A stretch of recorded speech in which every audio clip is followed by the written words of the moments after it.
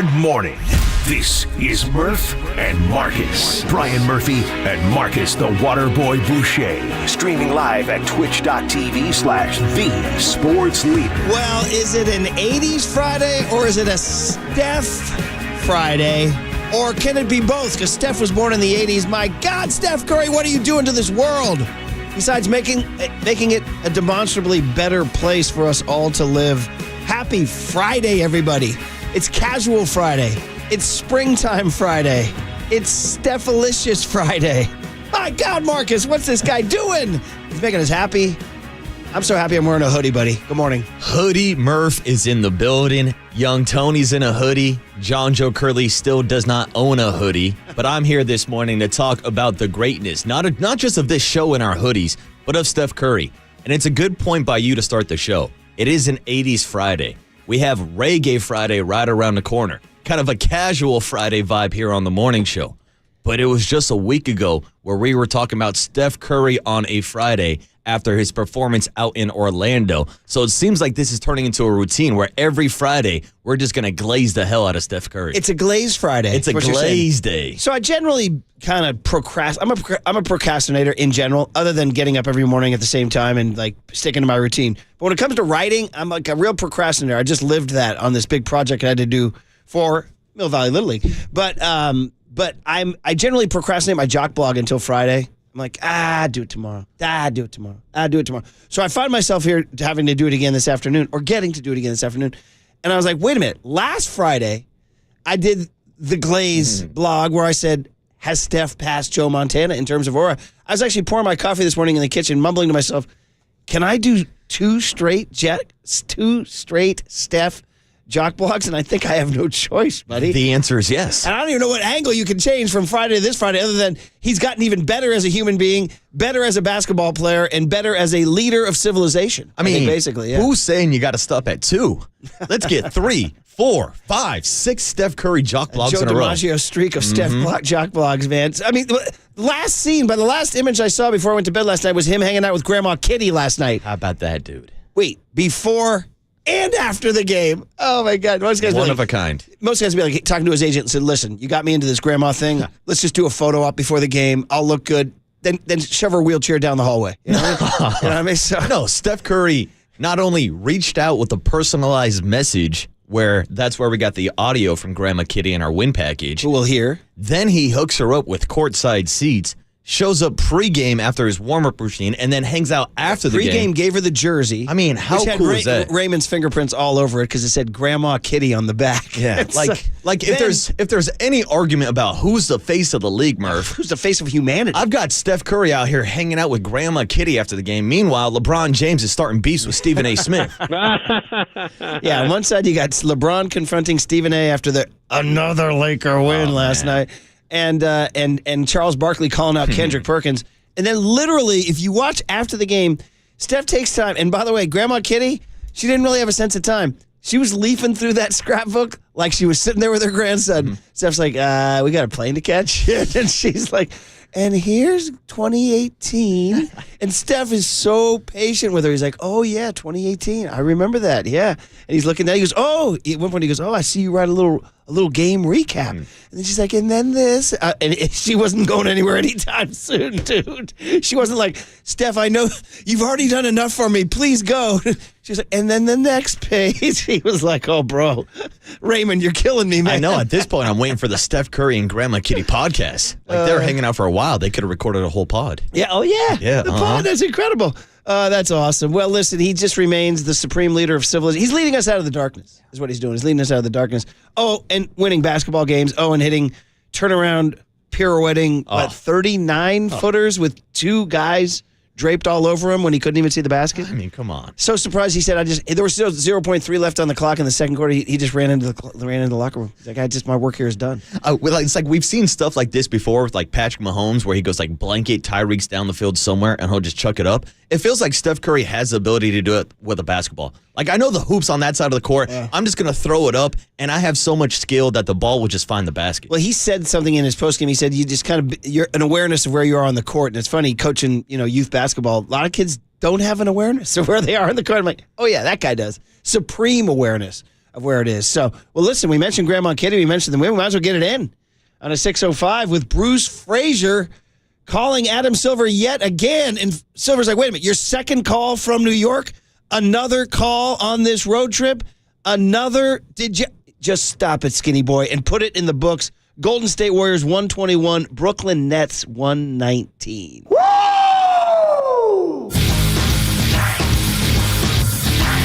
Beautiful basketball. Beautiful basketball. That is buttery. It's lovely. Yes, sir. Lindy Waters the third? That's crazy. Oh, wow, Steph Curry. I only want to be with you. Golden vibes. Very entertaining. That was quite a show. There it is, the ever-growing win package. And Grandma Kitty's in that. She's the one you hear saying, oh, wow, Steph Curry. Oh, wow, Steph Curry. That was after her granddaughters, or daughter or granddaughter, arranged for the Warriors to see that this woman in, I think it's Albany, New York, which is not close to Brooklyn, by the way. She had to make a big trip, probably get on a plane or drive several hours to get to Brooklyn, that they made the Warriors aware that there was this cute grandma in upstate New York who was scrapbooking Steph Curry.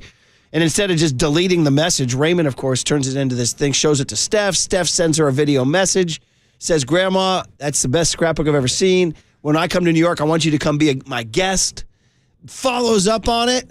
She courtside, sees her before the game, gives her a Grandma Kitty jersey, and then after the game goes through each page, painstakingly goes through each page of the scrapbook after the win, man. He's just, and by the way, 40 points. Yeah. Yeah. And by the way, goes out there and puts on another kind of historic shooting streak. I mean, yeah, he's the most entertaining man in the league. And it goes to show, I mean, we talk about how much kids love Steph Curry, but grandmas love Steph Curry too.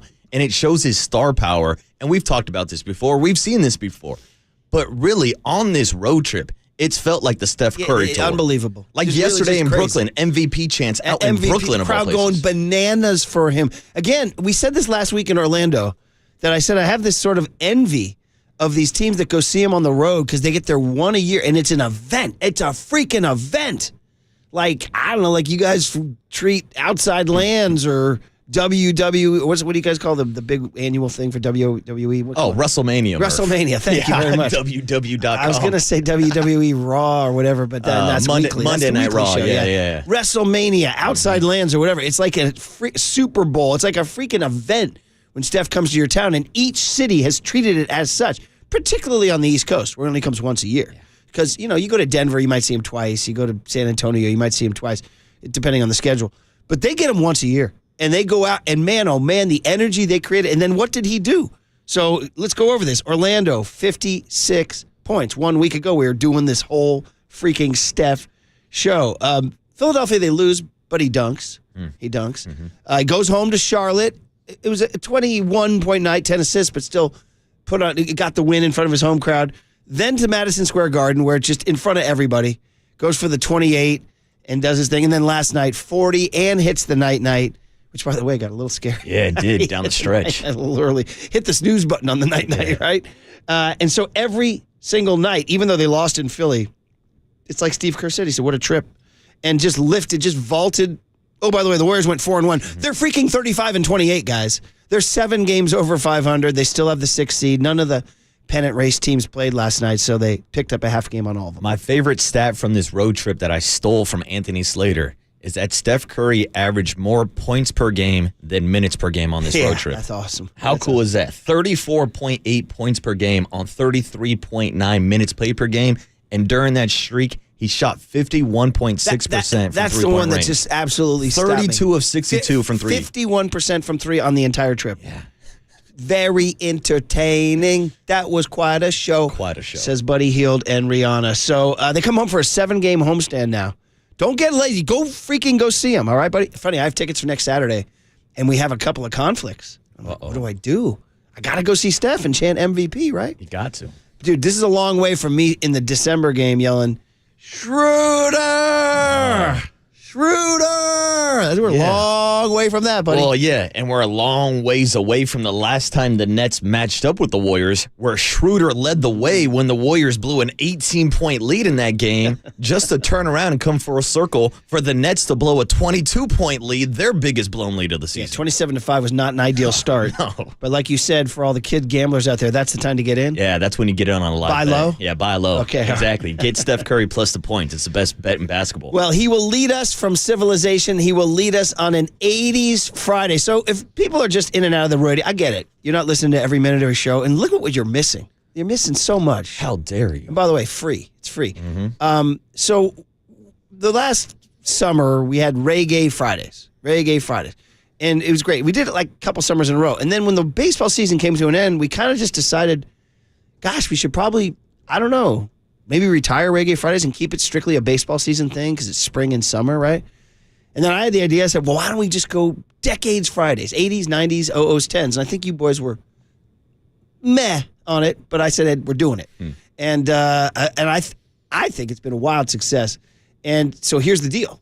We're coming to the end here. 80s Friday tonight, or today, 90s Friday next Friday, and then the final Friday before the football season will be an 00s Friday, and then you're back to Reggae Friday 3 weeks from now. And 3 weeks from now. I'm expecting a list of all bangers. What's all bangers today? All Come bangers. on, Murph. This is your final 80s Well, playlist. I made the list, and it was like 17 songs. I had to cut 5. Oh, man. It's very difficult. I love that when So you I'm have already extra options. I'm already regretting the songs I cut. Yeah, what I'm already was regretting left on the cutting room floor? Maybe I'll tell you at the end. we I'll tell go. you at the end. We'll see how we do, though. Honorable We'll see mentions. how we do. All right. It's an 80s Friday. It's a Steph Friday. We'll hear what they all had to say after that incredible show last night. And we'll try not to start any beef. Although we've had beef, right? On this, in these very buildings, in this hallway, we've had beef. I know, that's So true. we're just following. Kendrick and Barkley and Steph and Stephen A. and LeBron are just following our lead. 808 KNBR. Who starts more beef, Young Tony or Charles Barkley? I think we all know it starts in the 2 to slick slot on KNBR 104.5 and 680. The Sports Leader. Oh, wow, Steph Curry. I can't believe it.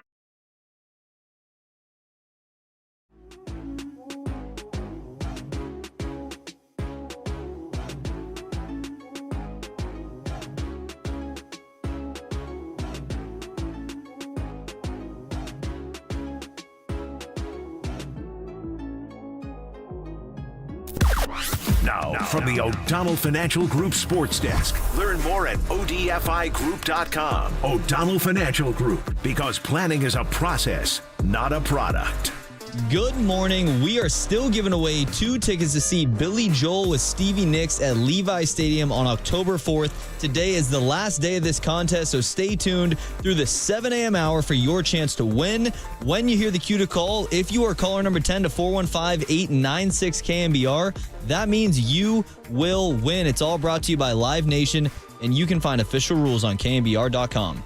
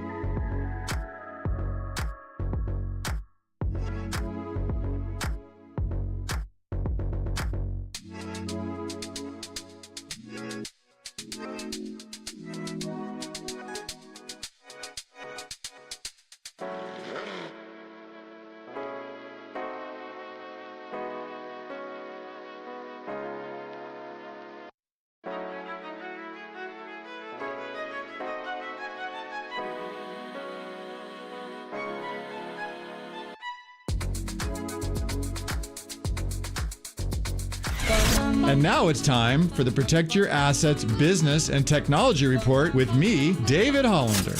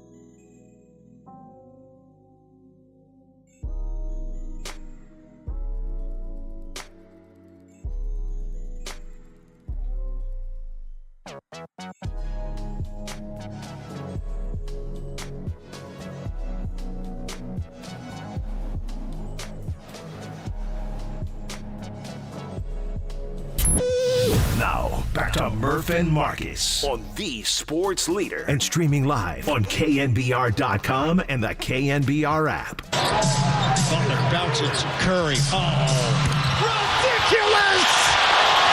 A cheat code! Steph Curry is not human. Oh, Ian Eagle, that's our buddy. That's our buddy on an 80s Friday. Come on, man. I told you, bangers only. There's going to be no mysteries today. Nothing hidden. Come on, man. One of the biggest hits of the 80s. One of the biggest artists in the history of American music. There I was, man, watching MTV, watching him stepping on those lit squares. Going, damn, what's this song all about? I don't know, but it's cool. That's all I know. And I know Aiden Hutchinson made it cool with the Detroit Lions in 2024 at his Hard Knocks sing-along. Huh? Nice That made this old guy happy. That I was like, oh, Aiden Hutchinson's doing MJ. I like it, man. Where do you ride with a Billie Jean here? I mean, Billie Jean is not my lover, Murph. But I will say, we can't do an 80s Friday without MJ, so it's a great way to start it off. Young Tone, do you know Billie Jean by Michael Jackson? Yeah. It's a good song. Quincy Jones, fingerprints all over it. And hey, kids, go get the album Thriller, and you're welcome, by the way. Not bad, right? Maybe the most slickly produced, rich, lush. Wait.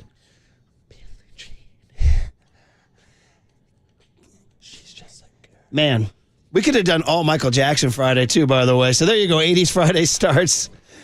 I was like, as a 15-year-old, I was like, wait a minute, he's denying paternity? What's going on here? Come on, Michael. Be a man about it. Come on, Mike. The kids' eyes were just like me. What about don't think twice, do think twice? The little head voice in the head. So Steph Curry, Billie Jean, it's all the same. I don't know. We're having a fun on an 80s Friday. I shocked Marcus by wearing a hoodie today. Hoodie Murph. I promised you that I would. Because I said, you can't just pigeonhole me as a quarter zipper, buddy. Dude, I like the vibe change. Oh, is there a vibe change? There is a vibe change. And I will say, man, we have come a long way over the last 5 years. When I joined the show, Murph didn't have a single hair on his face and would only rock quarter zips. Now I got him out here in a hoodie, rocking a full beard. My guy Murph, the evolution of a Brian Murphy. Ever changing. Gotta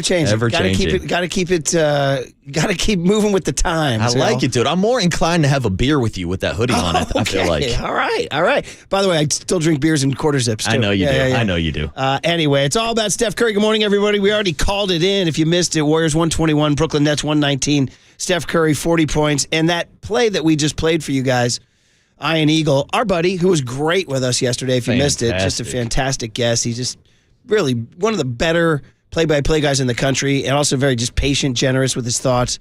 Not a prima donna at all, even though he gets all the big assignments. And he's fun to talk to about sports. And he said, we were talking about Steph's place in the Pantheon. And he was saying, actually, do you have the Ian Eagle cut on top 10 all time? Because, guys, I think probably the biggest thing controlling this is it's still going. Yeah. Like, I saw some people say last night, and they're right there, like, some people from the outside, like, man, I never knew Steph still had this in him. So that's why when you're ranking top 5 all time, top 10 all time, top 20 all time, you forget he's still writing. He's still writing. Yeah, there's still more to the resume. Yeah, and Unwritten's not a 80s Friday. That's no. Friday. We will not go Natasha. So here's Ian Eagle's comments last night when Shaquille O'Neal said, I've played with them all. He said, I played with MJ, I played with Kobe, I played with LeBron. He said, and Steph has to be there.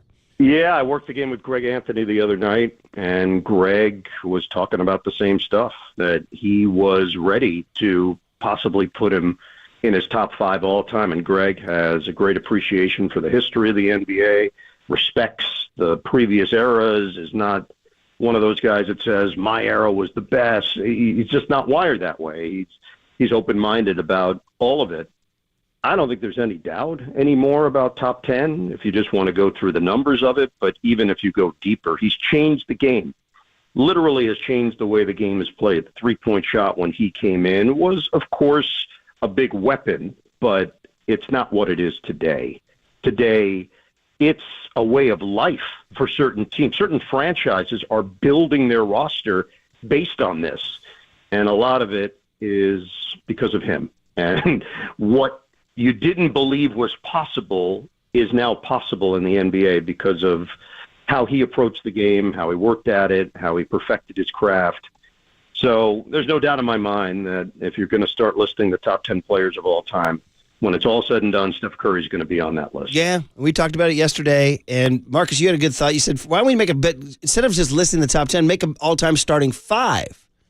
And at that point, you're reducing point guard just pretty much to Steph, Magic, or Oscar Robertson. Now, I didn't get to see Oscar play, and the Big O crowd might out there might stick up for him. But I was prime in the Magic. I was right in the middle of Magic. I saw it all, and I was dazzled. But as this guy keeps going, I think he's passing him. Yeah, and it's even hard to compare Magic versus Steph because they are so different as point guards. But if you want to take the title away, like look at the size difference between a Magic versus a Steph. Look at the fact that Magic Johnson was out here as a rookie, starting as a center in the NBA Finals. You're never going to see that from a Steph Curry.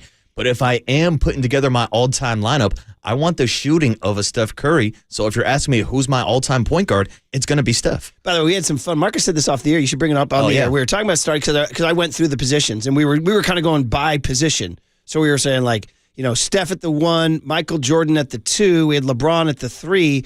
And then I was like, well, then at the 4, is it like Tim Duncan and Kareem? Or do you want to go Twin Towers, Kareem and Shaq? So we look at that. But you had a different thought. Yeah, because in honor of Steph Curry changing the game, we've seen so much more small ball lineups than we've ever seen before in the NBA. So my all-time starting 5 would be Steph at the 1, MJ at the 2, Kobe at the 3, LeBron at the 4, and then give me the big diesel, Shaq at the 5. Let those 4 surround Shaq and take over.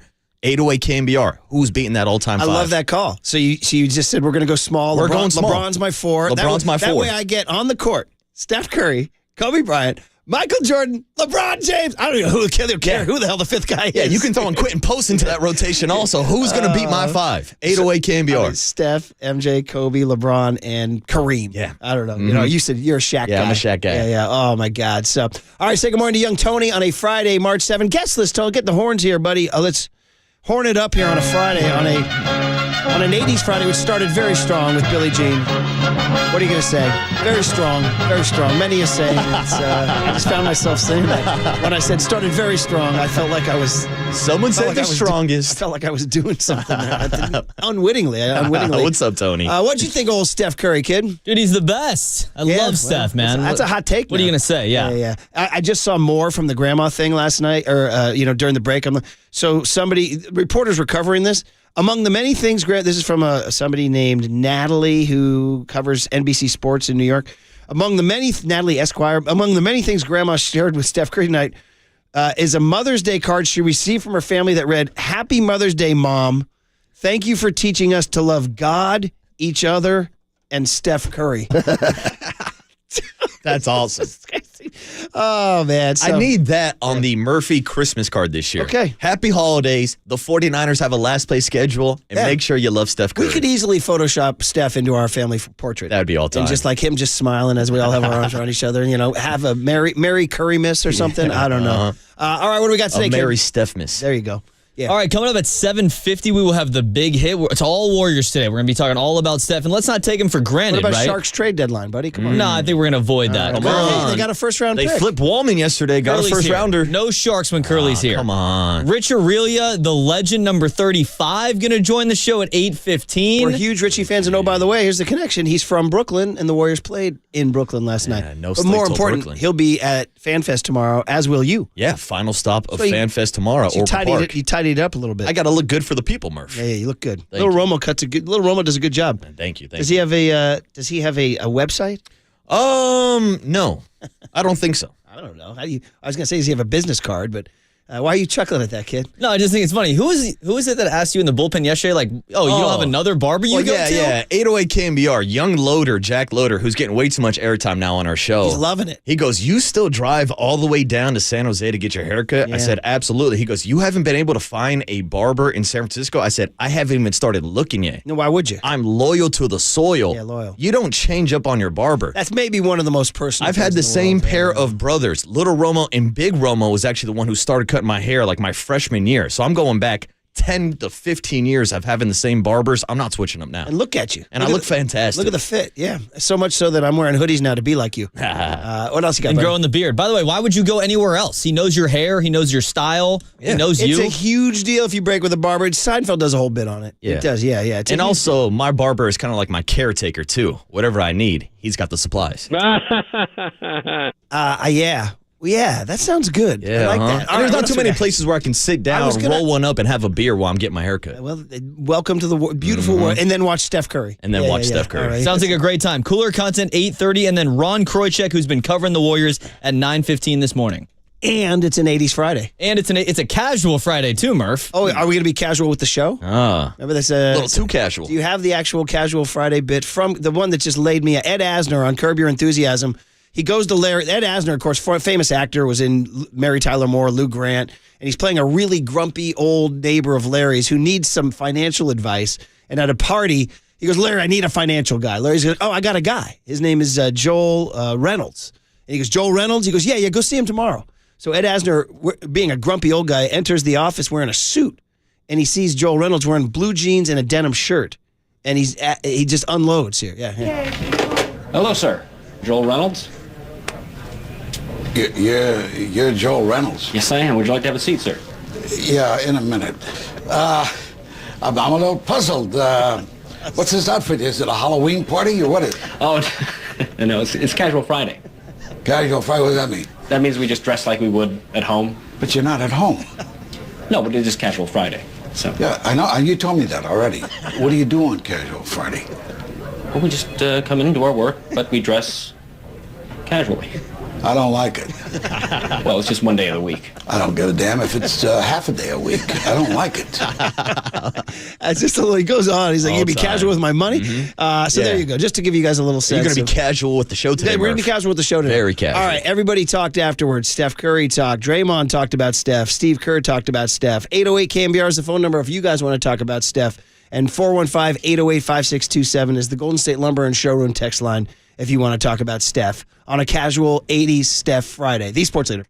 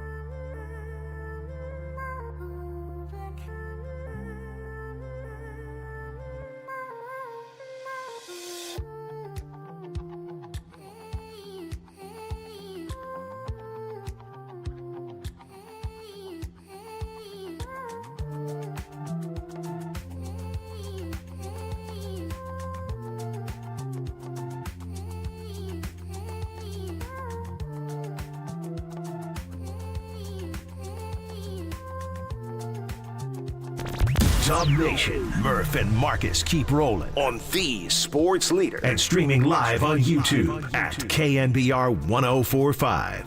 Steph from midcourt. Oh, come on! Did he ghost him on that too? Oh my goodness, Curry from 45 feet! How often do you practice turnaround three from the logo? That one, that's not in the practice routine, but you have an idea of where you are on the court. And as weird as it might sound, it was kind of a rhythm shot because you don't really have any other thought other than just try to get it off. So it did surprise me, though. There it is, man. Maybe my favorite rejoin of all time, by the way. A Steph Curry half-court bomb. Steph explaining it to the legendary 1983 hit Total Eclipse of the Heart by Bonnie Tyler. Yeah, bring in the drums now. Here we go. Now, you guys know this one, right? Oh, of course. Yeah. And I got to give credit to young Tony to come back with Steph because he did turn around from half court and drain that three-pointer. There you go. Total Eclipse of the Steph. Turn around. Or Total Eclipse of the Every Nets. once in a while, Steph hits a half court. It is definitely a that casual. was not a good one. Definitely a casual Friday. Even you know this one, Tony, huh? Oh, of course. So I will be I didn't know the song name or the artist, but I've heard the song. Karaoke, fun karaoke one. Yeah. If you can do it like a little. Absolutely. And then, of course, for you more modern people, is it the movie Old School?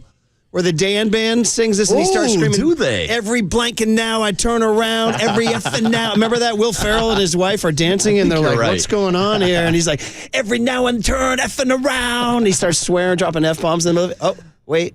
Come on now. Turn it up. It's hard to explain why this was such a gigantic hit, but it was a gigantic hit and remains timeless to this day. It's like, I don't know, it's dramatic. It's kind of funny. It's kind of over the top. It's kind of got a decent little hook when the drums come in. So thank you, young Tony. Billie Jean, Michael Jackson, Total Eclipse of the Heart, Bonnie Tyler, last 80s Friday before Reggae Friday starts in 3 weeks. So there you go, man. The 39-foot, I think they listed it as 39 feet, the turnaround on that. And as he said, you heard in that cut, he's like, but you just have an awareness of where you are on the court. That's just this spatial genius he has, just this genius of where his body is and where the basket is, right? I mean, he throws up half-court shots like they're heat-seeking missiles.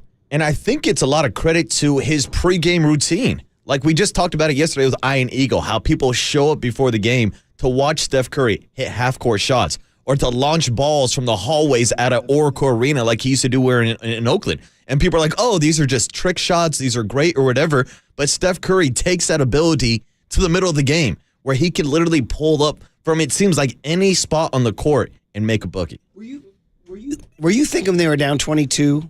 That, this is the game, they've run out of gas. Like, this is like, okay, they've had this incredible road trip. Steph's put on all these shows. They just came out of Madison Square Garden. They partied with Draymond. This is the night they run out of gas. Were you thinking that? It started to seem like that early on in the first quarter. And then I thought to myself, what am I thinking? This is the NBA in 2025, where double-digit leads mean absolutely nothing. Yeah. I mean, we saw the Warriors blow an 18-point lead to this Nets team earlier this year. That was one of their biggest blown leads of the season. Now the Nets come back and have their biggest blown lead of the season, blew a 22-point lead, and then the Warriors almost blew a 10-point lead at the end of the game after Steph Curry said night-night to the Nets. So it was a lot of back and forth, but at the end of the day, Jimmy and Steph got the job done once again. I think I read that the Warriors have now had 3 comebacks from 20-plus down, which actually leads the NBA. Wow. Believe it or not. I feel like it's been done to them a couple of times, Feels too. like they've blown a lot of those double-digit leads earlier on. So much down from last night. Draymond Green talking about this very thing about going into these arenas, this trip that kind of remade their season. I mean, the original trip that remade their season was the Jimmy Butler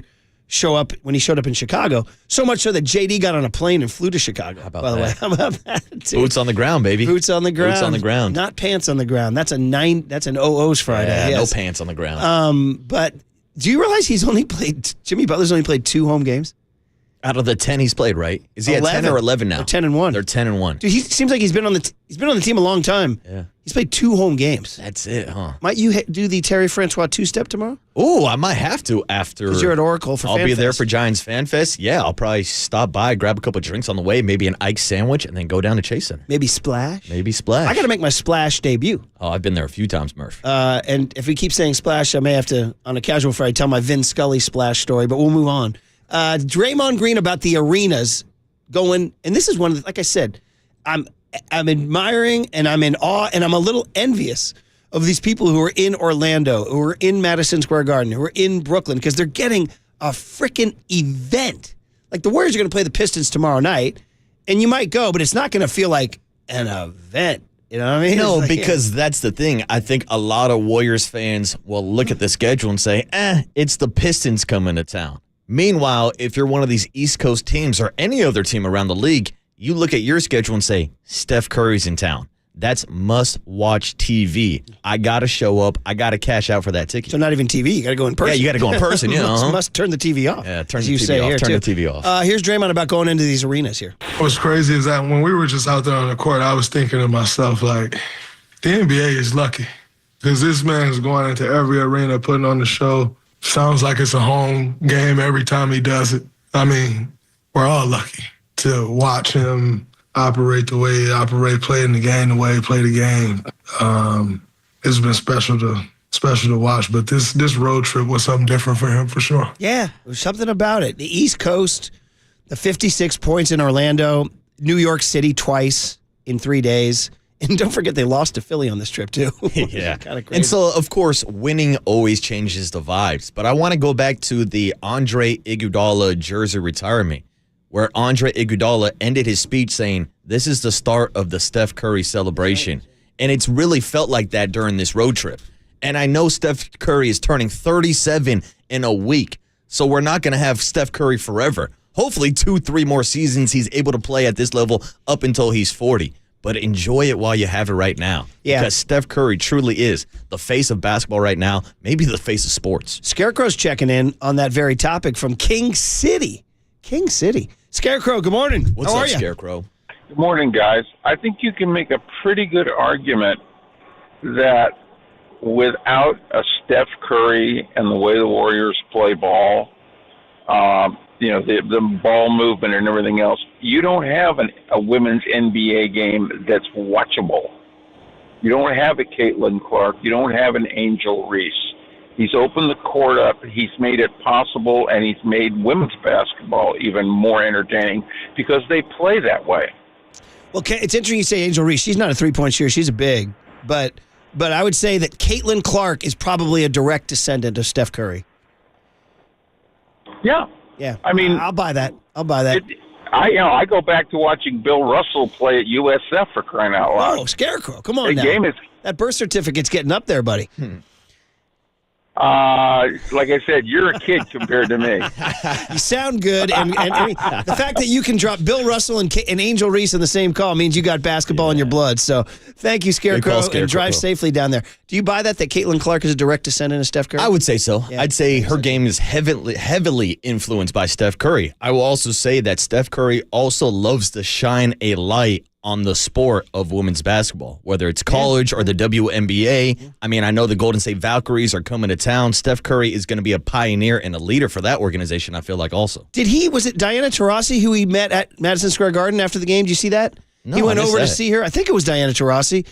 He went over and met, and he hugged her up and gave her time after the game, because he cares about the women's game. In fact, we had Adam Silver on our show, Mr. Thin Man himself, and he talked about that very thing here. Mm-hmm. It makes my job easy, honestly.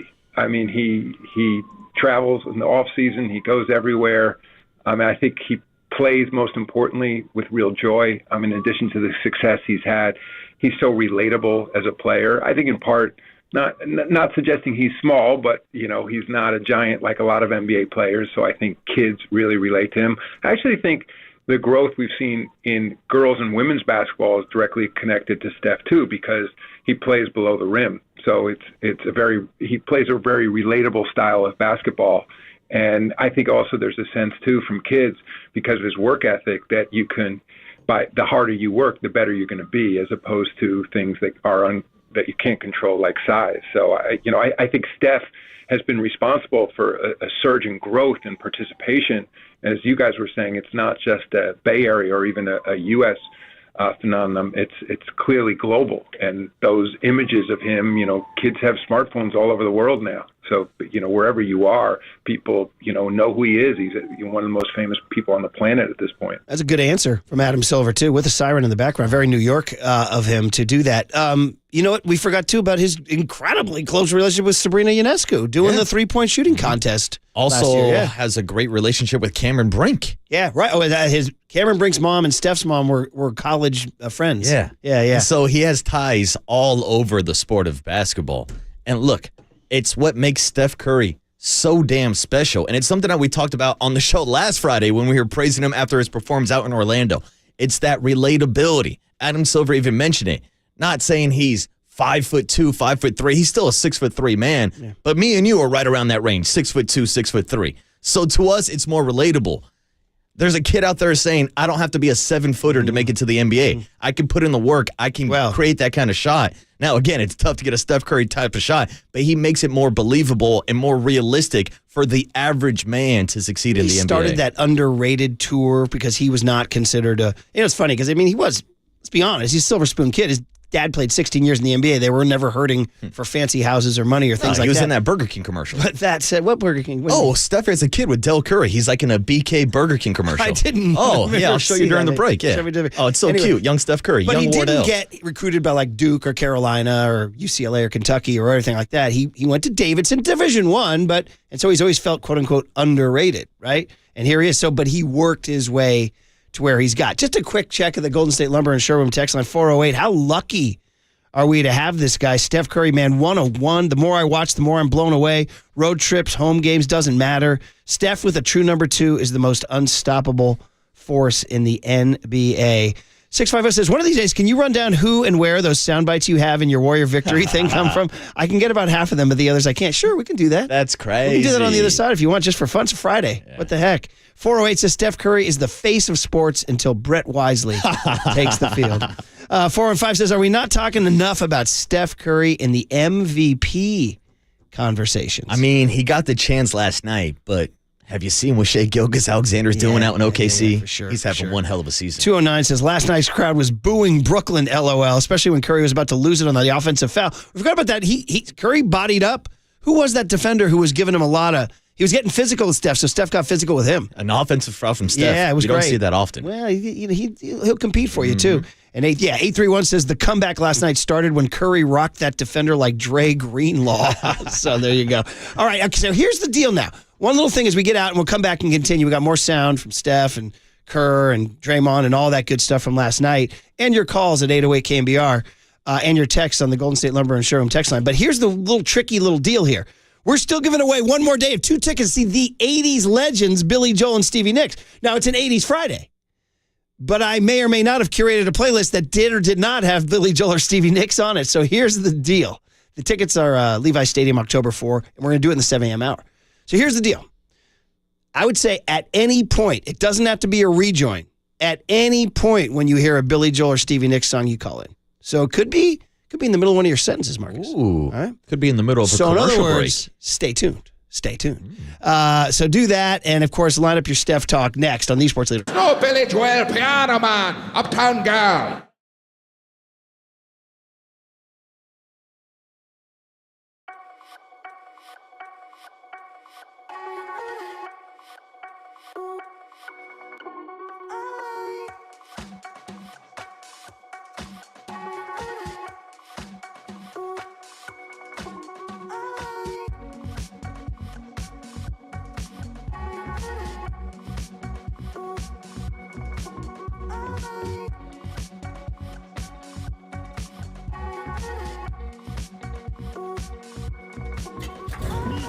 From the Chilton Auto Body Traffic Desk.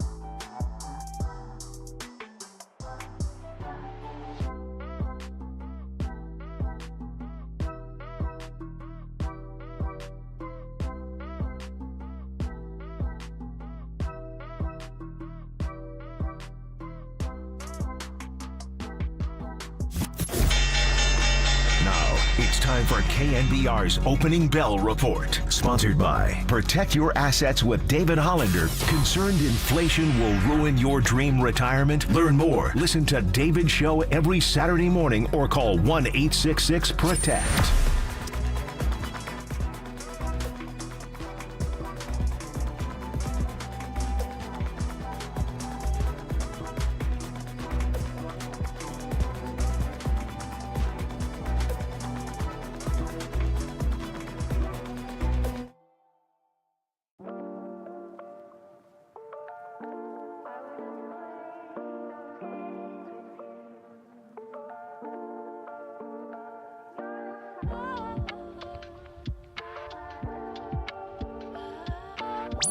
Murph and Marcus continue live from the KNBR Casino Matrix Progressive Jackpot Studios. Casino Matrix. Progressive jackpots are here. Where are you? Just drop in. Please play responsibly. 1-800-GAMBLER. Steph from midcourt. Oh, come on! Did he ghost him on that too? Oh my goodness, Curry from 45 feet. Steph Curry had stumbled getting in the lane, made the layup and drew the foul. Curry weaving through the Brooklyn roster and flipping it up and in. Oh, Steph's got 28. Left Steph in the corner. That's a mistake. Curry for three. There it is, Bob Fitzgerald and the Police. The Police featuring Bob Fitzgerald. Yes, sir. I told you guys, we're going all headliners today. Billie Jean, Michael Jackson, Total Eclipse of the Heart, Bonnie Tyler. And it's hard to describe how big a hit this was. And it was every freaking where. Turn a corner, they're playing it. Go into a McDonald's, they're playing it. Go to a basketball game, they're playing it. Go to a baseball game, they're playing it. Turn on MTV, they're playing it. So there you go.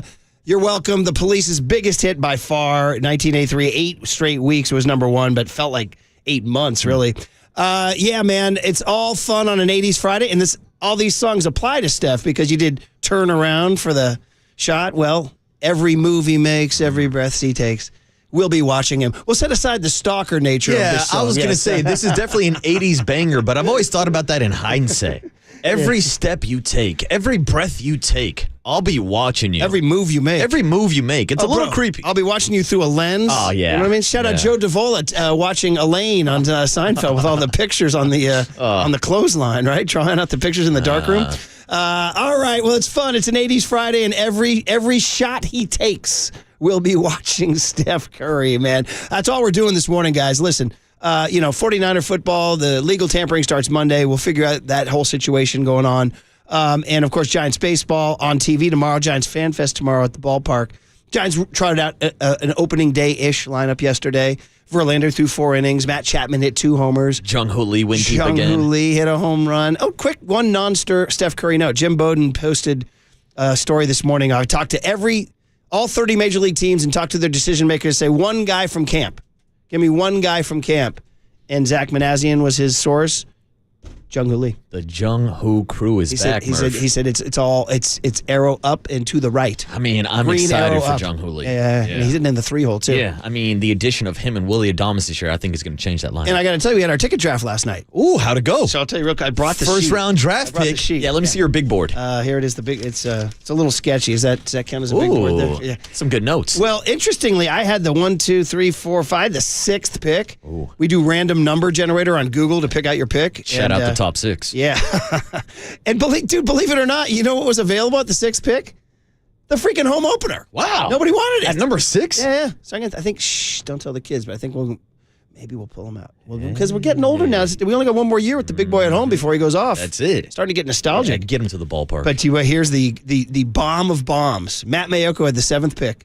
He had his first round pick. Maddie,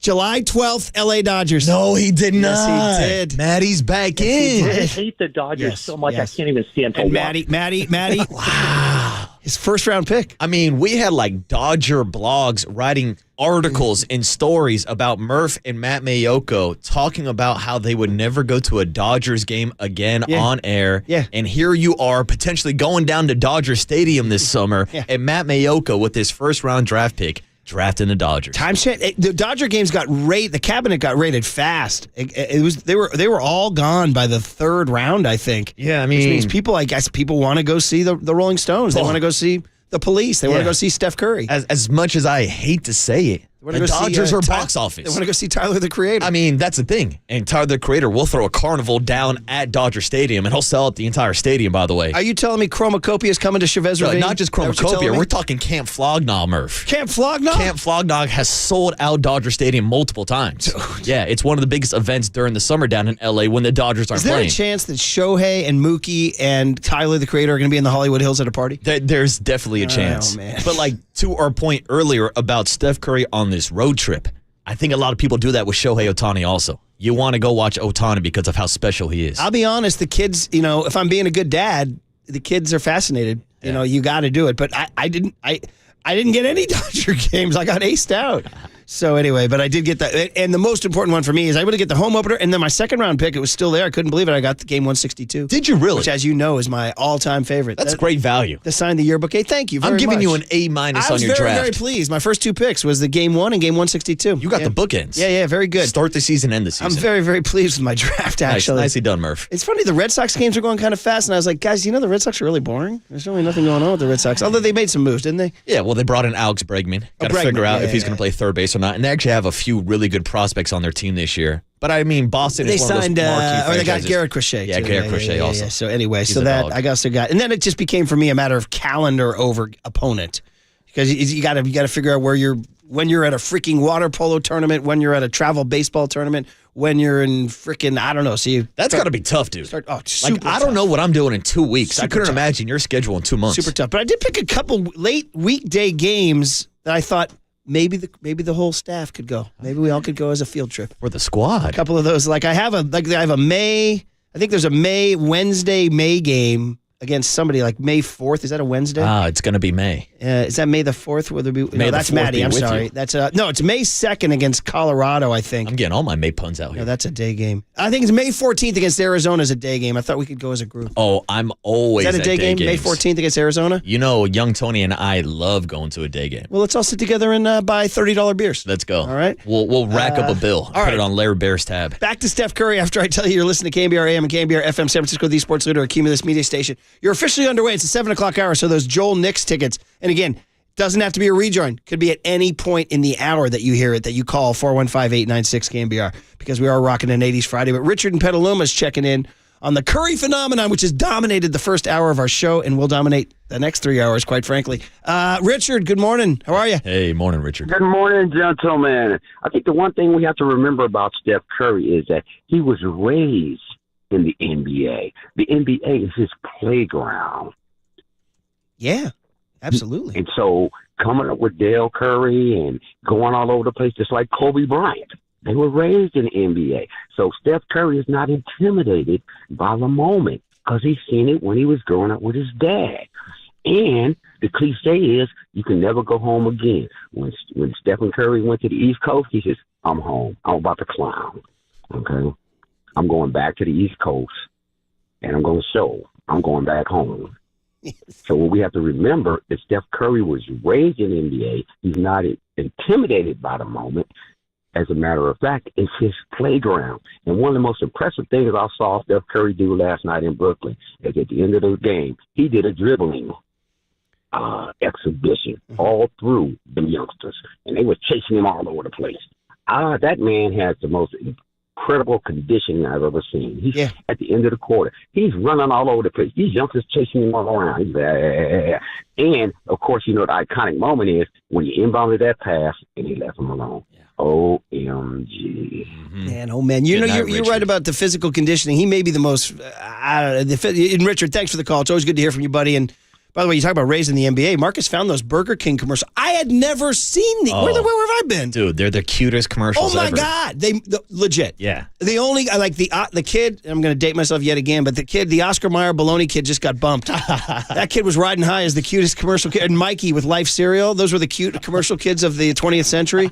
They're out. Curry's in. What about that kid that got that Coca-Cola from Mean Joe Green? Yeah, that's a great one. That's a pretty Mount cute kid, right? Kidmore. So we're going Mikey, Life Cereal, baloney kid, Mean Joe Green kid. Yeah, and now they're all out because Steph Curry, we'll have to play those later in the cooler content with video. Definitely. And by the way, he's really good on camera, too. He's phenomenal. I think he's probably 6 or 7. Yeah, in his him and a ass. young Seth. It's classic. But yeah, it's a good point. Steph Curry was raised in the NBA. He was around superstars with his pops, and I think he realizes how important it is for him to represent the NBA on the road. Like we're seeing him sell out arenas left and right. Yeah, and somebody wrote in, we're getting a lot of texts at the Golden State Lumber and showroom text line, and said this one. It said, let's forget about, I think it's 916. Here it is. Said, regarding Shaq's comments tonight, Steph's in the conversation for best ever top 10, but let's say this, he's the most exciting and entertaining player ever. That was quite a show. Well, I mean, so Michael Jordan, right? Michael Jordan's the immediate one, because I think Michael Jordan was more entertaining than LeBron James. LeBron is sort of more brute physical force. He's like a linebacker playing football, right? He's amazing. He's unbelievable, right? I'm not knocking him. No. I'm just saying it's not as aesthetically pleasing. Kobe comes to mind, like not Shaq, not Kareem, although Kareem was graceful. Magic. There's the one. Magic comes to mind because Magic was such a no look, through the legs, behind the back, all that stuff, behind the, But you could say Steph is the most entertaining player, an exciting player in the history of the game. And it's because he's so dangerous that he could literally pull up from the logo or even from beyond and literally make a shot from anywhere on the court. And I think it's a little bit underrated part of his game because we talk about his shooting so much, but his handles are nice too. I mean, the way that he's able to weave in and out of traffic to get to the basket, the touch he'll have at a basket with a floater. I mean, we talked about his skill set if you want to take away the size of these other guys that we're comparing to with the greatest of all time, which I know is a kind of a dumb argument because we're not going to shrink down Shaq and make him a 5-footer, but we're talking about the skill set without the size. That's why Steph Curry, even being in the conversation with these freak humans that are 6'8", just shows you how special Steph Curry is and his ability to do what he's doing at the size that he's doing it at. Yeah, so I mean, by the way, Overnight Dave checked in. What's up, Dave? How you What doing, up, buddy? OD? And he says, no, Dr. J. And I will say this, Overnight Dave, Dr. J did cop into my mind, but I think I'm going to give Curry the edge. I am. No. Dr. J did not traverse a half court the way Steph does not end with things that make you gasp. Yeah, Dr. J would make you gasp a couple of ways, but Steph does it all the time. Yeah. All the time. And you didn't get those incredible Dr. J dunks every night, the same way you're getting Steph every night. Oh, by the way, did you hear this? No, he's saying his knees feel good. After all this, his knees feel good. He's back to being healthy again. Yeah, no, he's back. Like, yeah. It looks like he. And somebody also brought it, said, compare this to December and January. Oh, bro. The post games with the towel over the head, leaning forward. Oh, my God. So here's Steve Kerr last night after the win last night. And you missed it. We called it in 121-119. Warriors go to 35-28, still hold that 6th seed, and come home to play the Pistons tomorrow night. Steve Kerr. Steph just had an incredible trip. Put on a show in every city. What he does it's amazing. Just the show that he puts on, the joy that he brings to so many fans who are coming to see him play in all these different cities. You know, every fan base loves Steph. You know, and there's a reason he's an incredible performer. It's so funny. Kerr's had to. We've said this a bunch of times. Kerr's had to give the same speech about 1,000 times, man. Yes, Steph Curry, greatest play. And by the way, Steve Kerr. Oh, by the way, you're welcome. Your entire coaching career is Steph Curry, man. If he was coaching, Steve Kerr's coaching the 03 Warriors, this ain't happening. Yeah. All right, buddy? Yeah, Steve Kerr was not coaching his squad during the Thunder era Warriors. That Steph Curry took this franchise out of the darkness scene. Yeah. And we talked about this earlier. Like the pre and post game activities with Grandma Kitty. It's the fact that he spans different generations. It's not just kids who love him. Everybody loves Steph Curry. Yeah. Which is great, especially when we're in this day and age where you have LeBron James putting out quotes like, why would you want to be the face of the NBA when all people do are talk S about you? No, LeBron, people talk S about you because you're a D-bag. Yeah. People don't talk about Steph the same way they talk about LeBron. For instance, last night, he's hanging out with a grandma after the game, and LeBron James out here starting beef with Stephen A. Smith. Before the game, too. Yeah, that's what I'm saying. Steph Curry's out here having a great time with Grandma Kitty, and Stephen A. Smith is out here starting beefs with LeBron James. By the way, I guess there was vice versa. Late last night when we were all in our Betty Bye jammies tucked in with warm milk and cookies, the Lakers beat the Knicks in overtime for their 8th straight win, by the way. And after the game late, didn't see this until we got to work this morning, there's viral video of LeBron in a fairly serious serious discussion with Stephen A. Smith, where it doesn't look like they're exchanging Christmas card information. Not at all. And Stephen A. has tweeted out, I will address this morning. Of course he will. Box office, buddy. Of course Box he will. Office Yeah, ratings. but like that's the difference between a LeBron and a Steph Curry. LeBron's out here starting beef and complaining about how tough it is to be the face of the league, while Steph Curry is embracing every single second of it. Do yourselves a favor. I retweeted it on my Twitter last night, but there's even more footage out there. Go look at Steph's post-game hang with Grandma Kitty. I mean, dude, he's not just grip photo out. He's leaning over her wheelchair, going page by page with it, dude. If that was your own grandma, you'd be like, this is going on too long. If it was your own grandma, you'd be like, Grandma, I want to go outside or play video games or get some cookies or something. But Steph's like, oh, really? Is that 2018? Oh, yeah, I remember that. Yeah. And she's like, in this? And by the way, she has NBA League Pass. How funny is that? That's awesome. Her name's Kitty Ford. And her granddaughters put it on TikTok that she was the biggest Steph Curry fan. Of course, the Warriors saw it. Raymond saw it, turned Steph onto it. Steph did a video saying, Grandma, I saw that. Why don't you come be my guest in Brooklyn? She came last night. Before the game, he gave her a jersey and hugged her up. She's in a wheelchair courtside. She's got heavy Sister Jean vibes, by the way. Sister Jean, Loyola, Chicago. Shout out March Madness coming up. And then after the game, she got a second hit with him, really long too. Page after page after page of the scrapbook. Steph's like, we got a plane to catch, Grandma. I love you, but but he wasn't that way. No, I would be. I'm such a D. That's why Steph's the best. I'd be like, this is great, Grandma. I gotta go. No. They probably held the plane on the tarmac for Grandma Kitty. Surprised Grandma Kitty didn't make her way on the plane. By the way, 707 says this is really funny. I like the relaxed Murph look. Looks like he's out for a morning jog. Look at you. That is pretty funny. Get some exercise in. Do the Bill Clinton jog where Bill Clinton used to jog to McDonald's. See, I like that move. Some people say it's counterintuitive, but Murph, I told you the same thing. I'll go for a jog, and then I'll come back home, and on my way home, I'll stop at Ballast Point for a beer. Well, are we kind of missing the point? Is that what we're doing? No, here? because I like to reward myself. Okay. I mean, the only reason why I still work out anymore is just so I don't turn into a fat, lazy piece of what. POS. Yeah, exactly. Yes, like, I'm not an athlete anymore. I'm not trying to pump 90, 95. I'm just trying to look good with my shirt off. And so I reward myself because I'm going to drink the beer regardless, but at least I get in the run first. You say shirt off. Should we do a shirtless show too? Oh. Remember I told you about the shirtlessness of my youth, right? I told you guys this big project I did on Mill Valley Little League history. Oh, my God, it consumed me. Oh, it's finally done. But I did get in there. The 1980 National League All-Star pictures had shirtless coaches. I'm like, hey, times were different. Yeah, a lot different. I told you the librarian was going through the stuff with me. She's like, are these coaches shirtless? I was like, yeah. I'm like, I'm in that picture. Mm-hmm. And it was like, hey, it was a sunny Saturday. Off goes the shirt. I like the idea, Murph. We'll do a shirtless broadcast, but it won't be on YouTube. It will be on our OnlyFans page. Would we make a couple bucks? I think so. Okay. I think we can make a couple dollars. Enough to buy a beer at a Giants game? Oh, yeah. All right. Yeah, we'll strip for beer. Okay, so once again, we're continuing the Steph Glaze. It's just too much fun. It's such an incredible time in our sports lives. We can't let go of it. So 808 KNBR is the phone number. If you guys have thoughts on Grandma Kitty, Steph versus LeBron. Is Steph the most entertaining player in the history of basketball? And also, by the way, people are bringing up the real basketball stuff. Pods got hurt last night. That's not good. He went out with a back injury early. That's it, day to day. And a great text came in, and I'm sorry if I don't have the area code because so many texts come in. They said, oh, here it is, 209. Pods and healed, 0 points last night.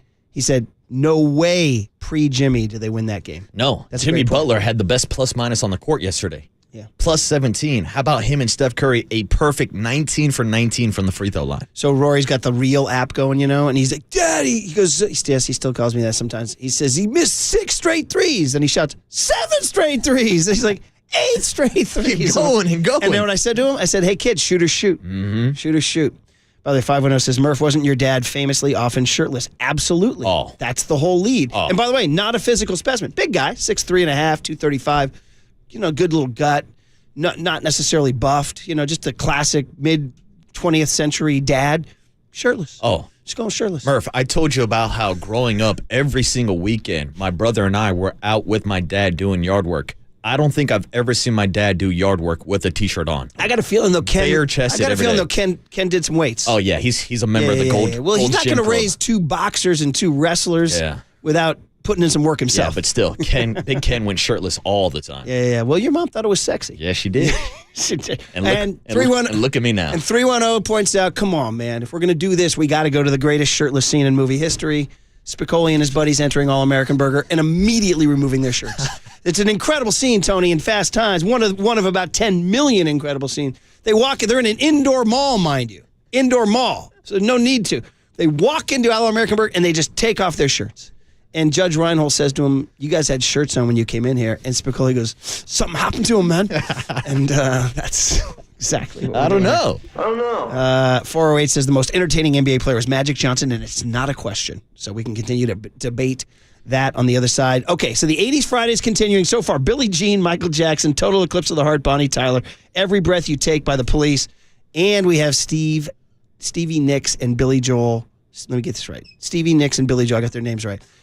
Tickets this hour. Billy Joel, you mean? Yeah, and again, it may not be a rejoin. It may be. Just stay tuned. Stay tuned. Listen. On KNBR 104.5, Casual Steph Friday on the Sports Leader. Very entertaining. That was quite a show.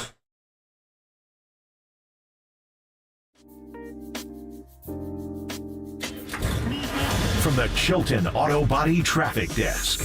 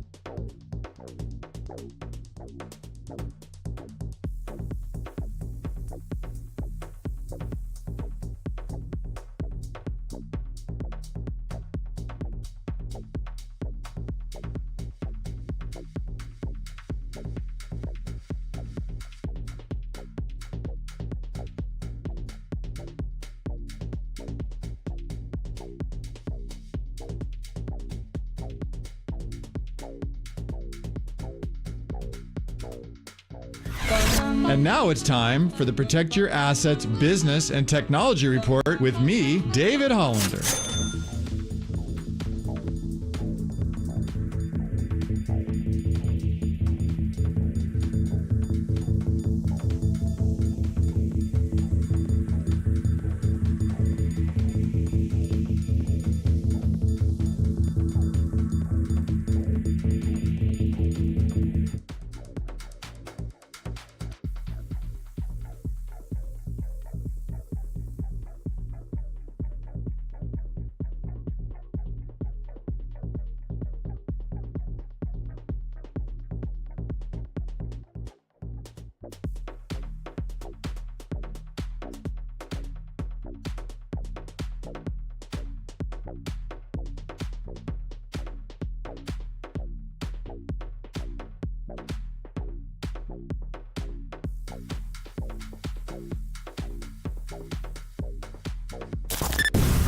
This is KNBR, and this is Murph and Marcus on KNBR 104.5 and 680, the sports leader. Butler bounces to Curry. Oh, ridiculous!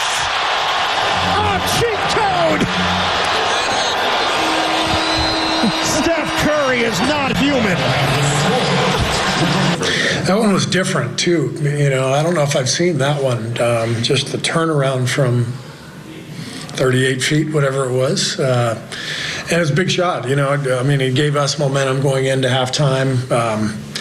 You know, cut it from 8 to 5. It felt very manageable at that point, and you know, you could tell it got him going too. Well, there it is, man. Our fun Steph Curry Friday, set to our final 80s Friday. Come on, man. You got to go hair metal. And every one of these songs has some sort of Steph Curry tie-in, because this is what Steph does to Warriors fans. Yeah, there it is. That's for Overnight Dave. He's like, where's the hair metal? I'm like, well, here it is, Dave. It's right here. And you saw these guys live. I've seen them live at Oracle Park. Incredible, man. So Def Leppard, Pour Some Sugar on Me. It's not their first appearance on an 80s Friday. They were quite iconic in the 80s. So Billie Jean, Michael Jackson, Total Eclipse of the Heart, Bonnie Tyler, Every Breath You Take, The Police, Pour Some Sugar on Me, Def Leppard. I told you guys, we're just going varsity only today. No deep cuts. Young Ton, you down with a Pour Some Sugar on Me here? Oh, absolutely. You know it. Absolutely, of course. I could tell you guys a story about this song, but it's probably better for off-air. Yeah. I don't even know what the sugar he's talking about, by the way. I don't know either, Murph. Okay, I have no Let's idea. just leave it. Definitely not a gentleman's club or anything like that. Anyway, so it's fun 80s Friday, man, and there it was, Steph Curry. If you're just waking up, good morning. It's all we've been talking about. Really, it's just been Steph finishing up one of the more incredible road trips in recent Warriors history, considering what it means to the team, considering what it means to their standing in the playoffs, considering what it means to how Jimmy Butler has affected the team, and then mostly considering how Steph Curry just took the East Coast by storm and has just reestablished himself. As one of the NBA writers I read last night said, Marcus, he goes, I didn't know Steph had this left in him. And I think that's what most people looked at the Warriors the last couple of years and said, I don't want to say washed. Dude, I'm the guy who in January raised the question, Steph's numbers are down across the board. Is he slow? I remember asking, is he slowing down? Yeah. How's that looking now? And you were not the only one asking those questions. And I remember discussing the topic and breaking down the amount of coverage and attention that Steph Curry was receiving this season, especially without Klay Thompson on the court. I know a lot of people will make fun of Klay for his last playing game where he went 0 for 10, but people forget he was top 5 in the NBA last season in total three-pointers made. So that goes to floor spacing, even with Steph Curry and Klay Thompson on the court this year. Now, without Klay, Buddy Hield had a great first month of the season, was shooting the ball great, was spacing the floor, and the Warriors started the season 12-3. Then Buddy started throwing up bricks left and right. And we saw that floor spacing disappear and Steph Curry get all the attention defensively. And he was getting mauled. Like I'm talking triple teams, death trap coverages. Everything was being thrown at him left and right.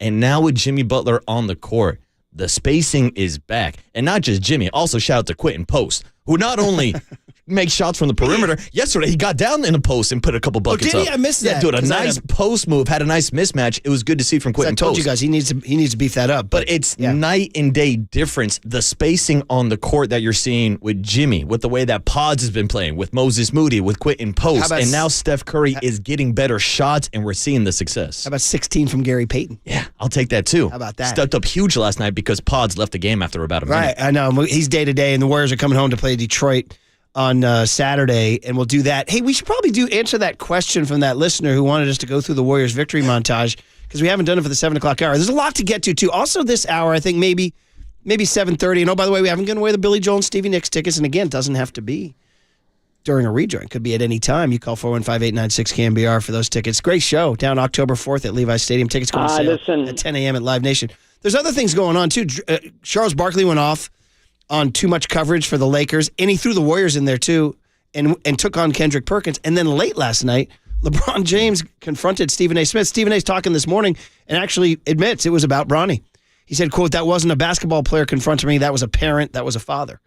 So that's a lot going on in the NBA last night. I told you Major League Baseball would kill for this kind of drama. They can't even come within miles of it. And everybody says the NBA is dead, by the way. Yeah. It doesn't look dead last night. But also, it's kind of part of the problem that there's so much attention surrounding the drama of the NBA versus the on-court actual success. Yeah. And I know we can dive into this later, but that's the argument that Charles Barkley was making, that more people are paying attention to the Lakers and the Warriors than OKC and Cleveland. And I think two things can be equally true. Cleveland and OKC have been two of the best stories this season. But outside of Oklahoma and outside of Ohio, nobody really cares. Yeah. And we've seen that with the NBA ratings. Now, Charles Barkley is going against that narrative. But, hey, the last 2 weeks, there has not been a bigger story than the Warriors and the Lakers. Yeah, I mean, be honest. And we'll play the LeBron or the Charles. Why don't we do that at 7:30? We'll play the Charles stuff for you and get into it a little bit. But I did want to follow up on what you were talking about, how the whole team is better now. And this is Steph Curry. Last night, I think Slater said to him, he goes, "Does your body feel better? Is it Jimmy being here? What's going on?" I mean, your record usually indicates a good team. The style being dominant on both ends of the floor in different ways. You know, there's all type of data that's indicative of if you're like top 10 in both offense and defense, you're usually in that contender category. And we have been since the trade. So that's positive, but you take all of that, but you just have a belief every night that you can win. And then you just keep doing that over and over and over again. And then when you get in a playoff series, which we hope to be in, you just commit to winning. And I think everybody's on the same page. The biggest thing is just understanding your role and what you do and how it impacts winning, and everybody committing to that. And we've done that in the last 12 games. Does it mean winning a championship? We'll see. Hey, man, don't peak in December. Don't peak in January. Play your best basketball in March heading into the playoffs. April 13th, the last regular season game against the Clippers. Oh, by the way, pennant race watch. None of the three teams, again, it's Clippers, Timberwolves, and Kings. Not the Mavericks. They're going the wrong. Poor Clay. Oh, man. Going the wrong direction. Clay all by himself out in Dallas, dude. This guy was one of the most beloved athletes in Bay Area history. We're kind of like, yeah, that's not worried about Clay right now. No. But anyway, they didn't play last night. All three do play tonight. If you're out and about on the town, checking your phone or just gazing up at a TV while you're quaffing a beer. The Clippers play the Knicks, who are in L.A. last night, so it's back-to-back for them. Minnesota is at Miami, so that's an early one for you. And Sacramento is at home trying to light the beam against the San Antonio Spurs without Wemby. Yeah. But with De'Aaron Fox's homecoming. Ooh, how about that return? A little beam action up there. We might get some more NBA beef tonight. I know, right? We should get into that a little bit, too. And Young Tone, of course, you know what we talked about, too, a little bit on the ticket thing. We talked about that? Yeah, we talked about that whole thing. Yeah. As I read some of the text lines here, oh, wait. Oh, things are happening. We didn't start the fire. More Steph Curry did. By the way, did you know, who is it? Is it, what's the name of the band that redid the modern one? It's Fall Out Boy. Oh. They did a modern one of this. They did a cover? And they mentioned the Curry Warriors in it. Wow. I don't think I've ever heard that. Yeah. You haven't heard the new one? I don't know if I have. Yeah. It's not a, it's nothing to write home about.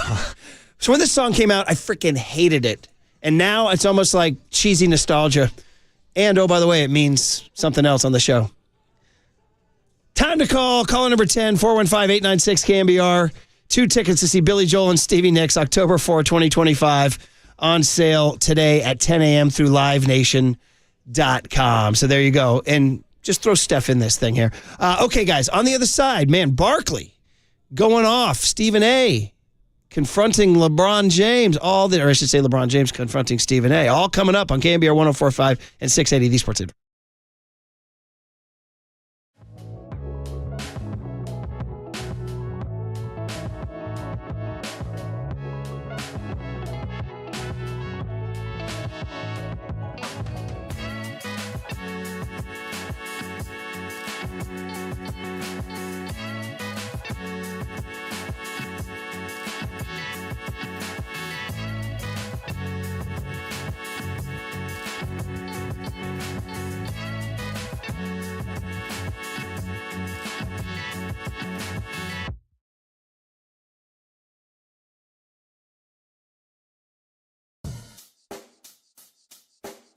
Check the mic and make sure it sound right, boys.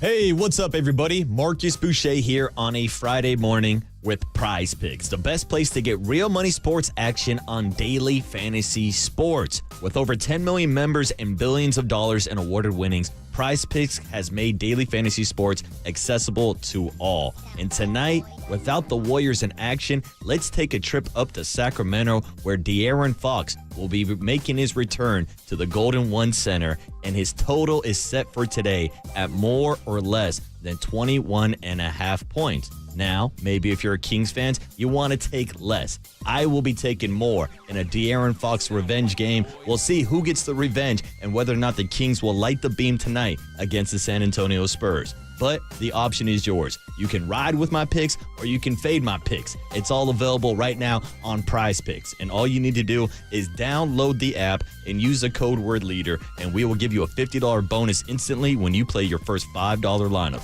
That's code LEADER on Prize Picks to get $50 instantly when you play your first $5 lineup. And the best part about this promo is you don't even need to win to receive the $50 bonus. It's guaranteed, and it's only on Prize Picks. Run your game.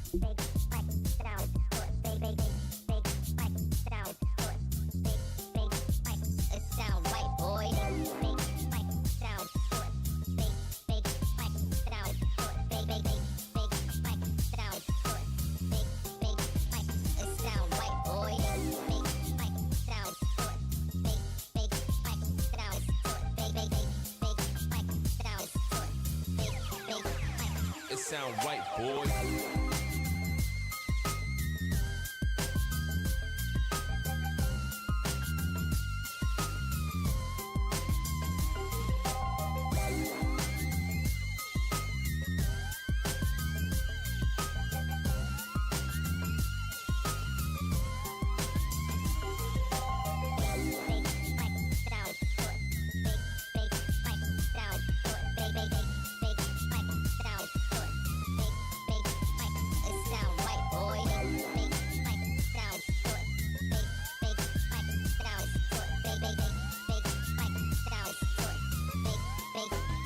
It sound right, boy.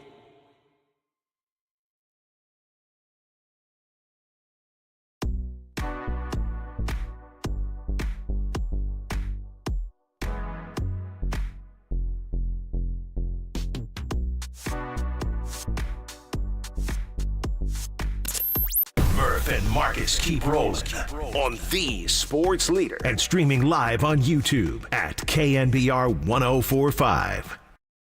Well, I mean, what are you going to do? This is probably,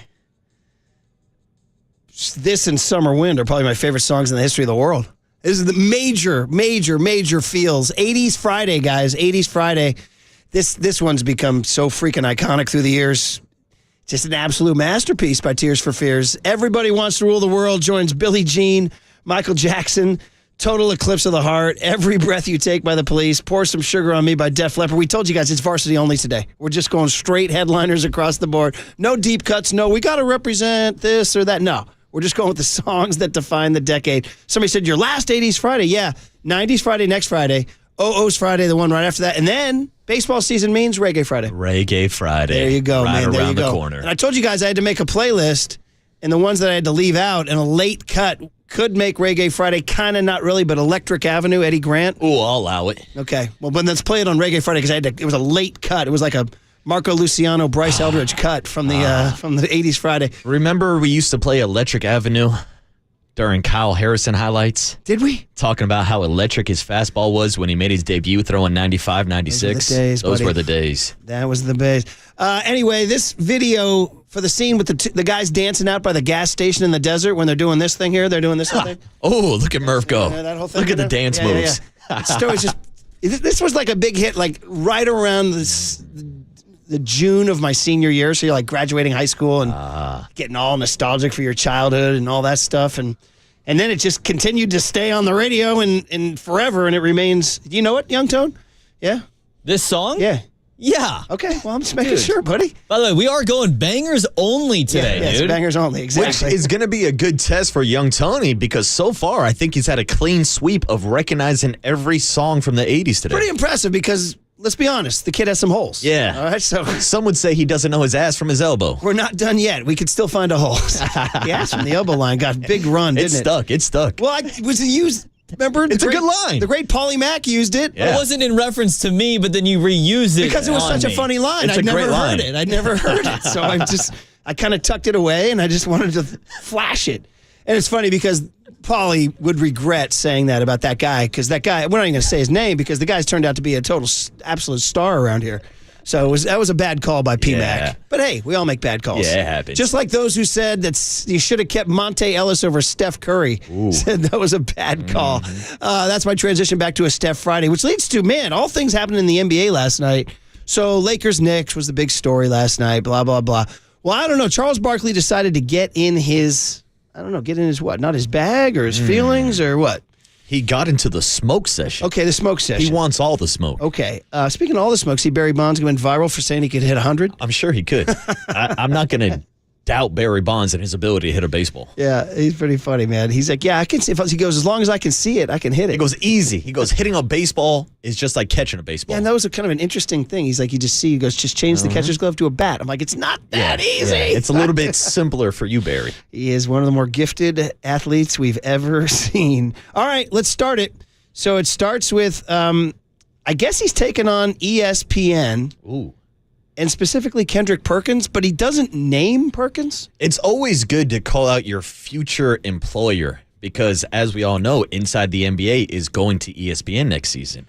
Well, I'm not going to go there. We've had some, no. Years ago, a guy left here and dropped all kinds of bombs. I was like, oh, interesting. All right. Tell me how you really feel. Well, you guys got to go high road. Apparently, Stephen A's going high road this morning with LeBron. Yeah, sounds like it. So anyway, but Charles Barkley's taking the low road. No, he went there. He's going underground. Several cuts coming your way. Here's number one. I saw a fool idiot on TV talking about the Lakers save the NBA. Save the NBA? Yeah. He's an idiot and a fool, but he know who he is. What's his name, Shaq? Which one are you talking about? Kendrick Perkins. So they do call him. He said the Lakers, first of all, the Lakers have had a great 2 weeks. He said the Lakers saved the NBA season. That's because them fools on the other network, which we're going to be working for next year, that's all they talk about. Okay, so he calls him out by name. Yeah. Calls him a fool and an idiot. Yeah. It's like almost like saying he doesn't know his ass from his elbow. Yeah. Well, I mean, to be fair, Kendrick Perkins was the man that reported that Jonathan Kuminga grew to 7'2" during the offseason. Oh my God. I was about Kendrick. Do you remember was I with Estes or with you when we had him in Scottsdale? It was really weird because we had a chance to get him, but we were in Scottsdale Stadium where you never do a non-Giants hit. Yeah, you it know? was Estes. So it was Estes. Yeah, and I remember Kendrick Perkins code switching because he was on First Take the day before talking S about the Warriors, and then he came on our show and just sang all the praise in the world for Steph Curry and the I Dubs. do remember that. I remember thinking, well, we're going to have a juicy thing. We're like, all right, Kendrick, you're on in the Bay. What do you got to say about the Warriors? He's like, man, I love the Warriors. I was like, wait, what? Yeah, But I switched up remember real quick. He was an engaging interview. He had written a book about his childhood growing up in Texas and all the hurdles he had, and it was really interesting. I was like, Kendrick Perkins, stock up. But do you like him as a commentator?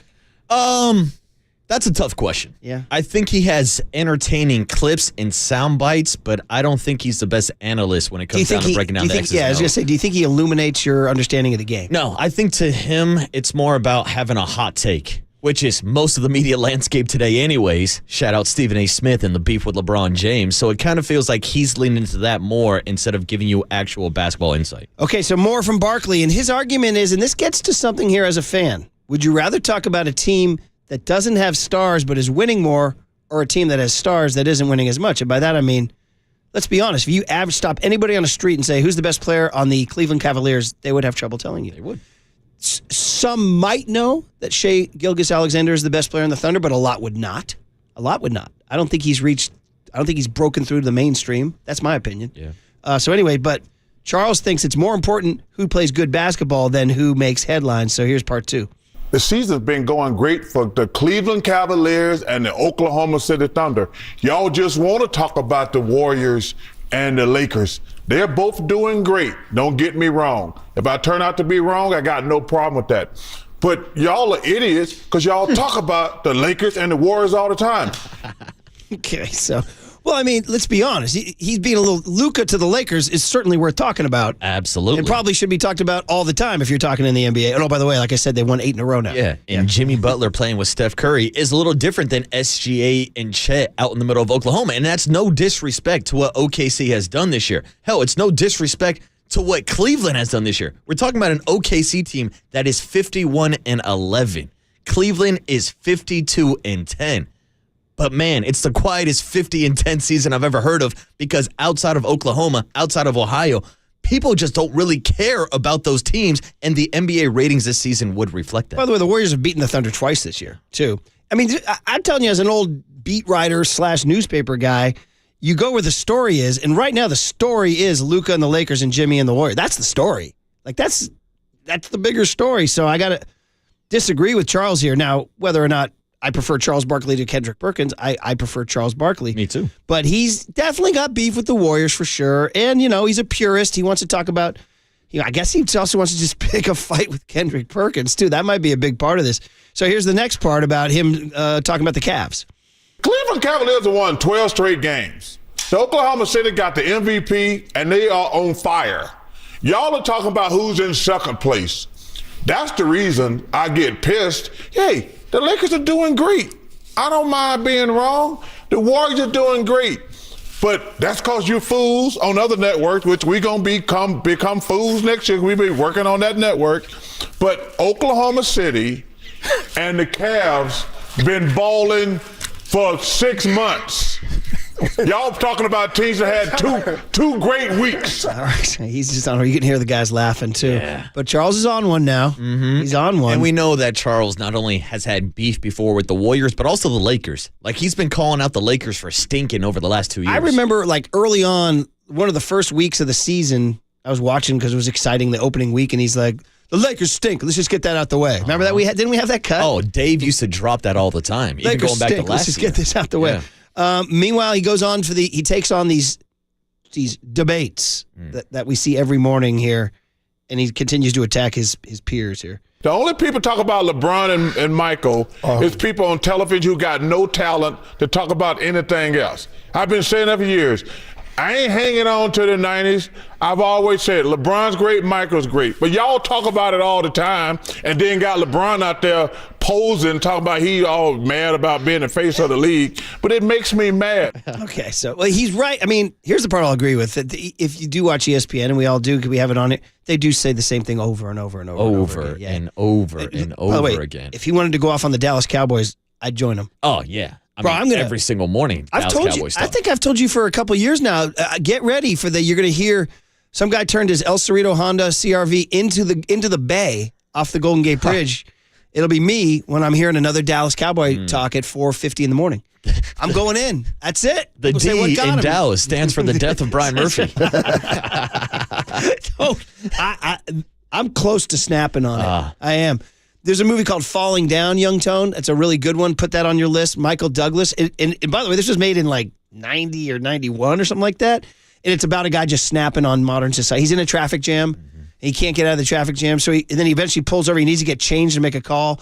And he walks into a grocery store and they're like, we can't give you change unless you buy something. And he just slowly snaps. He just snaps on everything. And that was 30 years ago, before social media and everything. So that would be me with the Dallas Cowboys. Michael Douglas Falling Down. Yeah, but Murph, we also know, because we work in the industry, and I'm sure most of our listeners know from growing up watching ESPN, watching Fox Sports, CBS, whatever. Nationally, they talk about the bigger markets. It's as simple as that, because when you have a national audience, you're trying to get as many viewers as possible. That's why ESPN talks about the Lakers and LeBron. That's why they talk about Steph and the Warriors. That's why they talk about the Knicks or the New York Jets or the Dallas Cowboys, because they know that they have the bigger fan bases.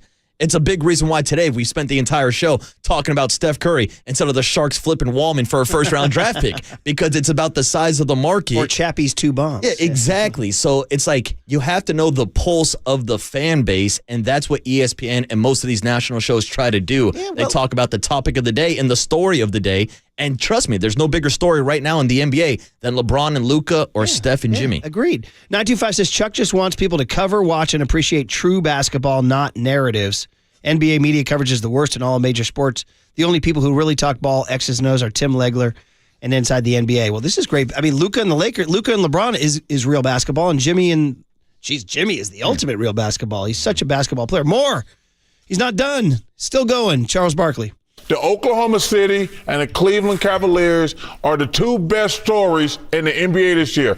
Congratulations to the Lakers and the Warriors. They've had 2 good weeks. The Cavs and OKC have had 6 great months.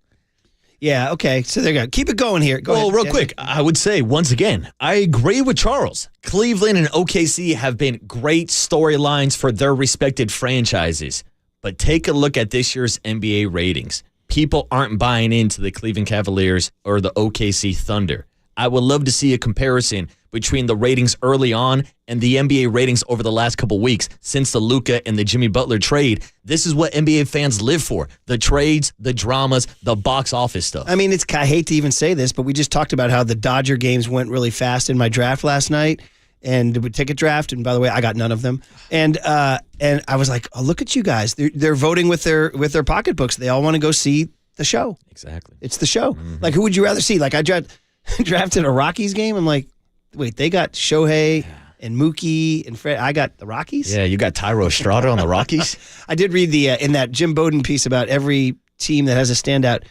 Eric Karros' kid is tearing it up for the Rockies. Good for the Rockies. So there you go. Good for the Rockies. Seems like Kyle Karros. That'll be the only time we mention him this season. That's it, except for when I go to game 162, which is against the Rockies. Wow, dude. Good to know. If the Giants need a must-win down the stretch, it's the Rockies in town. Season on the line, game 162. Logan Webb taking on the Rockies. Maybe recently signed Ty Block beating the Giants for the Rockies. Ty? Last two, Shaq, Kenny, and Barkley, they start going after Kendrick Perkins' NBA career.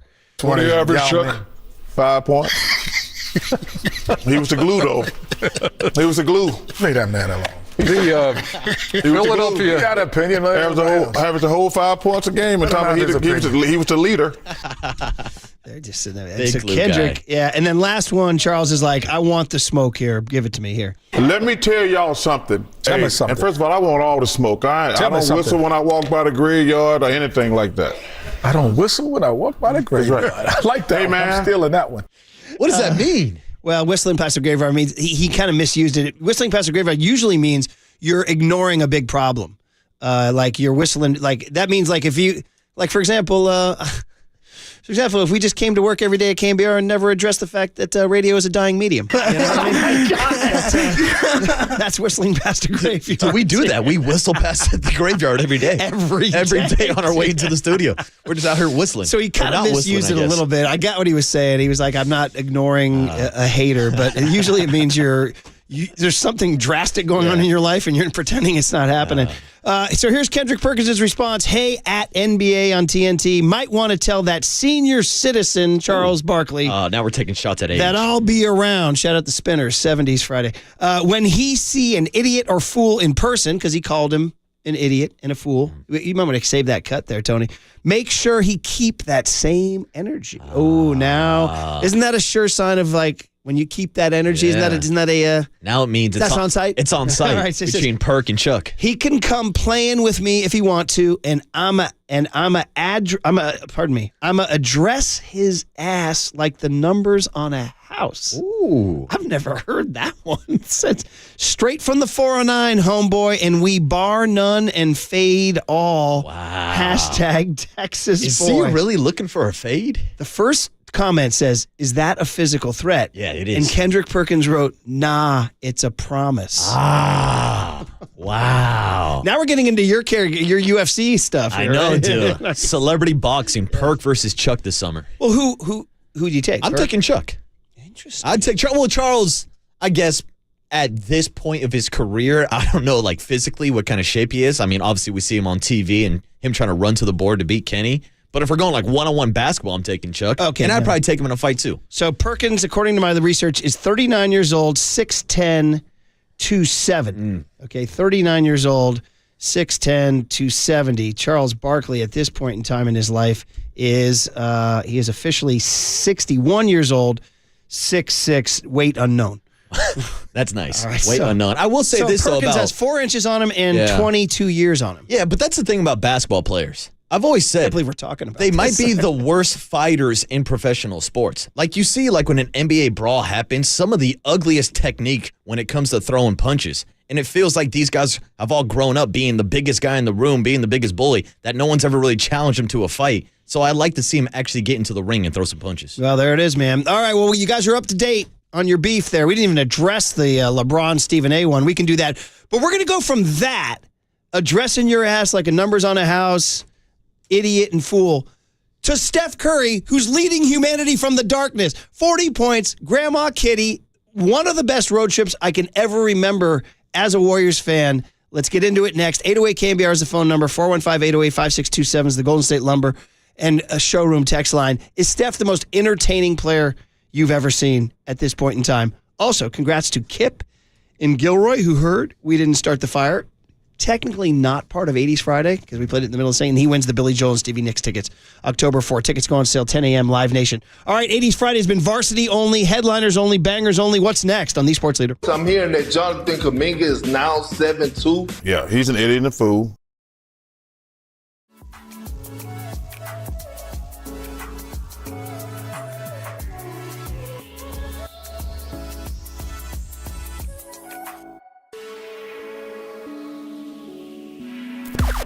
Now, from the O'Donnell Financial Group Sports Desk. Learn more at odfigroup.com. O'Donnell Financial Group, because planning is a process, not a product. It's time for the Young Tony and John Joe question of the day. So what was your favorite Steph Curry moment of the road trip? Was it 56 in Orlando, the return home to Charlotte, their big win at MSG, or was it the 40 in Brooklyn? You can join the conversation in the YouTube chat now.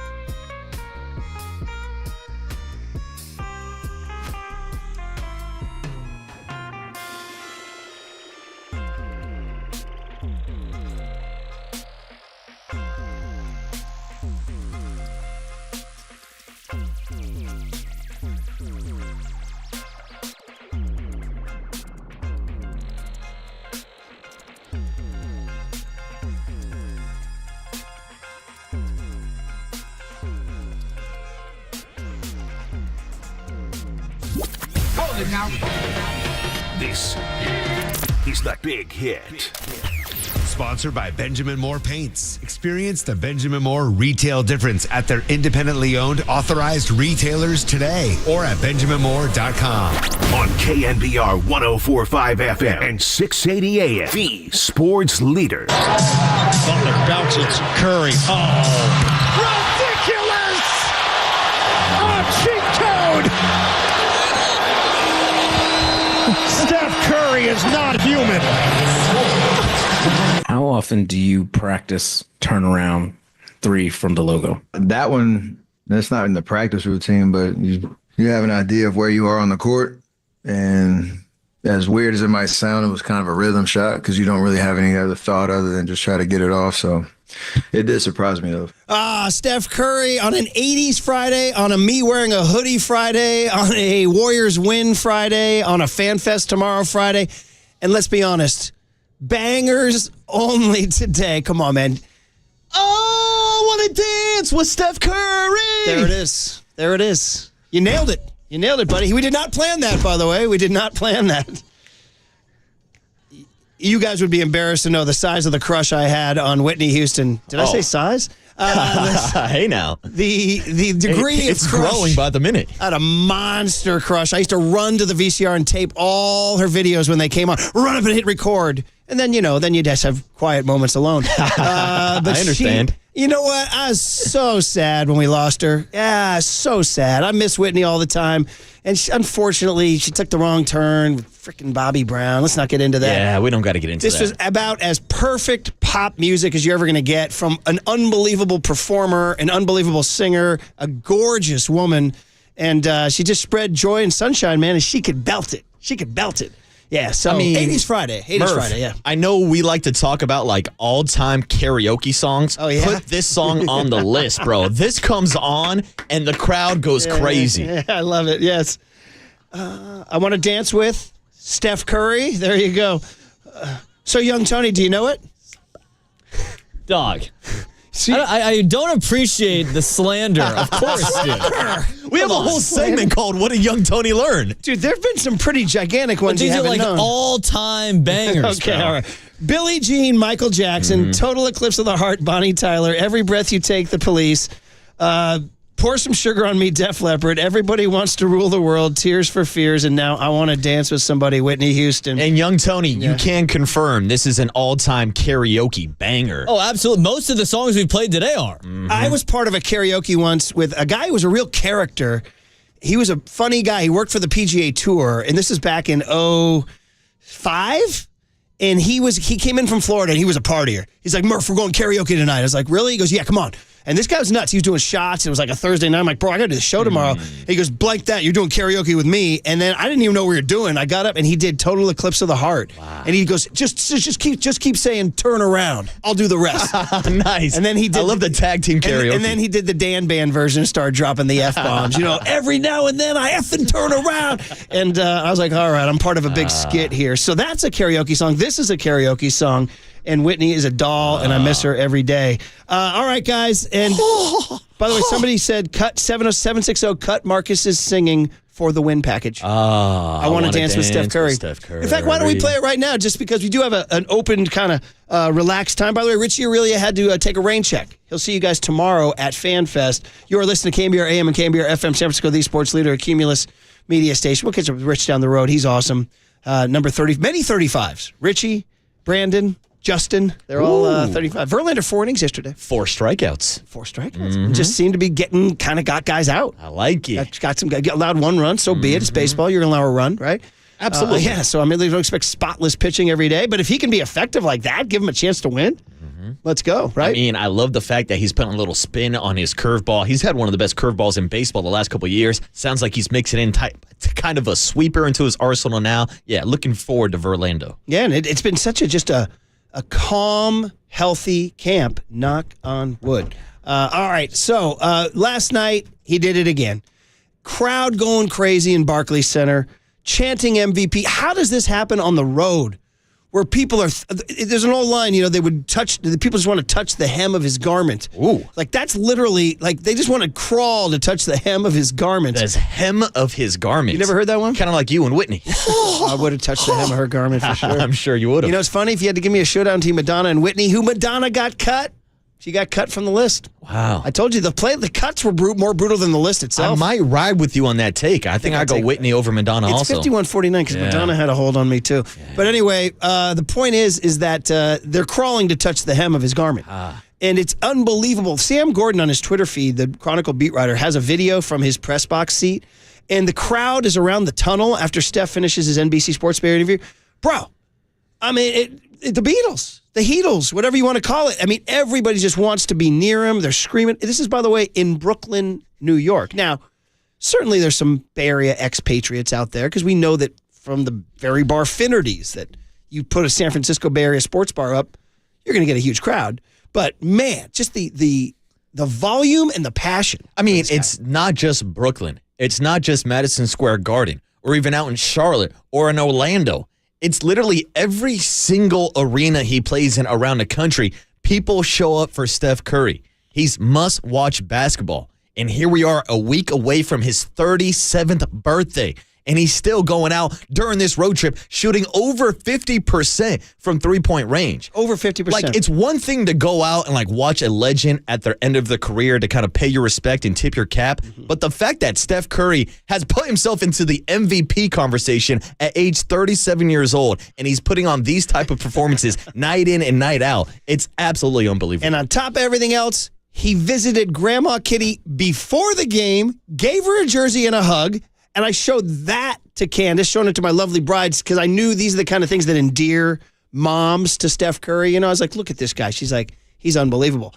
Then we're going to bed, tucking it in, jammies, Betty Bye, the whole deal, warm milk and cookies. And I saw the video from after the game when he's going through the scrapbook. And I said to her, you got to see the postscript. Look at this after the game. I'm watching it right now. He has his hands on his knees, kneeled over, giving her all his attention. He's not checking his phone. He's not checking his watch. He's not texting anybody. He's not giving Raymond the sign, like scratching his ear, like, get me out of here. You know what I mean? It's incredible. This guy's leading us out of the darkness. He's leading us out of he's leading civilization, how to behave as a person. Oh, by the way, I'm one of the greatest basketball players in the history of the game. Yeah, and this is nothing new when it comes to Steph Curry. We know how much the fan base loves him, but we also know how much the organization loves him. Like, the amount of stories we hear about how he treats workers, not only at Chase Center, but going back to Oracle Arena. Like, everybody in the building loves Steph Curry, and he'll take time out of his day to high-five an usher, or to go talk to a little kid, or to sign an autograph, or to go look at a scrapbook with Grandma Kitty. By the way, I buried the lead, bro. He gave her a Grandma Kitty jersey. She was already wearing one. Marcus, Thunder era. She's wearing the Thunder era. She goes back to the Thunder era. I love it, Grandma Kitty. I love it. Oh, man. She was getting those free chalupas. She had heavy Sister Jean vibes, but we got to call it in. And somebody asked us to go through them one by one. I don't know if you want to stop them one by one or you want to just play it and we can go retrace them. But anyway, here it is, man. Bruce Frazier, he's our appointed score reporter, calling Adam Silver again. Silver goes, wait a minute, this is a local call. You're still in New York? He said, that's right, skinny boy, and we're still winning games. Golden State Warriors 121, Brooklyn Nets 119. Woo!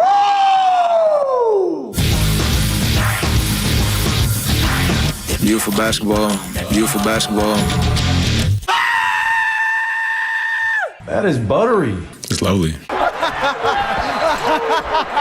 Yes, sir. Lindy Waters III? That's crazy. Oh, wow, Steph Curry. I only want to be with you. Golden vibes. Very entertaining. That was quite a show. Oh, I want to dance with Steph Curry. There it is. Oh, man. That's my first time hearing that back. I want to apologize to our audience. I want to apologize to the audience. I want to apologize to Steph Curry. Very funny, man. Oh, man, I'm not a good singer. All right, do you want to flag them? 650, can you go through them one by one? Now, a couple of them I'm a little unclear. Like the Steph laugh where he's going, yes, sir, yes, sir. I think it's yes, sir. But anyway, let's go through them one by one. Here we go. Well, that's from Paulie. Paulie cut that from Key and Peele when the guy's making noises at the urinal. And he's like, ooh. And it's a whole bit about noises guys make at a urinal, and then finally he screams in joy at the urinal. So we use that. That's from Key and Peele. Yes, okay. Yes, next up. Well, this was, again, tribute to Paulie. Beautiful basketball. Beautiful basketball. When Paulie heard Dante Whitner say Beautiful People, he said, Marilyn Manson had a song called Beautiful People. Can we play the Marilyn Manson riff and just use Steph in an interview called it Beautiful Basketball? Yeah, it's actually something we started with Dante Whitner in the win package for the 49ers. Then we have Mike Krukow talk about beautiful baseball, and then we had Steph Curry, beautiful basketball. Next up. Okay, almost certain that's Steph watching his brother-in-law Damian Lee hit a shot to win a game. Ding, ding, ding. In his kitchen. Yeah, you are okay. correct. Next up. That is buttery. I think that's Clay on the same night. Absolutely, that's Clay Thompson. I think Clay was talking about Damian Lee's game winner. Yeah. It's lovely. Now that, I think, was just from a standard game, and I wanted it because he sounded like Chocolate Mousse from Top Secret. That's Andrew Wiggins. It's lovely. Yeah, it's Andrew Wiggins, but I remember I thought it was a funny word because lovely has always made me laugh. When grown men, it's a big word over like in Ireland. They're like, oh, lovely, thanks. You get a pub, lovely. Like, lovely, yeah. So I thought that was a funny one. That was just a standard Andrew Wiggins interview. Next, yeah. I think so. That's like a post game. He's running off the court, but I don't remember the exact game. Yeah, I don't know the exact moment of the yes sir moment. It's Steph But like that's Steph laughing again. into a camera after hitting like a game winner type of thing situation. I'm sorry, I don't have the exact game. 650. Lindy Waters III? That's crazy. And that, no explanation needed, right? That's an all-time cooler of That was one of those moment. man on the street Q&A guys who was just asking a couple in Oklahoma if you had a guilt-free pass, would you use it? And the guy said, no, I love my girl. And then she said she would use it. And the guy said, who would you use it with? And she said, Lindy Waters III? Lindy Waters III. That's crazy. And this was before. This guy sees his life flashing before his eyes. And He's been this is- destroyed right now. and this was pre-Warriors era, Lindy Waters III. It was when we got him, when the Warriors got him as Dunleavy's first move of the summer. And somebody on Twitter goes, Lindy Waters III, why we know this guy. And it was like an amazing find. All right, Lindy next Waters III? That's crazy. Next up, yes. Lindy Waters. Uh-oh. Yeah. Oh, wow, Steph Curry. Well, that's Grandma Kitty. So that came about in around December or January. The granddaughters put it on TikTok. Our grandma keeps a scrapbook for Steph Curry. Raymond saw it. Raymond Ritter showed it to Steph. Steph sent a message to Grandma Kitty saying, Grandma Kitty, you be my guest in Brooklyn. The granddaughters showed it to Grandma Kitty, and she said, when she saw him. Oh, wow, Steph Curry. And then they met last night in Brooklyn. All right, next up. That's my guy. That's Lane Bentley. That's Lane Dog. That's Lane Dog. One of my oldest friends in life, Eric Bentley. It's his son Lane, who went to Piedmont High School and now just does amateur rap beats on his own. Sent that to us years ago, and I never listened to it. And I was like, and then Tony's like, dude, we got to play this, right, Tony? You enjoy the beat. Oh, dude, all time. Okay, I listen to all that thing like by myself. All right, next up, yes. I only want to be with you. That's new because it was Jimmy Butler. When he came to the Warriors, we said we should add his Michelob Ultra Hootie and the Blowfish ad. Yeah, he's on that private plane singing about Michelob Ultra. Next up. Golden vibe. Scary Payton like last week talking about Jimmy Butler's vibes. Talking about the candles being lit, the Lauryn Hill being played, the Erykah Badu, and the Golden Vibes. And next up. Very entertaining. That was quite a show. And this is the 56-point Orlando game. Warriors social media in the locker room as Steph's going around dapping up everybody. That's Buddy Hield singing Rihanna in the background. And then finally. Oh, want to dance with Steph Curry. There it is. Not bad. That's I. Not bad. That's I. That's our 80s Friday rejoin. Now, there. as I'm listening to that win package, I kind of start to feel like a Greg Silver when TMC's in studio. Which one of these is not like the other? Because those are all elite Warriors athletes, and then I get thrown in there. No, it's all good, buddy. Grandma Kitty's in it. Come on. This is true. Me and Grandma Kitty. 415 says the whole thing's buttery. Yes, very good. 415 asks, should we take Wiggs out or not? Not this season. I think during the offseason, Andrew Wiggins will probably make an exit, but he's technically still a part of the 2024-2025 Warriors. That's right. 831 says, as great as the logo shot was last night, my favorite play was the Curly Neal dribbling and then one-hand reverse layup. You guys know who Curly Neal He is, just right? went Curly Neal on us. Harlem Young Globetrotters, Tony doesn't know that. He was the ultimate dribbler for the Harlem Globetrotters. 209 texts in and says, hearing the opposing crowd go nuts when he hits these shots is proof that he's the biggest thing in the NBA and everyone knows it. 415 comes in and says, lionizing these pros always leads to disappointment. Well, Steph's been around a long time. You say lionizing? Lionizing is a verb like you're. What does that mean, Murph? Making somebody into something great, grand, larger than life. Ah, like I do with young Tony, calling him the best board up in the building. Exactly. I lionized him. And 707 says, when's he going to bring back Holy Moly? Is that off the air? I have no idea. All right, guys. He's got the TGL Golf League now. 510 says it's time to maybe edit the win package and take some out. It is getting lengthy. Okay. But I don't know. Kind of right now, you don't mess with what they say in Bull Durham, don't mess with the win streak. That's it. Don't If it ain't broke, don't fix it. All right, here's the deal. Okay, well, listen, obviously that was sort of an abbreviated big hit where we just got into the win package. We're just having fun on a Friday. It's an 80s Friday, so sue us if we're not giving you the Dan Rather news report. Yeah, send John Joe Curley a complaint. He'll give you a refund. Okay, so there's news, and people are wanting to talk about this, so we'll talk about it now. LeBron James and Stephen A. Smith are in the news this morning, and we'll tell you about it next on The Sports Leader.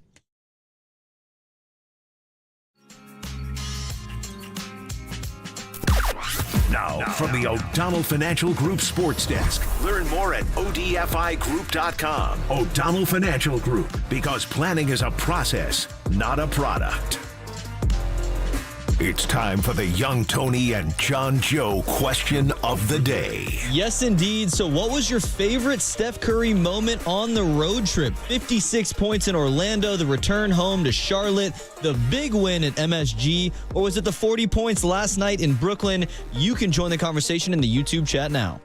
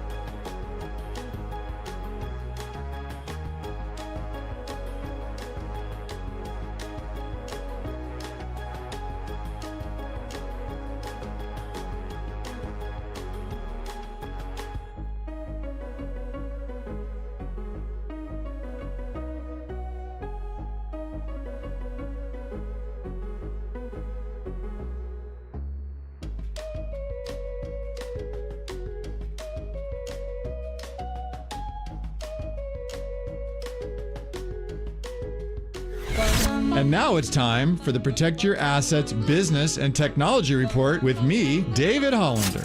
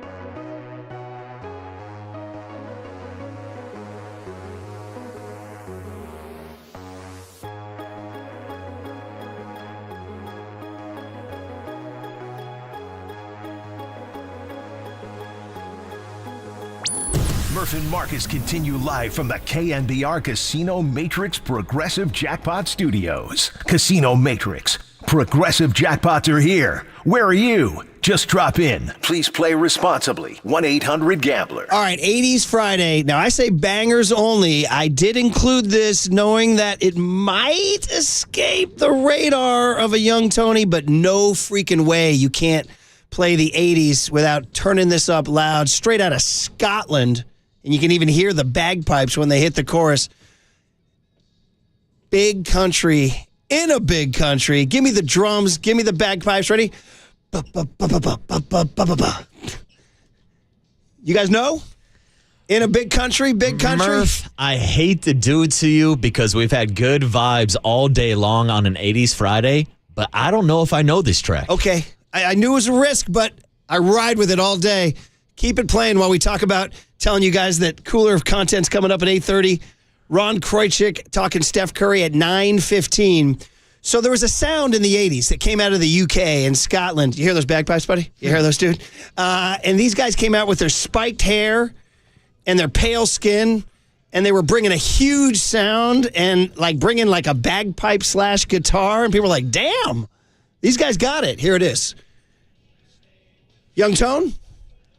Yes? No? I've never heard this song.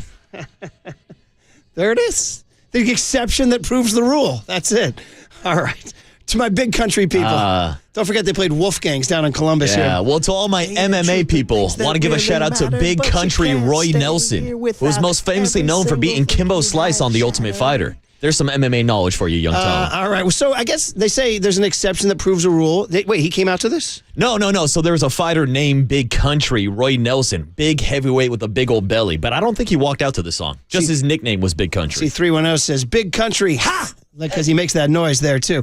All right, guys. Well, we'll continue with, we'll see if the rest meet the varsity banger status. But again, there's something called the exception that proves the rule. 925 says love this song. See, that song to me felt like the sophomore that was having a great season on JV and got caught up to varsity last minute, Murph. So maybe that's why we're not aware of it. Good stuff, man. Well, we'll stick with it, and we'll see what we do next segment there. But now, to our connection, right? In a big country, I don't know, in a big kerfluffle. How's that? Ooh, Stephen A. In a big beef. So this happened after we went to bed last night, and we go to bed. The Lakers beat the Knicks. Yeah, night. Yeah, By the way, Steph Curry told us night. Steph did night up 10, and then it got down to like a one-possession game. And to this point, Steph Curry and the Warriors have an undefeated record when he busts out the night celebration. Last night was one of the first times that it was really in jeopardy. Okay, and but they won. But they won the game. So he did get the night. It's a result-based business. Exactly. So, so here's the deal. Then the shift goes to the Lakers and the Knicks. That was a very exciting game. The Lakers won in overtime. What, Luka 32, LeBron 31, or LeBron 32, Luka 31? Anyway, they both scored north of 30. It's their 8th straight win. Jalen Brunson got hurt. Yeah, ankle injury. Which means that he probably won't play tonight against the Clippers. That's a bummer. And you need the Knicks to beat the Clippers. Yeah. The game had playoff vibes. All the stars were there. Now, I got to work this morning. Marcus said, did you see LeBron and Stephen A? I said, no. He said, after the game last night, LeBron was filmed talking pretty, I don't know, what did we say, sternly or directly at Stephen A. The body language was not warm. No, there were not any handshakes or bro hugs being exchanged. No. And people are immediately began speculating that because Stephen A. has knocked Bronny James, that this might be the topic. And everybody was doing their best John Boy impersonation, trying to do the lip reading of LeBron James. And most of the quotes I saw were pretty similar to Will Smith at the Oscars a couple of years ago, where he yelled at Chris Rock to keep his wife's name out of his mouth. It looks like LeBron is telling Stephen A. Smith to keep Bronny's name out of his mouth. Yeah. So here's Stephen A. this morning on ESPN addressing the topic that everybody's going to be talking about because nobody loves beef like the NBA. Here's Stephen A. Smith's opening statement. That was LeBron James coming up to me, unexpectedly, I might add, to confront me about making sure that I mind what I say about his son. Can't repeat the words because they ain't suited for FCC airwaves. That's what he was doing. I thought long and hard about this over the last few hours because I had no intentions, Molly, of talking about this at all. Yeah. And the reason why is because it was a one-on-one, I wouldn't say a conversation, but it was a one-on-one confrontation. Okay, so he sets the stage. It confirms right there that it was about Bronny, and it confirms that it wasn't pleasant. Okay, now just to set the stage, can you recap for everyone? I'm putting this on you, buddy. What Stephen A. has said about Bronny through the years, because I'm not sure I'm totally up to speed, other than maybe criticizing the Lakers for giving Bronny a roster spot. Maybe, is that it? Yes, I know he has criticized the Lakers handpicking Bronny to be on the team, but everybody's criticized him about that. I believe there was a game out in Philadelphia recently where Stephen A. Smith went to Twitter and said, as a father, LeBron James, you need to stop doing this to Bronny. Again, I'm paraphrasing. I'll look up the actual quotes for you, but it seemed like he actually called him out about Bronny. Yeah, okay, so there's the next one. There's a longer one talking about the confrontation. Stephen A. Part 2. That wasn't a basketball player confronting me. That was a parent. That was a father. And I can't sit here and be angry or feel slighted by LeBron James in any way in that regard. By all accounts, he's obviously a wonderful family man and a wonderful father who cares very, very deeply about his son. And based on some of the comments that he had heard, or shall I say, I think he thought he heard, he clearly took exception to some of the things that he heard me say, and he confronted me about it. For the record, his agent and friend, Rich Paul, has my number. Maverick Carter, who works under him, has my number. LeBron James knows how to get in contact with me if he wanted to. He never called, because had he called and wanted to talk to me, I would have accepted that call. Had he wanted to see me, I would have flown out and I would have seen him and I would have had a conversation man to man. But that is not what he elected to do. Instead, he elected to confront me while I was sitting courtside. Okay, so this now we get into, was LeBron doing this for the cameras? Well, no, because the game was over, right? Didn't do it like during the game or anything. Was LeBron doing this because he wanted to see him face to face? Should LeBron have called through the agents or called Stephen A. himself? There's an option. It's definitely an option. This sounds like it was more visceral, more emotional. As a dad, I'm going to go, I want to see this guy. I want to look this guy in the eye. This kind of thing. So I want to hear more about what Stephen A. says before I kind of wrap this thing up, because we chopped it up into different bits. Curly did. So here's the part about like what the issue is. Part 3. This is a longer cut, so stay tuned. But that is not what he elected to do. Instead, he elected to confront me while I was sitting courtside. Ari Emanuel, the head of William Morris Endeavor, one of the agencies that represents me, along with Larry David, was sitting courtside. I was with them for the game. And he walked right up to me and he said what he had to say. And apparently he feels like I was slighting his son. Now let me tell you what I feel. What I would have said if we were in a different environment, because I was not going to engage in a confrontation at that particular moment in that setting. But if we had had that conversation, I would have said to LeBron James, I never would speak negatively about your son. I was talking about you, meaning you, LeBron James. I have nothing but the best wishes for Bronny James. I wish him nothing but the best. I hope that he flourishes into an NBA star. Usually in other sports, we see all-stars, and on occasion, we'll see their children become stars as well. That doesn't really happen with the NBA. I sincerely hope he's the exception. By all accounts, he's a wonderful kid. And I don't know anybody who roots against him, and it certainly isn't me. But in the same breath, at the time that we were talking about him, he was percolating to such a degree that the Bronny James stories had gone viral. And so we had to talk about it.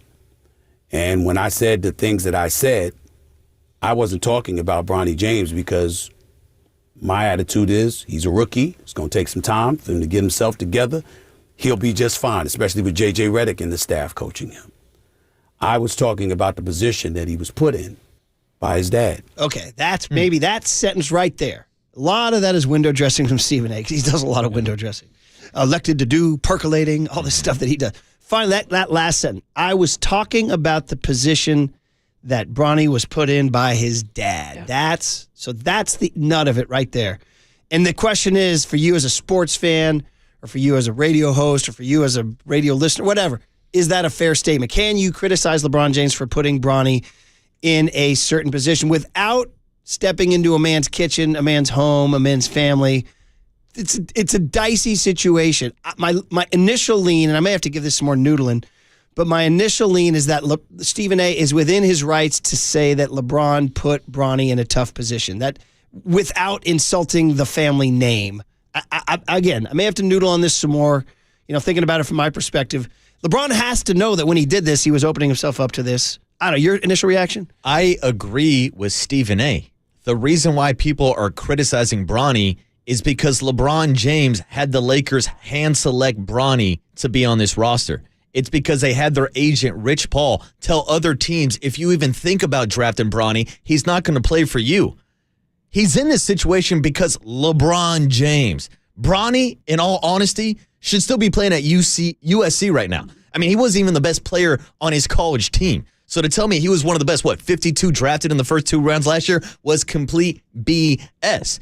And now he's in the situation where he's an NBA player. So he's going to get criticized just like every other NBA player. And it's because LeBron put him in this situation. So I think if LeBron wants to be the helicopter parent that he's being right now, he's got to be honest with himself. He put Bronny in this situation, and now he's dealing with that criticism because of Bron. Yeah, and then there's more. We have more. I'm with you here. I mean, listen, I get where LeBron's coming from. It's visceral. It's a dad thing, but he might be a little embarrassed and defensive that he put Bronny in this position maybe.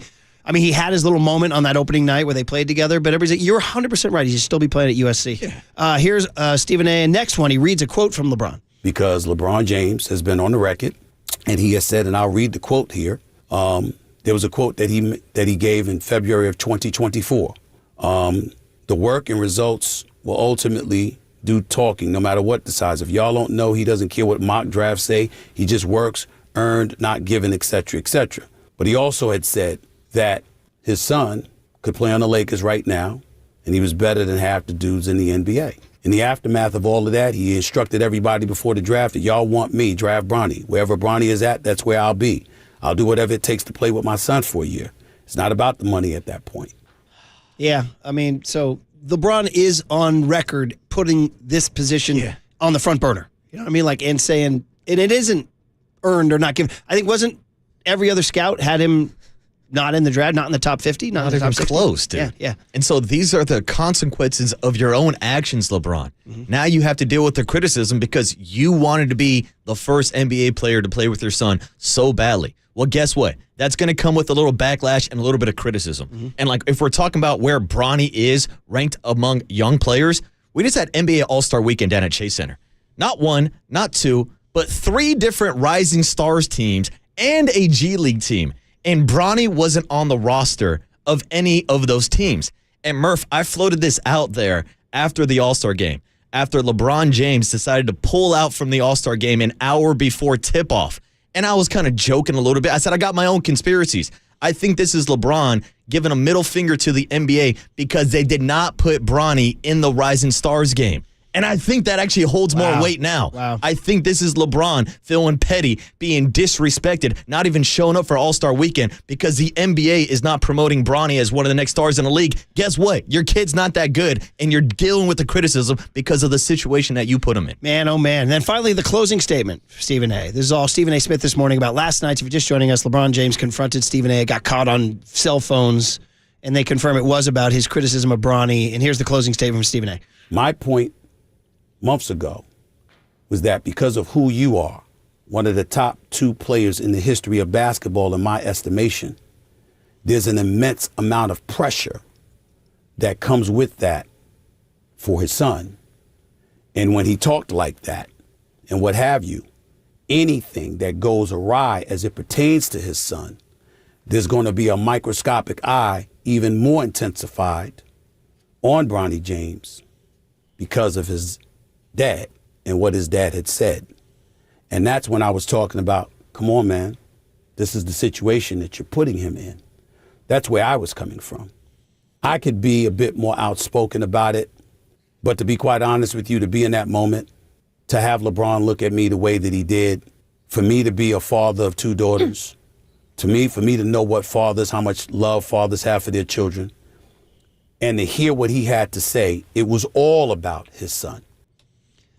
All right, guys. Well, there it is, man. Fun. Fun's not the right word. Juicy. Yeah. Juicy stuff, man. And me, rather, somebody pointed out on the text, a lot of texts coming in on this saying, and now this just brings more attention to Bronny. Yeah. He doesn't want. Is he currently on the roster? He's in the G League right now. It's a great question. I lose We don't track. know because he's that kind of invisible as an actual player. Yeah. Like, if his last name wasn't James, if his name wasn't Bronny, we wouldn't know who the hell this kid is. So, I mean. And I know that sounds harsh, but, like, that's the reality. I mean, Murph, you see this with Little League all the time. Yeah. Like, the coach's son is the shortstop in the pitcher, and people will complain about that, whether or not he's the best player available, but every father wants to take care of her son. LeBron, in his estimation, in his view, is a great dad because now he gets to play with Bronny, but he also put him in this situation and now face the criticism. It's wild, man. It's wild. All right, we can continue this on the other side, or actually we had cooler content on the other side. We can continue this, but it's kind of taking away the shine from the Steph Curry Brooklyn Grandma Kitty 40-point win. Come on, man. And it's an 80s Friday, too, with the hot controversy of in a big country ruining the run of bangers. We'll see if we can get back on it on the other side. Some are saying Big Country is the Bronny of an 80s Friday. Oh, nice wrap up right there on KNBR 104.5 and 680, the Sports Center.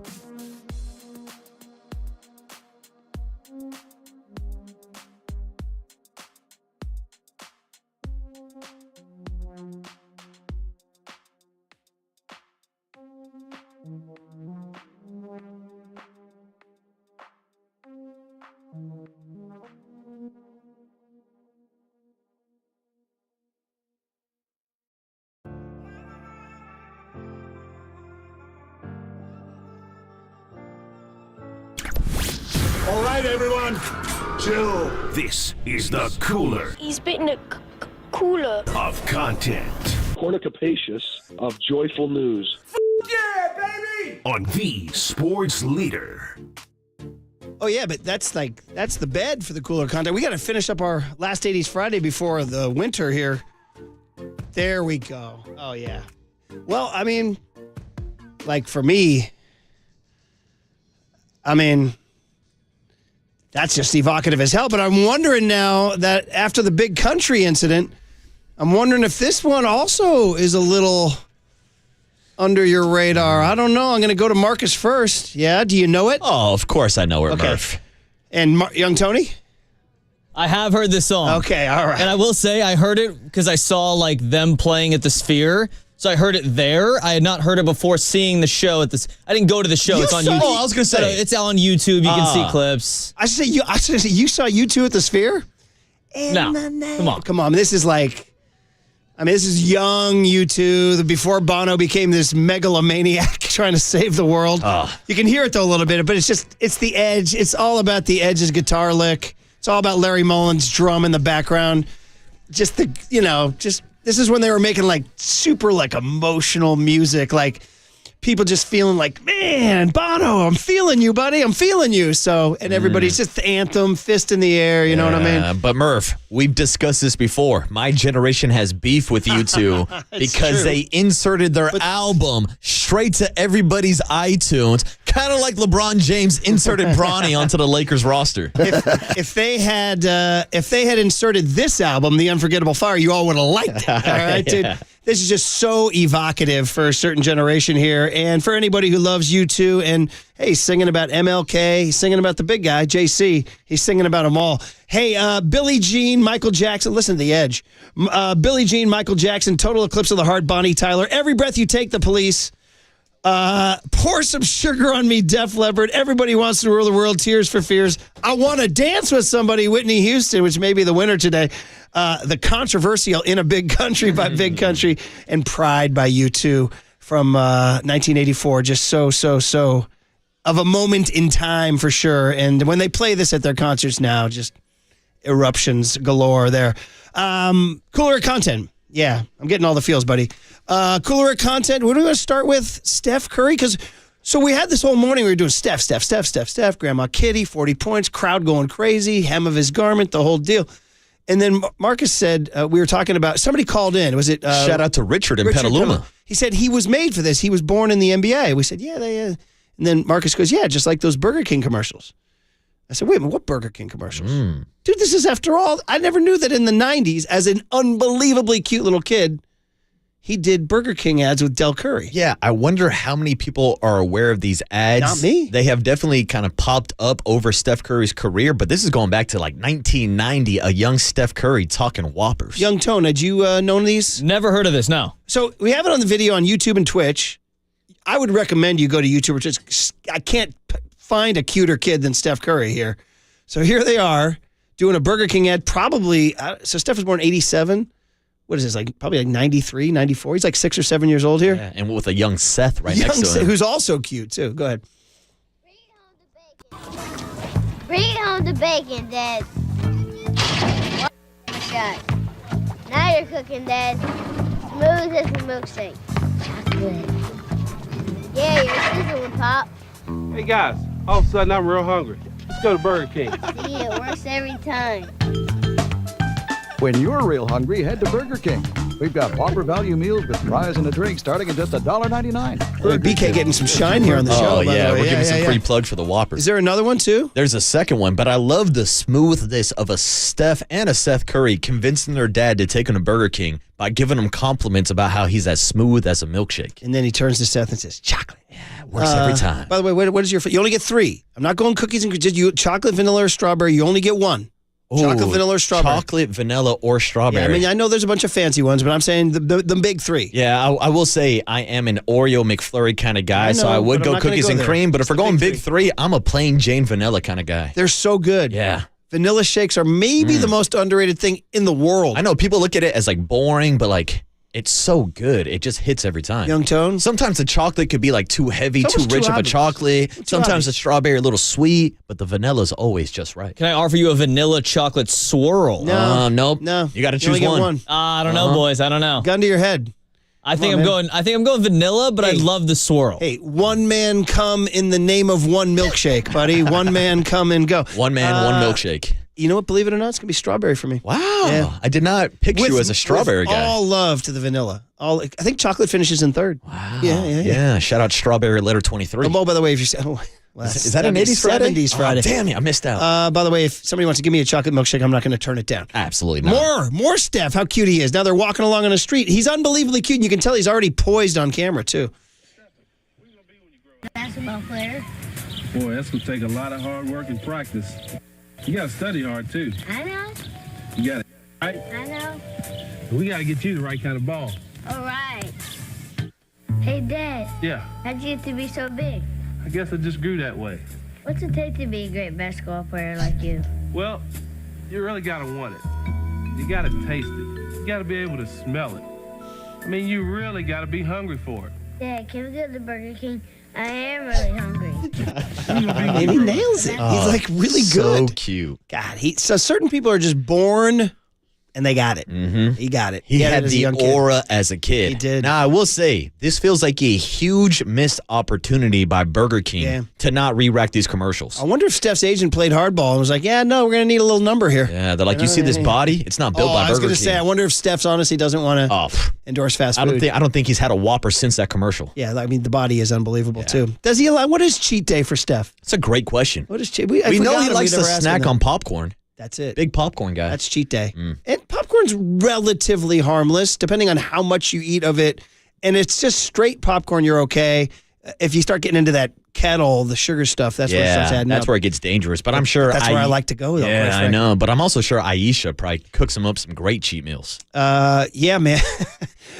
Meanwhile, that little kid you saw in Burger King is the same kid who, when he was told that there was a grandmother in upstate New York who was keeping a scrapbook of Steph, whose granddaughters put it on TikTok, who then saw Warrior's social media, I figure it's got Raymond Ritter's fingerprints all over it, shows to Steph Curry that there's a super fan grandma in New York.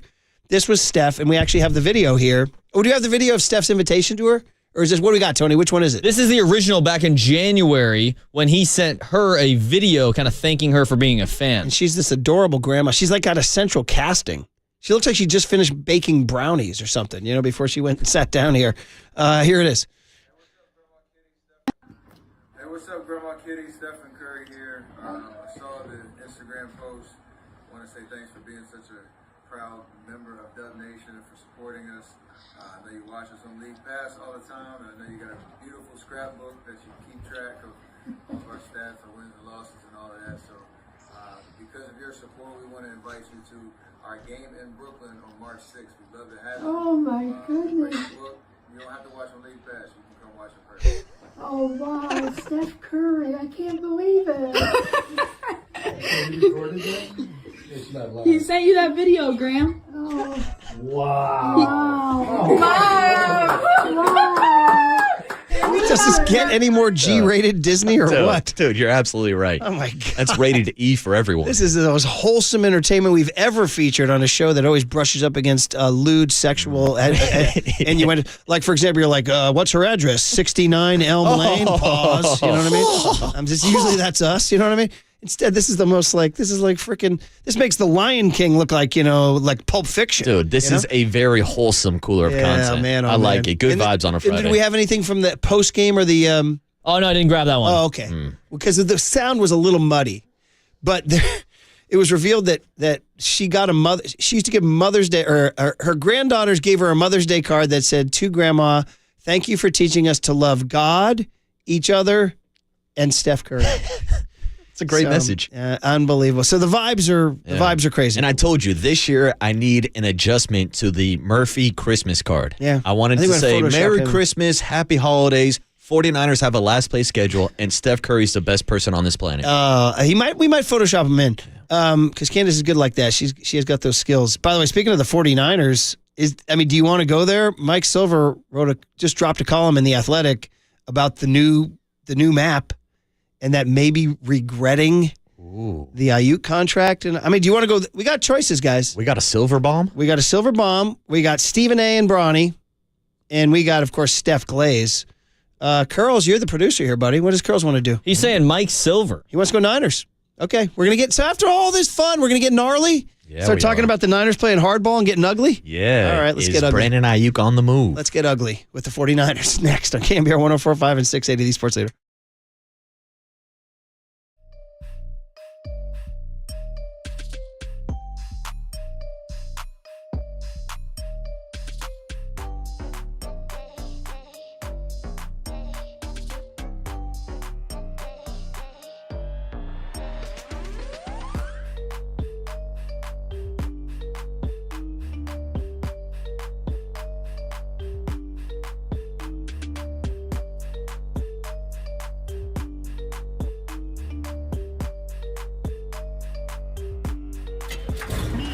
From the Chilton Auto Body Traffic Desk.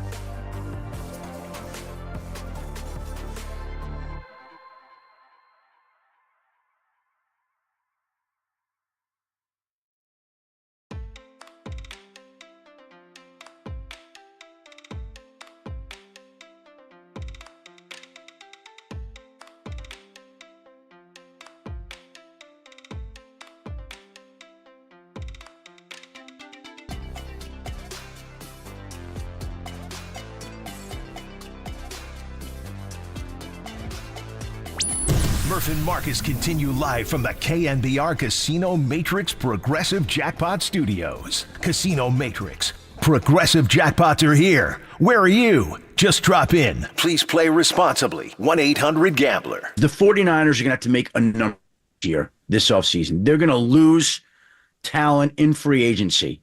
Talanoa Hufanga is going to be gone. Dre Greenlaw, I think, is going to be gone. They're going to lose a lot of talent in free agency. They're going to have to make cuts here to get under the salary cap in the coming week.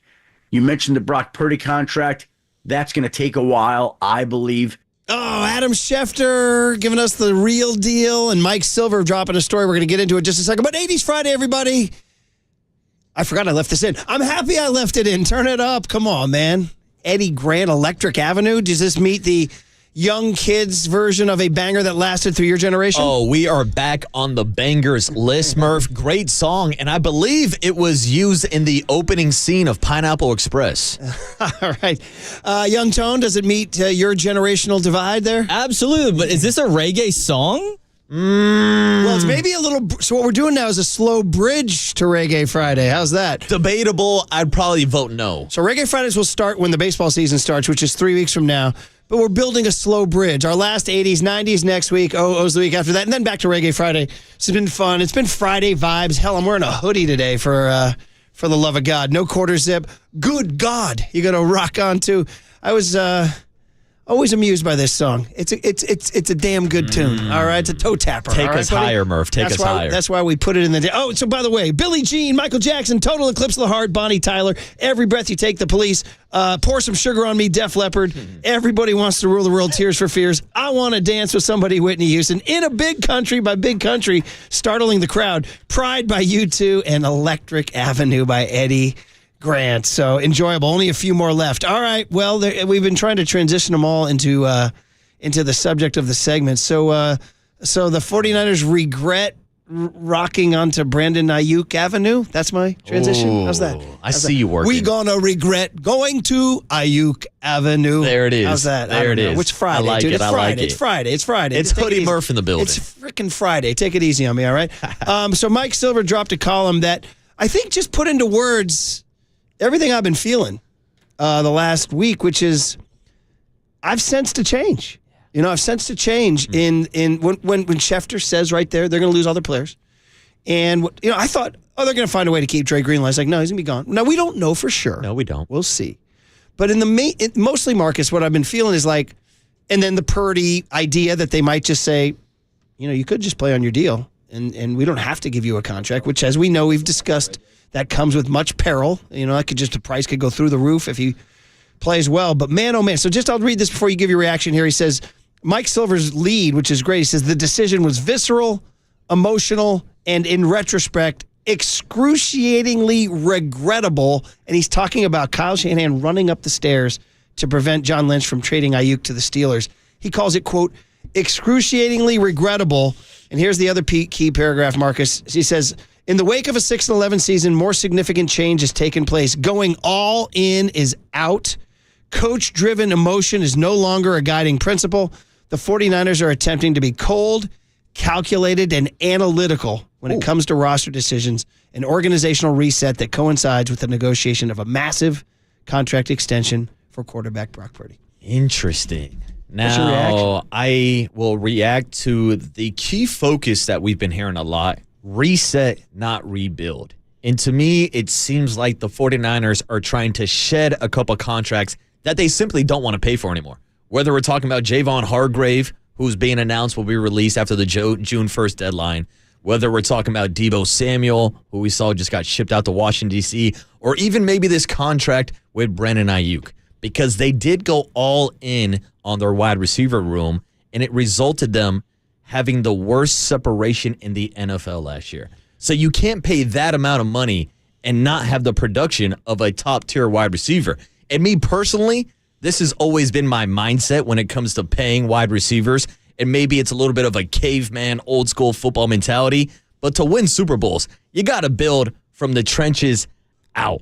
And it seems like the loudest players are the players that play the furthest away from the football. And I'm talking about wide receivers. And it seems like every time you pay a wide receiver, they turn into a diva. They turn into a superstar. Even after Brandon Ayuk got paid last year, we had the shorts incident where he showed up wearing the wrong shorts and dropped his pants on the middle of the football field after he got paid. Yeah. So to me, that's a problem. And it's why I don't like investing in wide receivers. Now, the counter argument would be, look at the Philadelphia Eagles. Just won a Super Bowl with A.J. Brown and Devontae Smith. I think that's a bit of an outlier because we also saw a team like the Kansas City Chiefs, who have been considered a dynasty recently, move on from someone like Tyreek Hill because they didn't want to invest that type of money at the wide receiver position. So I do truly think this is a reset this year where they're looking at themselves in the mirror.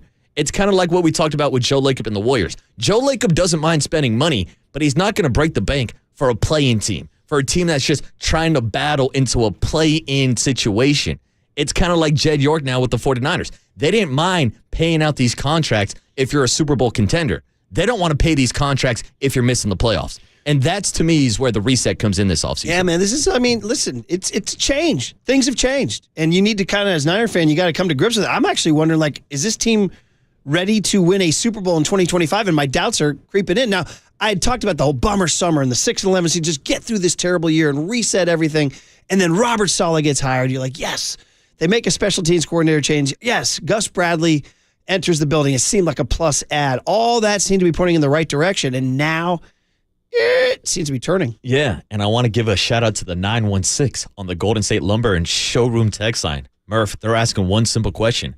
Are we whistling past the graveyard that is the 49ers 2025 season? I don't whistle when I walk by the graveyard or anything like that. We get certain listeners that are just high-level, contextual. High-quality That's somebody who was listening an hour and a half ago when we discussed the origin and history of the phrase whistling past the graveyard. And yes, 916, we are whistling past the graveyard. Actually, by doing this segment, we are not whistling past the graveyard. We're not running from the truth, not running from the people. Just like I'm not running from the fact that the people who proudly sponsor the Cooler of Content should have gotten their run. Tell them. They are that Cooler of Content where you saw all those cute Steph Curry commercials was sponsored by Mancini Sleep World. Get the rest easy promise only at Mancini Sleep World. Visit sleepworld.com. Also, it was sponsored by Marin Health, Marin Health Medical Center, Marin Health Medical Network, world-class care, closer than you think. And, of course, when you hear me read the sponsors late, you know you're listening to KNBR AM and KNBR FM San Francisco, the sports leader, a Cumulus media station. There's a lot of reaction on the Golden State Lumber and Showroom text line. So here we go, man. 209 says, the Ayuk contract can essentially be a one-year deal if he's gone by April 1st. We're talking about getting rid of him by April 1st. Yeah. Like, I'm now like, it's March 7th. They might trade Brandon Ayuk, dude. Yeah, and that's a big part of the Mike Silver story this morning is about maybe the 49ers having buyer's remorse and Kyle Shanahan maybe not making that decision to run upstairs to stop that trade last season. Yeah, he called it excruciatingly regrettable that they did that. Here we go. Here we go. Sorry about that. 559 on this text line says, if you're CMC, are you watching your back? No, I don't think so. I think if they're going to, let me go back and re-ask this question. Do you think John Lynch, Kyle Shanahan, Jed York, Parad Marate, and the whole crew are saying, we are going to come to camp with a Super Bowl ready roster? I mean, that's my big question. Like, are they going to, because they're talking about 11 draft picks, and we got to hit on them all, and they're talking about maybe trading Brandon Ayuk, okay? And then all of a sudden, I don't know where that noise is coming from. Sorry about that, guys. We're talking about, I'm not sure that they're going in this thing like they were in the past 2 years. All in, all in, all in. Debo's gone. Ayuk could be gone. Dre Greenlock could be gone. Talanoa Hufanga could be gone. Now, I understand Mustafa and Jair Brown are pretty good safeties. Jair Brown's got some work to do, but I'm just saying they're talking about draft picks and they're talking about shedding salary. So I'm wondering if that's the road to a Super Bowl. Maybe not. And that's the tough part to kind of balance.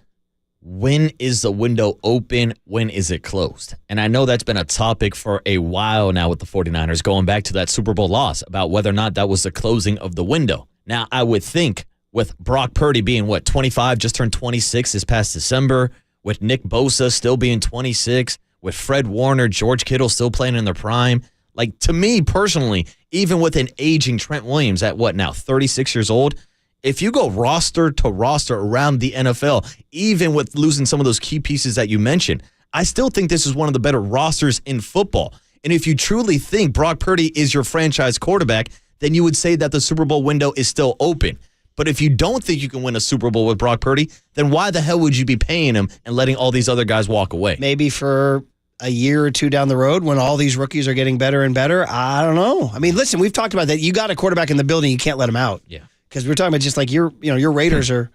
I was listening, by the way, I was hearing people saying the more Shedeur Sanders drums beating. You guys can get Shedeur? I'm telling you, it feels like it's the perfect connection, the perfect landing spot, the perfect opportunity for the Raiders to draft another bust quarterback. And I don't know if it's going to go down that way. You had told me you weren't a huge fan. I'm not huge on Shedeur, and maybe I'm buying into the media narrative that he's more focused on being a superstar and a celebrity than an actual quarterback. Like, I don't want my quarterback prospects dropping rap videos a couple weeks before the combine and then showing up talking about how much he's like his daddy. I don't know, but there are the connections. Dion and the Raiders have a good connection with Mark Davis. Tom Brady and Shedeur have hung out together before, so there are definitely connecting the dots between Shedeur Sanders and the Raiders. Anyway, back to the Niners. Sorry, that was too big of a Raider digression. I'm the one who I threw it at you. I'm the one who got there. So somebody says that the Ayuk holdout started all the bad vibes, and that was on the text line. Sorry, I didn't hit the area code on that, but it's true. And Silver writes in this Athletic piece about the contract saga of last summer. It said Ayuk demonstrated emotional immaturity and changed his mind more sharply than he changed directions on the football field. I think when he's talking about that is when I said, we had John Lynch on the show, and I said, why is this taking so long? And he answered in song. I wish I knew. I wish I knew, I wish I knew. I wish I knew. I wish I knew. I wish I knew. I wish I knew.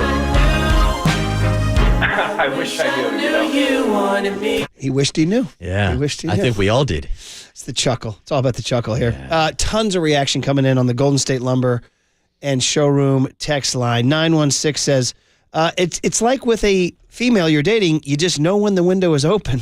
I understand. And the Niners window might be closing quick. 209 Closing time. 209 says, I believe Isaac Correndo can fill Debo's role. They don't need Ayuk. George Kittle, Pearsall, and Juwan can do the job. I mean, I've used that take before also, going back to Isaac Scarendo's experience as a wide receiver in high school and even playing a little wide receiver in college also. I think the 49ers drafted him with the thought process that maybe he could eventually take on the role of a Deebo Samuel, but we also got to remind ourselves, a big reason why I don't think Christian McCaffrey is watching his back, because Deebo came a little bit expandable once you brought in CMC. Because Christian McCaffrey can do so much of what Deebo Samuel does, which not a lot of people in the league can do. It's what made Deebo Samuel so unique. But now the 49ers had two Swiss Army knives, so it made the option of moving on from Deebo Samuel a little bit easier because Christian McCaffrey can replace some of that production also. Not just out of the backfield, but if you want to put Jordan Mason lined up as the running back and put Christian McCaffrey in the slot also, he can run some of those Deebo plays. I'm just still wondering if this is all part of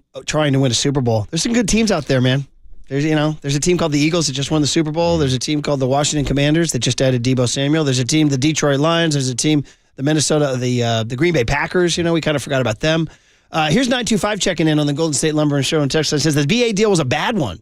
He wasn't worth the money now, and now he wasn't worth the money, and now he's basically mocking you on social media, saying he got his. It's kind of true, 925. And I will say, when we heard the news that he had signed, I remember feeling two things. Good, I'm glad it's over. And two, wow, it's a lot of money for Brandon Ayuk. They overpaid for Brandon Ayuk. Yeah, he's a good player. But we remember we spent all summer last summer. I was losing my mind. We talked about it, and Curly was like, "No, you got to do it more. More Ayuk. And but remember, we were trying to place him in the wide receiver pantheon, and we wound up putting him somewhere like 8, 9, 10, 11, kind of like we do with Purdy and quarterbacks. I don't know. In retrospect, maybe he's even a little lower. I don't know. He did not play well in the 7 games that he had. Now, was that because he held out? Quite possibly. No, and this wasn't even like us playing Monday morning quarterback or looking back at the season in hindsight. We said on air that he was overpaid, that he was not a $30 million wide receiver. And the 49ers don't want to use him like a $30 million wide receiver. Like, it's one thing if you're the Dallas Cowboys and you pay CeeDee Lamb that type of money, your game plan is to feed CeeDee Lamb 10 to 20 times per game. In Kyle Shanahan's offense, you don't really need an elite wide receiver number 1 like that because they spread the ball around so much. So I was questioning the decision to give that type of contract, especially after you paid Deebo Samuel $25 million. It seemed like they paid top price for these 2 wide receivers, but they were not top-tier elite wide receivers, game changers, like a Justin Jefferson or Jamar Chase or even a CeeDee Lamb. No, 917 says, Ayuk, fractious holdout, complete with diva twists, then a mediocre performance, then a serious injury. He's expensive, and he's not really a number 1. I can easily see him being traded. The Niners are 2 years away from a serious, legit bowl run. 408 says, wait, did you say reset, not rebuild? Who do they think they are? The San Francisco Giants? Oh. 408 says, would they consider trading Big Trent? Would they be considering Big Trent? Yeah, but what does that offensive line look like without Trent Williams? 209 says, Nick Wagner is reporting Kyle Juszczyk may have to take a pay cut or be released. Is that a tweet from last year? Because that's the exact same thing that happened last year. Every single year it feels like we talk about that. We use Juszczyk. 707 says, guys, the Niners should have heeded the famous words of Kenny Rogers. You got to know when to hold them, know when to fold them. He says, speaking of which, 80s Friday. I think that was late 70s, actually, to tell you the truth. Well, I guess that's the question for John Lynch, Kyle Shanahan, and the 49ers front office. Should they fold their hand on Brandon Ayuk? Should they trade him? The other part is the team that's saying, you want me to take Brandon Ayuk, I'll take him. I like him. He's a good player, but here's my negotiating ploy. I'm accepting a huge contract, and he's hurt. Yeah. So I'm not going to give you everything you think you can get for Which him. was my initial take when Diana Rossini put out the report a couple weeks ago that the 49ers would be fielding calls on a Brandon Ayuk. I said, what are you going to get? Like, you talk about playing the stock market, which is terrible right now, by the way, but you got to buy low and sell high. Right now, you'd be selling low on Brandon Ayuk.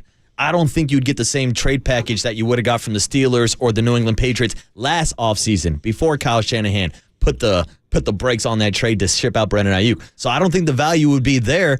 But if you're truly trying to win a Super Bowl right now, and if you wanted to move on from that contract, you got to ask questions about what that wide receiver room would look like, or if they could find somebody in the free agent market to replace him.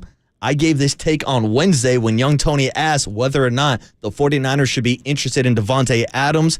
If I'm the 49ers, I wouldn't mind trading Brandon Ayuk, getting rid of his contract, and bringing back Davante Adams back to the Bay. Gee, we've added Joey Bosa and Davante Adams to the Niners. It's a great offseason. That's a lot of star power. It's a great offseason. Okay, so once again, this is all set by Mike Silver dropping a story in The Athletic this morning calling, and Mike doesn't write stuff unless he talks to people, that the Niners' decision to not trade Ayuk last August is, quote, in retrospect, excruciatingly regrettable. Excruciatingly regrettable, not just regrettable. And it goes on to say that in the wake of the 6-11 season, a significant change has taken place with the Niners. Going all in is out. Coach-driven emotion is no longer a guiding principle, saying that Shanahan reacted emotionally when he ran up the stairs to save Ayuk. And he says the 49ers are attempting to be cold, calculated, and analytical when it comes to roster decisions. An organizational reset that coincides with the negotiation of a massive contract extension for Brock Purdy, which is still up in the air. Where are they with that? So anyway, just wanted to get that out there. Man, we had such a great vibe going. Steph Curry, Grandma, 40 points. Then we started to ruin it with the LeBron, Stephen A. thing, the Kendrick Barkley beef. And now, Silver sort of putting into print what we've all thought about the Niners. Like, things are changing. Yeah, come on. Where's my Steph? Let's get back to whistling past the graveyard. Let's get back to Electric Avenue, Let's just act like we don't have any problems. Nobody goes to Electric Avenue to have a bad time. No. We're going to rock onto Electric Avenue. It's not going to, walk on. We're going to rock onto Electric Avenue, dude. So, all right, 80s Friday. Ron Kreutzig will talk to us about Curry. He knows Steph pretty well. He's covered him through the golf angle. Don't forget, Steph won the Tahoe Golf Tournament. Remember that? Of course he did. Didn't he make a hole-in-one, too? He made a hole-in-one. Remember, he ran? I believe so, He ran from the tee box all the way down. Yeah. Not like Tony playing yesterday in 2 hours and 5 minutes. That's unbelievable. 235. 235. Okay. I want to go back to the footage. I think maybe the yes, sir, in our win package came from when Steph Curry hit the hole-in-one. Let's go back and check And it he's out. running down the green yelling, "Yes, sir, let's yes, do a sir." little dig. We'll do some research. Let's do a little dig. For the first time ever on the show. Krychik from the Chronicle. Oh, yeah, you got it? That's squeaking. Yes, sir. You can hear basketballs in the background. Yeah, too much crowd noise. That's all good. Ron Krychik from the Chronicle will continue 80s Friday headliners only, even if you're including Big Country, on KNBR 104.5 and 680 The Sports Leader. I don't whistle when I walk by the graveyard or anything like that.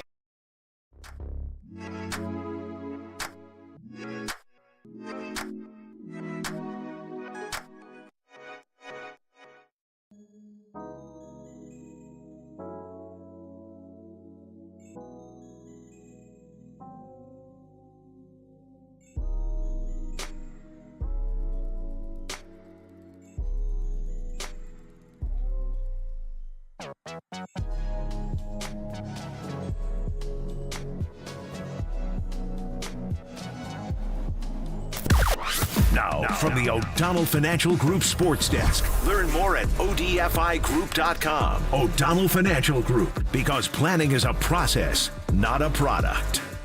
It's time for the Young Tony and John Joe question of the day. Yes, indeed. So what was your favorite Steph Curry moment on the road trip? There was a lot of them. 56 in Orlando, the return home to Charlotte, their big win at MSG, or was it the 40 points last night in Brooklyn?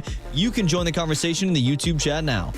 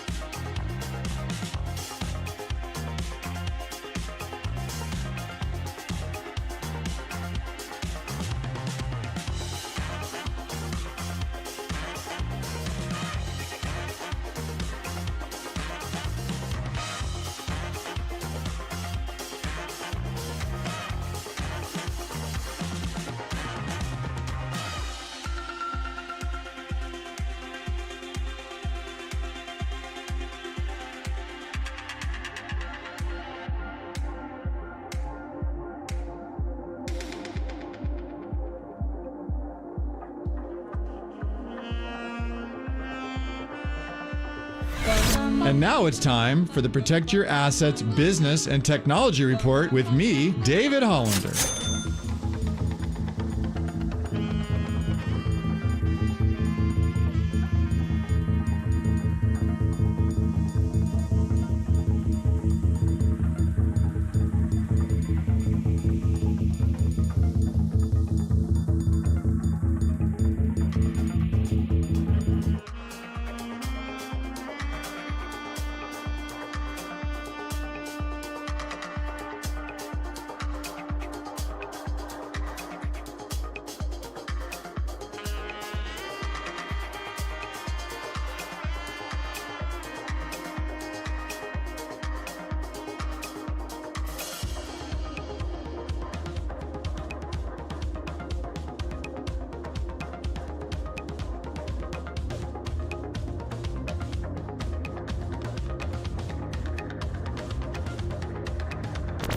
Dub Nation, Murph and Marcus keep rolling on the sports leader and streaming live on YouTube at KNBR 1045. Well, Ron Korczyk's going to have to wait 30 seconds for our 80s Friday. Come on, man. What'd you think? Come on. We're not playing Prince from Purple Rain. I'm guessing, young Tony, this crossed the generational divide? Yes. I'm guessing, Marcus, this crossed the generational divide? Murph, I've been waiting all day for Prince to grace these airwaves. We can't do an 80s Friday without Prince. Well, we said every single one of them has related to Steph Curry in some way, whether it's a total eclipse of the Nets or every shot he takes by the police or everybody wants to rule the world, Steph Curry, or I want to dance with Steph Curry. But this one, let's go crazy. Come on. That's what Steph does on the entire road trip through the East Coast, where he lit up the entire East Coast. He went crazy, and thank you, Prince. Rest in peace, buddy. Ron Korczyk, San Francisco Chronicle, has been covering, well, he covers everything. He's their senior sports enterprise reporter, and he's covered a lot of Steph Curry in his day, including on the golf course, too. So, Ron, given Stephapalooza, we thought we'd give you a jingle. Say hello. Good morning, Ron. Hey, morning, Ron. What's going on, guys? Steph is going on, dude. Steph. Always. Listen, you've been around him so long, and we've all been covering him so long. I don't know. There's something about this last week. And I don't know if it's Jimmy Butler liberating him or the fact that those East Coast crowds see him only once a year. I don't know. What jumped out to you about this last week, knowing what you know about Steph?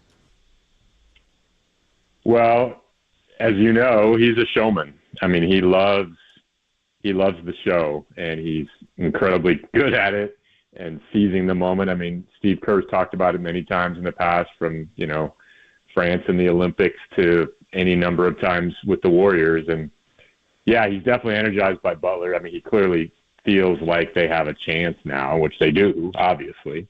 And they certainly do when he gets going. But, yeah, I didn't watch the game live last night. I DVR'd it. I went out to dinner with some friends, and I came home, and I knew what had happened. I knew they'd won, but it's still you have to watch it because you just might see things you've never seen.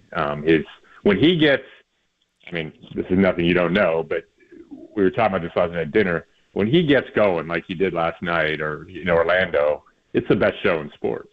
It's crazy. It's so much fun to watch, and I hope Warriors fans appreciate what they have here because he's not going to play forever, and basketball fans are going to miss it when he's done. Yeah, Ron, I feel like that's the key word, appreciation, because Steph Curry is turning 37 next Friday. And to Murph's point, we've seen him sell out stadiums before, but I don't know if it's just a difference of Jimmy Butler joining the team and unlocking him, but I even want to go back to the Andre Iguodala retirement ceremony, where Andre ended his speech by saying, this is the start of the Steph Curry celebration. And it feels like the rest of the NBA is acknowledging that now. Yeah, I mean, I think the last couple of years, Warriors fans, or at least a segment of Warriors fans on social media, seem to forget, how bad they were for so long. And, they've been so good now for 10 years. And they obviously the last couple of years, they lost in the conference semis, didn't make the playoffs last year, but because of Steph, they've always been incredibly entertaining, and they've had a chance. And, what they're trying to do, from a writer's perspective and what I do for a living, it's been fascinating because they're trying to blend one generation with the next. And that's why this trade has been so compelling, because they didn't give away their future. They kept Moody and Podziemski and Kuminga, which, that was the big debate. Do they give those guys up to try to win now with Steph? And it seems like they've pulled it off for the present and the future, which is pretty fascinating. But to your point, Marcus, yeah, I think the NBA knows how different and special Steph is. I mean, you see that in the way that his peers treat him at the All-Star weekend. But yeah, when he's playing the way he is now, it's hard not to enjoy the show. So, Ron Korchik, San Francisco Chronicle, everybody has an opinion. Top lists of all time. And he's still riding it. Who knows? He might win a championship this year or next. I don't know. But the point is that are we watching him ascend that ladder? And in your pantheon, where is he? He's definitely in the top 10. He is. Who's out then? I don't know. That's a great question. Is Larry Bird out? No. I mean, I saw, let me call it up. I saw. Is Magic out? No way. Magic's too much my era. Our baseball guy, John Shea, posted something today I saw on Twitter this morning, or X, or whatever they call it, where he listed the top 10 in no particular order, and I kind of, on first glance, agreed with it. He said the top 10 he had were Wilt, Kareem, no particular order, he said. Wilt, Kareem, Russell, Bird, Magic, Michael, Kobe, LeBron, Oscar, Steph. Okay. And that leaves out Shaq, Jerry West, Elgin Baylor, Duncan, KD, Hakeem, Malone, Dr. J, Rick Barry, Jokic. I think most people would say Shaq would be a tough one to bump. Yeah. Yeah, I think. Yeah, I mean, you're got to bump someone who deserves it, right? Yeah. But my first reaction would be Duncan would be hard to bump. But the other guy who, maybe historically is not there yet, but is going to be in that top 10, I think, is Jokic. I talked to Steve Kerr recently for a story I'm working on. Uh-huh. What's that? Yeah, you're right. I mean, yeah, go ahead. Talking to Kerr? Well, I talked to Steve Kerr for a story recently, and we were talking a little bit about history, and he said he thinks Jokic is the best center ever. He said, I mean, Wilt and Kareem were incredible, but Jokic does so much. I mean, it's a valid argument. Wow. That's juicy. That's very juicy. I mean, we think about Kareem and how long he played and the body difference between Jokic. But yeah, I don't know, Marcus. Yeah, and that's the best thing about these kind of barstool conversations. They're always changing. I mean, LeBron James just reached 50,000 points the other night, which kind of reinforces his argument for being the greatest of all time also. But I guess my question would be, Ron, how much would a fifth title add to the legacy of a Steph Curry when it comes to this greatest of all time conversation? No, definitely. I mean, I did a story going into All-Star Weekend, as you might recall, on just sort of the changing era in the NBA, right? I mean, Steph, LeBron, and KD were all here for All-Star Weekend. They're all presumably near the end of their careers the next few years. What's the next era going to look like? The face, who's going to be the face of the league, the way those three are now or have been for a long time. And somebody I talked to, I can't remember if it was Steve or it might have been JJ Redick from the Lakers, said, I mean, let's be honest, to be the face of the league, you got to win. You got to win championships. You can be great like Anthony Edwards is or Shai Gilgeous-Alexander, but until you win a championship, you really can't be the face of the league. And as tantalizing as Steph was in his first 5 years, until they won the championship and then won another one, that's what vaulted him into that realm. And, he's got 4. I believe LeBron has 4. KD's got, 2? And that's probably part of why LeBron and Steph are, historically a little bit above KD. So to your point, yes, if Steph won a 5th, that would, vault him higher into that conversation, although he's pretty damn high already in my view. The one that just keeps nagging at me is defense. And, I don't want to say he's a bad defensive player because he's gotten a lot better and he deserves a lot of credit for that. But I've seen teams run screens so that they can get at Steph. I was like, oof. Oh, of course. Can you be a top 10 player all time if they're targeting you on defense, Ron? No, that's a fair question. I mean, because to me, that's what separates Michael from LeBron. I mean, I maybe I'm showing my age, but I side with Michael in that debate. As great as LeBron is, and a big part of the reason I side with Michael is he changed. He affected the game defensively all the time, in addition to scoring whenever he wanted. So yeah, that's teams do target Steph. He's definitely gotten better. Some of that is size and strength, and he's gotten stronger over the years. And if you look at the way he was his first several years, even as recently as 5-7 years ago, he's gotten stronger, and that's helped him defensively. But he still has trouble keeping people in front of him, like a lot of the Warriors do. That's probably their big vulnerability right now.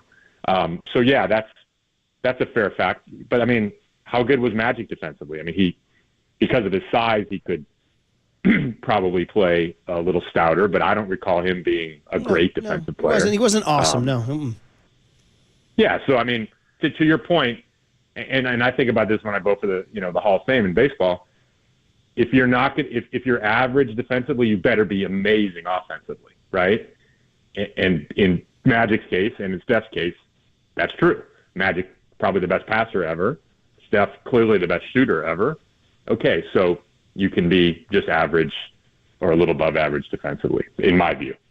Yeah, and Ron, with all that being said, sticking to the topic of defense, Steve Kerr the other night after one of the Warriors' wins said it feels like the team is starting to find their real identity as a two-way team with Jimmy Butler offensively and defensively. Are you seeing that same identity? Yeah, I mean, it's, again, to the earlier point, it's easy to get seduced by numbers, by home runs in baseball, by, yards gained in football, by points in basketball. But the way you win is playing both ways. And that's the way, as great as Steph is, as great as Clay is, as much as they lit up the basket during those championships, the Warriors won because they were a good defensive team. I think in 22, they were like second or third in the league in defensive rating. So, yeah, Steph got going again and torched the Celtics and all that, but they were a much better defensive team that year than they've been in other years since the 5-year run. And that was what needed, that was one thing that needed to get better this year if they were going to get serious about it. I think they went from I remember they were like 9th before Butler, and now since Butler, they're 2nd or 3rd in defense. So if you can be top 5, top 10 in both, then you got a legitimate chance. But you can't just do it on one side. That's not enough. There's too many good teams, especially in the West. Hey, when you make your list, do you factor in their golf games? That puts Steph pretty high, doesn't it? He's better than Jordan. Yes, he's pretty damn good in golf. I've covered a lot of Steph golf. His one weakness was he was wild off the tee, and then 2 years ago when he won in Tahoe, that I watched the round with him on Friday, and man, he was striping everything down the middle. When he hits it down the middle, he's a really good golfer. Dude, the fact that he won in Tahoe is nuts. And did he make a hole-in-one that week too, didn't he? Yeah. I got a funny story to tell you about Tahoe. He so Murph, as the former, my predecessor at the golf. Yeah, writer. but you've had it 20 plus years. You're the man. Go on. Yes. Well, but I mean, you go up there and you're going for features, right? Mm-hmm. You're not going to cover the tournament. Mm-hmm. So I usually go up, Tuesday or Wednesday and talk to Jerry Rice and Steve Young and write a Niners story. And I usually get some time, one-on-one with Steph, and I write stuff on the state of the Warriors, and I wrap it up Friday night and come home, and then we take the wires for the final round. Mm-hmm. So I do that 2 years ago. Come home on Friday night, and Saturday my editor called me and said, "You see, Steph just made a hole-in-one," and that blew up. Mm-hmm. And then so I said, "Okay, Sunday I'll write it off TV, and because he might win," and he wins. And the press conference starts. Phil Whitinger, the PR guy, starts it with Zoom, and he puts me on for the first question. And Steph looks right in the camera and says, "Ron, why did you leave?" So what the hell am I going to say? Well, I didn't know you were going to win. No, you're busted, man. He's got to wear it. It was funny. But I mean, to the point about seizing the moment and being a showman, the guy needs an eagle on 18 to win, and he makes an eagle. That's right. He needed to make an eagle. He needed to make an eagle, and he throws in a 20-foot eagle putt to win the freaking tournament. Jesus. I mean, talk about someone who, has a sense of the moment and is clutch and can calm himself in big moments. And that's not even his sport or his first sport. Well, maybe not. Let's stay tuned. Yeah. Yeah. So he's. Wow. Fun, man. He's a joy to cover, that's for sure. No question. What a jerk. My God. So, all right, Ron, fun stuff. Great anecdote from Tahoe and just enjoyable chewing the fat on our all-time list. So keep on typing, buddy, and we will read your writing. And thanks for hopping on. Yeah, thanks, Ron. Yeah, you might even have a Steph Curry story to read in the next 2 days. Possible. Okay, well, I got my digital subscription ready to go. All right, bud. Thanks for having me on. Yeah, Ron Kroichik on the UMA guest line. That's pretty good. How about, hey, Ron, why'd you leave? Did you know I was going to win? Yeah. He should have known better. I forgot he had to make eagle on 18. What? Tony, you make an eagle on 18 when you have to win? Clutch. You know what I'm doing when I have to win? You know what? Because I'm in that league now. I'm in this winter league, and I have these matches. You know what I do on the 9th hole every time? I lose my tee shot. That's what I do on every We're time. going double bogeys. A little different, the golf game of a Brian Murphy versus Steph Curry. Dude. All right. So listen, the way the morning has evolved, and I'm looking at Twitter, and when Larry David is trending on Twitter for a sports story because of Stephen A. Smith, Larry LeBron David James, is in the middle of this beef now? Yeah. But we got to tell. Just some people don't know about the beef. Can't believe we're going to end the show on a Steph Friday, a hoodie Friday, an 80s Friday, a casual Friday with LeBron, Stephen A. beef. But it's what the people want to talk about, so we'll do it next. And we are the show of the people, Murph. Next on The Sports Leader.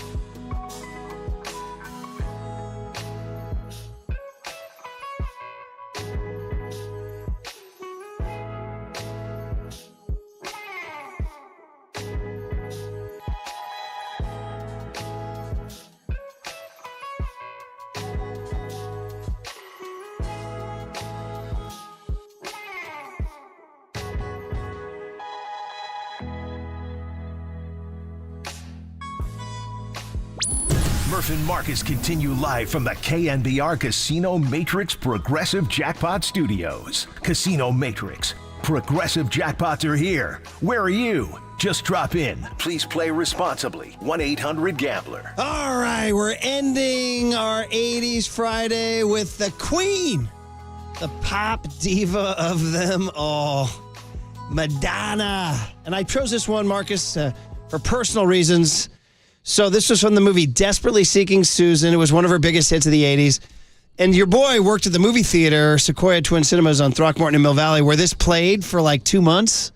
And this was the closing credits song. So I reflexively would grab a garbage bag and go in and just pick up Junior Mints boxes and popcorn boxes and while this played. So every time I hear this song, I want to start picking up garbage. So I'm going to pick up garbage right here. Wow. I'm picking up this here. I'm picking up this. Now, I don't want to know what was going through the mind of a young Brian Murphy in a dark room by himself listening to Madonna. Well, we discussed earlier today, Madonna versus Whitney Houston, private moments. I mean, it's LeBron, Jordan, Curry type stuff here.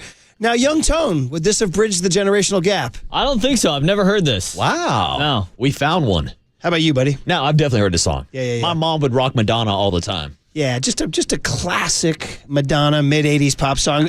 Rounding it out, Billie Jean, Michael Jackson, Total Eclipse of the Heart, Bonnie Tyler, Every Breath You Take, The Police, Pour Some Sugar on Me, Def Leppard, Everybody Wants to Rule the World, Tears for Fears, I Wanna Dance with Somebody, Whitney Houston, the controversial In a Big Country by Big Country, Pride by U2, Electric Avenue, Eddie Grant, Let's Go Crazy, Prince, and finally, Madonna's awesome, like she had that, what is it, like, what do you call that, like a hair ribbon or whatever the hell she had going on, and she was doing her dancing, and I ride with it, baby. I ride with it. What was the winner? What was the winner for you, buddy? Oh, I might go Whitney. Yeah. I mean, it got me singing about me wanting to dance with Steph Curry, so I got to go Whitney. How about for Young Tone, who was born in 1998? I would agree with that. Whitney. Yeah, absolutely. That thing is an all-time banger. I think I'm going to have to go with you guys on this one, too. Wow, a unanimous decision. There was something about the way that hit. I don't know. It's been decided. It just hit. It sounded good this morning. It was I Want to Dance with Somebody, Whitney Houston. So there you go. Oh, I want to dance with Steph Curry. Oh, I want to dance with Steph Curry. Yeah, we were definitely vibing. We were on a Steph Curry high before all this LeBron James stuff entered. The vibes were good early. The vibes were better. Then we have LeBron and Steph and Barkley and Kendrick and LeBron and Stephen A. Smith. And I said Steph, pardon me. Stephen A. is what I meant. LeBron and Stephen A. Thank you very much. So do you want to guys just like briefly go over it for people? I mean, there's a lot to catch up on, but it was after the Laker game last night where they beat the Knicks, 8th straight win, by the way. LeBron James was seen speaking sternly to Stephen A. Smith. There was no warm hug, no dap up, no nothing. And immediately Twitter filmed it and speculated that he was confronting him about his takes on Bronny James. Yes, and we have the original take from January 29th where Stephen A. Smith wanted to plead with LeBron James as a father to stop the nonsense with Bronny. I am pleading with LeBron James as a father. Stop this. Stop this. We all know that Bronny James is in the NBA because of his dad. The first game of the season, opening night, the Griffies in attendance, father-son duo playing in an NBA game for first time, an absolutely positively wonderful story. And then reality sets in. We love what we're seeing from him in the G League because that's where you belong. As you hone your skills and you get... Okay. I mean, if you're... I'm just trying to keep an open mind on this. And if you're LeBron, you hear this, he says, I'm pleading to you as a father. He could have said, I'm pleading to you as a basketball player. But then he kind of went into the house there on that. Yeah. A little bit. So I think that's what upset LeBron James. But outside of attacking him, I don't even know if attacking him as a father is the right way to put it, but do you disagree with Stephen A? No, I don't. We all agree Bronny's in the league because of Bron. I'm wondering if it's hard for LeBron to react non-emotionally and logically to when he starts talking about to you as a father. Yeah. It's like, I'm pleading to you Brian Murphy as a father, I'd be like, oof. Yeah. Ooh, you're talking about my But parenting as skills? a father, LeBron put Bronny in this situation to get criticized. I'm wondering if it's better if he would have said, I'm pleading to you as a basketball player. Or even as a man, maybe. I'm pleading to you as a man. Ooh, no, now that'd you're probably getting be into more insultful. Well, here's this morning, Stephen A. explaining what LeBron said to him. I have nothing but the best wishes for Bronny James. I wish him nothing but the best. I hope that he flourishes into an NBA star. Usually in other sports, we see all-stars, and on occasion, we'll see their children become stars as well. That doesn't really happen with the NBA. I sincerely hope he's the exception. By all accounts, he's a wonderful kid. And I don't know anybody who roots against him, and it certainly isn't me. But in the same breath, at the time that we were talking about him, he was percolating to such a degree that the Bronny James stories had gone viral. And so we had to talk about it. And when I said the things that I said, I wasn't talking about Bronny James because my attitude is he's a rookie. It's going to take some time for him to get himself together. He'll be just fine, especially with J.J. Redick and the staff coaching him. I was talking about the position that he was put in by his dad. Okay. So, again, it's very sensitive. It's very sensitive, but LeBron has to know. He has to maybe develop thicker skin, knowing that is he that blind that he doesn't think that Bronny is there because he said, wherever Bronny goes, he made it clear, right? He said, I'm going wherever Bronny goes, right? Crystal clear. Crystal clear. And they had Rich Paul come out before the draft and threaten other teams that if you even thought about drafting Bronny, that he wouldn't play for you. That was said. This was hand-selected to get Bronny to the Lakers in the second round. And then this gets to the point where you need to honestly evaluate Bronny James as a player. And I think that almost anybody would say he's not worthy of an NBA roster spot, right? Didn't he have one decent showing recently where he scored like 8 points or something like that? Yeah, maybe, but I didn't even think he was the best player on his own college team. Right. Like Stephen A. Smith said, he should be in the G League. He should still be playing basketball at USC. He certainly should still be playing at USC. And they did this, they rushed this so they could do the Griffey thing and all that. So LeBron opened himself up. Now, if he does get emotional and he gets in his feelings because Stephen A. said, I'm pleading to you as a father.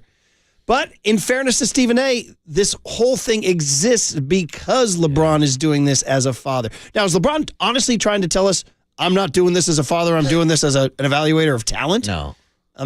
So you've opened yourself up to this. You probably need to have thicker skin in this situation. I think we all agree Stephen A's right. Yeah. I don't think anybody agrees. Now, which we don't say a lot. Is there a way to see it from LeBron's perspective where you're like, yeah, Stephen A's in the wrong.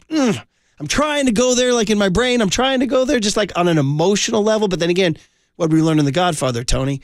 We learned what happens to the emotional. Sonny's emotional. He gets shot at the toll booth. Michael's logical. He runs the family. So Sunflower is calling in on this topic. He's up in the valley. Some unnamed valley. Hey. Sunflower, where are you? Good morning. What's up, Sunflower? Sunflower. Oh, going once. Going twice. Sunflower, he's getting ready for a Tens Friday with Post Malone and Sunflower. Sold. No Sunflower. Okay, we won't do him. Right. But we will do the Golden State Lumber and Showroom text line, 408. Lakers are blowing second-round picks on Bronny James. That's on them. Look at the Warriors' second-round picks. What are we even talking about here? Post is most. Post is most. Yeah, to me, this seems like LeBron James is dealing with the consequences of his own actions. You wanted Bronny in the NBA. Now people are going to criticize him for not being an NBA-level player. We just mentioned the fact that the NBA All-Star Game last weekend had a 4-team tournament of Rising Stars. Bronny wasn't selected to 3 of the Rising Stars teams, didn't even make the G League All-Star team. That tells you about the level of talent of a Bronny. 925 texted in and says, Bron said last year that Bronny was better than half the league. Did he say that? That's wrong. That's a terrible take. All right, Sunflower's back apparently at 8:08 KNBR. Second chance, Sunflower. Good morning, Sunflower. I apologize, guys. I'm so sorry. I really didn't mean that. It's all right. It's all right. What do you got? You're good, buddy. You're good. Hey, I was a journalism minor in college, so I understand the criticism. I'm also a Laker fan, and I watch every game. Okay. I don't mind the criticism. It's the level of criticism. For example, we had Max Christie 2 years ago, second-round pick, and I didn't hear anything. And he struggled his first couple of years. People criticized the 4-year contract he got. I heard nothing from Stephen A., and that's kind of the issue. It's just he's the 55th overall pick, and the only reason he's saying anything is because he's LeBron James. He has 75 total minutes of court time this year. 75 total minutes. And this guy he spent 75 minutes in a morning ripping into this kid. It's the level. And if nepotism is now a problem in sports, then I would then tell Stephen A. I don't know if you guys watch his show, but he has his nephew Josh on all the time. And if nepotism is a problem for LeBron with his son being an athlete, which other teams supposedly wanted, that they had to threaten, don't take him, then why is it okay for him to have his nephew Josh on? And by the way, you should listen to his segments with Josh. They're awful. Okay, I was going to say, I was going to ask, one of the questions would be, does Josh have chops? Is Josh good? No. You're going to have to watch it. It's awful. Okay, well, Sunflower, I like that you called in with this point that LeBron has only played 75 minutes. So he is not getting a disproportionate amount of time. And you're saying a second rounder in the past did not get criticized like this at all. No, Max Christie got a 4-year contract and got criticized like crazy. And then, give him some time to develop. And sure enough, he's a good player. He's going to be fine for the Mavericks. Yeah. Didn't want to lose him in the swap. And I think it's unfair, the level of criticism. And then calling LeBron out as a father, it's like, again, this is crossing the line. I understand criticism. And I think it's fair to criticize and say, Bronny's not ready. He's not ready. Calling him out as a father? Like, what are you trying to do? You're barking up the wrong tree. You don't do that. As a man, you certainly don't do that. And he knew he crossed the line. He got checked, and he was very quiet this morning. I watch his show every morning. Super quiet. Okay. You know what, Sunflower? Really good call. Glad you came back. I was looking for somebody to give me a little perspective from the other side, and you did that very well. Have a great weekend, bud. Much appreciated. My buddy Daryl, who's a ref in Marin County and a good athlete, he too is kind of coming at Stephen A. He's like, Stephen A. doesn't have the same, what do you guys call it, the same energy today. Like he feels like, he was telling me that he feels like LeBron knocked him down a spot.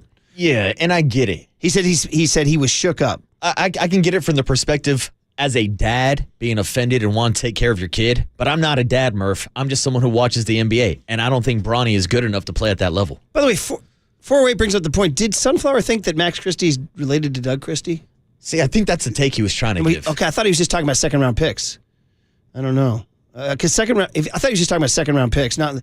Hey, Sunflower, call Curly back and tell him, were you talking about... Because Max Christie is not related to Doug Christie, as we heard from Klay Thompson, remember? This whole time, I thought he was related. Thought that was Doug Christie's son for like years. Yeah.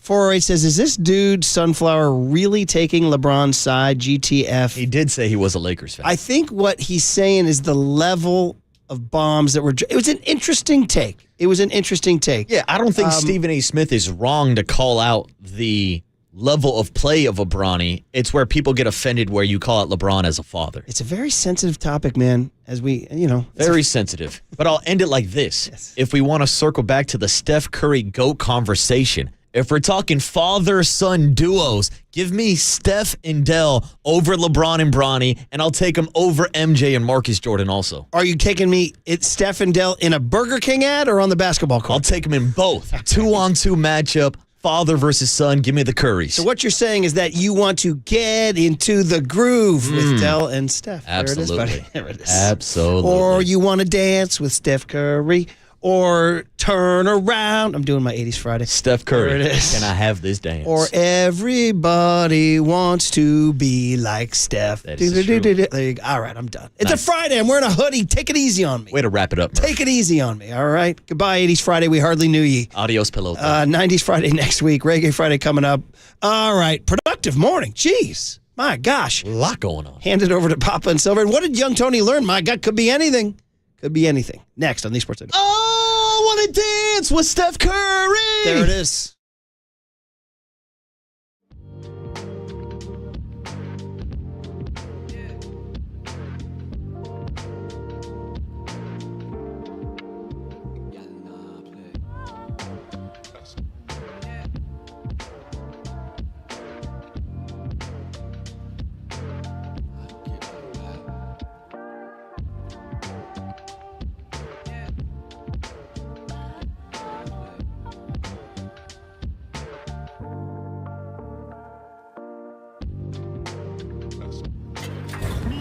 From the Chilton Auto Body Traffic Desk.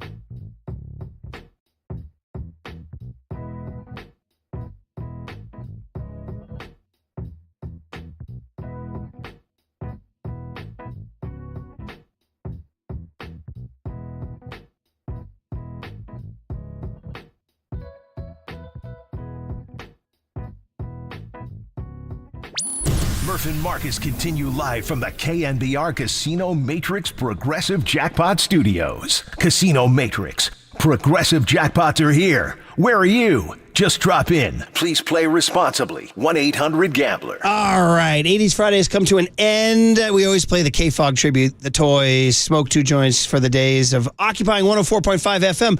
We got to get right into it because I know time is short. Young Tony, what you got? Murph and Marcus want to know, what did young Tony learn today? Well, so the joke is he's very, very young and innocent. Hey, I know that now, okay? All right, all sponsored by Bigelow Tea. Grab a mug and tea proudly. We're starting to turn into a little tradition. Do I smell another Friday film review? Ooh. I did. I watched the movie last night. This is great. Every Thursday he's watching something to enhance his cultural heft. What do you got, buddy? It is good, too. Like, I find myself watching. Connell the other day said, I wish I was Tony watching all these movies for the first time. You say, I wish I was Tony watching movies. But last night I watched The Replacements. Okay. Let's go, Tony. Okay, so this is one for Marcus to dive into his review. And in honor of Gene Hackman. Great call. Great call. Now, young Tony. And incredible, dude. Incredible. Incredible. It's one of my favorite football movies. Okay, once again, IMDb. Based on the NFL strike of the it just says during a pro football strike, the owners hire substitute players. Yeah. That's the entire description. That's it, bro. I love it. So I haven't seen it. Ooh. Tell me about it. Wow. Oh, yeah, I know. Yeah, what did OG Murph learn today? No, he hasn't seen The Replacements. It was incredible. John Madden, Pat Summerall in the film as like a cameo doing the broadcast. Is it a comedy or is it a serious drama? A little bit of both. Yeah. A little bit of comedy, a little bit of like a little bit of romance thrown in there. Is it like a Rocky, heartwarming Friday Night Lights or yes, similar? Yes. Did you get a tear at any point? It was pretty cool. It was like it was actually like a drama. I actually thought it was more of a drama than a comedy. Still funny. It's like The Longest Yard. That's more of a comedy than a drama. But Keanu Reeves is incredible. Shane Falco. Oh, dude. How about John living on those houseboats? Dude, how about John Favreau as like the crazy linebacker? Just an absolute lunatic. So it's kind of it's just an entertaining, and it's based heavily on the 87 NFL strike? Or? Correct. So they go around. Shane Falco was accused of shaving points in college, was a great college quarterback, so they recruit him to play for the team, and then they bring in like sumo wrestlers and bodyguards, and it's just a bunch of replacements representing an NFL team during the strike. This is good. So, young Tony, how many quarter zips does it get, buddy? Ooh, I'm going to go 4.5 out of 5. Wow. Yeah, that's a high score. Nice, tight, 1 hour, 58 minutes. Play That's a some little golf, long. and then watch the movie, and then the Warriors game. So I asked AI, is The Replacements a great sports movie? And here's what AI says. The Replacements is generally seen as a fun, lighthearted sports movie that knows what it is. A comedic, over-the-top football story rather than a serious, dramatic one. While it may not be considered a great sports movie in the traditional sense, it is often praised for its enjoyable, cheesy charm and memorable characters. Yes, absolutely. And Murph, this is for you to tie together with our last 80s Friday. In this movie, every breath you take makes an appearance during a bar scene where he finally works up the courage to ask the bartender / head cheerleader out, and then it fades into a clip of Shane Falco diving into the end zone. That's it. That's incredible. And by the way, Bill Simmons did a review on it, and he called it enjoyably crappy. Dude, I love it. He called it's it one of my enjoyably favorite crappy. football movies. Now, the real He says question it's is... delightfully unappealing, and in other words, it's so bad you can't help but enjoy yourself. Yeah, well, here's the real That's question. Simmons. Gene Hackman, better coach in The Replacements or in Hoosiers, Tony? Ooh, I'm going to get some people riled up. Let's not. It's like, what side of the aisle are you on? Let's Can I plead the fifth? Let's not get carried plead away. the fifth. We've got to end the show on good vibes. Let's not get carried away. But I love that every breath you take was in it there. All right, Steph. Hey, every shot you take, we'll watch you. Happy Casual Friday, everybody. Happy 80s Friday. And it was really, really fun. Way to go, Tony. Way to expand your horizons. Have a good weekend. Curly, Tony, Marcus. FanFest tomorrow. SF Giants FanFest, final stop, Oracle Park. I'll be there. See you there. Can't wait, buddy. And we'll be here Monday with more frivolity. And when it's time for a change, think Speedy Oil Change and Auto Service. Engine light on. We can fix that. You're listening to KNBR AM and KNBR FM San Francisco, the sports leader, a Cumulus media station. Oh, wow, Steph Curry. I can't believe it. I was talking about the position that he was put in by his dad. He's an idiot and a fool. Bring home the bacon. Now you're cooking, Dad. Smooth as a milkshake. I don't whistle when I walk by the graveyard. That's the end of the game. Greg Papa.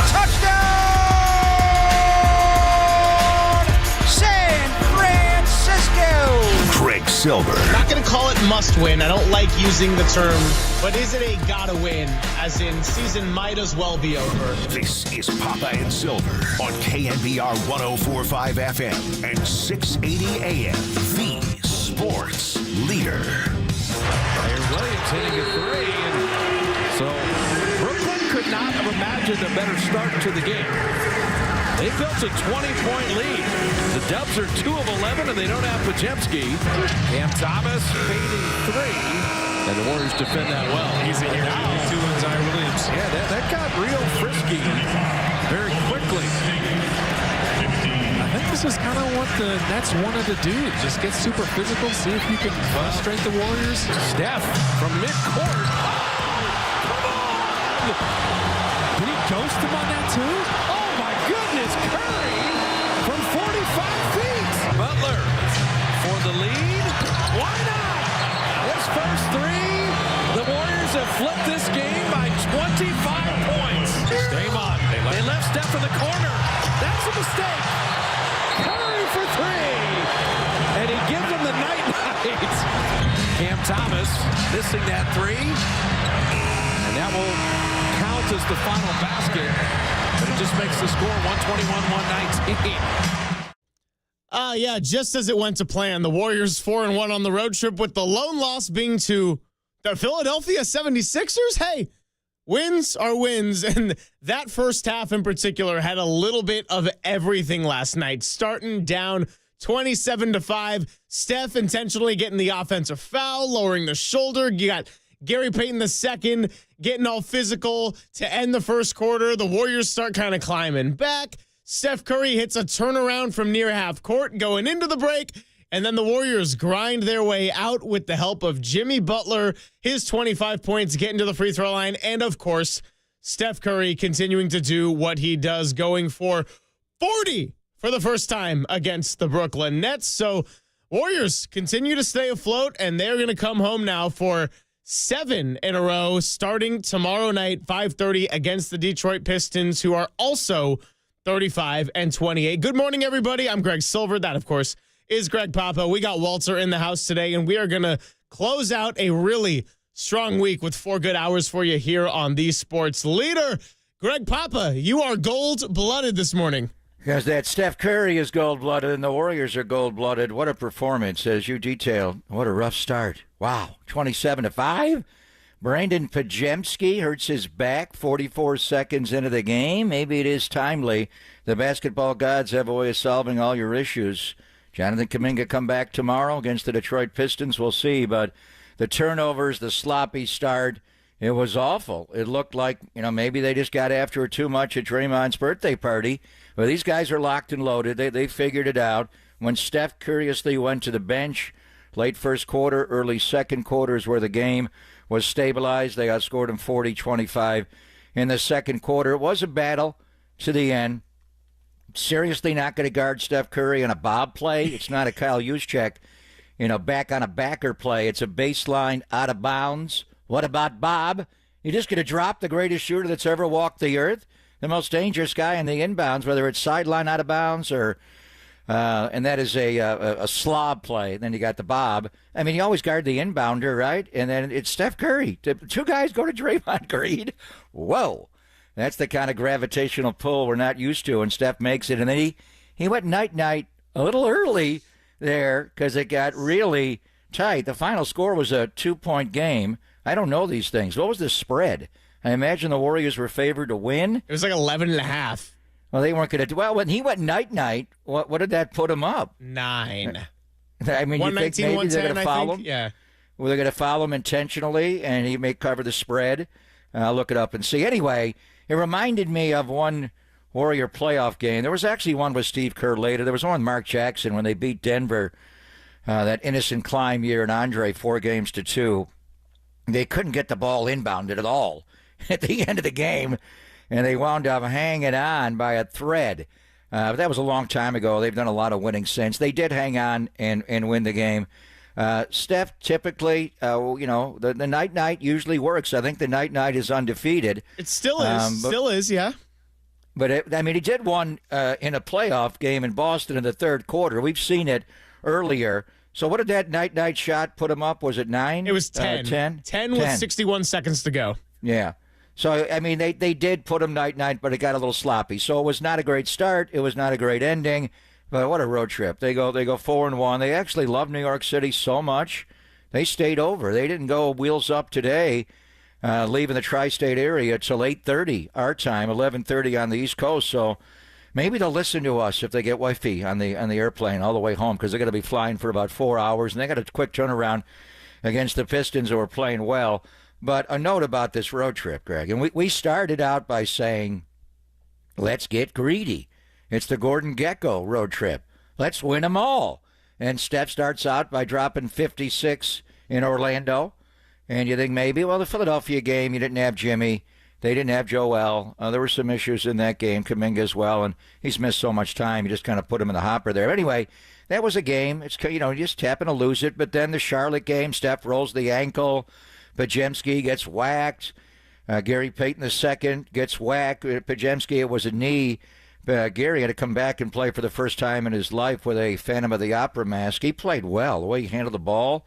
So many guys contributed last night. But to wind it up with a win in New York and the Garden and Steph, all the screen assists, the NBA TV's been replaying Steph at Madison Square Garden on a loop, like over and over and over again. I'm watching it right now. It's one of the premier performances, and that was, it was a good performance, but he's been better. Started the trip by going for 56, ended the trip by going for 40 for the first time ever against the Nets. So the numbers on this trip for Steph, and a lot of guys played well. Man, is Guy Santos playing well? Yeah. Is Quentin Post playing well?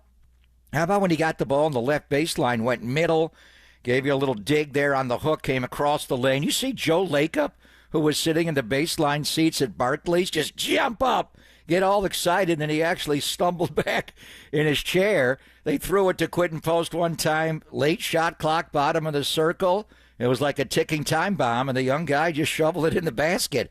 He is not afraid. The world's most famous arena, or Brooklyn, wherever he is, he don't care. So a lot of guys contributed. Obviously, Jimmy, 10 for 10 from the line, just stabilizes everything. And the Warriors were 29 of 32 from the line last night, and Brooklyn was 16 of 18. Brooklyn outshot him from the floor. They outshot him on threes. the Warriors won the game with ones, and they were able to slow the game down. That just sets up everything. But this is the brilliance of Steph Curry.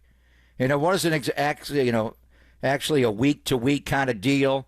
So I don't even know. Will he get the Western Conference Player of the Week? It doesn't go that way. It goes Monday to Sunday, right? So, but the road trip, and it was about a week trip, 34.8 points per game for Stephen. He shot 55% on all shots, 52% on threes, 94% on free throws. He also chipped in 8 assists, nearly 7.8 assists a game. And all the screen assists, the gravitational pull. And we talked earlier in the year, he can't play back-to-back, the bilateral knee tendonitis. He's got the wrap on his right thumb. He's got a right ankle. He rolls in Charlotte. It's like, and then he just runs around and he outworks everybody. So we were thinking, is this the best road trip Steph Curry has ever had in his life? And I immediately went to, remember when the trip started? With the Oklahoma City, it was the February 27th date. We were talking before we dropped 56 on Orlando that night. We were going back in the time machine to Oklahoma City. What was that, 9 years earlier? And he ended up a road trip where he had 36 in Atlanta, 42 in Miami, 51 in Orlando, and then went bang, bang, and dropped 46 in Oklahoma City. So I thought that's got to be the greatest road trip he's ever had, unless last night, when you look at it all, and David Tedla from NBC Sports Bay Area, I give him an assignment, and he comes up with it. This road trip was not the best. The one in 2016 was not the best. You know what the best was, and you'll probably remember. You remember everything. April 14th of 2021 through April the 21st of 2021. Steph wound up winning a scoring title that year, his second scoring title. He averaged damn near 38 points a game. It was 37.8 points a game for a 5-game road trip, and it did not start out well. The first leg of that trip, he goes to Washington, and he's usually clowning the Wizards, Barack, but he didn't that night. He only had 18 points on 7 of 25, but he goes to Philly and drops 49. He goes to the Parquet of Boston, drops 47. He goes to Northeast Ohio, drops 33 on the Cavaliers, winds it up again in Oklahoma City, loves that building, and dropped 42. So that was the best road trip he's ever had. Second best, the one we talked about in 2016. And that wasn't just those 4 stops that I gave you. That was a 7-game road trip, and he averaged over 36 a game, 36.4. So this 5-game road trip is merely the third greatest in Steph Curry's brilliant career. And he was asked about that by, I think, Sam Gordon. I was watching all the post-game press conferences this morning and listening to it on the way in, and he kind of paused and thought, I'd have to think about that because, there's a lot of winning that they've done over the last decade or so. Yeah, that April of 2021, that was when it was the hybrid and not full fans, still coming out of the pandemic and everything, but Steph that month averaged 37 points, 6 rebounds, 4.5 assists, 51% shooting, and 46.6% from deep. He did win a scoring title. He did not win the MVP. That ultimately went to Nikola Jokic in his first of 3. So lots to get into. I will tell you about our guests on the other side. And all 3 of our teams going to get a little bit of attention today because that's how we are going to keep the good vibes rolling into the weekend. Papa and Silver on KNBR 104.5 and 680, the sports leader.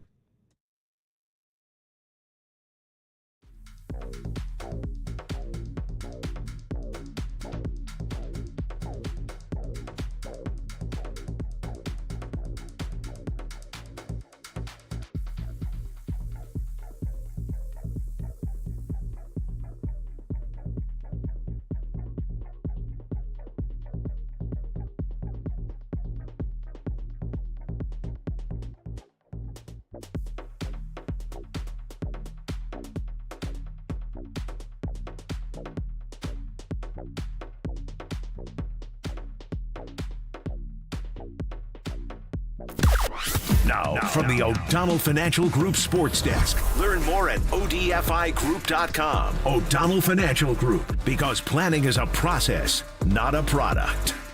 Well, today, me and Greg Silver for our show prep spent way too damn long looking at the remaining schedules for the Warriors, the Rockets, and the Grizzlies. And all I'm saying is there's a chance that they can climb up to the number 4 seed in the Western Conference. How confident are you in the Warriors down the stretch? Let us know, Dub Nation. Give us a call at 415-808-5627. That's 415-808-KNBR to join the conversation, or chime in on the YouTube chat, the only place to let Bay Area fans chime in and join the conversation instantly at KNBR, the sports leader.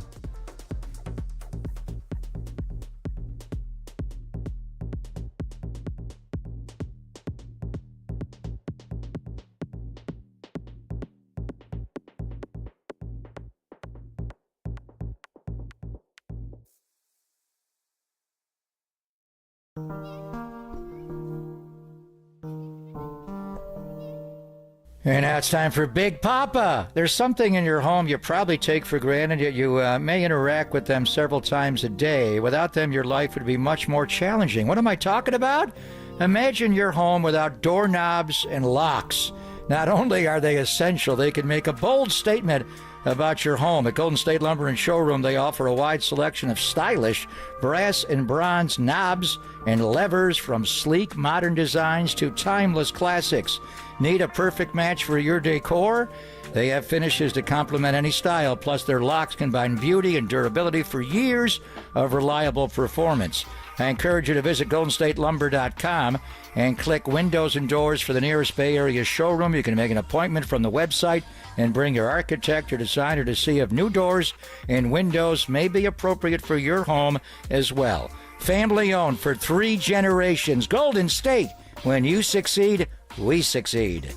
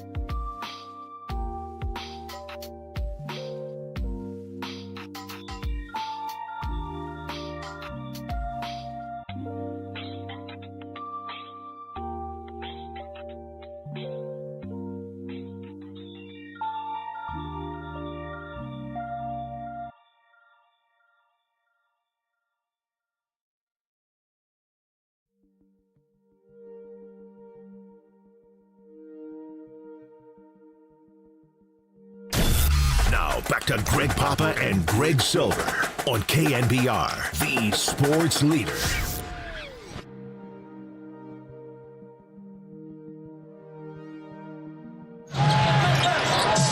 Butler bounces to Curry. Ridiculous! A cheat code! Steph Curry is not human. Iron Eagle having some fun on the call there. Warriors complete the road trip with a win 121-119 over the Brooklyn Nets, improved to 35-28. They hold a half-game lead on the Timberwolves for that number 6 spot. They are 3 games behind the Houston Rockets at 5. And at number 4, the Memphis Grizzlies, who have lost 4 in a row. But Walter and I, as we were getting a little bit cocky, did a little schedule looking today. And schedule for Houston gets really easy until 7 of their last 8 are very tough. And then for the Grizzlies, it gets pretty easy for the most part. But they've been reeling. Ja Morant's been missing time, and that shot right there from Steph Curry. I mean, the way they ended the half, after starting so poorly, Brandon Podziemski doesn't even play a minute of the game, as Papa mentioned. Then it's 27-5. Brooklyn's being physical. They are aggravating the Warriors, and Warriors kind of climb it back a little bit. Nice job by Guy Santos. Quentin Post hit a couple threes to start this run. Moses Moody continues to play very solid basketball. And then the Warriors had a lot of missed shots in the paint, which has still been a problem. Cam Thomas gets a friendly roll, and you're thinking, they're going to go into the half down 8. Not great. Steph turns around. And by the way, they had 9 seconds on that possession, Papa. Jimmy Butler just kind of slowly took it up the court and was like, all right, Steph, you figure it out. Steph doing a little showing off for his new teammate. Yeah, the turnaround right before half. Steph said it, and I checked with Brandon Payne from Accelerate Basketball's personal trainer. We see Steph hit the logo shots all the time, even the three-quarter court. He practices all those, and if he doesn't make them, they bounce 3 times softly off the rim. But he did not ever practice, because I said, did he ever practice the turnaround half-court shot like that? And Brandon said, that's a new one. We don't normally work on that. It was a little bit of a dream shake. I remember Steph a couple of times going Hakeem Olajuwon and going in the baseline and giving you a little bit of a pivot in that dream shake that he was so lethal on, but not from half court. So that was epic. So you heard Iron Eagle, and he does the Nets games on yes, and he does also the Yankees Entertainment and Sports Television Network. They've been doing the Nets forever, and he did the game on TNT on Tuesday. So normally when a player goes on a roadie like this, and Orlando, Charlotte, Philadelphia is a big city, but when you go back-to-back and put up numbers like he did in New York and did it so efficiently, and then drop 40 across the Brooklyn Bridge, in the old days, you really needed to play well. If you were a West Coast team, you needed to go to New York and put on a show for all the writers. It's not that way anymore. They all have League Pass. They watch everything. They don't even have to watch it at home. They can stream it anywhere. They get the highlights, so it's a little bit different. But, the topic comes up, and I know we're hearing the MVP chants wherever he goes. Scott Osler wrote a story about it. As brilliantly as he's playing now here late in the year, he's not going to win the Most Valuable Player award this year. He's not going to add a third one. If he started this earlier in the year, yeah, I think the MVP chants are just, you're maybe not the MVP of this season, but damn, you're the MVP of this sport. Who have we ever watched shoot, dribble, and pass a basketball like Steph Curry? He is the ultimate offensive package. The way he dribbles into openings on the floor, he's always been able to catch and shoot. He's so lethal off the ball. That's why Butler opens up a lot, and Jimmy's not a classic point guard like Dennis Schroeder, but he holds the ball. He waits for Steph to open up. It just gets Steph to move off the ball. But there were so many times where he dribbled into incredible shots. The one where he curled off the right side, went baseline, and came out and made the reversal to the left side of the rim. Let me try that shot. It just makes it look so easy, any finish around the basket. And when he goes out for pregame warm-ups at Bruce Frazier, the Q-man, he does start inside out.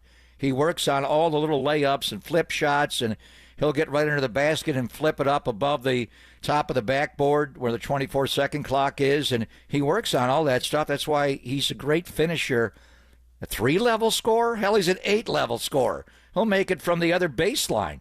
So there's not a level he can't get into, but for a smaller player, he does finish so well. But he's not going to lead the league in scoring this year. He's not going to win the MVP. The way they do this is the best player on the best team in the NBA wins the Most Valuable Player award. That's the way it should be. And there's no doubt, there is no doubt who that player is. It is Shai Gilgeous-Alexander. So congratulations to him. I mean, you can almost give it up with a month to go in the regular season, Greg. SGA is going to win the MVP. He may get like Steph did when he had made 402 threes, every single first place vote, unanimous winner. There hasn't been many of those.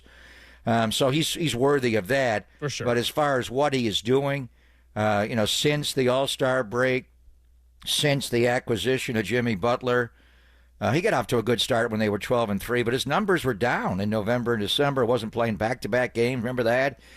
Our team is not built to come back. Hell, you were down 22 last night. You brought him back. I'm not going to say by yourself because the non-Curry minutes were critical. But I do wonder where he will finish for the MVP because they just don't vote for one guy. What do they vote for? 5 different guys, I think? I think 5. Number one? Yeah. I think the number one guy gets 5 votes. We'll look at it. I mean, he should be able to finish in the top 5 for MVP. And if the Warriors make a real push up the Western Conference standings, Houston was able to win and break their losing streak. They're still 3 games behind them. But just what he's doing here. If there was an MVP for the post-All-Star break schedule, a portion of the schedule, it'd be Steph. It doesn't work that way. And the All-Star break actually was exactly 2/3 in, 1/3 to go. So maybe we'll give 30 a 1/3 MVP. Now 19 games to go, and the Warriors, like I said, holding at 6 for the moment. Half-game lead over the Minnesota Timberwolves. They also have a tiebreaker over Minnesota, one of the rare teams that they do hold a tiebreaker over in the West right now. Still have a chance with the Kings, although not likely because their division record started so poor. And then Memphis, I believe they have a tiebreaker on as well, and Houston. Everybody else is a hard no right now. So they got to keep winning games is the bottom line. And, I mean, it's a new energy. It's a new injection of life. And we all heard Draymond Green at the All-Star Weekend on TNT with this proclamation of we're going to win the championship. And, again, I would not bet money on the Warriors to win a championship right now, but with the way they've been playing and how quickly this thing has turned just by Jimmy Butler coming to the team, it's starting to seem a lot less ridiculous. And I do want to hear a clip of Draymond Green as he talked about Steph Curry. And I guess the Nets were one of the teams, in fact, they were the last team that Steph had never scored 40 points on, if you could believe it. There's one more on the list. Oh, there is one more. And they're playing them on Saturday. Oh. But as Draymond said, let's not piss on the Pistons. Love that alliteration. And predict that he's going to go for 40. But one reporter was making a big deal about it, and he kept asking, yes, Steph, Draymond actually sent him the screenshot. It's probably what you're going to send play here, but did you knowingly go into the game looking to drop 40 on the Nets? I was trying to win the game. I'm Steph Curry. I'm a winner. But that is an interesting stat, what he's got going here. One more to go. First 40-point game against the, I don't think he ever played against the New York Nets, the New Jersey Nets he has, and now the Brooklyn Nets, and now one more to go, and that would be Detroit City basketball. All right, so I was fed some false information. It is now 28 of the 29 possible, and we'll see what happens on Saturday against the Pistons. The Dennis Schroeder. Can he score 40 against games. the Warriors? That would be amazing if he would do that. I hope he never has to get to that point right there. It's like how Derek Carr. To another team late in the year, if it's a meaningless game, have him do it. Yeah, maybe have him do it for the Santa Cruz Warriors. There you go. What okay, if he did that? I'll accept that. The Santa Cruz Warriors. Could he drop 40 on Draymond Green? Can they get Quentin Post and Steph Curry and have him embrace the challenge? Steph by himself. Steph alone. and the C-Dubs. That's what it'll be. So anyway, here is Draymond Green talking about Steph Curry and how he almost sent him that note but decided not to. So, I saw this graphic the other day, and it showed his career high against everybody, and I screenshot it, and I was going to send it to him. I did it. But Steph is he's not selfish, but he's very calculated. So if I had to guess, he knew. There's one more team left he hasn't dropped 40 on, and you play the next. I saw that. What do you think about that? You think that's happening next game? Let's not piss the Pistons off. Fair enough. And that is a Michigan native right there, not wanting to go all nasty on his hometown squad. Which I wonder. So when he made the night shot, the baseline out of bounds let's just double Draymond Green and leave Steph Curry naked. Good idea. Jordy, what are you doing there? Anyway, and he went night, and you thought the game was over. Did the Warriors purposely kick the game a little bit to get? They fouled Steph at the end after he committed an over and back violation. What happened there? How physical were they with Curry last night? They were bopping him all. That looked like a push when they pushed him in the backcourt. I thought Jimmy committed a over and 8-second violation, but Bill Kennedy, man, is he on it? Upon further review, after a timeout, you reset the 8 seconds. So good. That guy's the best. Is he going to be a broadcaster when he's done? The great Mendy Rudolph years ago, the one official. Dick Bavetta should have done it, not Daryl. But the great Mendy Rudolph did become a network analyst on CBS with Brent Mushberger. And I think Rick Barry even worked some games with him. Bill Kennedy's calling later when he's done would be an analyst. He speaks so nice and clear. But they did foul Steph at the end, and then he made those 2 free throws with seconds to go. So was he aware that he needed 40? He needed 2 more free throws to get there. Steph claims he did not know and that he was told that people were like, hey, go ahead and make a layup when he looked up and saw you at 38, but he didn't know why, although I don't think it would have been too hard to figure out. The man continues to get MVP chance on the road. You had the note, and I got it from Sam Gordon as well.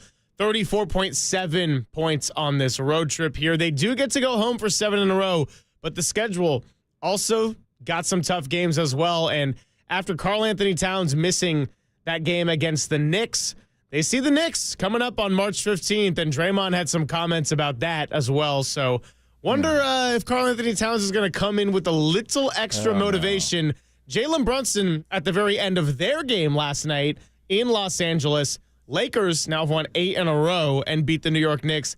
It was reported by Chris Haynes that they are optimistic that it's just a ankle sprain and nothing much longer, nothing like a Jonathan Kuminga kind of ankle sprain, but we will see. Not all ankle sprains are the same as Kuminga. I mean, that was a bad one. The guy's been out a couple of months. He's been practicing for 2 weeks, and he still can't get on the floor. So it didn't look as bad, but you never know. But they're going to be in a week from tomorrow on the Saturday night. So Pistons will be in tomorrow. And it'll be, I mean, after all the traveling they've done, what has it been? 12 of the last 14 games? Is that the number? Has been on the road? Something like that? I mean, wow. Yeah, I think so. Even when they came back out of the All-Star break, that first game was in Sacramento. And Jimmy didn't play his first home game until the Andre Iguodala jersey retirement. What have they played 2 home games with Jimmy? Then they played Charlotte, and then they went on the road. Yeah. Right. So, I mean, I think it's 12 out of 14 they've done well. So it's a weird schedule where you're, it's almost like a baseball schedule where you're 7 home on a week homestand and then go on the road for 7. But in baseball, we play every game.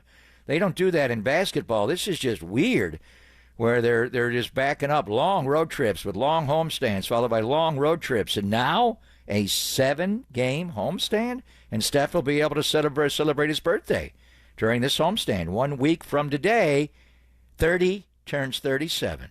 And they got an off day that day. So if you're wondering what those next 7 are, it is Detroit Pistons tomorrow night. Then they play Portland, who has been playing much better basketball, Monday at 7 o'clock. Then they play the Kings at home Thursday at 7 o'clock. So a couple days off in between those.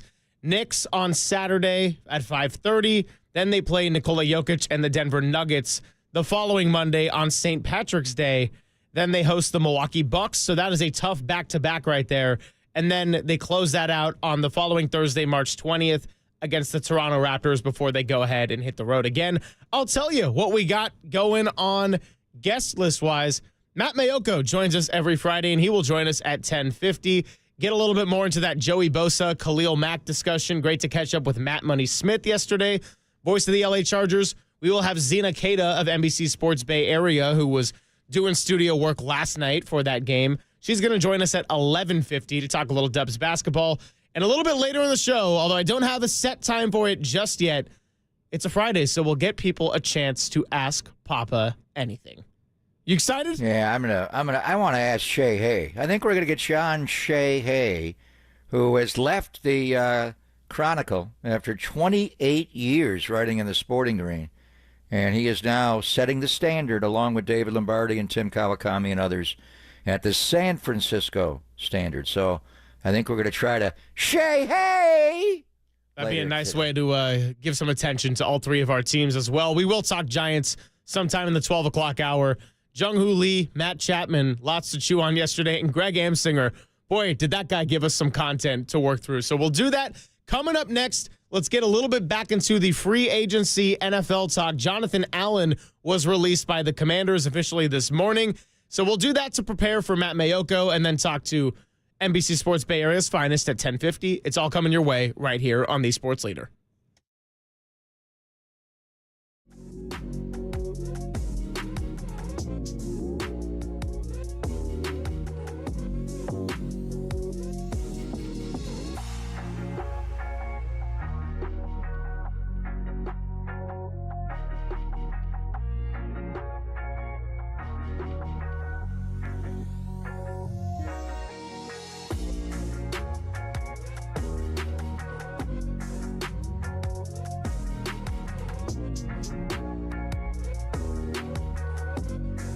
Greg Papa here from my friends at the Laser Eye Center of Silicon Valley. For over 25 years, the Laser Eye Center of Silicon Valley has been the Bay Area's leader for modern vision correction. Do you struggle with distance vision, need reading glasses, or wear bifocals like I did for years?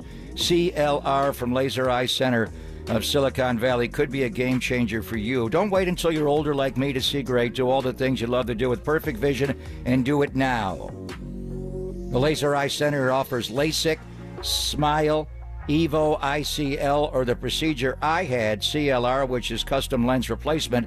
It's the permanent solution to glasses, contacts, and readers. Plus, you'll never develop a cataract. After tens of thousands of procedures, Dr. Craig Bindi and his team at the Laser Eye Center have the experience to tell you which procedure is best for you. No readers, no contacts, no glasses, no cataracts the rest of your life. So book your free consultation today at modernvisioncorrection.com. That's modernvisioncorrection.com.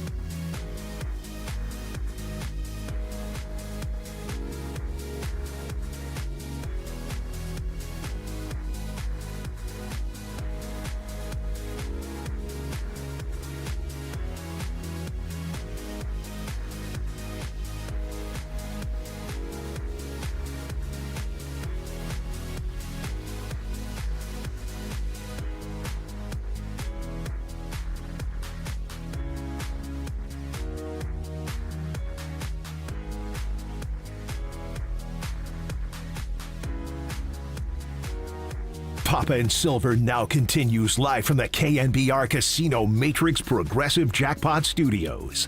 Casino Matrix. Progressive jackpots are here. Where are you? Just drop in. Please play responsibly. 1-800-GAMBLER. I think it's a real thing because those guys, they're close, and I think they've gotten a lot closer through the years. The only other time they played together was at St. Thomas Aquinas in Fort Lauderdale. I think Nick was a freshman, Joey was a senior. They never overlapped at Ohio State. This is their last chance. I think this is their last chance. We don't know how much longer Joey's going to be able to play or want to play. And here it is. It's right out there for them. So we'll see. Put it this way. Would not surprise me at all if it happens. And I almost go the other way. Like, I think I'd be mildly surprised if it didn't happen. That is Matt Mayoko, who is going to join us coming up in about 10 minutes. He was on with Murph and Marcus yesterday. And, of course, 2 nights ago, Joey Bosa was released by the LA Chargers. So immediately we all turned our sights to, well, would Joey Bosa, the 29-year-old 6-time Pro Bowler, want to come and play with his brother Nick in Santa Clara? Now, a lot's going on with the 49ers. We were out there in Indianapolis for the Combine, but there is also something that happens first, which is free agency. So I think it's clear that the 49ers want to get younger and build through the draft, but they also can look at some of the older players. And Jonathan Allen, a name that's come up a few times, has officially been released. Joey Bosa is out there. Devontae Adams is out there if they get crazy and do something with Brandon Ayuk's contract before April 1st. And we're all going to catch up about it with Matt Mayoko coming up there. So, Papa, in the words of Matt there, he would be more surprised if Joey Bosa goes elsewhere than San Francisco. Yeah, I don't know if he knows something, because it's going to come down to money. It's going to come down to the medicals, obviously, Dr. McAdams and the Dustins, Perry and Little, checking him out. And is he an injury risk? We had Matt Money Smith on yesterday, and Matt said, I love Joey Bosa, but he gets hurt a lot, and that's why he's now a street free agent. And you don't have to wait till Monday to sign Joey. You can sign him right now, along with Jonathan Allen. And there was rumors about Jonathan Allen being included in the Deebo Samuel trade with Washington. But why do you need to trade for him and put him in the package if you're going to cut him? Now, there's a reason to do that. Like you saw Christian Kirk get traded for a 7th-round pick. Why do you do that? Because you don't want to have to compete with the other teams to get him. If they trade him to you and you give up a 7th-round pick, the salary's already built in. I think he's making over 16. So if you do like the player and you don't want to compete with the rest of the league, you make a trade for him. But the other side of it is, why do I have to give you a draft pick for Jonathan Allen? You're going to cut him, Adam. I mean, come on. Well, then get in line now. Jonathan Allen will get some money. Joey Bosa will get some money. I think the way they would do, and I'm not talking about the Niners specifically, but anybody in the league would do a deal with Joey where he gets per game roster bonuses, whatever it is.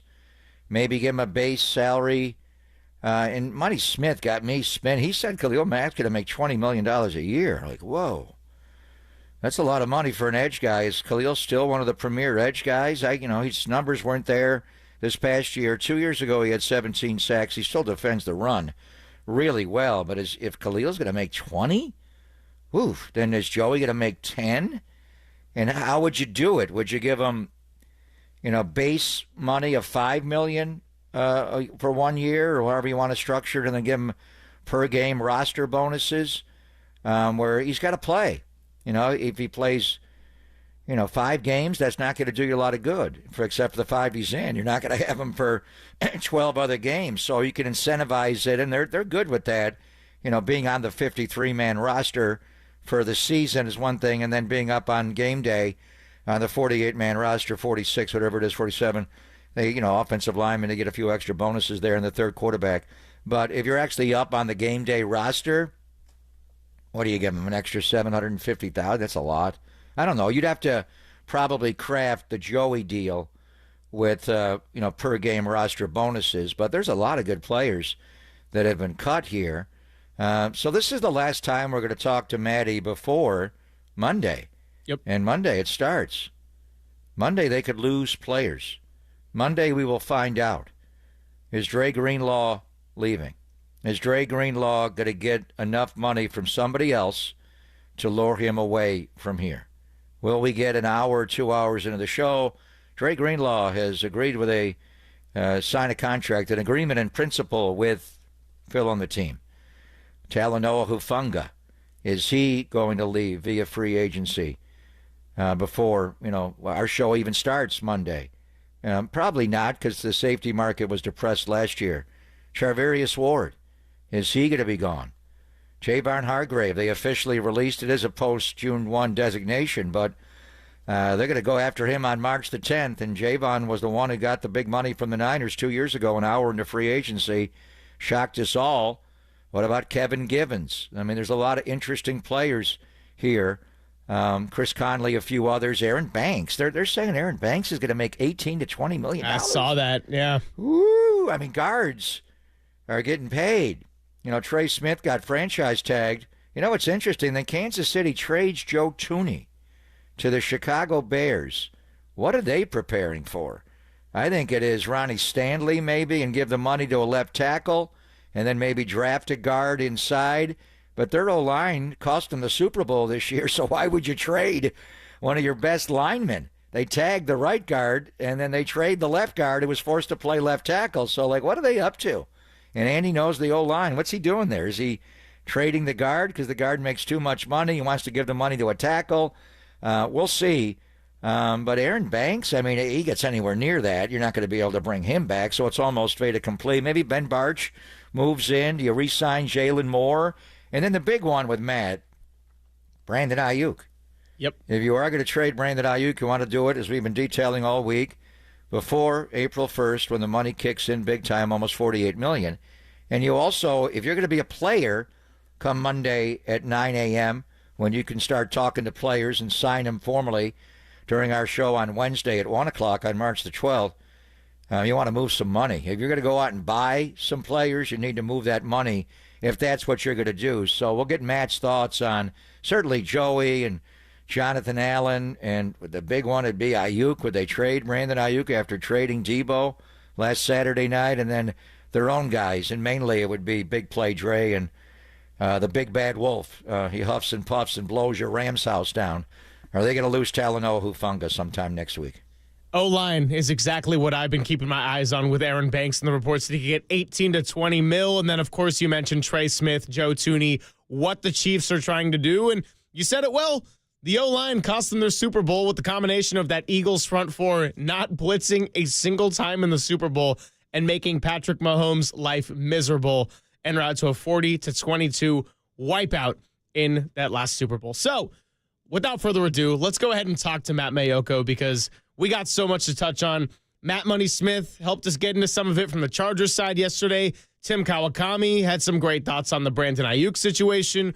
So let's catch up, as we do every Friday, with Matt Mayoko, and we'll do that next. KNBR 104.5 and 680, the sports leader.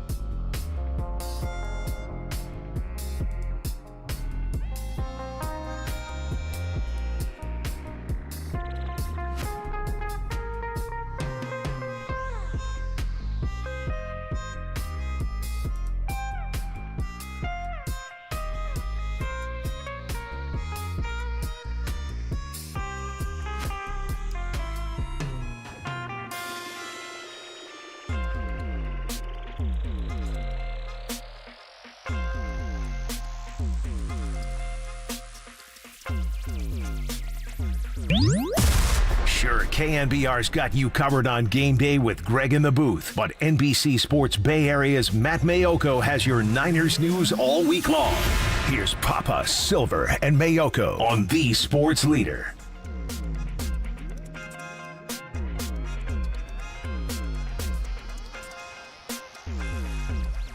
What's happening, everybody? Thanks for hanging out. Greg Papa, Greg Silver, getting your Friday rolling here on the midday. Murph and Marcus are already ready to go for the weekend. Dirty Work is coming up from 2 to 6, and right here from 10 to 2, we're going to be talking a little bit of Giants baseball coming up around the 12 o'clock hour, maybe even a little bit before that, depending on the schedule of a John Shea. We're going to hear the thoughts of Zena Keita on the Warriors in that win in Brooklyn last night. But before all of it, right now it is time, as we do every Friday, to get to our good friend of NBC Sports Bay Area. That is Matt Mayoko, who joins us courtesy of the UMA guest line. Matt, what's happening? Nothing too much. Just in my car, driving over to the state capitol to meet up with a buddy. But no, all is good. And we got a few, I think, very important and pivotal days for the 49ers ahead, with the weekend before the open negotiating period, and then, of course, the start of the new league year on Wednesday. So kind of an interesting time right now around the NFL.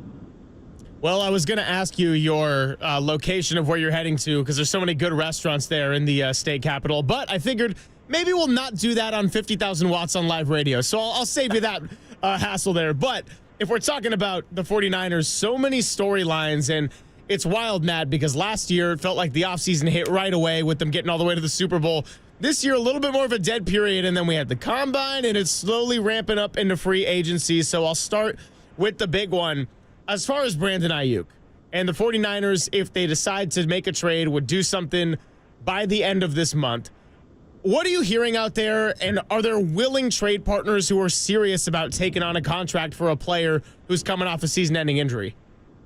Yeah, I mean, that's the thing, is that, you know, if the 49ers were going to trade Ayuk, last year would have been the time to do it. You know, they would have gotten a good player in exchange. They would have gotten, you know, better draft picks. And now, you know, you pay the money, so you're going to take a little bit of a cap hit this year. You're not going to get as much in the way of compensation. And so it, you know, it's not perfect by any chance. And it's not exactly like the 49ers are playing from a position of strength at the wide receiver position, having already traded away Deebo Samuel. You know, there are only two real receivers who produced in any sort of way last season. Who's returning would be Juwan Jennings on the final year of his contract, and, of course, Ricky Pearsall. So, you know, it makes sense from the standpoint of the 49ers recalibrating their cap, because they'd be trading him before a $22 million option bonus is due on April 1st. They would be taking a lot of dead money hit. That's money already paid that just hasn't counted against the cap. So, you know, between Deebo Samuel and Brandon Ayuk, we're talking it'd be $50 million in dead money, which sounds horrible, but it would be money that the team basically wouldn't have available to spend this year, and those numbers, those contracts are off the books for next year. So there's a lot of different ways to look at it, but from the football team standpoint, there is the uncertainty with Ayuk and how he's going to recover from the ACL or when he's going to be ready. But they have a lot of work to do, and that's exactly the terms the words that John Lynch used when I asked him last week about, you know, what's the plan at wide receiver? What do you guys have to do? And this was even before really any strong suggestion that Ayuk was available for a trade. It was before the completion of the Deebo Samuel trade, but of course everybody knew that was kind of a fait accompli. So yeah, they have to have a plan in place, and there's just a lot of moving parts right now around the NFL. So, you know, they're keeping their eyes open for the wide receiver market, the defensive line market, and pretty much any market out there that can help them in this coming season. And you mentioned the ACL. Unfortunately, it's not just the anterior cruciate ligament. He also tore the medial collateral ligament, and there was other damage in that right knee as well. That was on October the 20th. He did not have the surgery until mid-November. They had to wait so long for the swelling to go down. So just, look at the calendar where you're at here.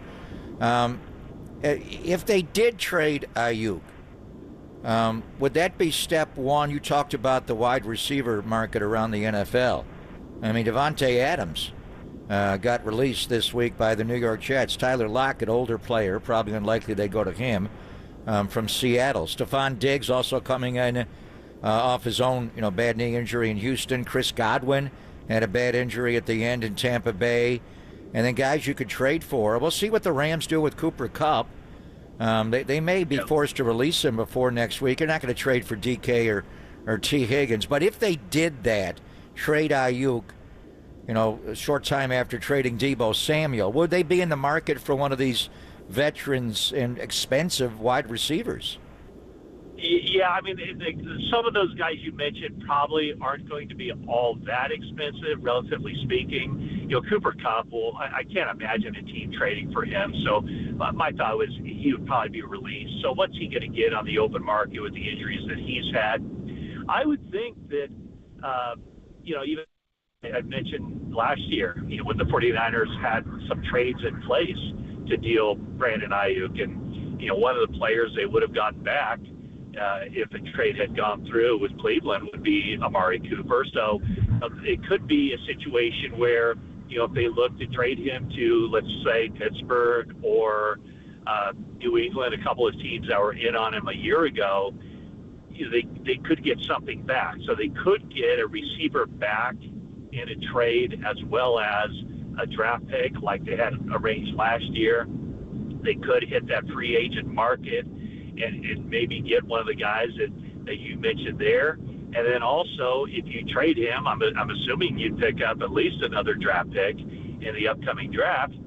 So let's just say you enter the draft with 12 picks, and then you can get a wide receiver in the draft as well. So I would expect them to play it from all angles, to look at not only the higher end of the free agent market and not necessarily the absolute top of the market, but, maybe a step down from that, get a second tier free agent or two, and then also try to complement that with a draft pick or two. So I think there's a lot of different angles that they could work, as well as, looking at tight end and maybe going more to a two tight end offense as opposed to a two back offense, and maybe not necessarily needing a third wide receiver who can just produce at a high level. So I think there's a lot of different ways that they have to look at this, and that they would be forced to look at it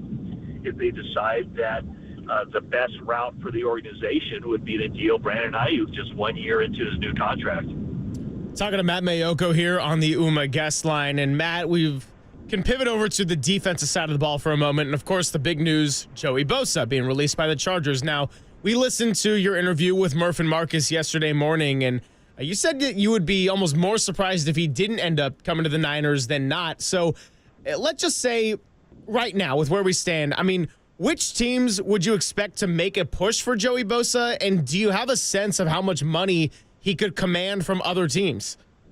I don't. And that's kind of the wild card is just, you look at the last three seasons, it's been one injury after another. And so, where's the rest of the league in a year where the defensive line is so strong in the draft, not just defensive end and edge rusher, but also defensive tackle?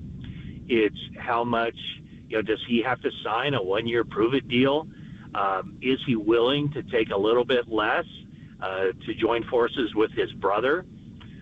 I would think that, you look at some gambling organization put out, the odds of where he could end up. And, probably no big surprise the 49ers are at the top of the list just by connecting the dots. And I know people would say, well, John Lynch has said that the 49ers are looking to get younger. So how could you possibly justify them going out and getting Joey Bosa, who's going to be 30 when the season starts? Well, the way you justify that is by more than likely parting ways with Leonard Floyd, who's scheduled to be, or who will be 33 years old when the season starts. So there are a lot of moving parts. You know, if I were to say, if you were to ask me which team would you put at the top of the list, I mean, just connecting the dots, it still has to be the 49ers. Other teams, I just don't know what other teams would be out there. Obviously, every team is looking to get a guy who can produce like Joey Bosa when he's healthy. You know, the problem is through the past 3 years and even some seasons before that, he's just had a difficult time staying healthy. So the fact that the Chargers made this move yesterday, he's on the actual wire where that's delivered to all teams. So from that point forward, any team can sign him at any time. The Chargers gave him that head start on the free agent market, and I would think that something would happen with him sooner than later. I love those gambling websites. What if Joey just bet $20 million that Joey Bosa is going to sign with the Niners and then sign with the Niners for $1? Don't do that, Joey. You'll be suspended and miss the year. But I love that. How are they going to do that? All right, Monday, it's all going to start. Just as far as, but right now, they can sign Joey Bosa right now. He's a straight free agent. They can sign Jonathan Allen right now. They don't have to wait till Monday. But the one thing you do before Monday is re-sign your own. You can do that. So, Dre Greenlaw, is he going to be available to other teams to take a phone call Monday at 9 a.m. our time, Maddie, or are the Niners going to try to preemptively sign him? Likewise with Talanoa Hufanga. Then you got a couple of restricted guys. Curtis Robinson, I think they want to bring back the linebacker. Jordan Mason. They could re-sign both of those guys to long-term deals. So how do you see the days leading up to Monday morning going as far as re-signing your own? I don't think as far as the unrestricted guys, well, put it this way. If Dre Greenlaw never reaches the market and the 49ers are able to re-sign him or sign him to an extension before Monday, then that's all the evidence that you need that teams and agents are getting an early start on the open negotiating period, because Dre Greenlaw needs to find out what his market value is. That's why I would expect anybody to at least make it to the open negotiating period, just so you can see what other teams have on the table for you and what their idea is for you. So there's, the way I opened this was, there's a lot of stuff that needs to be sorted out. And, a year ago, as we went into the weekend before the start of the open negotiating period and the new league year, that's when the 49ers went to Eric Armstead and Kyle Juszczyk and said, hey, we want you, but we don't want you at the number that you're scheduled to make for this coming season. So I would expect, with John Lynch last week talking about recalibrating and resetting and reducing spending and getting younger, I would imagine there's going to be two guys. I don't know who they're going to be, but I would imagine there'd be at least two guys that they go to and say, hey, look, we want to keep you, but we want to keep you at our number. Will you accept this new contract? And this isn't actual pay cuts like they proposed to Armstead and Juszczyk last year. Armstead said no. He ended up getting a nice contract with Jaguars, and Kyle Juszczyk ultimately said yes. He still was the highest paid fullback in the league last year. So if they did it last year with Juszczyk, he's got to be a candidate for them to do it again, even though he had a really good season. He's meant so much to this organization. So that's kind of the first shoe to drop in this whole scenario. And then it's, Jordan Mason. What level do they tender him at as a restricted free agent?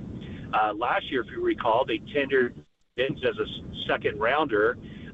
No team was going to touch that, but what it did was it bought them some time to reach a multi-year extension with him. And so maybe that's the same thing they do with Jordan Mason. We'll find out. He's the only restricted free agent they have to worry about. And then all the other unrestricted guys, if they want to bring back Curtis Robinson, I could see that being a deal they get done sooner than later.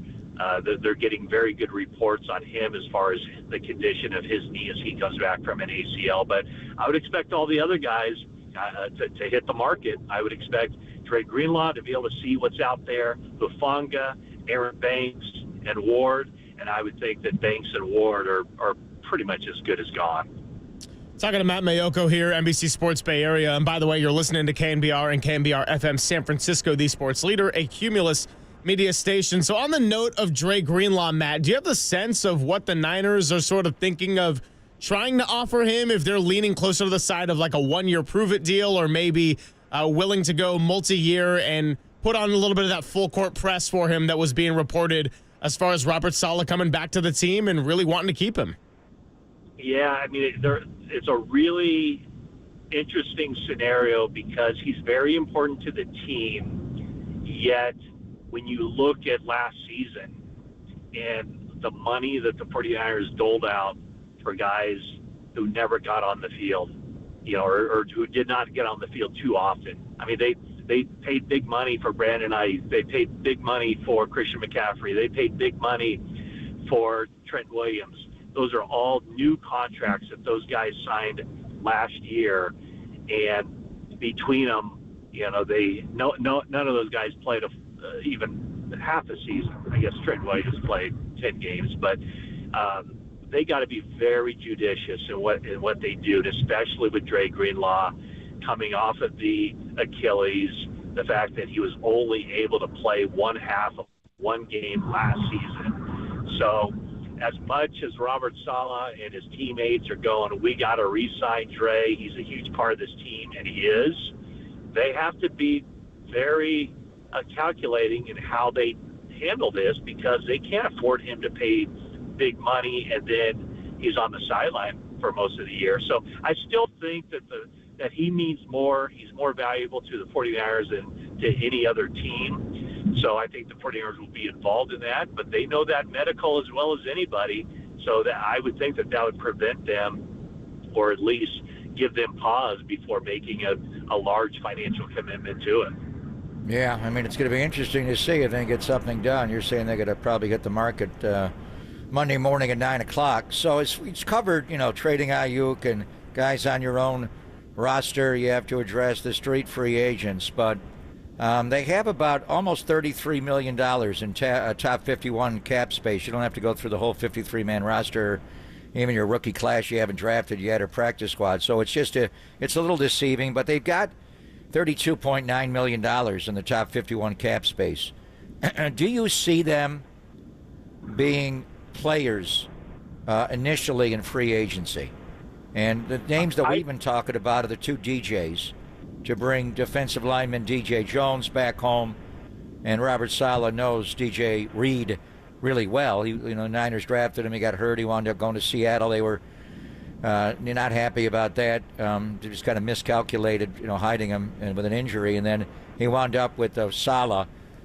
We have heard that he's going to make a lot of money, DJ Reed, on the open market. Do they have enough cap space? And maybe they can accrue more, with some of these over the weekend. But do you see them being players? And what do you think about the two DJs, Matty? Yeah, I mean, I think that with them selecting Renardo Green and Renardo Green playing as well as he did, I think they're looking more for a third cornerback. I think they're looking more for either a guy who can line up outside in nickel situations with Lenore sliding inside, or a true nickel back. And I don't think it costs a whole lot to get a true nickel back. I think DJ Reed is more than that. So I don't know if that would be the position necessarily they would target.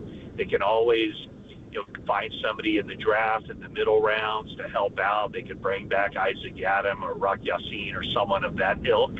I would think that if they're going to spend, it would be, one name I would throw out there would be Drew Dahlman.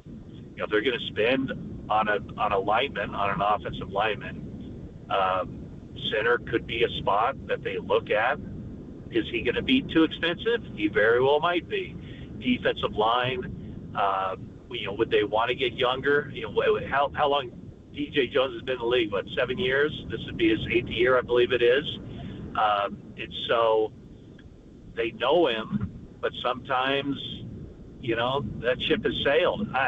I guess DJ Jones would be somebody that, I just don't know what the market value is going to be for him. But I guess bottom line would be, with the cap room they have, they can still get things accomplished. They don't have to sit it out completely. I don't expect them to go pay top of the market for the highest priced player at his position or anything like that. They have enough of those guys. But I think they can be strategic and help their roster out in free agency, whether it's getting a guy who they have to bid for or somebody who fits a specific need. I think they just have to be more wise about who they go after and what the plan is if they get him. A few more minutes here with Matt Mayoko, and I got to go toward the quarterback and Brock Purdy while we got you for here in this week. So you mentioned the fascinating situation of Dre Greenlaw and how there's two sides to it. I think there's a couple of different sides to this Brock Purdy matter too, because on one hand, and the 49ers is starting to become more public out there, including an article published today by someone that I share a name with. The 49ers are careful of spending big money because of what you just said. They've paid a lot for guys who haven't been able to be available on the field. But on the other hand, quarterback is the most important position.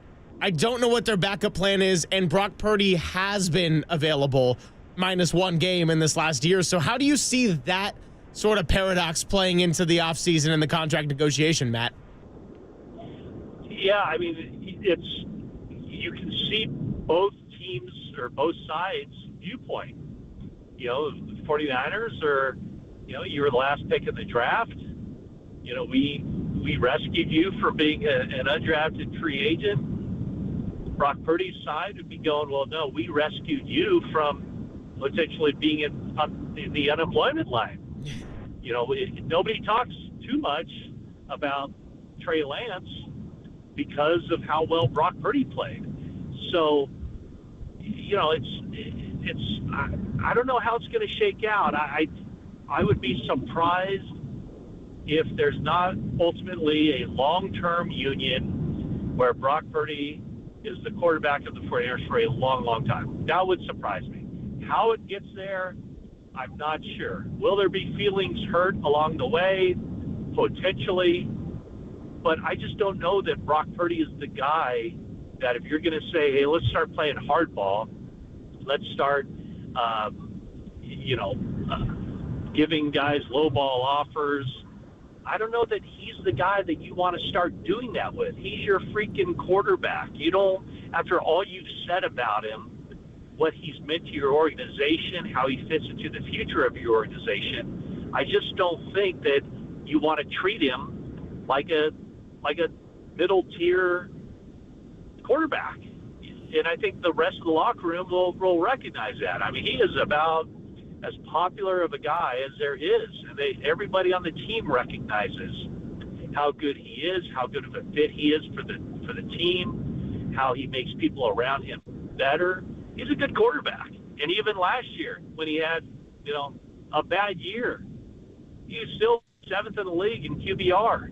So even his bad year, if that's his floor and he's still a young guy, then he does have a bright future. Hell, he had a heck of 20 voting. So it's a balancing act. 49ers are going to want to do what's best for them. Obviously, Brock Purdy's agent is going to want to do what's best for him. So I don't know where they... Maybe Matt Mayoko's going through a little bit of a tunnel right now or something. Give him a couple seconds, and Matt, we'll see if we regain connection with you. You there? All right, it looks like it might be cut just short on Matt Mayoko today, but regardless, Papa, he didn't, it was reverse Tim Kawakami. Tim Kawakami started rough first couple minutes. Then we got a great interview with Tim. Matt Mayoko, very strong until the very end, and as he's going somewhere toward I-80 East, hey, it all happens. Going to Sacktown. Sacktown Sports. We love Sacktown Sports. They're one of our network affiliates there on Niners football. So, Carmichael Dave, we love you. Jason, we love you. Absolutely. So we'll see. We'll see where he's at. Appreciate Matt Mayoko's time regardless. He gave us 20 minutes. I think he just got tired of talking to us. Yeah, that makes sense. Usually that happens with like my girlfriend or my family or my friends. So 20 minutes is a good barometer for sure. By the way, speaking of guests, John Shea officially. Shea, hey!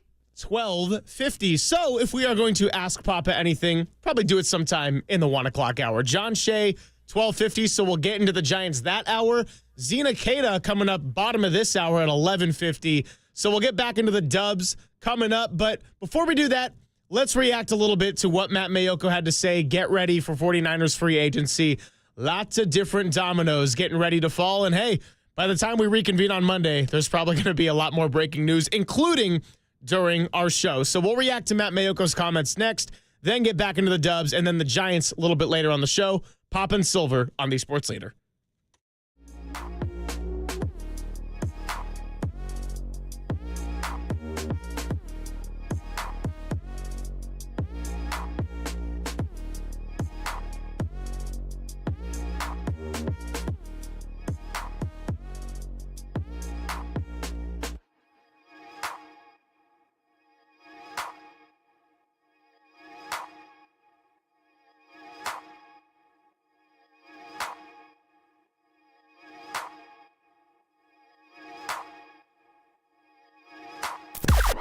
Now, from the O'Donnell Financial Group Sports Desk. Learn more at odfigroup.com. O'Donnell Financial Group, because planning is a process, not a product. Tim Kawakami joined the show yesterday with Papa and Silver to discuss the 49ers now taking more of a conservative approach when it comes to contract negotiations, especially with how the Debo and Brandon Ayuk contracts have worked out. And now the question is, how does that affect the negotiations with Brock Purdy? Check out that podcast and more on the KNBR app, YouTube, and KNBR Social.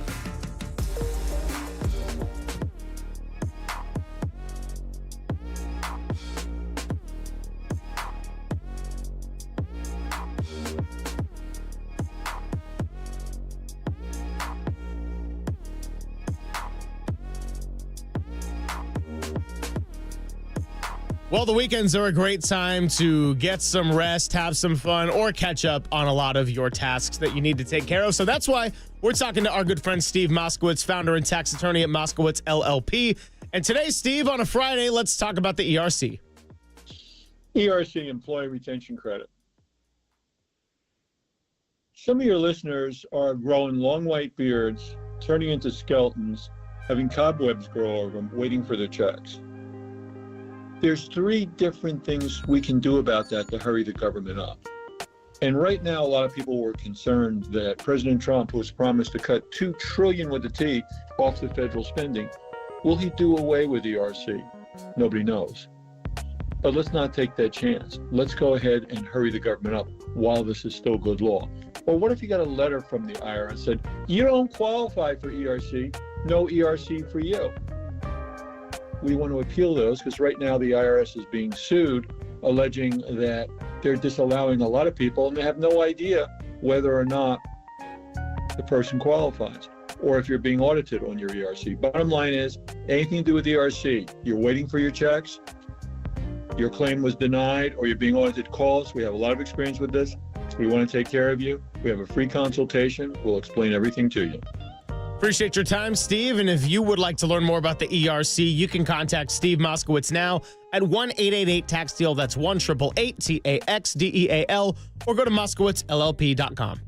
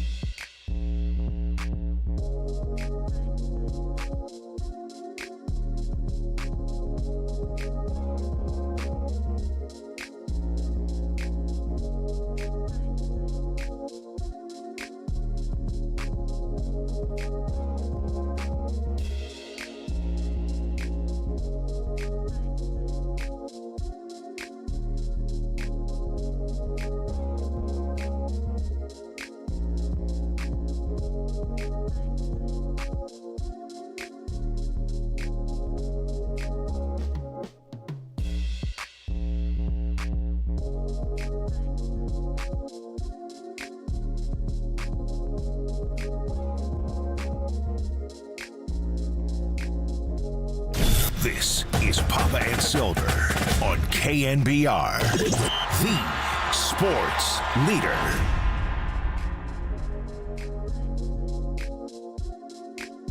Happy Friday, everybody. Greg Papa, Greg Silver, Zena Cada joining us in about a half hour.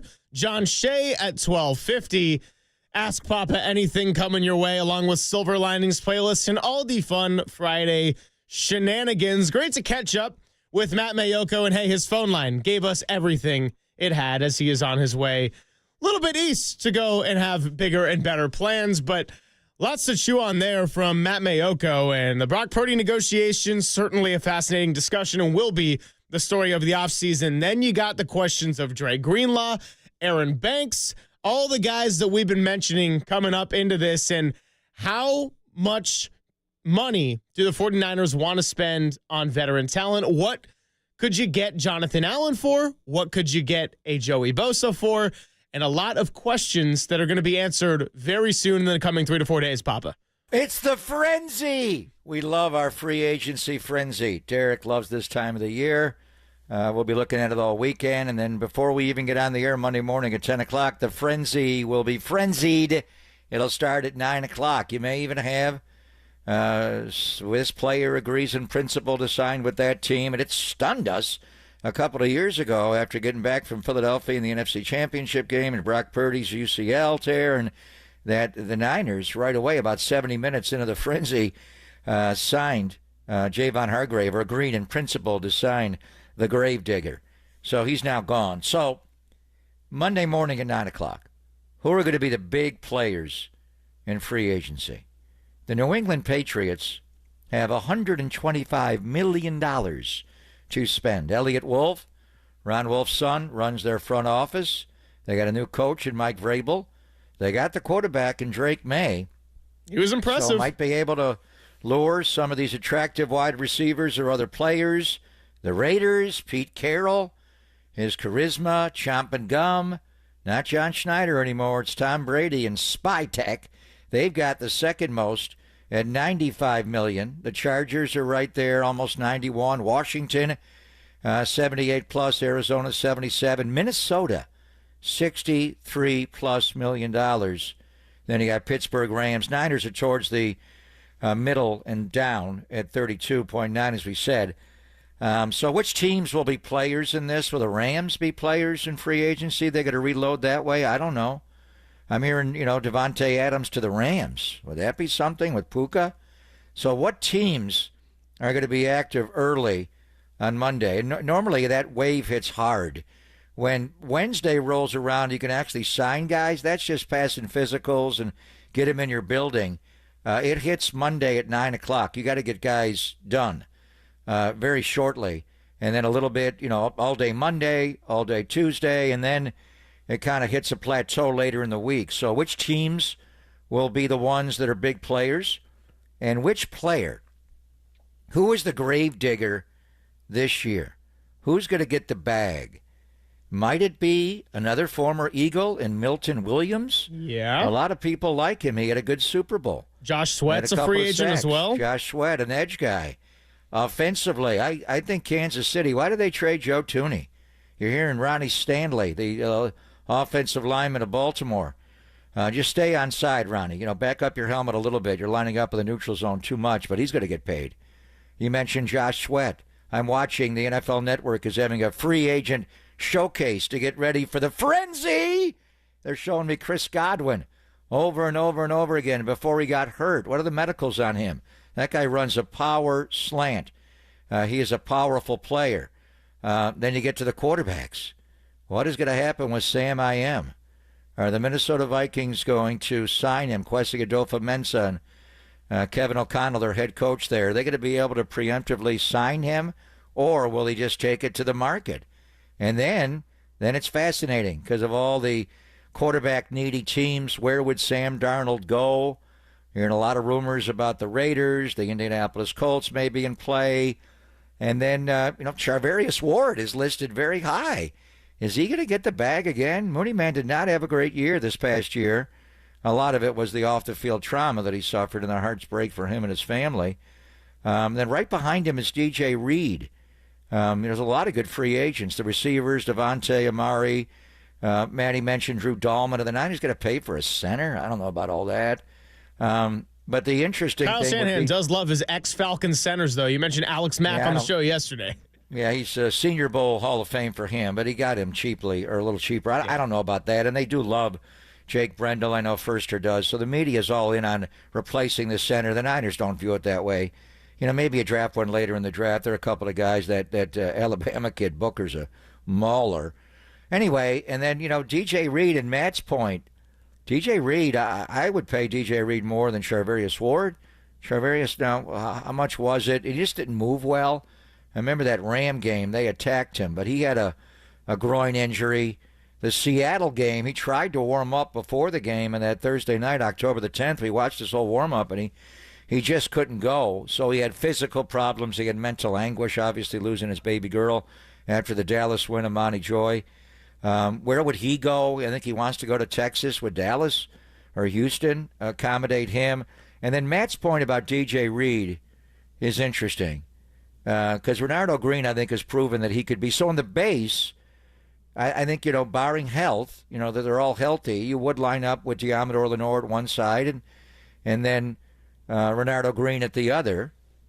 And then when you go nickel, you need a third corner, and Demo can go inside. So do you pay DJ Reed all that money if he's going to make a lot of money? And we had a New York writer on this week, and he said he's going to get a lot of money. We're like, whoa. Then in that situation, you want him to be in your base. So DJ Reed could come in and beat out Renardo Green. Is that what the Niners want? So I think that's interesting. That maybe you look for more of a backup outside corner if you want to go that route. Byron Murphy is available as well there. So it's just interesting. And then the quarterbacks, obviously, Justin Fields is out there. Russell Wilson is out there. Aaron Rodgers is out there. Not just Sam Darnold. That goes on and on and on at the quarterback. Jameis Winston. What do you do with Jameis Winston? So who do you think will be the gravedigger of this year? Will it be Sam Darnold right away agrees to a huge deal to be the future quarterback of a new team or re-signs in Minnesota? Or is it somewhere in the interior line? Is it Milton Williams, the former Eagle? I think he's going to be a former Eagle, and Ronnie Stanley. And then if Howie Roseman's going to make a play, and the owner in Cleveland's not even meeting with Myles Garrett. Myles Garrett wanted to meet with Jimmy Haslam. He said, I'm not meeting with you. I'm not trading you. Don't bother me. Hold out if you want. We'll talk to you in August, September, Labor Day. Would someone make a real big play? How does Philadelphia handle it? They think they can get Myles Garrett, or do they try to re-sign their own guys, Milton Williams and Sweat? Well, those two being in that top 5 of the ranking of free agents with Milton Williams at the top and then Josh Sweat at number 5, that's what I'm watching for, because if they part ways, Howie Roseman parts ways with both of those, and they make a trade and a play for Myles Garrett, then that's something to be monitoring for sure. I mean, Josh Sweat, I thought, could have been in the conversation for Super Bowl MVP. Now, that's not to disparage the game Jalen Hurts had at all. That was a very worthy Super Bowl MVP, but that defensive line, what they did, Josh Sweat was absolutely symbolic of that. So that's 2 guys right there. I would say I'll probably go Milton Williams as the gravedigger, another former Eagle getting the bag somewhere else. I mean, this is a defensive line that has been built and then rebuilt. History repeating itself. Howie Roseman knows how to do it. That would probably be my number one guess. Obviously, don't know where he would go and how much money would be paid, but I would expect Milton Williams to be the big breadwinner in this time around. And overall, I would say it is a mediocre available free agent draft class.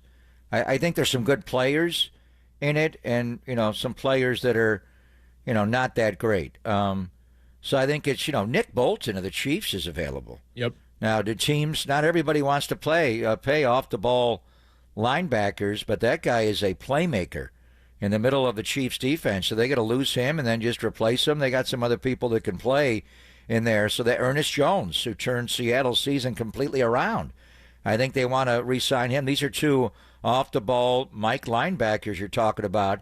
And then the other thing, if they do lose Dre Greenlaw, would they go after Jamie and Sherwood? And who's going to get more? Jamie and Sherwood, we saw him opening night against the Niners. He is fast. Is he more of a Mike or is he more of a Will? Could he play next to Fred? Robert Saleh coached the guy. He is a playmaker.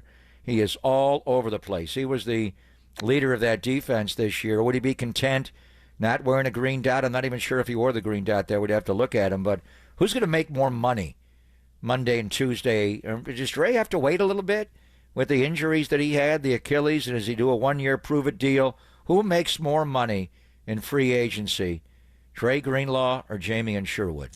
And I also would keep an eye, as far as DJ Jones and Jamie and Sherwood, keep an eye on the Atlanta Falcons as well, because Robert Saleh, we got that Jets connection. Well, Jeff Ulbrich went and took the job in Atlanta as the defensive coordinator. So going to be a lot worth monitoring, and we can get back into this discussion because tons of players out there that could theoretically help the Markers. I'm with you, Papa, in that I would say it's a relatively mediocre free agency class. And my one thought, and I will say this, I still like my Milton Williams prediction of getting paid a lot of money.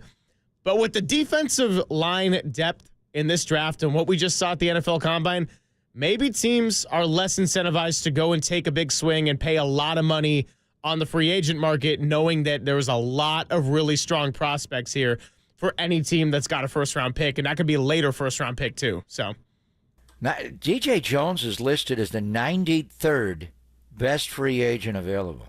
Whoa. And Aaron Banks is listed 94. They're saying Aaron Banks is going to make $18-20 million. So maybe it's a little deeper. I mean, you don't have the real flash players here, like to go buy Saquon Barkley or Josh Jacobs or King Henry. I mean, running backs were devalued for so long. McCaffrey's no longer the top-paid running back in the NFL. It's Saquon. He pushed that out there. But those three running backs changing teams really impacted the NFL. But just go down the list. It's a little bit deeper. DJ Jones, what kind of money? Which DJ is going to make more money? DJ Reed or DJ Jones? Probably DJ Reed being an outside corner, right? I would think so, yeah. I would think DJ Reed's probably going to make a little bit more money. But, hey, I wouldn't mind having either of them suit up in a little red and gold, huh? Absolutely. All right, so coming up, we'll talk a little bit more of the Dubs get back into their win, capping off the road trip with a 4-1 record. Now they come home for 7 straight games. Zena Cato was in the studio last night for NBC Sports Bay Area, and she's going to join us at 11:50. So let's rehash some of that game. What started in complete disaster and the New York flu after Draymond's birthday turned into a gritty Warriors win.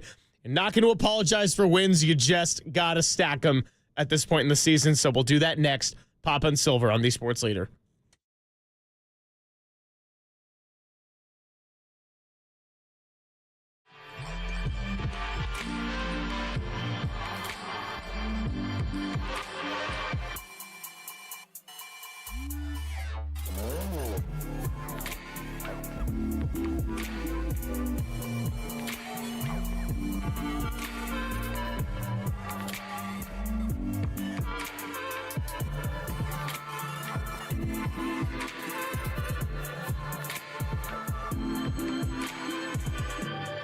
Hey, it's Greg Papa here. The faithful knows all too well. Sometimes the season doesn't go the way we want it to. Injuries, setbacks, tough breaks. It's a reminder that life doesn't always go as planned.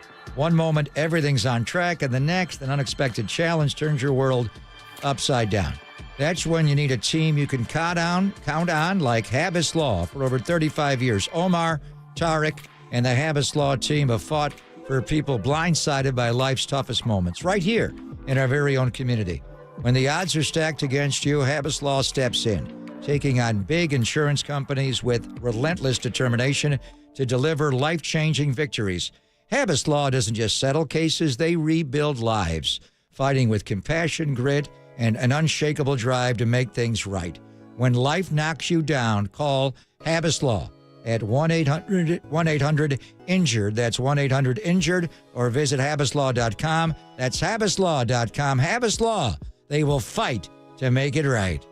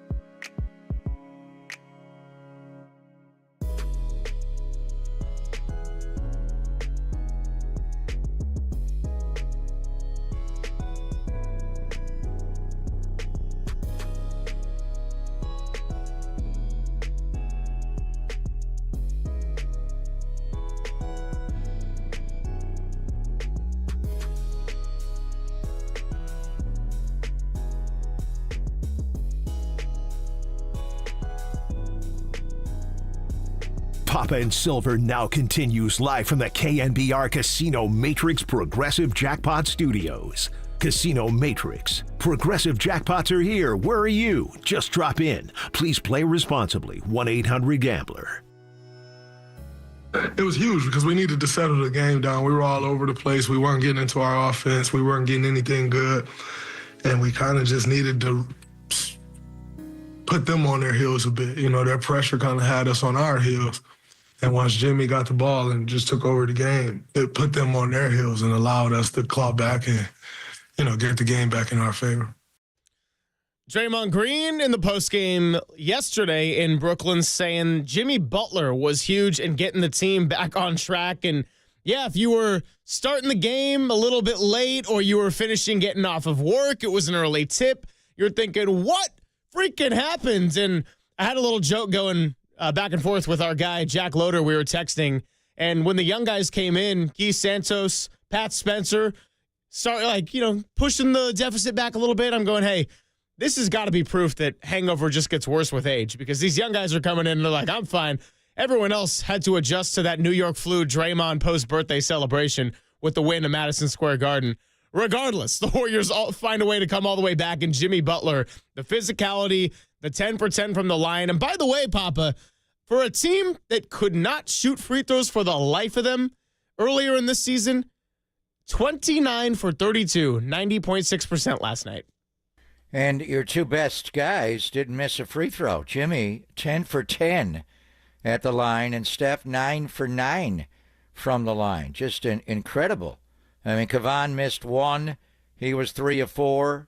Quentin Post, of all people, a good shooter, missed his 2, but he was able to make a couple of threes. So it's changed the game. And I think that's the thing with Jimmy, is the way he slowed the game down. Getting the Warriors to the free throw line. That's where they won the game. Brooklyn had more two-point shots, more overall floor shots. They made 44 to the Warriors 40. They shot better, 50.6% to 48.8. They shot better on three balls. It used to be in the NBA, whoever made more threes won the game. Well, the Warriors gave up more twos, they gave up more threes, but they won the game with ones. They were dead last in the NBA getting to the free throw line. The only guy that could get there was Steph Curry. And Steph, when he drives, I would like to see him look a little more at what Jimmy Butler does. Jimmy just slams right into you. It is unbelievable. Where Steph, kind of Sleepy Floyd, he wants to slither away and Gumby on you and go up and under and avoid contact. And Steph's just so fearless in there because he can do it. He can dribble around and not have the shot blocked. He's looking for the and one, but Jimmy's just slamming into people. The way Jimmy Butler plays is so physical. I mean, we knew watching him all these years for the teams that he wants to initiate contact, but now he just runs people over. It's a little interesting that he doesn't get called for more offensive fouls and just fouls in general. The end of the game in Dallas, got called for a charge there. He was completely out of control. But not many of those. He just doesn't do it, and he's so physical. And the one thing I loved last night, and losing Pajemski 44 seconds into the game, he was your main on-the-ball defender against Angelo Russell. And not to mention, by the way, that Pajemski's replacement was Buddy Hield, who is not known for his on-the-ball defense, and he couldn't make a shot last night. Without a doubt, he was 0 for 8 and 0 for 5 on the 3-ball. But they still, D'Angelo did not have a great game. He got banged up. He went back in the locker room as well early in the game, came back in. But the way the Warriors attacked D'Angelo Russell, we call him Angelo when he's on defense, me Angelo on offense because he shoots the ball. And the way they just got him matched up. One time Quentin Post was on him, and it's a mouse in the house. And D'Angelo's not that small, but he doesn't guard. He can't guard outside. He can't guard inside. The one time when Jimmy Butler just went up and engulfed the basketball on the entry pass and then just turned and scored right over Angelo. It's impressive to watch how physical he is and how much he gets away with. Jimmy Butler played 35 bruising minutes last night, committed exactly 0 fouls. So the Warriors' biggest problem was they fouled too much. They turned the ball over too much. They turned the ball over 17 times last night, but a lot of it was early in the game. They had 5 right away and 6 in the opening quarter. And Steph had a couple. I mean, it was like, what's going on here? Then he took the offensive foul. Anyway, it's just watching Butler. He's just so interesting. The way he has flipped the 4. I mean, they've won, 8 in a row with him in the lineup now, and they're 10-1 overall. And with him in the lineup, it's just flipped the whole year. But it's just the way they play. Remember when they got Schroeder? It was all, we got to play differently. He's going to be the pick and roll primary ball handler in the P&R. You got to play off of him. He just couldn't get it done. Yeah. He took a screen and then got a shot blocked inside or from behind, or he just didn't get it done. They're playing. I would like to see some of the analytics on the first 3 steps they always talked about early in the year. They're not playing fast anymore. It's not the first 3 steps. It's Jimmy's last 3 steps when he goes right into your heart and initiates contact and gets to the line. But getting to the free throw line won the game for him last night, and they went from being the team that got to the line the least amount, 30th in the 30 teams in the NBA.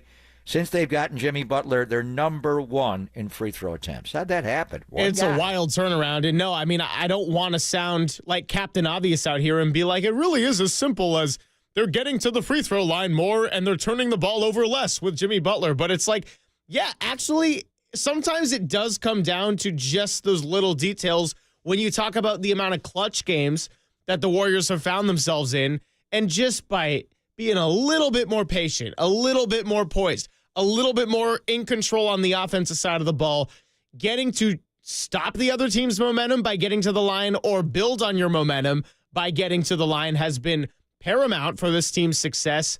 And then on the turnover front, well, yeah, Jimmy Butler, it's crazy that, and I think this was a legitimate concern before the trade of how would he fit, maybe not just personality in the locker room, how would he fit in a Steve Kerr offense where it is predicated on ball movement and being quick and the ball finding who it's supposed to find.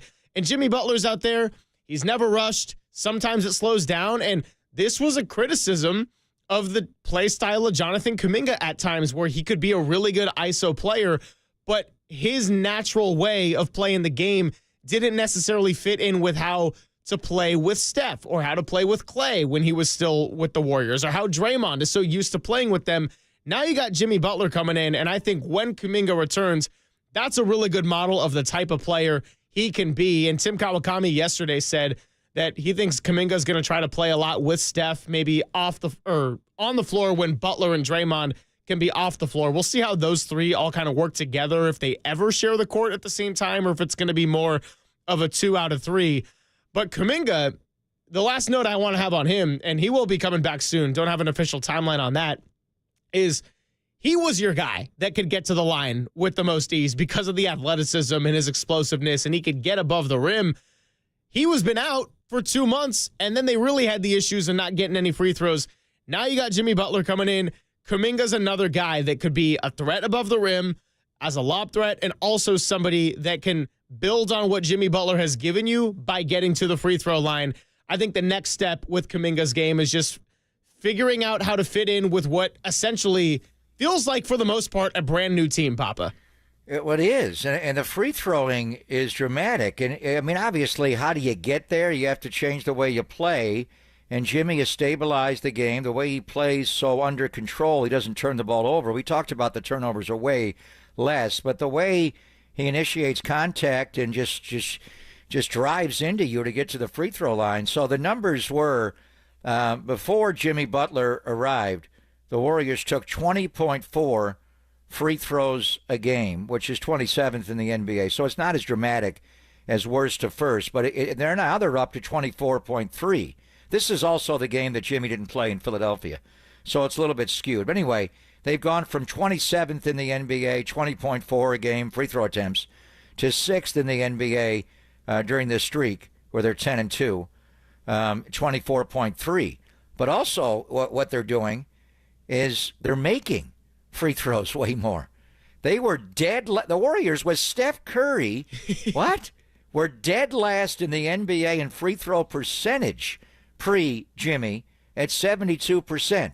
Now, that's where you go from 30 to 1. They're number 1 in the NBA at 85.6%. So they're not only getting more attempts per game, about 4 more, they're making 13, 14% more. So, but what it does, it's like a running game in the NFL.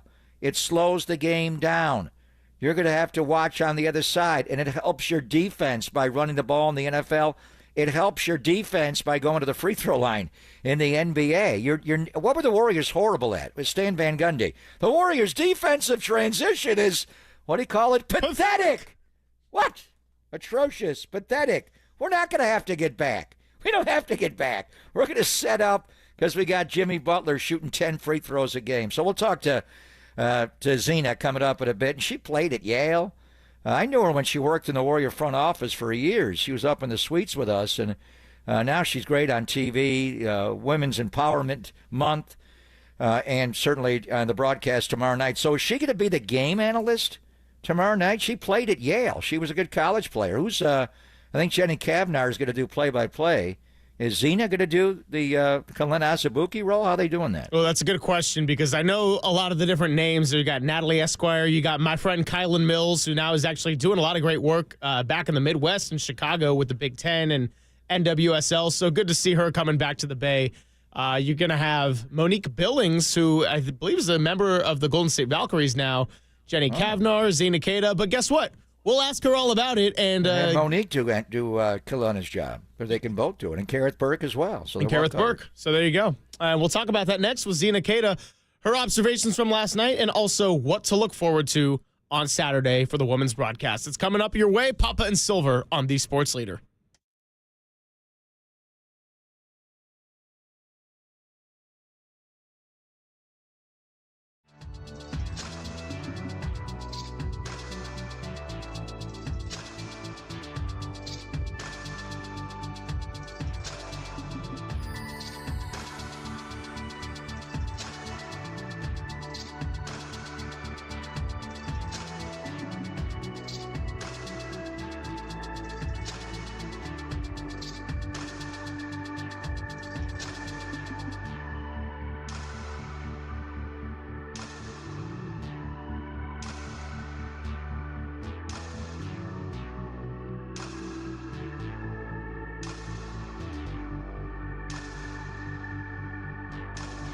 Greg Papa here from my friends at the Laser Eye Center of Silicon Valley. For over 25 years, the Laser Eye Center of Silicon Valley has been the Bay Area's leader for modern vision correction. Do you struggle with distance vision, need reading glasses, or wear bifocals like I did for years?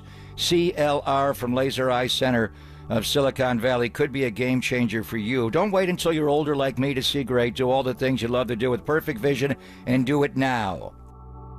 The Laser Eye Center offers LASIK, Smile, Evo ICL, or the procedure I had, CLR, which is custom lens replacement. It's the permanent solution to glasses, contacts, and readers. Plus, you'll never develop a cataract. After tens of thousands of procedures, Dr. Craig Bindi and his team at the Laser Eye Center have the experience to tell you which procedure is best for you. No readers, no contacts, no glasses, no cataracts the rest of your life. So book your free consultation today at modernvisioncorrection.com. That's modernvisioncorrection.com.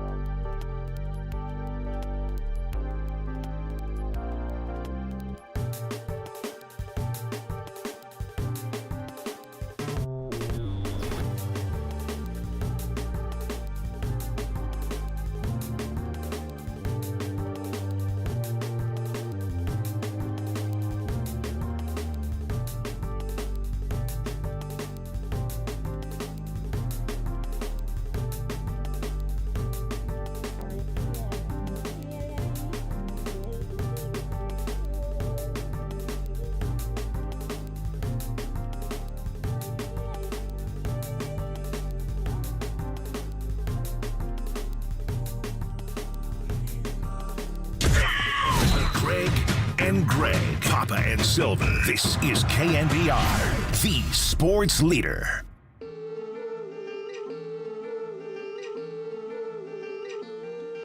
What's happening, everybody? Greg Papa, Greg Silver, still waiting to make the connection officially with Zena Keita of NBC Sports Bay Area, talking a little Warriors basketball, and she will be a member of the all-women's broadcast tomorrow night, starting at 4:30 p.m. for a 5:30 tip against the Detroit Pistons. Will feature Jenny Kavnar, Kylan Mills, Natalie Esquire, Kareth Burke, Monique Billings, and Zena Keita. And when we get Zena, Papa, I'll ask her the official role, but I believe she's going to be doing some hosting for the pre- and post-game from the studio.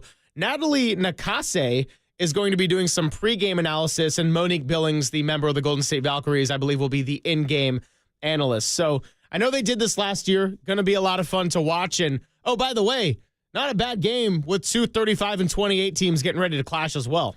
Detroit basketball, and they are, we just saw them play against the Clippers the other night. They got cooled off a little bit as Harden went for 50 on them, but they are good. Tim Hardaway Jr. is back in town. You know who else is coming back in town? Dennis Schroeder is a member of the Pistons now. In fact, he's their sixth man coming off the bench. He played well. They lost at Intuit the other night, but Dennis Schroeder got the ball into the basket. He had 21 points, 8 of 14, made 5 of 9. Obviously, it's Cade Cunningham, and you got to deal with him. What a great player, and he is a first-time All-Star, 37 and 10, and gets up a lot of shots. So Wiggins is gone. I moved on from that. What are we thinking about Brandon Pajemski being able to play tomorrow night? And one thing is that, you know, I don't even know where he hurt the back. He was just trailing the guy, and he just started grabbing the back. Something happened there. He played 44 seconds, never came back into the game. The other issue is the Warriors stayed overnight in New York. They didn't fly home after the game, which after you've gone for a week-long road trip, I want to get the hell home immediately. But the sleep experts, the Giants started doing this years ago when Buster was a player. I wonder if they'll do that. Is you don't want to fly all night. I think it's okay when you're going, east to west and you're gaining time. But they left this morning at 11:30 in New York, 8:30 our time. And depending on the headwinds, that could be a 5-6 hour flight. So they're not even home yet. And then, does Pajemski just lay down on the plane? I'm sure Drew Yoder and Dr. Celebrini have heat or cold or whatever he needs to work on the back. But a long plane flight is not good for bad backs, as we all know. What if Pajemski can't play in this game? Do you put Moses back on the ball? I do wonder about Kuminga. Are we hearing Kuminga's going to play tomorrow night? And this may be one of the things we want, Jonathan to do more of, like when he was younger, is guard the basketball, the point of attack, and that's going to be Cade Cunningham.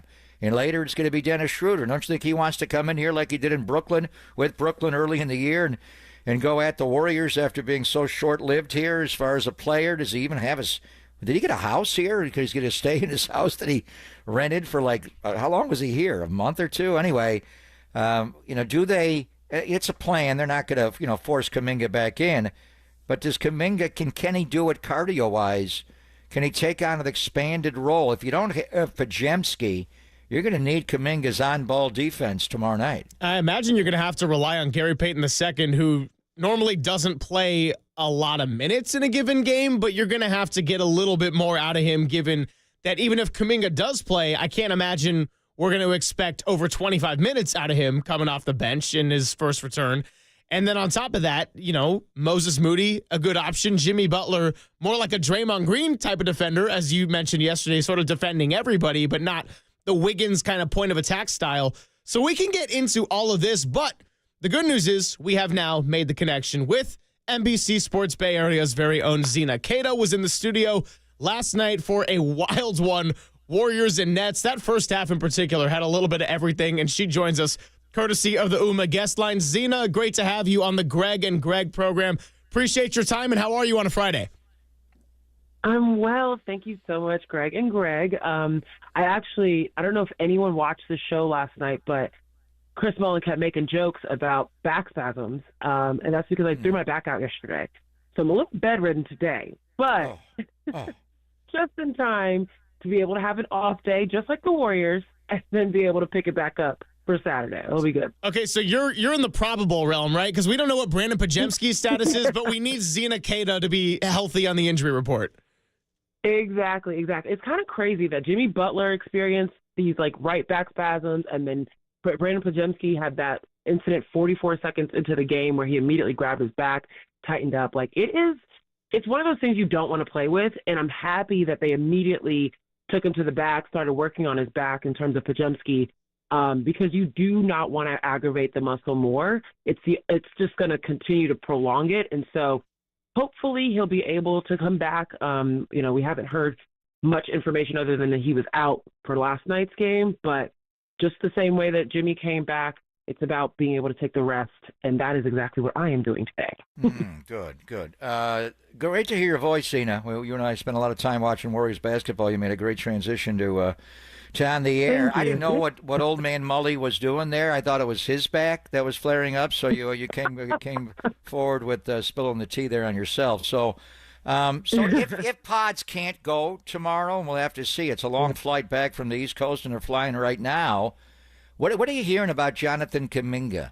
Is he going to make his much celebrated and anticipated delayed return? And then, he's a guy that can guard the ball. Is he going to play tomorrow night? And could he get the Cade assignment and the Dennis Schroeder assignment tomorrow night?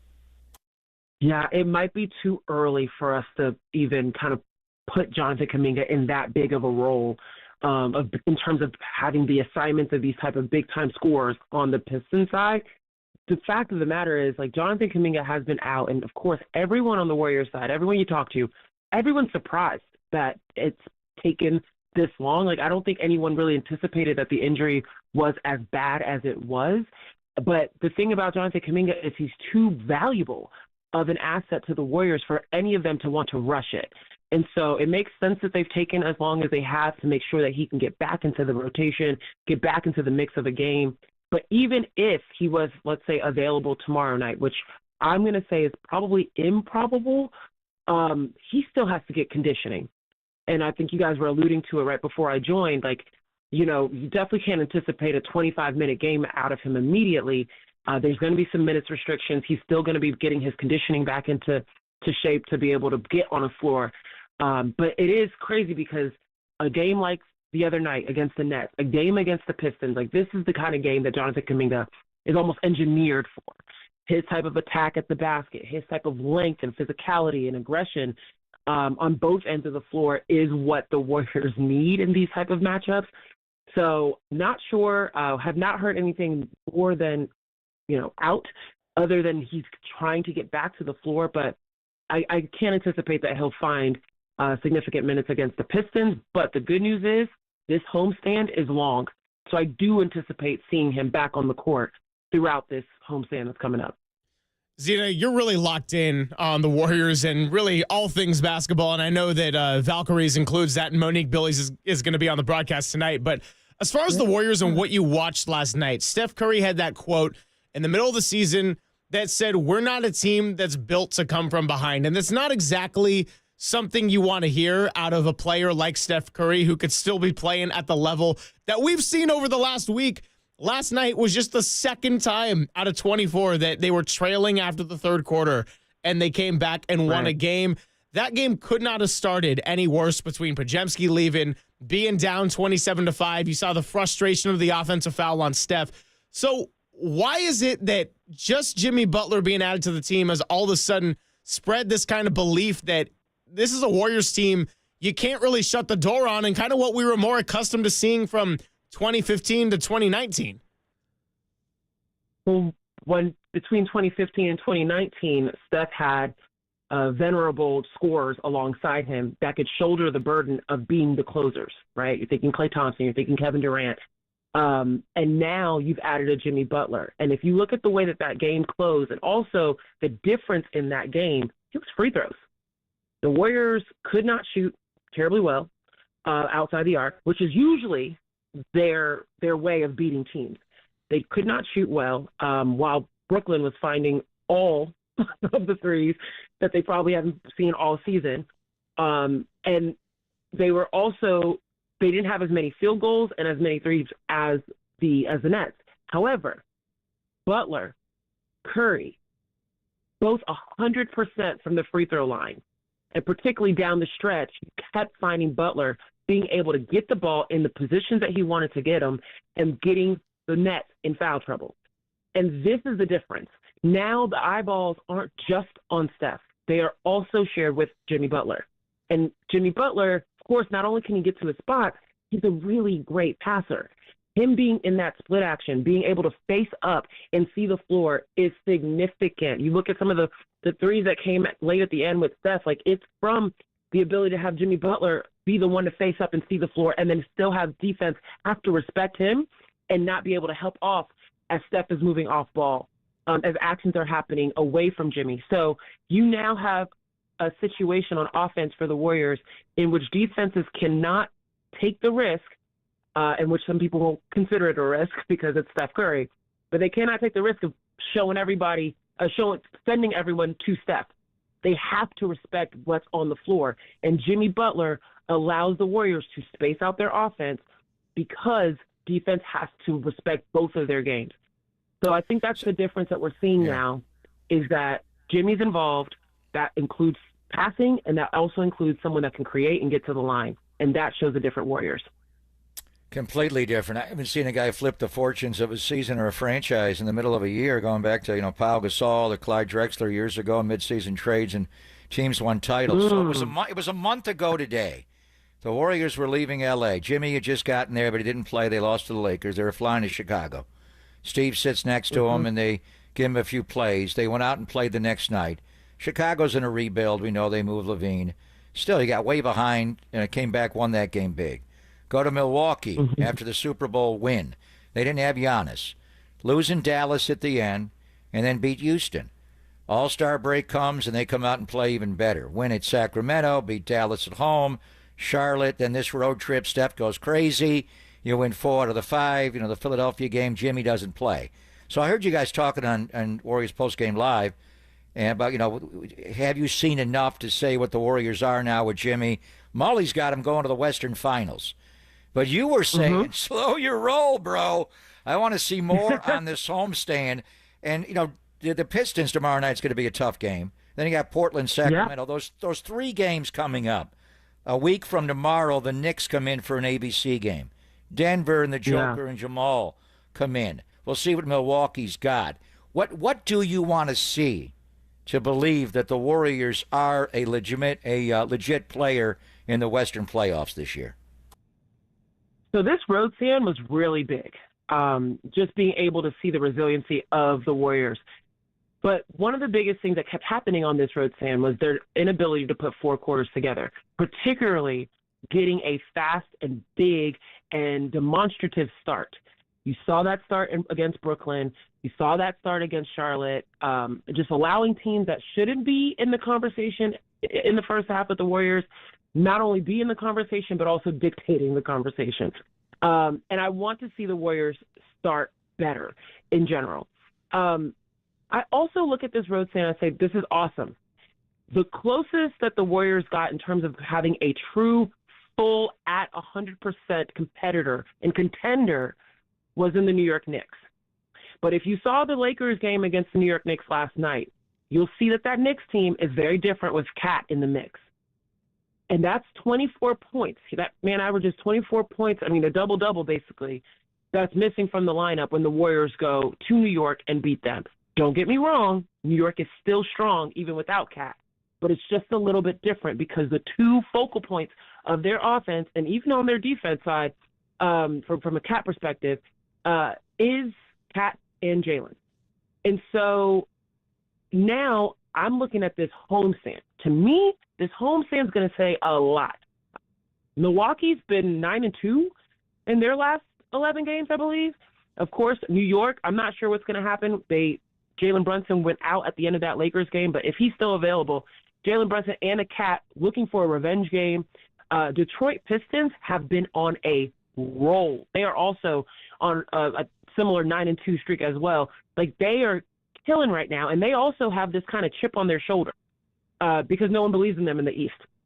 And I think Bickerstaff has done a really great job of generating this kind of like camaraderie between this entire team of the Pistons. So they're going to come in hot and heavy, ready to go against the Warriors. There's a lot of opportunity here for the Warriors to now not just focus on their game, which I thought that's what the road stand showed. Focus on your game. Focus on your ability to be resilient. Focus on your ability that even if you go down, how do you get back into the game? How do you refocus? I think that's what this road stand showed to me. This homestand now is how do you do that against folks that want your neck, folks that can get to a finals, folks that are trying to get there, and that have been rolling and proving themselves in these big type of games. It's just going to be a lot more competition. And heck, I'm going to throw Portland in there too. Because I work on the NBA daily with The Athletic, I'm watching all of these teams. And Portland's been giving teams a run for their money, whether it's Boston, whether it's the OKC Thunder. Like, they have been showing up in a lot of games too. And so this whole homestand is going to be a real test of the Warriors' character, not just of their own game, but how does that character show up when you've got some villainous type of teams coming in trying to take a win. Talking to Zena Kata here, NBC Sports Bay Area. Zena, what do you do about Buddy Hield and his minutes? Because Brandon Podziemski, if he doesn't go tonight, there's more minutes to be had. And Buddy Hield, when he's making shots, it could be a nice momentum gainer. I still believe this team lacks in three-point shooting. But I also think that when he's not making shots like you saw last night, I mean, he's pretty much unplayable. So how do you approach this Buddy Hield situation? Yeah, I mean, Buddy went, I think, 0 for 8 last night. Not great. However, I do think that there's underrated parts about Buddy's game that are still important. Like, you can't pick on Buddy defensively. He does compete in that regard.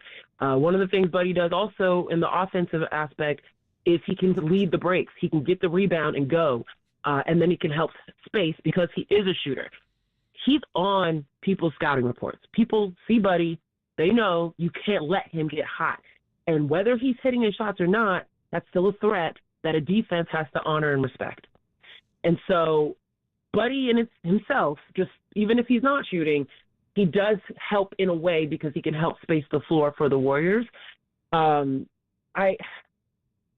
Because he's so streaky sometimes, I'm not of the mindset that you don't play him. Like, shooters got to shoot. He's got to get out of the slump, and I think I can imagine that that's what the Warriors coaching staff also sees, and that's why you still see him playing significant minutes regardless of where his shooting is at.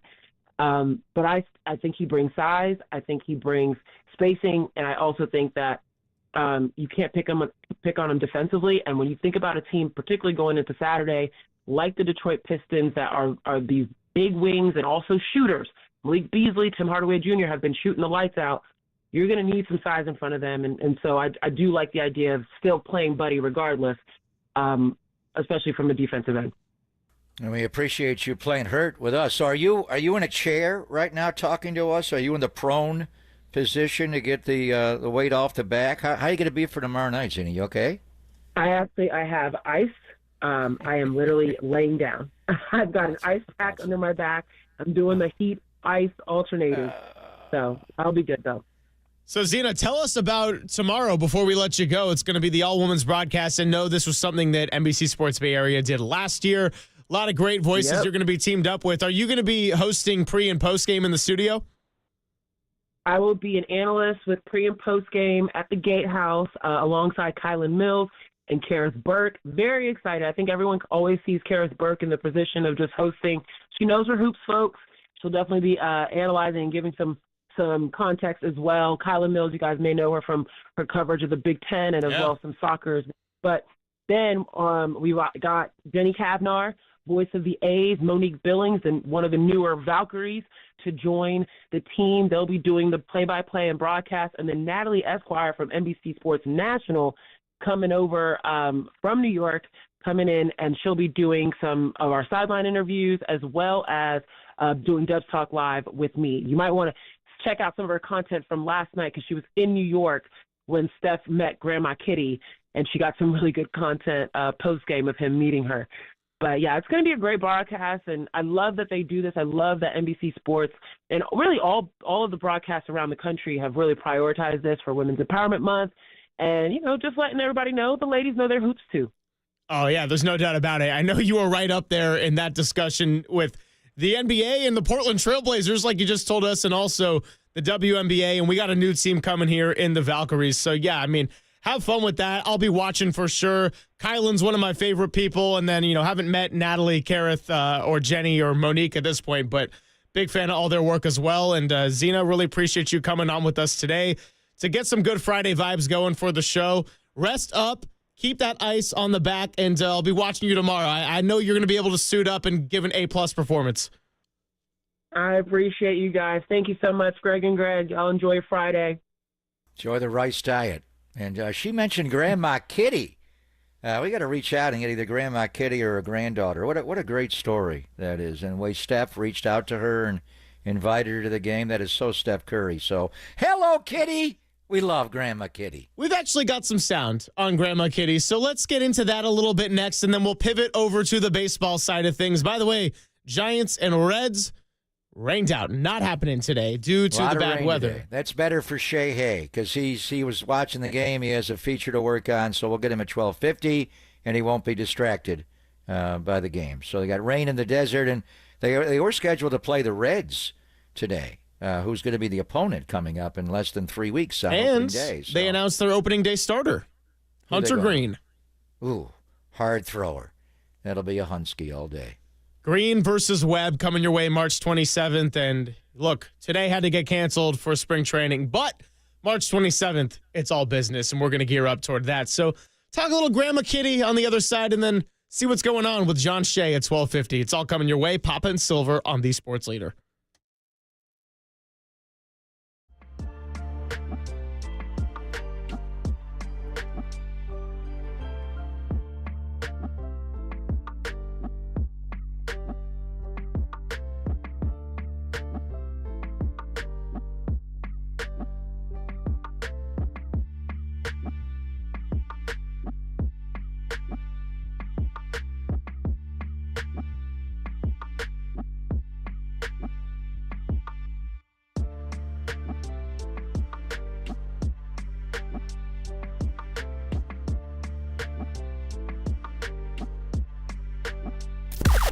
Now, from the O'Donnell Financial Group Sports Desk. Learn more at odfigroup.com. O'Donnell Financial Group, because planning is a process, not a product. Well, yesterday we had three Gregs. Greg Silver and Greg Papa were joined by Greg Amsinger, and he had a prediction of Justin Verlander going out there and winning 17 games. Wow, that is a hell of a prediction. But let me throw it to you, Giants fans. What is your prediction for the 2025 season? Let us know in the YouTube chat, or give us a call at 415-808-KNBR. That's 415-808-5627 to join the conversation.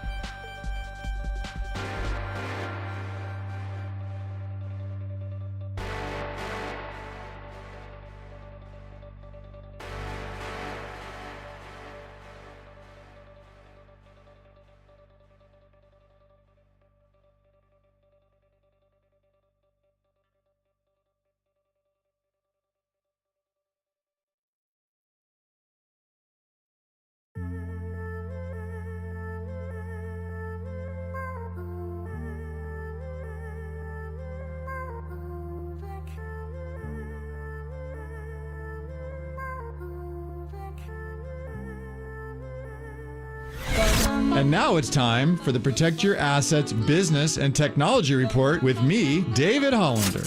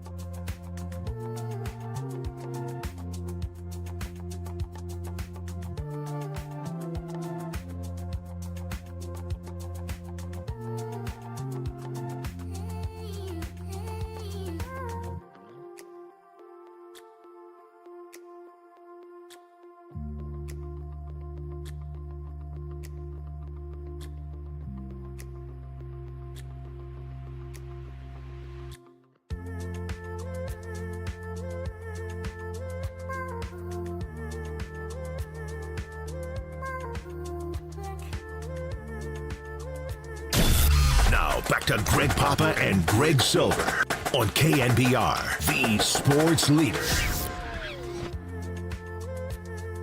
Hey, what's up, Grandma Kitty? Stephen Curry here. I saw the Instagram post. I want to say thanks for being such a proud member of Dub Nation and for supporting us.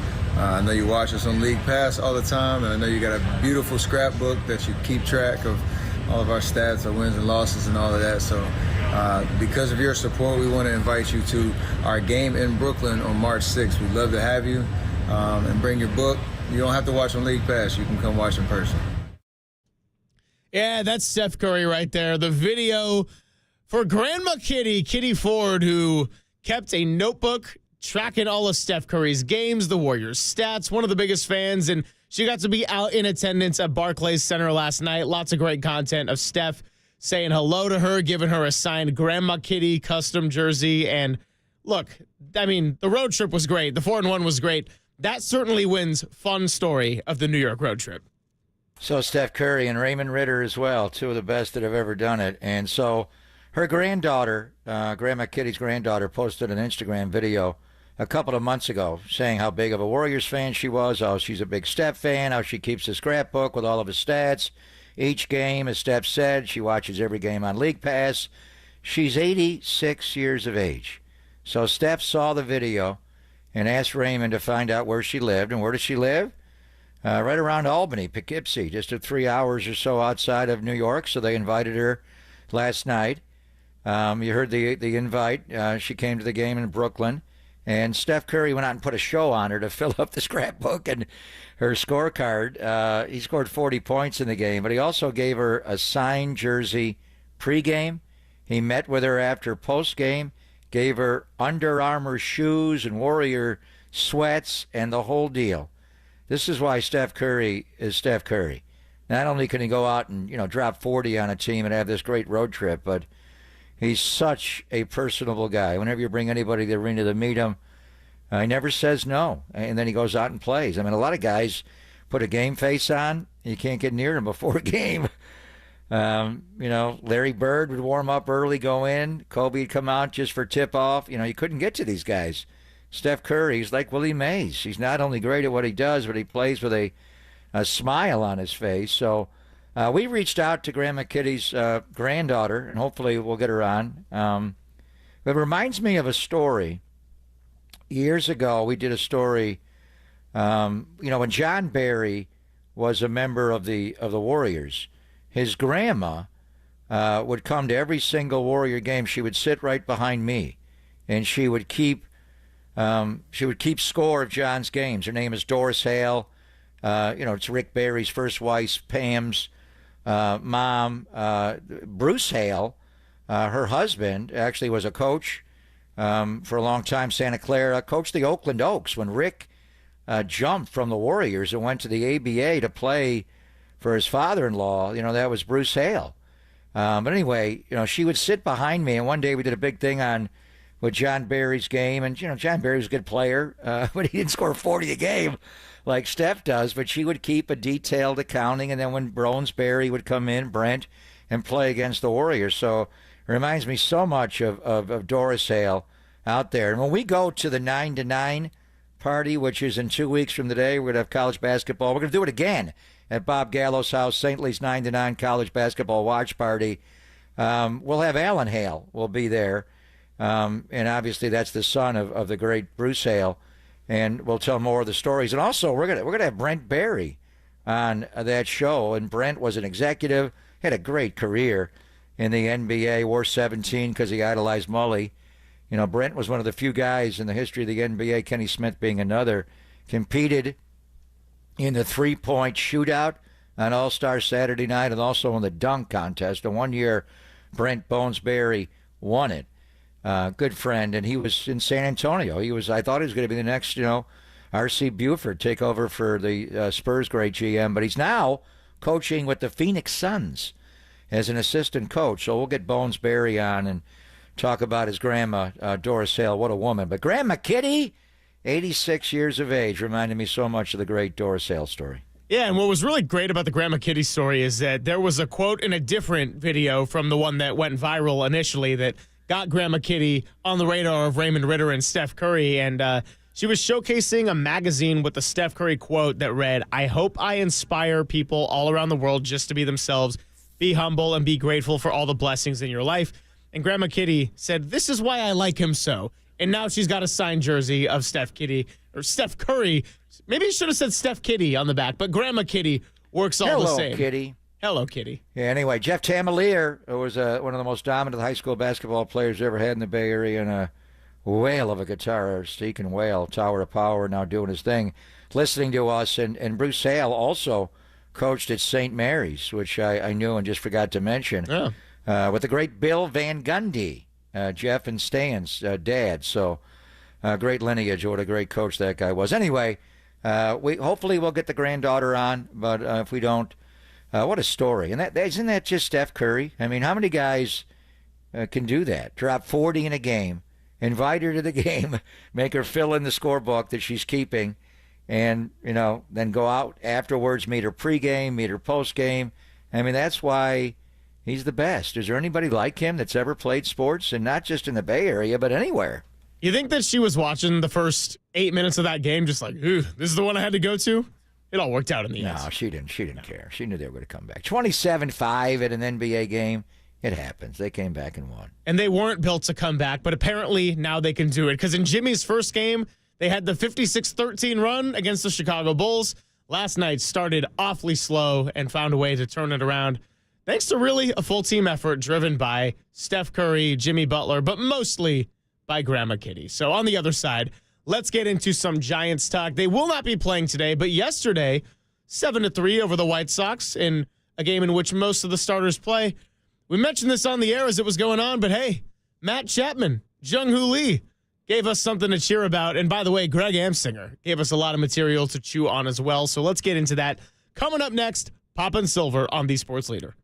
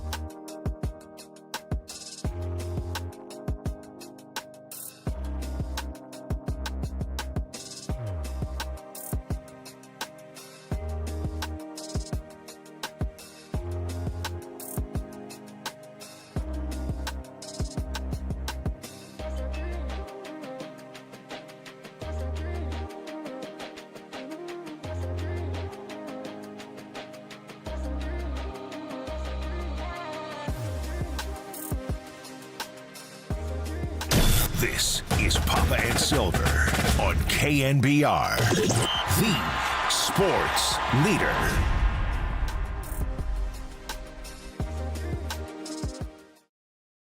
Well, it's a different vibe. You know, last year we brought some free agents on kind of late in camp, so we never really felt like we were connected from the very beginning. We signed a Willie Adames this year, buys a house here. He's here a month before. He's working with Tyler Fitzgerald over second base. Matt Chapman lives here. Once we get to first day of camp, it feels like we've been hitting the ground running already, and it's just a little bit more cohesive this year, and it's a really good vibe. These guys are playing for each other, and these guys are all buying in. Well, 30 clubs in 15 days. That's why we had Greg Amsinger on with us yesterday. Brought us some awesome energy, some big predictions. Justin Verlander, 17 wins. Well, we'll see about that. But we got to take it one at a time here. And that right there was Bob Melvin. And if we're just going to focus on the present, they will not be playing today. We will be talking to John Shea coming up at 12:50. Long time of the SF Chronicle now with the SF Standard. So we'll ask him about his new role and congratulate him on that front. And Bob Melvin, one difference between last year and this year. Now, I don't know what the Giants are going to finish in the division. I don't know how many games they're going to win. But there is some truth to the fact that it's a little bit more stable and cohesive because Matt Chapman signed late last year. Blake Snell signed late, and not getting a real spring training particularly had a negative impact on Blake Snell because he was amazing after it got all the way to the month of July and they had to go through those bumps in the road. So signing Willie Adames early, getting on the Justin Verlander signing, not a ton of offseason movement, but the continuity and the cohesiveness is there, and that's what Bob Melvin was referring to on MLB Network, Papa. Yeah, we watched it, 30 clubs, 15 days. Greg Amsinger was on with us yesterday to preview it. It was great. Mark DeRosa was there, former Giant, and they got the one-on-one with Buster. They watched Verlander go out and pitch, and Verlander threw the ball well. 4 innings, gave up 4 hits, just the 1 run. He struck out 4. And so, I remember they brought in, Jorge Soler was there for the start of camp, but even he signed late. Chapman signed really late. Was he even signed a year ago on this date? I remember the date specifically for Blake Snell. It was March 19th. And he couldn't make that opening day rotation. They had to take a roster spot up. It really kind of threw him off. He thought he'd pitch against the Dodgers early in the year or his former team, San Diego. He didn't make any of it. And then when he finally came back against Washington on that Monday night, he was all screwed up. He went on the IL, went and watched him play a pitch on Mother's Day in San Jose. Bryce Eldridge was there, and he didn't get rolling until right before the break, and then he went off, and now he's a Dodger. So good luck to him. But the game yesterday, today's game is rained out. We'll check in with Shea Hay and find out what's going on. But yesterday's lineup, and Bob Melvin said, watch my lineup today. This is their opening day lineup. Lamont Wade Jr. led off. Willie Adames bats second. Jung-Hoo Lee bats third. Matt Chapman bats fourth. Elliot Ramos in left, fifth. Patrick Bailey get a catch, bats sixth. Wilmer Flores, the DH. Will he be the DH opening day in Cincinnati? Maybe against Hunter Green, but Gerard Encarnacion will take a lot of those at-bats. But yesterday they had Wilmer in there being a veteran. Maybe he gets opening day. And then the bottom of the order was Yaz, Wisely, and Fitzgerald. And they hit bombs.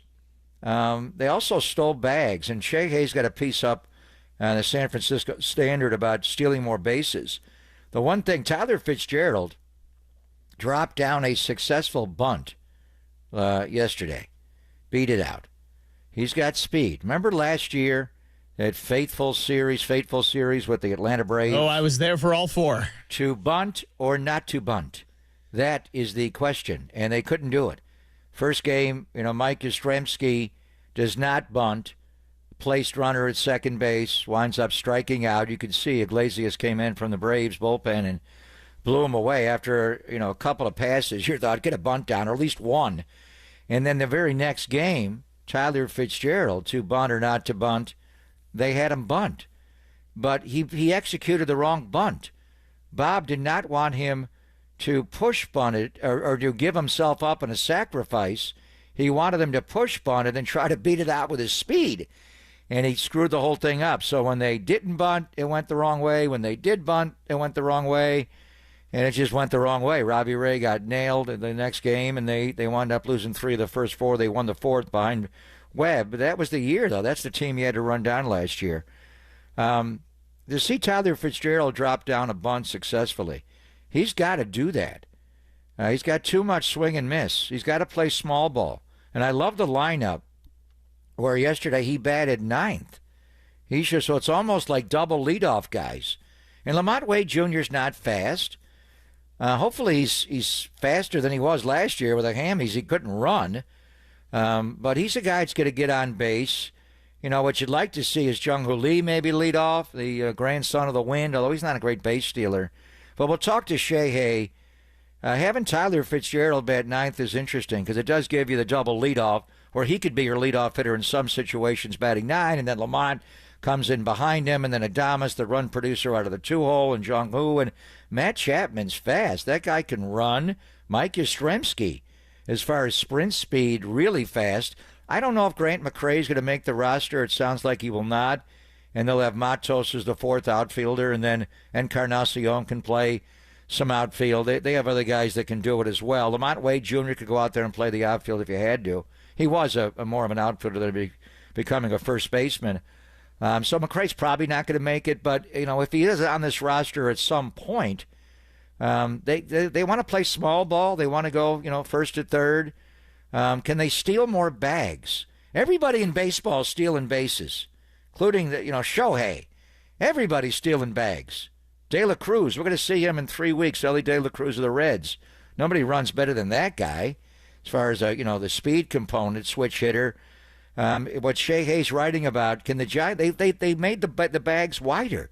The whole point was to bring small ball back into the game. Giants were the one team last year who didn't get the memo. They couldn't steal bases. How much does Tyler Fitzgerald help? When we had him on the air right before spring training, we said, "Are you the fastest guy on this team?"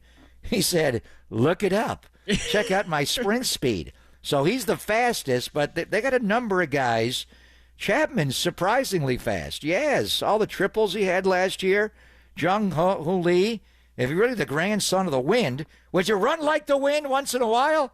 How fast is he? But, can they play small ball more, bunt, and then steal bases periodically? I mean, and on the front of stealing bases, that's how you get more runners in scoring position, and that right there goes to the next step of an area they need to address, which we brought up many, many times, the situational hitting. Now, the good news is yesterday they didn't have to worry too much about situational hitting because you had Matt Chapman go deep twice, and one of those was a back-to-back with Jung-Hoo Lee, who, by the way, is what was the exact stat, Walter? We were talking about it. Was it 9 for 20 now up in the spring training hitting? Bottom line is he's hitting somewhere in the fours, and if he can continue, because he had a small sample size last year, we all know this. He hit 262, only a couple of bombs, but if Jung-Hoo Lee can avoid the striking out, because you mentioned Tyler Fitzgerald, too many swings and misses. I would say that was my biggest issue with Casey Schmidt. Too many swings and misses. Grant McCrae showed some great flashes at the end of the year defensively, but too many swings and misses and a whole lot of strikeouts. So if Jung-Hoo Lee can be a little bit of a stabilizer, somebody to get on base, oh, and by the way, use that speed to steal bases, you could be a team that not necessarily built on offense, but if you keep getting guys on base and find a way to grind out situational games, going back to what JT Snow has told us time and time again, if you got good pitching and good defense and you play at Oracle Park, you always have a chance to win. Just the little things like the stealing extra bases, Papa, that can give you chances to stack up some wins in what is a long season. Take 2 out of 3 instead of 1 out of 3 in a series. These things start to add up for the Giants. And the reason that it was so frustrating to watch them last year is because it felt like they hardly ever got swept in a series, but they hardly ever completed the sweep. It was always 1 of 3, 2 of 3, some kind of rotation, and just floating around 500 for most of the year. So today's game got rained out. So Keaton Wynn was going to start the game. Eric Miller was going to appear in the spring game for the first time. The finger injury, got sick. So, with the rain out, now tomorrow's game is going to also it'll be on KNBR, obviously, but it'll be on NBC Sports Bay Area as well. Carson Ragsdale is going to start the game. Ryan Walker is going to pitch. Lou Trevino, keep an eye on that name. That guy was nasty when he was right with the A's, and Bob had him there. He could very likely make the bullpen this year, make your staff. as a relief pitcher. But I wonder how they're going to do this with the rain out today. Do they give guys work at Papago or on a side field? How do they get the work? I remember one time last year, one stretch where they had a number of rainouts. I want to say there was like 3, or maybe it was the year before when the WBC was going on. But they had like 3 in a week or 10 days. If you get 1, it's not a big deal. But when you get a lot of them, and Shea Hay is saying it's pouring in the desert, hopefully they'll be able to play tomorrow's game against Kansas City. But it does kind of screw up, mainly the pitchers and how they all line up, having a rain out today. But so today's an unscheduled day off, and then they're going to play straight through. So maybe it's not a bad thing as long as they don't get more rain. They're not going to have another day off scheduled until March the 20th. So that's almost in a couple of weeks' time. So maybe it's not a bad thing they got rained out. But we'll see if they're going to have blue skies there in Arizona for the weekend, as Giants are on TV tomorrow, not only here on KNBR, but they're on NBC Sports Bay Area tomorrow at noon. You can catch the Giants all weekend on KNBR, and it'll be great to watch them on NBC Sports Bay Area. And by the way, just a reminder for everybody that the free Giants and KNBR FanFest Tours final stop is tomorrow at Oracle Park right here in San Francisco, 10 a.m. to 3 p.m. So it's going to be featuring Dave Dravecki, Jeffrey Leonard, Noah Lowry, Sergio Romo, JT Snow, and Lou Seal. There's going to be photo ops with the World Series trophies, all 3 of them, might I say, and the Giants spring training game on the scoreboard. So if you don't want to watch it on NBC Sports Bay Area, go ahead and go out to Oracle Park and watch it in the scoreboard. And if you need a little gift for any of your favorite Giants fans in your life, well, the first 10,000 fans get a Brian Wilson bobblehead at the gate. I want a Brian Wilson bobblehead photoshopped into a Yankees jersey now that they can have beards on the team. That's my ultimate gift to you. Very nice. They were talking, Garrett Cole was talking the other day, and they had David Cohn on. George lets you grow beards a little bit, as long as you were winning. Like Roger Clemens pitched every game looking like he hadn't shaved since the last start. That was part of the Rocket. They had to play Elton John. He'd keep everybody waiting in the bullpen. He wouldn't leave the bullpen till Rocket Man played. It's like, can we get going here? And then Rocket would never shave. He always had to have that grizzled Jack Palance look.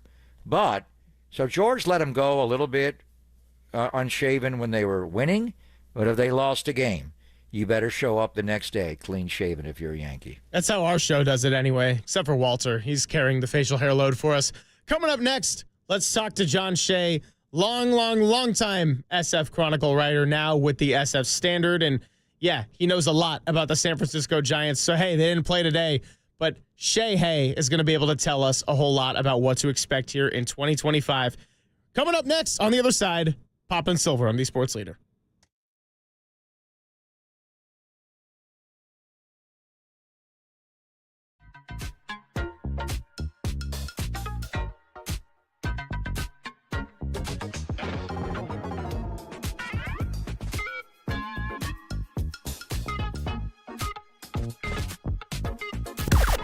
Now, from the O'Donnell Financial Group Sports Desk. Learn more at odfigroup.com. O'Donnell Financial Group, because planning is a process, not a product. Well, yesterday we had 3 Gregs. Greg Silver and Greg Papa were joined by Greg Amsinger, and he had a prediction of Justin Verlander going out there and winning 17 games. Wow, that is a hell of a prediction. But let me throw it to you, Giants fans. What is your prediction for the 2025 season? Let us know in the YouTube chat, or give us a call at 415-808-KNBR. That's 415-808-5627 to join the conversation.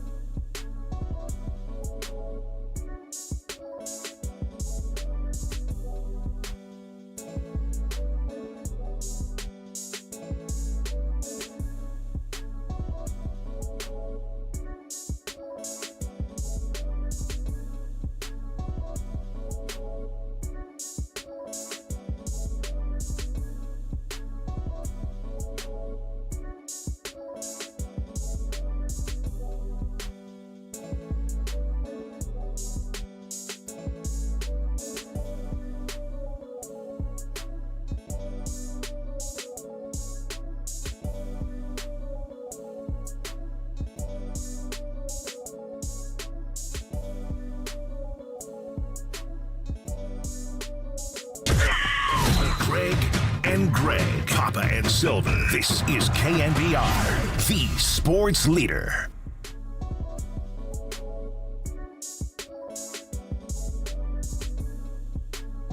What's going on, everybody? Greg Papa, Greg Silver hanging out with you. Another hour and 10 or so to wrap up the week. Then we'll hand things off to Dirty Work. We've had some great conversations already. Matt Mayoko joined us at 10:50. Got into the Niners speculation. Dre Greenlaw, Joey Bosa, Aaron Banks.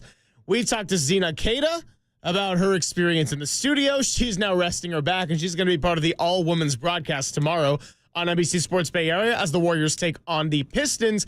And now it is time to be joined by newly of the San Francisco Standard, John Shea. He's going to be joining us throughout the season, and we are working on making that connection right now here. So going to be great to catch up with John Shea. It'll be his first time on the Greg and Greg program, but Papa, we're going to have him all throughout the season, and it is time to speak to him on the UMA guest line. John Shea, longtime of the San Francisco Chronicle, and now on a new journey at the SF Standard. John, thanks for hanging out with us. Greg Papa, Greg Silver, great to have you on for the first of many times throughout the season. How are you?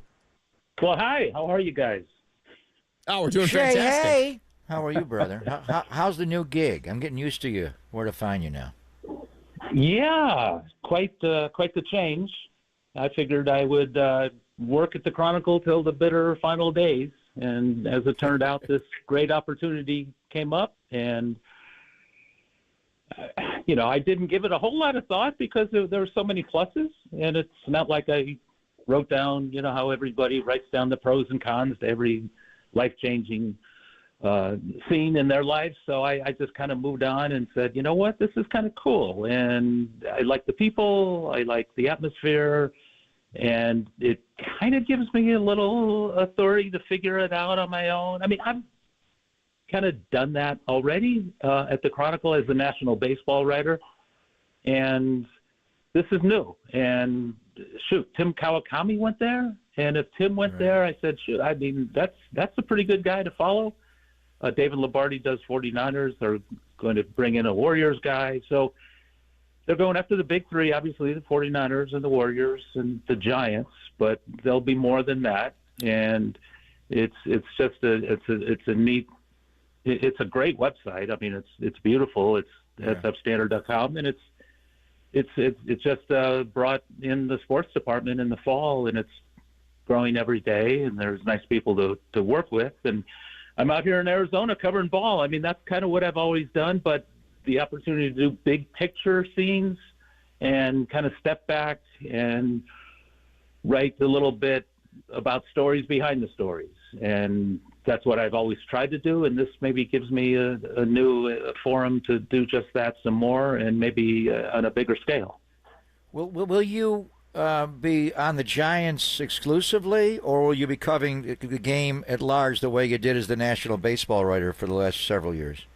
Yeah, maybe all of the same. For instance, I'll be in Cincinnati for the first Giants games. It's their openers. They play 3 out of 4 days. The second day is off just because of rain possibilities. And then I'll fly back. I won't go to Houston, but I'll fly back and I'll watch the A's and the Cubs in Sacramento and figure out what that all means and try to put it in words for the readers. So that's kind of a big scene setter up there, right? It's going to be sold out, and who knows what's going to happen, or whether it's going to be a bandbox, or, especially when the sun comes out and it's 120 in July, daytime or nighttime, it doesn't really matter. The ball flies. But they say it's going to play more fair than everyone expects. So who knows? But out here in Arizona, everything is shut down because of the rain. So I guess they'll push back a lot of. Robbie Ray is going to throw over at the minor league facility tomorrow. He was supposed to today. He looked fantastic, by the way, in his last outing. And I think that's good. This rotation is kind of shaping up. Verlander looked really good. He's 42. He's older than LeBron, and he's got this over-the-top, beautiful mechanic motion, and he just seems like he's in his prime. Of course, he could fall out with some kind of muscle issue or arm issue at any moment, like anybody could.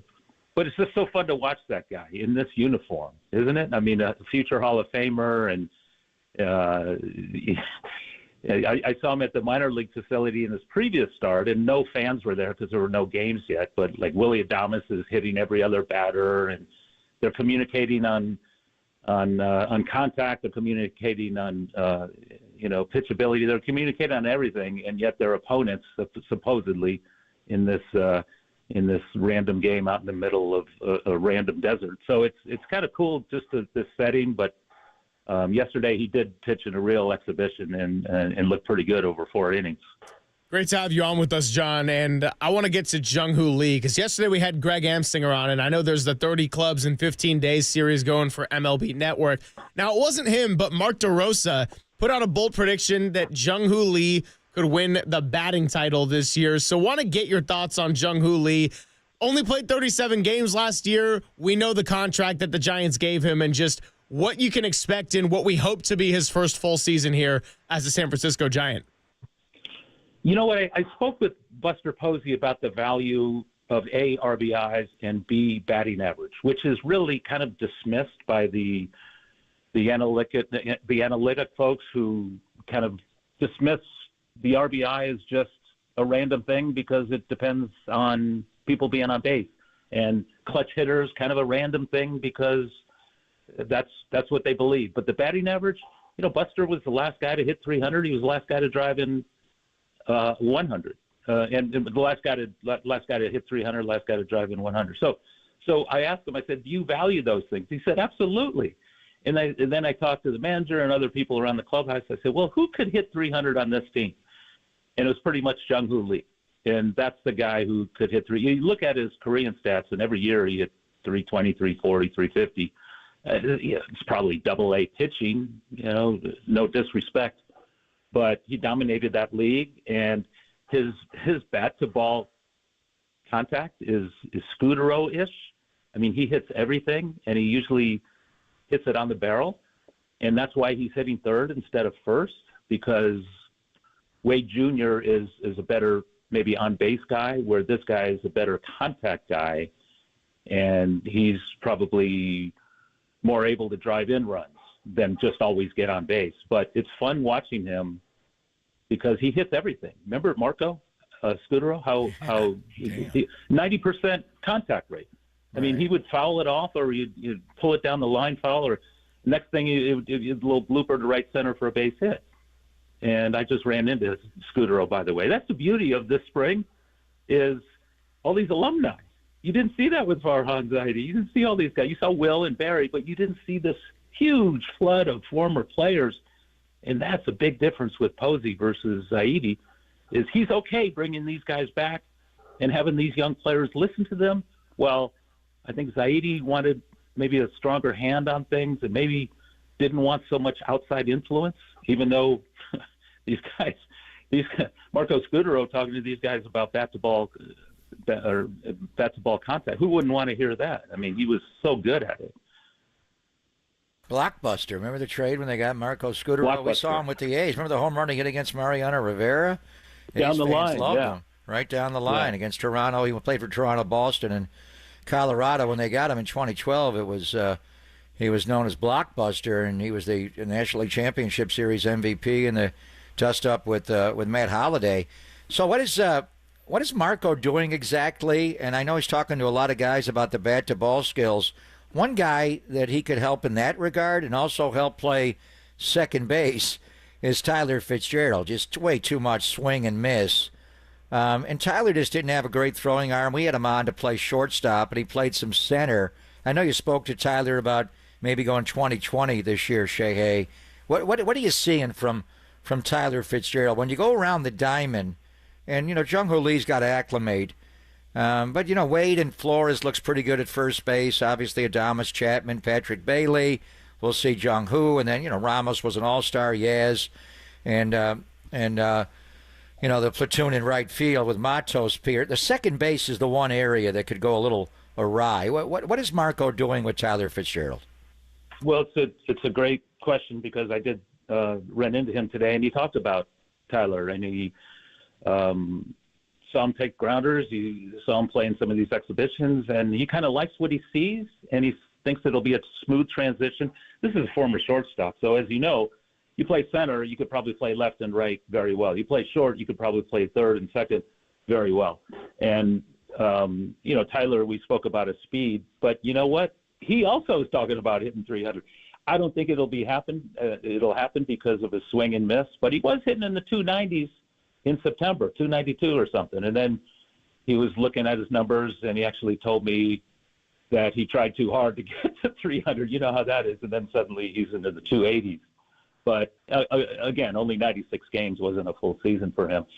But you talk about, batting champ or whatever, I think Lee is going to have a much higher average potentially than Fitzgerald. But Fitzgerald, he was kind of the second leadoff hitter yesterday. They love his speed. He's not a great base stealer if you look at his minor league numbers, where McRae was, and his dad was, but especially at the minor league level. But I think I kind of like, he's kind of got the Jeff Kent body type, well over 6 feet, 6'1", 6'2", maybe as a second baseman. And he actually told me he's got a longer glove than most middle infielders because he's so tall, and he's got to, stretch down to take those ground balls. So he's got 11 3/4 instead of 11 1/2 or whatever. But I kind of like, you saw what he did at the plate. I mean, he was like Barry Bonds for 2 weeks. Not that he's going to maintain that, but the guy is driven. I guess Buster called him up right after the Adames signing and said, "Hey, you're our new second baseman." So there was no anger or anything. There was all cool. You're giving me a job. You trust me. And so he shows up in January just so he could hang out with Chapman and Adames and take a bunch of ground balls here at the facility. I mean, this is like a month before you had to show up. And that's kind of a cool commitment out of a young player.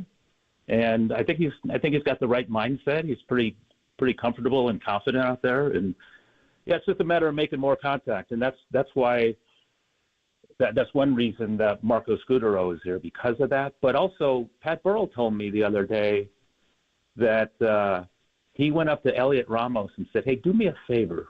Before Marco leaves, just go up and talk to him." And Burrell told me, the next thing he knew, he was looking outside and there was a picnic table and they were out there for an hour talking baseball and life. So that's kind of the value of bringing back some of these guys who were very good ball players and won championships that, players nowadays can learn from that. Talking to John Shea here on the Yuma Guest Line, and you're listening to KNBR and KNBR FM San Francisco, the sports leader, a Cumulus media station, as we go into the final hour of a Friday here. John, you spoke about him a little bit, but Grant McRae is one of the most fascinating young players on this roster to me. And I read your article about the base stealing aspect for the Giants and Grant McRae's speed. And I just kind of want to get your thoughts on what his short-term future might be, because we don't know if he's going to be a part of the opening day roster, but we saw flashes last year where he's speedy, he's got a legitimate center field arm, and he has no shortage of confidence either, which is not a bad thing. Yeah, I went up to Eugene a couple of summers ago for a wedding, and I made sure to go out and watch the Eugene Emeralds, and he was the center fielder on that team. And after talking with him, I said, "Man, this guy is like Will Clark. I mean, he's so confident. Do I say cocky? Yeah, maybe, but he believes in himself so heavily, and it just seems he loves the game, and like you say, loves to get dirty, loves to steal a bag, and talk trash on the catcher and pitcher, in real time. And so he talks a big game, and I think he can play a big game because of his speed and his power. Again, you got to cut down on the strikeouts. I think the Giants are 4th overall in the majors in striking out, and it's only been a week. Oh, but by the way, their pitching staff has issued the fewest walks and has like the best whip and second best ERA. So that's a good sign. But I do like McRae. Just yesterday, he got in late to a game. He steals second, and then he steals third, and then he scores on a base hit. And I said, boy, I don't remember a Giant in a long time just doing that matter-of-factly. It just, so Bochy had so many slow teams. Not that it mattered. They won 3 titles. And, going back to Felipe Alou as well, and I mean, they all talk about every spring. They all talk about we need to get more speed. We need to, Dusty always used to say, I'd love speed, but I just don't have much of it. Going back there, and Gabe Kapler, same thing. I mean, they seem to be bottom 5 every year in steals, and the last 2 years they were second to last and dead last. So even with the bigger bases and the restrictions with pickoff moves, they just don't have. They haven't had those people. So for the first time in camp, I'm seeing a couple guys, and don't forget, Adames had 20 plus last year in Milwaukee, and Chapman had 15. And Fitzgerald is supposedly, according to Statcast, the 4th fastest player in the big leagues. And I took that to Grant McCrae. He says, yeah, but once I get going, he can't catch me. So in other words, he might be quick home to first, but I'll beat him to second or third. That's how confident he is. Yeah, we had him on, asked him the same question, and he just said, check my sprint speed. I'm fast. So just overall, philosophically, and I want to get your thoughts on Buster. What a fascinating story. I mean, in 2021, he catches the staff. They won 107 games and wind up losing in Game 5. He retires. He joins the ownership group, and now he takes over. He's the president of baseball operations. And just your thoughts on what Buster's and how it's going, and just philosophically, I mean, is it too simple to say with Farhan and the analytics, small ball wasn't emphasized? I know they wanted to steal more, but as you delineated, they didn't, since the bags have been enlarged. They didn't like to bunt much. The situational hitting wasn't as strong. Do you feel like it's just back to what the Giants were, mainly the 10, 12, 14 teams, and back to the core of playing fundamentally sound baseball? Yeah, with a lot more technology, a lot more advanced data. But yes, indeed. In fact, talk about the alumni here. You didn't see that under Zaidi. You talk about Pat Burrell in a conversation I had with him, and he says, especially at that ballpark, you just can't have guys trying to pump it out 1 through 9. And he said the beauty of someone like Adames, who was 4th in the majors in RBIs last year, 30 home runs, yeah, a lot of 3-run homers, yeah. But just the other day I saw him, a guy on second and 2 outs and long count, and he just chopped the ball through the right side for an RBI. He said that's how you get 100 RBIs, and not just through home runs. So it's kind of smart situational hitting is what they're trying to emphasize. And Burrell, I quoted him as saying something like, the stuff that hasn't been emphasized in recent years, we're going to emphasize, and we are okay with that. So basically, he and the manager and all the coaches and the players are kind of given the freedom, to play old school baseball. Can I say that? In a new school environment, because Buster will allow it. That means Melvin will manage it, and Burrell and them will coach it. And now we're going to see, how it plays on the field. But Fitzgerald put down a beautiful bunt. There was a guy in first, but he was bunting for a base hit, and third baseman picked it up and had no chance. And then next thing you know, both guys are scoring. So there's situations, and as Burrell told me, he said, imagine Logan Webb goes 7 innings, gives up 2 runs. He's going to toe-to-toe with the other starting pitcher. And he said, you know what? With what we're trying to emphasize here, we're going to win that 3-2 if we take care of like 5 or 6 different situational settings during the game and do things right, in little moments. I talked to Scudero today. All he talked about, you got to do the little things, got to do the little things, he was the dean of the little things.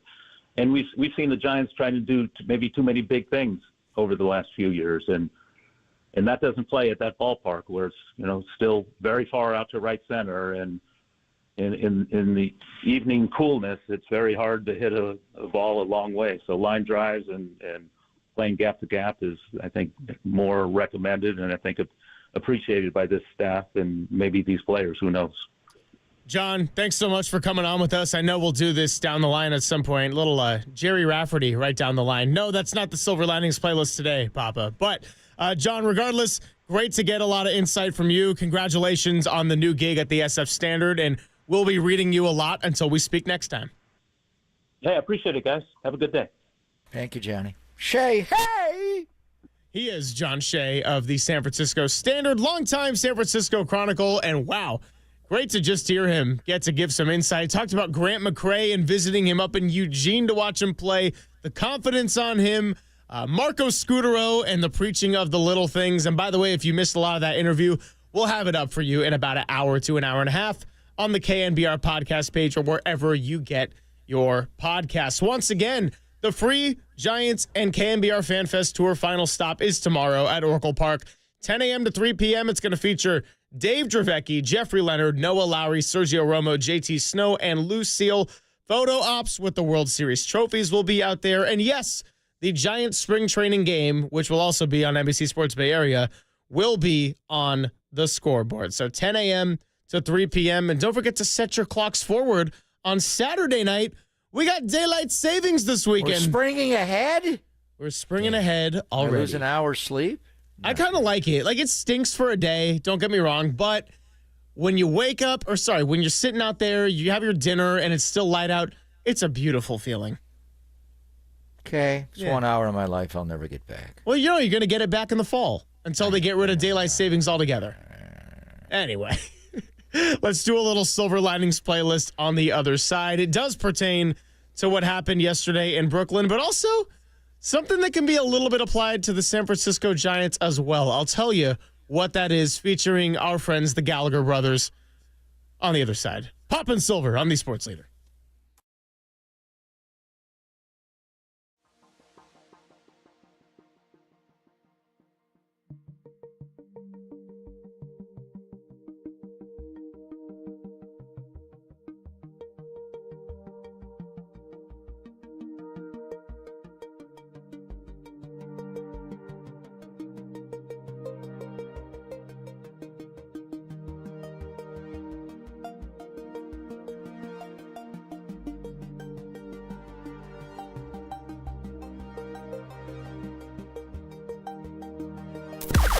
Now, from the O'Donnell Financial Group Sports Desk. Learn more at odfigroup.com. O'Donnell Financial Group, because planning is a process, not a product.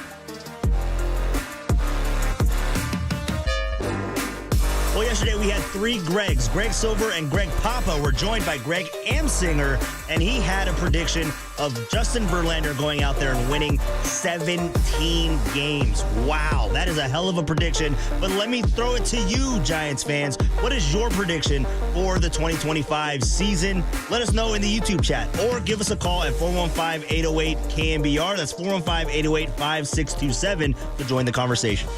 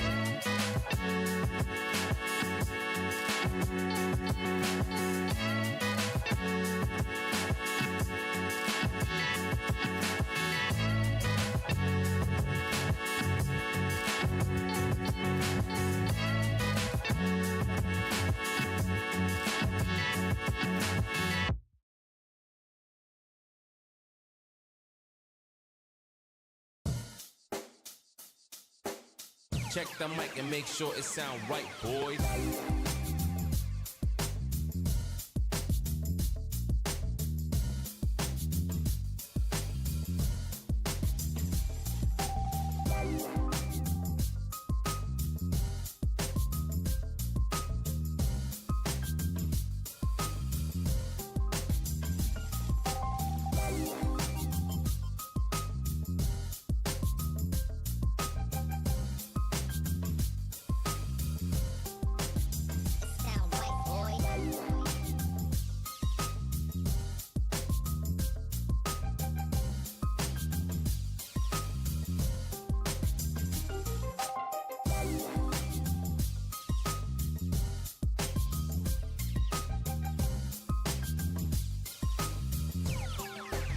It sound right, boys.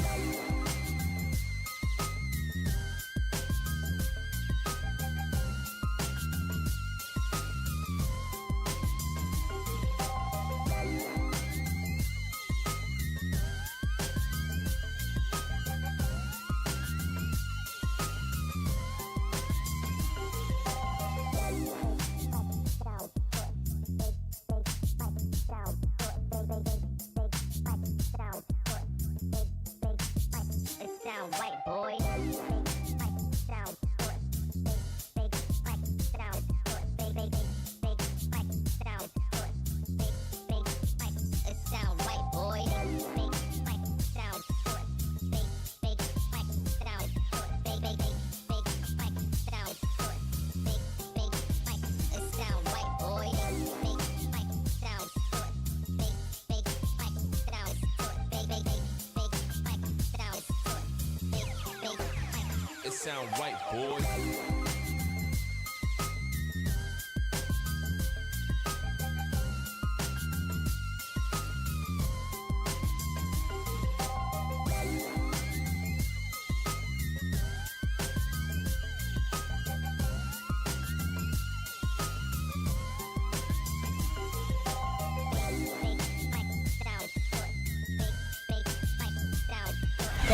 And now it's time for the Protect Your Assets Business and Technology Report with me, David Hollander.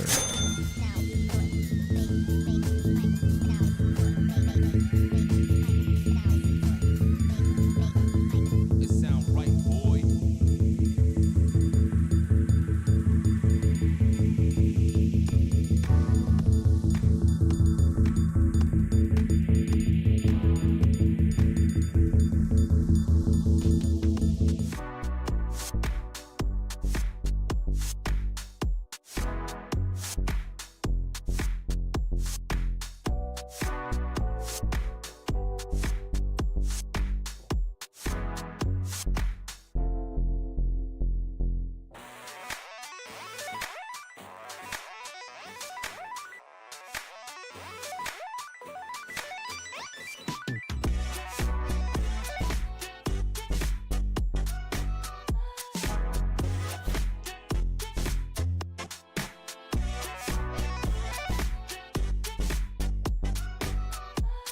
Papa and Silver now continues live from the KNBR Casino Matrix Progressive Jackpot Studios. Casino Matrix. Progressive jackpots are here. Where are you? Just drop in. Please play responsibly. 1-800-GAMBLER.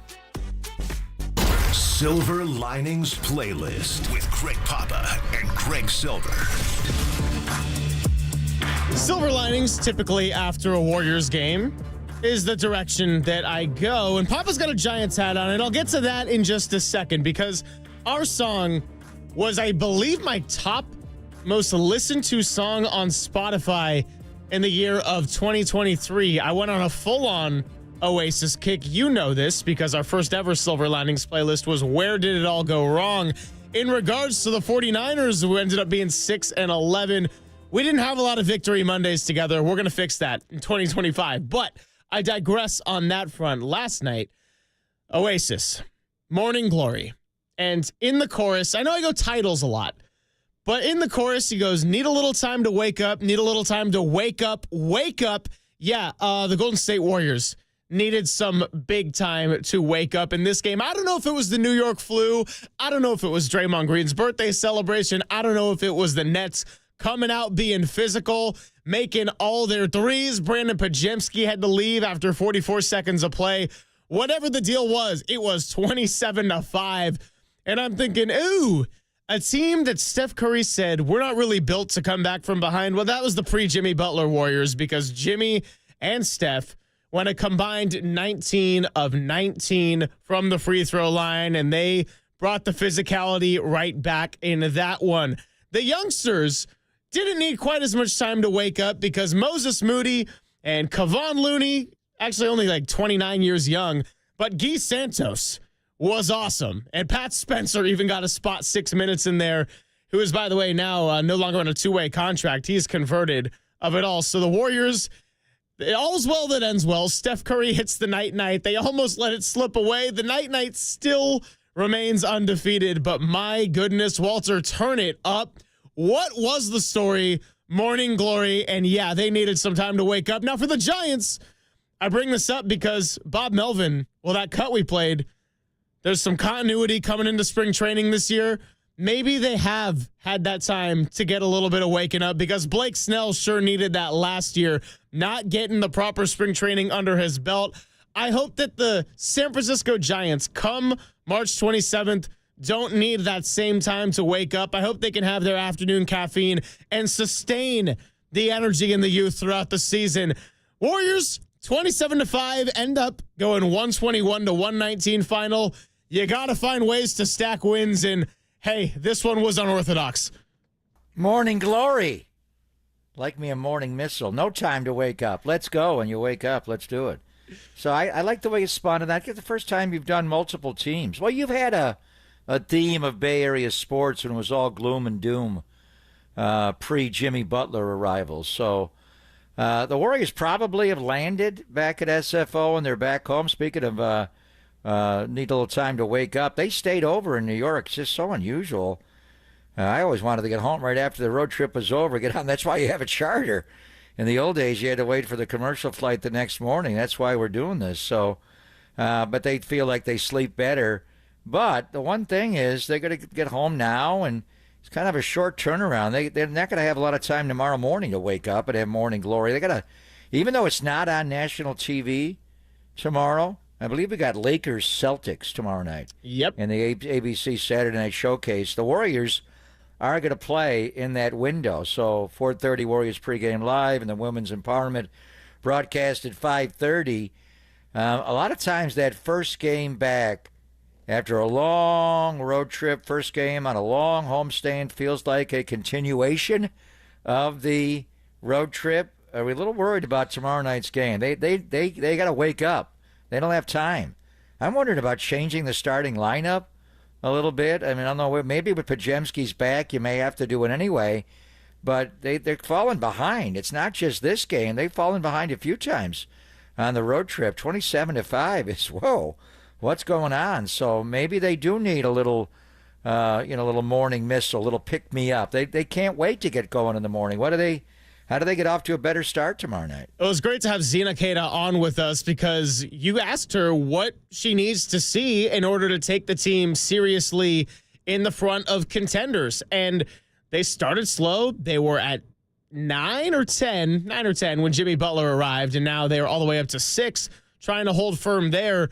And one of her answers was they need to put together a complete fourth quarters, and with that comes not starting the game so slow. Now, it's not going to be 27-5 like it was last night all the time, but it was a fair point from Zena that the Warriors have been able to hang in there. The Knicks game was a really gritty defense that kept them afloat, and without Pajemski's offense in the first half, that could have been a lot uglier than it was at the break. I think it was 8 points. But anyway, on that front, they got to be able to start fast, and I'm absolutely concerned about that tomorrow. Now, the Detroit Pistons, not the Detroit Pistons of last year. They got the same record as the Golden State Warriors. Cade Cunningham was a very deserving all-star, and they got a bunch of young, really solid athletes as well.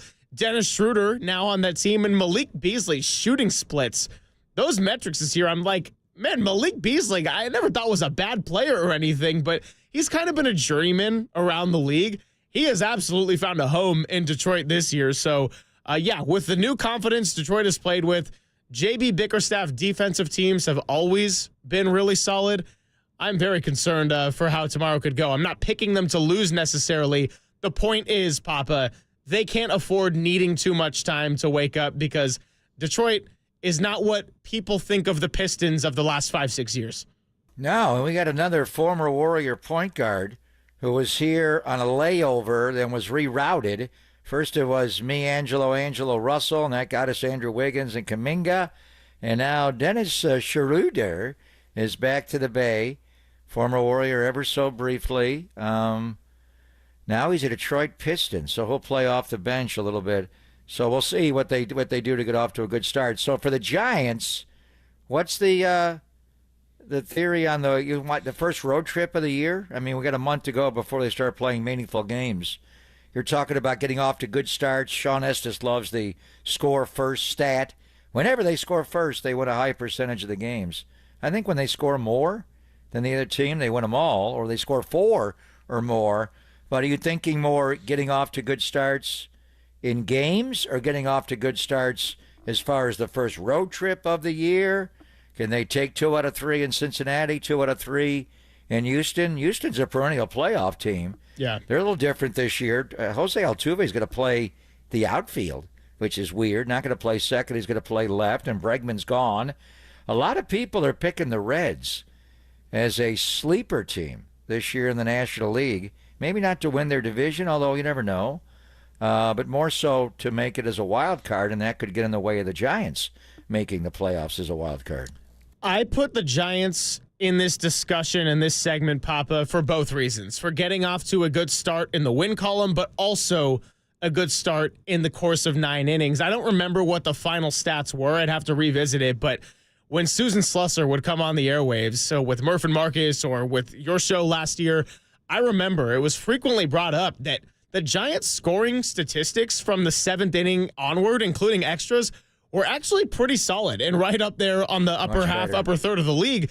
It was the first 6 innings that they really struggled, and so they were able to hit bullpens with a decent amount of success. It was letting starting pitchers go deep into games that really cost them a lot of close ones at the beginning, and part of the reason why they never could complete a sweep or why they would lose 2 out of 3 or 3 out of 4. So I say it on both fronts. You obviously want to be able to stack wins. That goes for starting the season well in any of our teams, and 49ers didn't do it. The Warriors did it and then lost it so quickly. So yes, that's a big part of it, but really it's starting games well and not needing too much time to wake up, because you're going to win games with your pitching and your defense.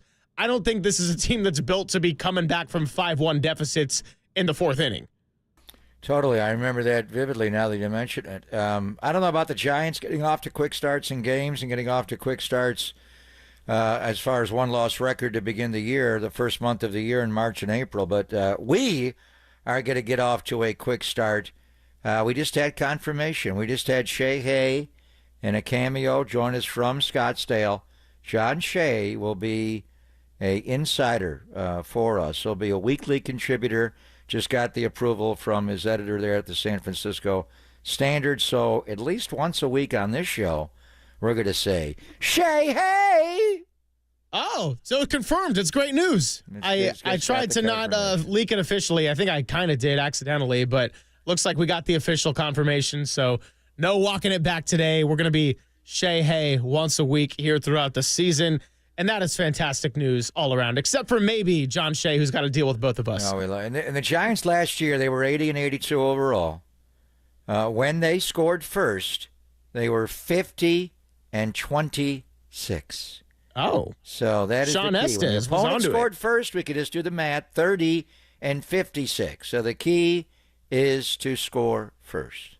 Okay, so the Sean Estes stat had almost a 2-to-1 success ratio, 50 to 26. And score 4 or more, and that is the Sabes number. It's 4 score and 7 wins ago.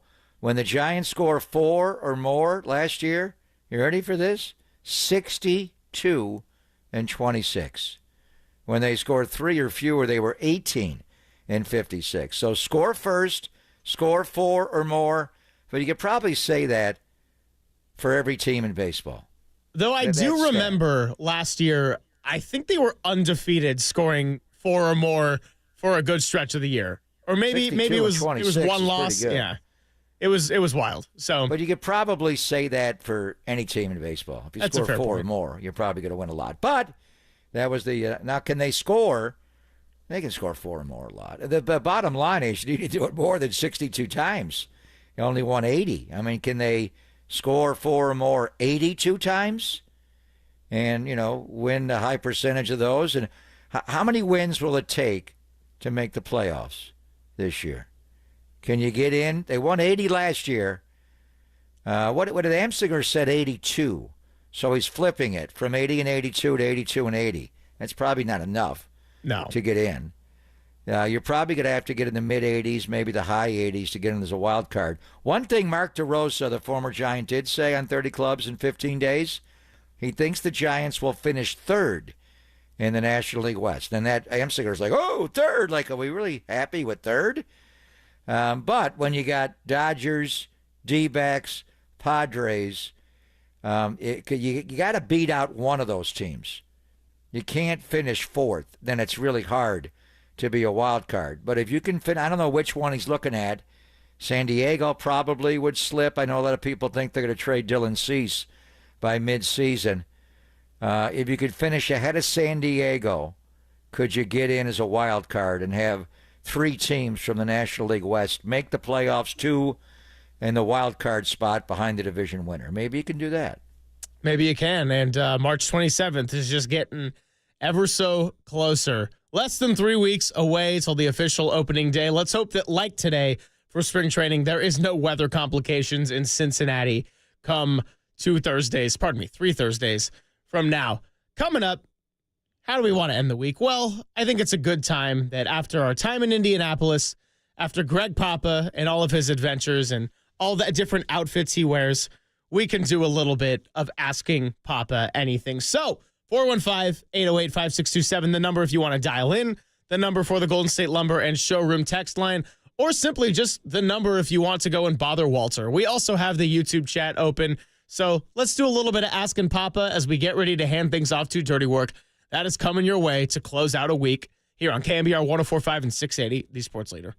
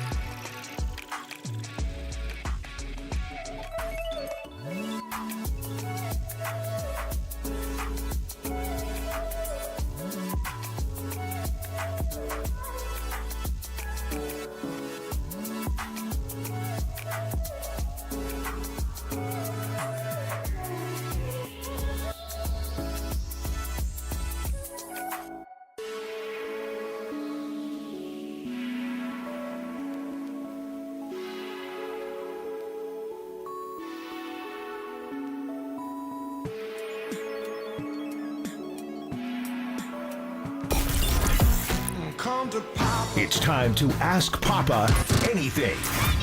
Anything. Anything. Come to Papa.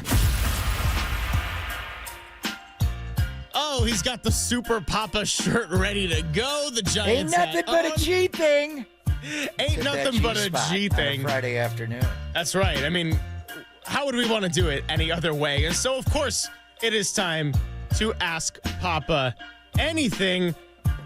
415-808-5627. That's 808-KNBR, the number to chime in on the phone lines, the Golden State Lumber and Showroom text line. Oh, and by the way, we've got the YouTube chat open as well. I'll start off with one. And Mike Val was actually spitballing a bunch of ideas here in this commercial break. If Joey Bosa comes to the San Francisco 49ers, what kind of nicknames are you floating around in your head for the broadcast? Here comes Bosa's! The Bosa brothers? I don't know. The Pacific Sack Exchange is one that the morning show was going out there. The what sack Pacific exchange? Sack Exchange? The Bosa Sack Exchange? Pacific Sack Exchange. Well, no, because that's Kevin Mitchell and Will Clark. So You it's can't too steal that close one. then. No, Okay. we're not regurgitating it. Like the Klecko and Gastineau group in New York, the New York Sack Exchange. I don't know. So Mayoko seems to think more than likely it's going to happen.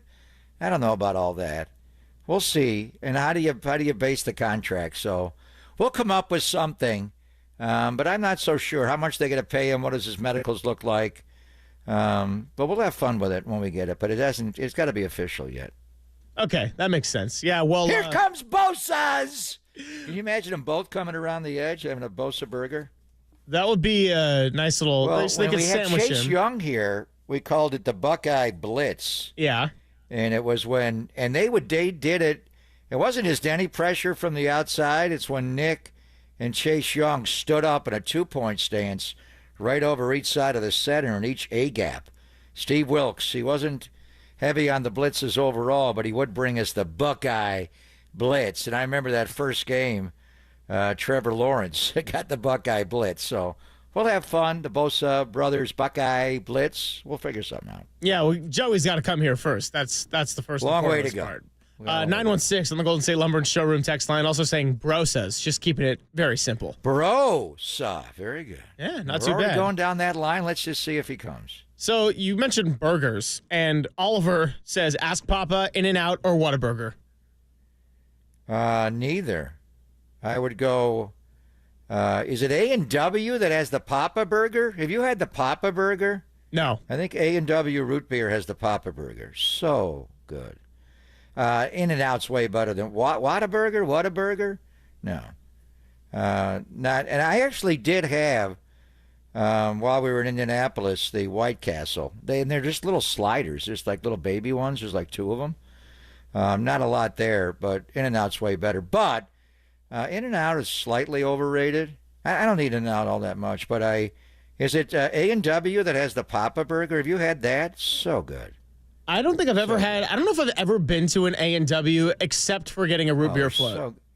Of course. Yeah, You I think do that's want it. the root beer, but A&W root beer does. I think it's I haven't been there in so long, but I think they do have the Papa Burger, and it's not just because it's named after me. It is so delicious. It really is an underrated burger. How many out there have had a Papa Burger from A&W? Yeah, we're gonna ask people in the YouTube chat. Type it in if you've had a Papa Burger. Speaking of the YouTube chat, let's go over to Kurt. He says, at G Silver, does Papa have any thoughts on where DK Metcalf may go, if anywhere? I've texted our guy Sanjay Lal, and he's quiet on the DK front. First of all, we were in Indianapolis. I said, "You hear the rumors about DK?" And he was like, "What? Who are you talking about?" So he played coy there. I would think the Chargers got a lot of money to spend. Obviously, releasing Joey and not re-signing Khalil. I don't know if Khalil would wind up going back to the Chargers. We're hearing more Chicago. But in any event, you connect people that have ties to DK, and the guy that coached him the most is Sanjay. Now, and he's the wide receiver coach of the LA Chargers. So I would think that's something to keep an eye on. We did hear Green Bay, though, when we were at the Combine last week. That was the rumor that Josh Jacobs was very outspoken about, the lack of a number one wide receiver there in Green Bay, and Gutekunst may would give up Romeo Dobbs or Dontavian Wicks, one of the two, and get him along with a draft pick. But I'm looking at this Papa Burger. There it is, by the way. It is at A&W Root Beer. It is. I've only had one, I think, my entire life. I was going to ask, when's the last time you had one? A long time ago, but Okay. it is delicious. And why? Because it is the Papa of all burgers. 2 juicy beef patties topped with gooey. We do love the gooey American cheese and stacked high on a lightly toasted bun with fresh lettuce, tomato, onion, pickles, finished with a drizzle of our signature A&W Papa sauce. Have you had a drizzle of Papa sauce? So good. This is too good. I think that's TMI. I think that's TMI. No, I could go on more. I give you a lot of Papa sauce. Anyway, it's a burger. It's the burger that other burgers want to be when they grow up. Ha! I love this. Even if it doesn't taste great, the writing on this is classic. I may go for one right now, the Papa Burger. I need the drizzle. I need the Papa sauce drizzle. Just a drizzle. Do you have a burger named after you, Silver? That's my question. See? No, I There's don't. Silver I have Burger? nothing to say about that. See? Long John Silver's? That's where you got to go? You ever been to A&W and get the Papa Burger? I have not had the Papa Burger, but I've had What are we the Wally. waiting I've had for? the Wally Burger across the street at Gambino's. Oh, where's that? It's right across the street. I'll take it sometime, Papa. Geez, this is sad that I am now the only member of the show that doesn't have a burger named after them. One of these local businesses, Walter let's work Burger. on it. I see Subway across the street. Maybe they can hook it up. That's how I know I'm getting desperate. By the way, so it is Ask Papa, closing out a Friday here, and Tacky always likes to get a little creative in the YouTube chat. Were you in Indy? Did you have the Bubs burgers? That's a classic. No, I didn't go Bubs. I didn't even have Steak and Shake. Steak and I think White Castle when I'm there. You can get Steak and Shake other places, but it is the Bubs burgers. Look at the sign at the bottom there. It's the champions of the big uglies or ugly. So all the offensive linemen leaving Indianapolis last week were having a Bubs burger. Too good. So Tacky says, Greg, can you ask Papa if Jesus could microwave a burrito so hot that even he himself could not eat it? No, Jesus can do anything. He can eat a hot burger. He can walk on water. No, Jesus, I have a lot of faith in him. No. Yeah, I was going to say, we're getting deep and philosophical here on this question, but I stand with you on that one. I think that he'd be able to handle the burrito. Yeah. Yeah, no problem there. Let's see, what else is going? We got John Nadali, one of our regulars in the YouTube chat. Ask Papa what he thinks is more likely, Niners win a Super Bowl in the next 2 years or Warriors win an NBA title in the next 2 years. More probable than not. What are you, an attorney here? Who's going to win? What are they saying? Basically, who's going to win a championship in the next 2 years? Yes. Is that what he's saying? Yeah. Niners or Warriors? Ooh. It changes. You asked me that a year ago, you'd go decidedly Niners. You asked now, even a month ago, you'd go decidedly Niners, and the Warriors seemed Joey light years away. I don't know. That is a race to get there. The Niners have 5 Super Bowl championships, as we know, and the Warriors, when you include Rick Barry's won that lonely banner in 74-75, they have 5 as well in the Bay Area. They have the 2 in Philadelphia, the 2 in Philly. But, they have 7 in total. But as far as in the Bay Area, Niners 5, and the Niners got out to a quick lead. They were up 5-1 for a long time, but the Warriors have 5. So who will be the first to get that Super Sixth? By the way, John wants to clarify that he's married to an attorney, so there you go for the logic behind your question. There you go. Is that the preponderance of probability? I love that one. Walter, you got any questions for Papa while we're here on a Friday? I mean, we have the Papa Burger, the drizzle sauce. You're chilling back there in your River Cats hat. And I feel like, Walter's Wednesday whip around, we give you a chance to really shine. Hat on? What's going to be the starting rotation for the Sacramento River Cats to open the year? It's probably going to be Kyle Harrison starting up there, right? Opening day, Harrison, Hayden Birdsong. Landon Roof up there, too? What? Where's Carson Wisenhunt going to begin with that? You see his changeup? That thing is nasty. Grant They have McCray. a better rotation than the Giants. Yeah. Yeah. Who wins more games, Papa? The River Cats or the Giants? Well, the River Cats don't play 162. What do they play? 152, I think. 152. Are they up to that many? Yeah, they're that many now. Yeah, in AAA, they're in the 50. It might be 150. It might be 150. Okay, so we got to go Giants. You have 12 games. Who would have the higher winning percentage? That's a better question. The way to put it. Who's going to have the higher win? Who's going to win more games? The Athletics of Mark Bedane or the San Francisco Giants? They just signed Lawrence Butler. What are the A's up to? They go to Sacramento, Sacktown, and they're on their way to Vegas, and all of a sudden they're spending money like they never spent before. Yep. Severino got 3 years, 67. Lawrence Butler got 7 and 65.5. Brent Rooker got 5 years, $60 million for years.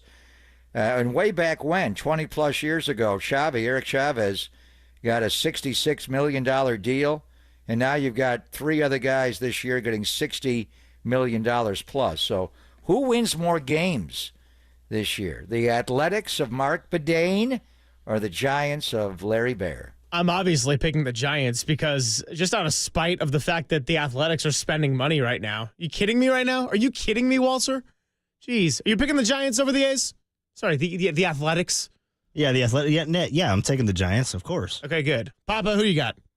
I don't know. We'll have to wait and see. Who wins the most games in Sacramento? Who's the better franchise in Sacramento? How about that? The Giants are actually playing in Sacramento the 4th of July.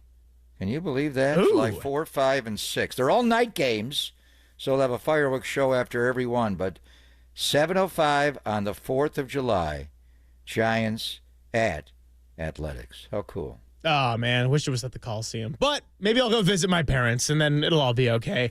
So there we have it, a little Ask Papa Anything. Congratulations to Tacky, who really wanted to get that question answered for quite some time. Got a nice definitive answer as well, so all is settled there. John, appreciate you and your attorney spouse for crafting up those goods, and we'll see if Joey Bosa ends up coming to the Bay. What kind of nicknames are we throwing out in the rotation? And do not... The Bosa Burger is not as good as the Papa Burger with a drizzle of Papa sauce. Love that. Do not forget the drizzle of the Papa sauce. Let's wrap up the show on the other side and give a little bit of drizzle to Dirty Work because they got work to do from 2 to 6. Papa and Silver closing up shop on a week on the Sports Leader.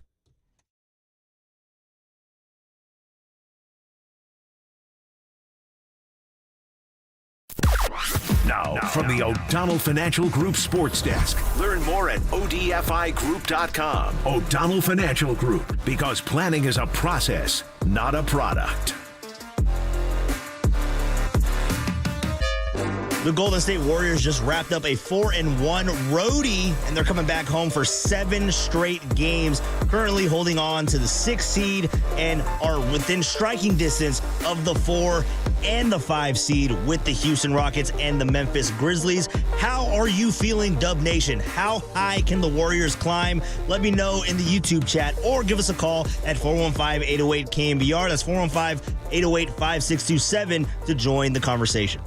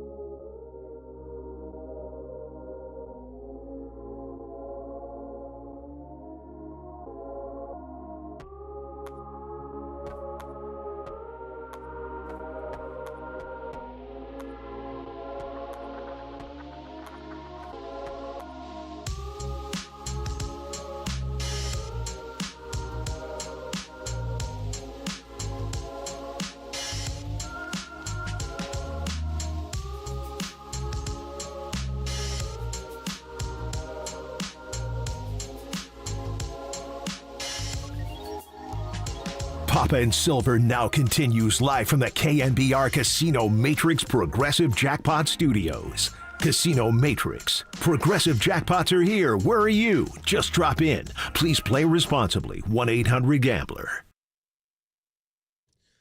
What's happening, everybody? Just about ready to close up a week, hand it off to Dirty Work. And speaking of Dirty Work, and speaking of our last segment where you could have asked Papa anything, 415 on the Golden State Lumber and Showroom text line says, a drizzle of Papa sauce, a.k.a.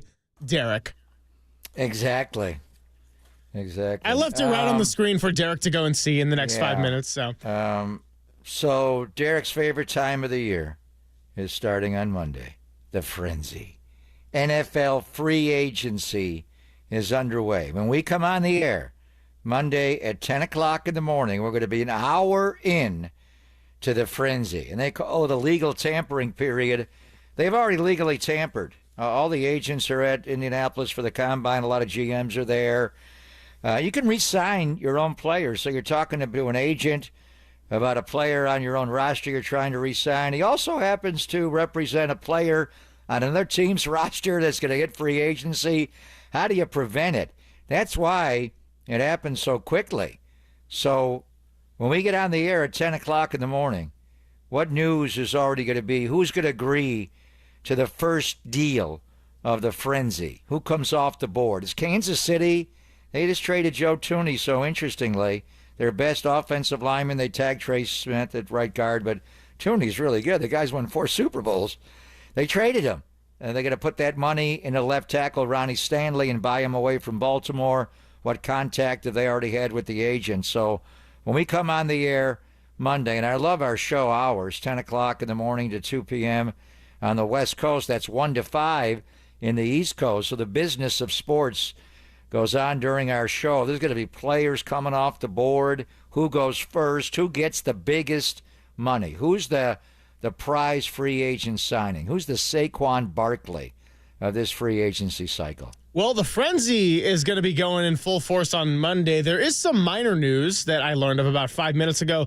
Adam Schefter putting out there that the 49ers have claimed cornerback Trey Tomlinson off of waivers from the LA Rams. So 49ers. Danians, what is that, his nephew?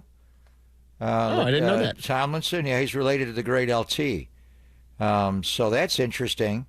So you'd have to look and see, can he play, inside corner? Can he play outside corner? So, again, if a guy's a street free agent, you can pick him up. So that is interesting. So there'll be a lot of transactions. Then as far as the Niners go, are they going to do anything big? Last weekend on a Saturday, they traded Deebo Samuel.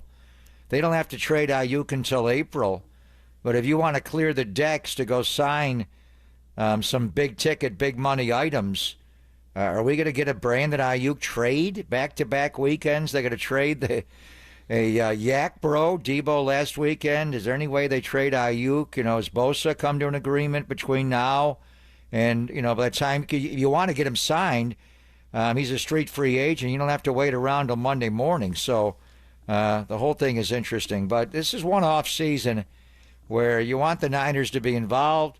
They need to improve their football team. Are they going to do it more in late April at the draft as opposed to, mid-March and do it in free agency? But a lot of times when you make draft missteps, you have to overcome it by signing some players. So will they clear off more cap space? They got about $36 million to be able to spend in free agency. Are they going to clear more off this weekend? And if they do, that'll give us an indicator that they're going to be players this free agency period, where maybe they're setting everybody up to not be players. We'll reconvene on all of this on Monday. Busy weekend ahead. Going to get a nice chance to do a little bit of resetting. Maybe check out the Giants Fan Fest at Oracle Park. Big thank you to Matt Mayoko, Zena Cada, John Shea, our guests of the day. Thank you to Walter, as always. And we will reconnect. It is time to hand it off to Dirty Work. Copes, Depop, Tim Webb coming your way from 2 to 6. And you're listening to KNBR and KNBR FM San Francisco, the sports leader, a Cumulus media station. Okay, the fun's over. They've done the dirty work of the radio business. Anybody messes this thing up for me tonight is through. Engineering, board operating, and producing. Not only are you fired, your life is over. And now they have the microphone. What could go wrong. Nobody messes up. You understand me? Don't mess up.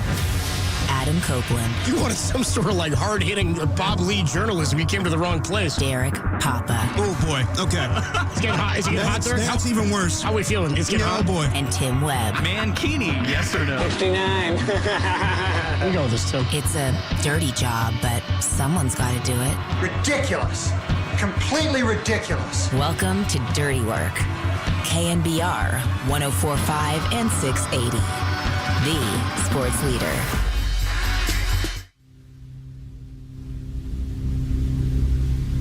We got a Sharks update? Derek's got number 4. He went Bruce Zetterlund. the Lanch. I liked this pick for him because they moved Macklin Celebrini down to the second line with our guy Fabian Zetterlund. You've always been a big Fabian guy. I want the streak to continue. Again, you're over 115 games or something now. Yeah. Is the streak. That's more than a season. I want it to run 2 years where Derek doesn't win the pool. Well, I can feel it in my plums tonight.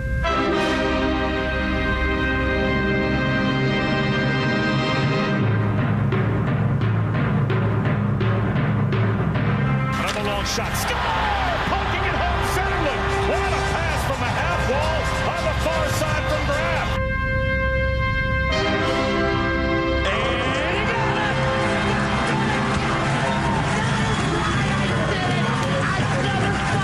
Are you kidding me?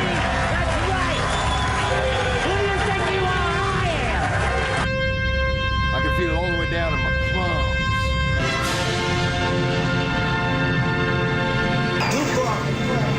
Was the symbol of great base stealing. But today, I'm the greatest of all time. Thank you.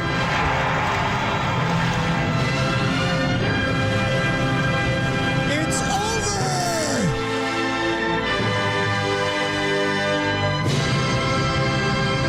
115 games, and the streak is finally done. And so is Fabian Zetterlund. Sharks fell 7-3 to the Lanch, by the way. Who cares? I finally won in the Sharks pool, damn it. Derek, after 115 games of not winning the KNBR Sharks pool among board ops, producers, hosts here, has finally won. He had to draft a player who scored the first goal in the game for the Sharks. Yesterday with the 4th pick in the draft, he took Fabian Zetterlund, and Zetterlund ends the streak for Derek. How about that? Ironically, Fabian Zetterlund just traded. Today at the NHL trade deadline, dude. How about that? Immediately traded. His last goal will be memorable for me. And you know what? Dude, it's funny. You will never forget Fabian Zetterlund. I'll never forget Fabian Zetterlund. Being traded. Thank you, sir. You'll never forget that goal. Were you watching? No. I was watching the Warrior game. How many periods of Sharks puck have you watched this year? Oh, none that I can remember. But I will say I was, rummaging through ESPN box scores, had to check what was going down, and I saw my guy Fabian. Not to be confused with our guy Tom Tolbert, a.k.a. Fabian. But, yes, Fabian Zetterlund. All right. So, Derek has a whole lot of an intro there. A whole lot of self-proclamation. Yeah, and I thought my rejoiners were long. Jesus, Tim. And I thought my jokes were bad. We'll end it I there. spent entirely too much time doing that this morning, and I just was sitting there giggling to myself. But I was loved like, it. well, you're going to get a minute of us praising Derek. You got a little Ricky in there, a little Pete Weber. The Pete Weber's what got me. And then the actual Zetterlund goal. Do we get that in there, too? Yeah, no, it's in there. And then, a little, whatever you think you are, I am. That's Pete Weber, yeah. And then Ricky Henderson. Yeah, R.I.P. But, yeah, I mean, a lot going on today. Warriors get a big win last night against Brooklyn. Niners are, we'll see what they're doing with their cap space come Monday. Who do you think you are? I am. Yeah. Giants rained out due to rain. Giants rained out against the Reds today due to rain. But we're starting with Sharks today. We're starting with Sharks puck again. Fall to 17:38-9. Or fall 17:38 on the year, and then the 9. That 9. I know, dude. Picking up those points in OT. Anyway, Sharks. Mike Greer's Sharks. Mike Greer's Sharks, baby. I like that they're still wheeling and dealing and active at the deadline. I like that they're still setting themselves up. Yeah, but the Zetterlund trade actually is kind of controversial. Why so? How so? Tell me about it, Zetterlund. You're like a Zetterman czar. I'm not a Zetterlund czar, but it's just seeing the reaction, and mostly from Dieter Kurtenbach, who will be filling in for you come Monday on the show. I will be off Monday, yeah. He does not like the trade, and just talking to our Sharks go-to guys around here, Tim Webb and Mike Holder. Actually, happy birthday to Mike Holder. The Zetterlund trade, not looking upon pretty good, I would say. Not looked upon as a positive So the deal is anybody that was essentially an unrestricted free agent, the Sharks were going to move. Yeah. But Zetterlund was a restricted free agent, and by all accounts and reports is that the team was looking to re-sign him in the offseason because he's young and he's a good piece and whatnot. To flip him to Ottawa for not a huge return is sort of Sens, huh? The Senators? Fourth round pick. Not and a couple of guys. They did get a defenseman who's a monster. He's a very large human, but big boy. Don't even ask me to pronounce his name. It starts with an O, and there's about 14 letters in it. So I'm gonna hit my homegirl Sydney, who played college hockey at Cornell. Big Red, and she's a hockey maniac. She's from Chicago. And she's been all over. I saw her tweeting earlier all about the NHL trade deadline. I'm going to hit her and ask her to give me a breakdown on the Zetterlund trade. Okay. She's big on, she loves Will Smith, huge on Will Smith. She's all about beanpot hockey. She's obsessed with it. She's the one who kind of got me into the Four Nations thing. She's like, you following this Four Nations Cup? I was like, not really, but I'll get into it. And then here you go. It was a blast. So there you go, a little puck to start your sunny Friday here. Hope we made you happy, Nicole. In San Francisco. Nicole, nothing's going to make Nicole She's never happy. No, nothing Miserable. will make Miserable person. Nicole happy on the YouTube chat. You can check in on the YouTube chat. As always, KNBR, YouTube at KNBR 1045. Golden State Lumber and Showroom text line is open at 808 KNBR. Always taking your calls as well. Streaming twitch.tv/thesportsleader, KNBR.com, and the KNBR app. I hope the morning show enjoyed getting Rich Aurelia this morning at 8:15. I'm going to enjoy talking to him tomorrow do they not, Tim? What's going on? No, Richie? I don't think Rich was on this morning. Oh, well, sorry. I'm just looking at their sheet here. It's my bad. Anyway, Rich will be there tomorrow at Giants Fan Fest out at Oracle Park starting at 10 a.m. Hopefully. 10 until 3. He'll be one of the former players on hand, as well as Dave Dravecki, Jeffrey Leonard, Noah Lowry, Sergio Romo, JT Snow. Plus, you'll get photo opportunities with the trophies. We'll have the spring training game up on the big scoreboard. It's all presented, of course, by Scottsdale, your home base for spring training, and the United States Air Force. For tickets and FanFest details, KNBR.com/FanFest tour. The first 5,000 fans in attendance are going to get a B. Weezy Brian Wilson bobblehead upon arrival. So, pretty good deal there. Come on out. Should be a nice day, nice weather. Marcus, the Waterboy Boucher, and I will be out there doing the interviews. Derek's going to be there just for support. Tim, what you got? We'll see about that. We got to the bottom of it. Richie is battling an illness. That's why he wasn't on this morning, and I don't think he'll be showing up tomorrow. Oh, no. Just an update for the fans. Now we're airing out Richie's his issues. Come on, Mike. Wasn't feeling Keep great. that under wraps, Mike. That's not anybody else's business. Too much wine. And on it, Mike's birthday. And on Mike's birthday, dude. Oh, man. Rich is going to be with us throughout the season. Oh, dude, though. well, if Richie... one of our Giants insiders throughout the season. But as you know, if Richie doesn't show...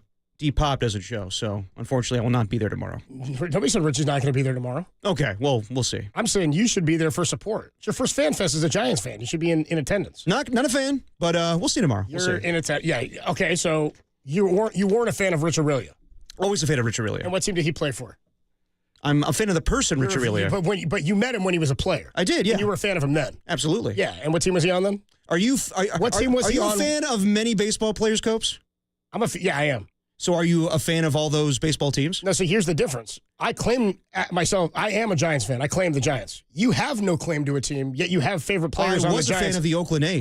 But you were. So now you have no team, yet you have favorite players on the Giants. Can I just watch ball? But you don't. You got to get in on the Giants. Why do I have to be on the Giants? Because you're already in on the Giants. You have favorite players. I'm covering the Giants. You don't have to be a fan of the Giants. Not going to get me. You think you're going to get me? You're not going to get me. You're already on board. I'm not on board as a fan. You can rank your top. Can I be the only guy on KNBR that's not a fanboy for the Giants? Marcus isn't a Giant. I mean, he's like accepted them as his other team, I think, because he grew up in the Bay Area. Yeah, they're not going to be my other team. There's going to be a team I talk about on the radio. He's a Yankee fan, of course, raised by his dad, a Yankee fan, Yeah, which I endorse if you're like raised a certain way to be that fan. It's the ones who like grew up and they're like, I'm a Yankee fan. I'm like, you grew up here, though. You had a choice. You could have picked Giants and A's, and you decided to go across the country. Don't yuck his yum. He wanted to be a Yankee fan. Well, that's what I'm saying is I'm not yucking. I will yuck it if you're born somewhere and there are teams that exist in your area and you're just opting to go to the greatest team because they were great. Sometimes you follow what your dad likes. That's what I'm saying. Unless you're raised by someone who is a fan of that team already, it's different. What I'm saying is, had I grown up here and been like, you know what, I'm rooting Mets. Why? Because they were more fun. I did have pet teams, I told you, when I was a kid.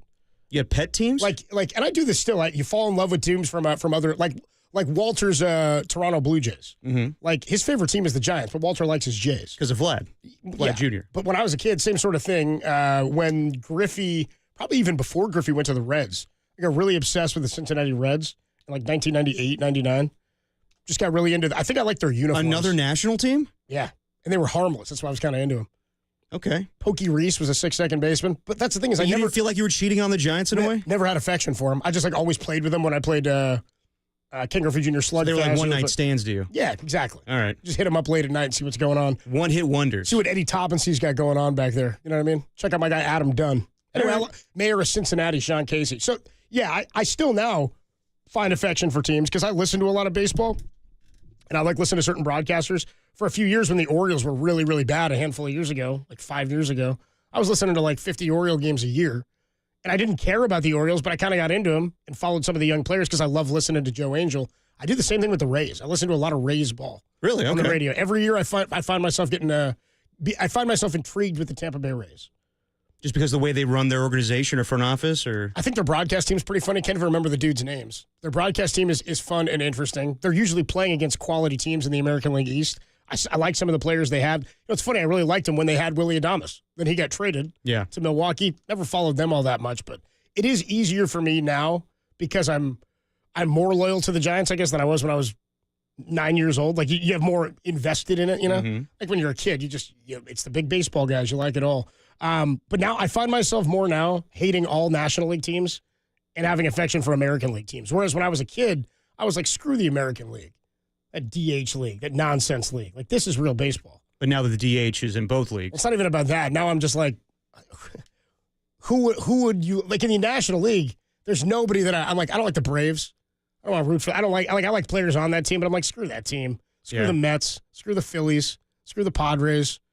Screw the Cardinals. Screw the Cubs. You know what I mean? All these, screw them. Because they're all better than the Giants. Because if the Giants want to get to a World Series, those are the teams they got to go through.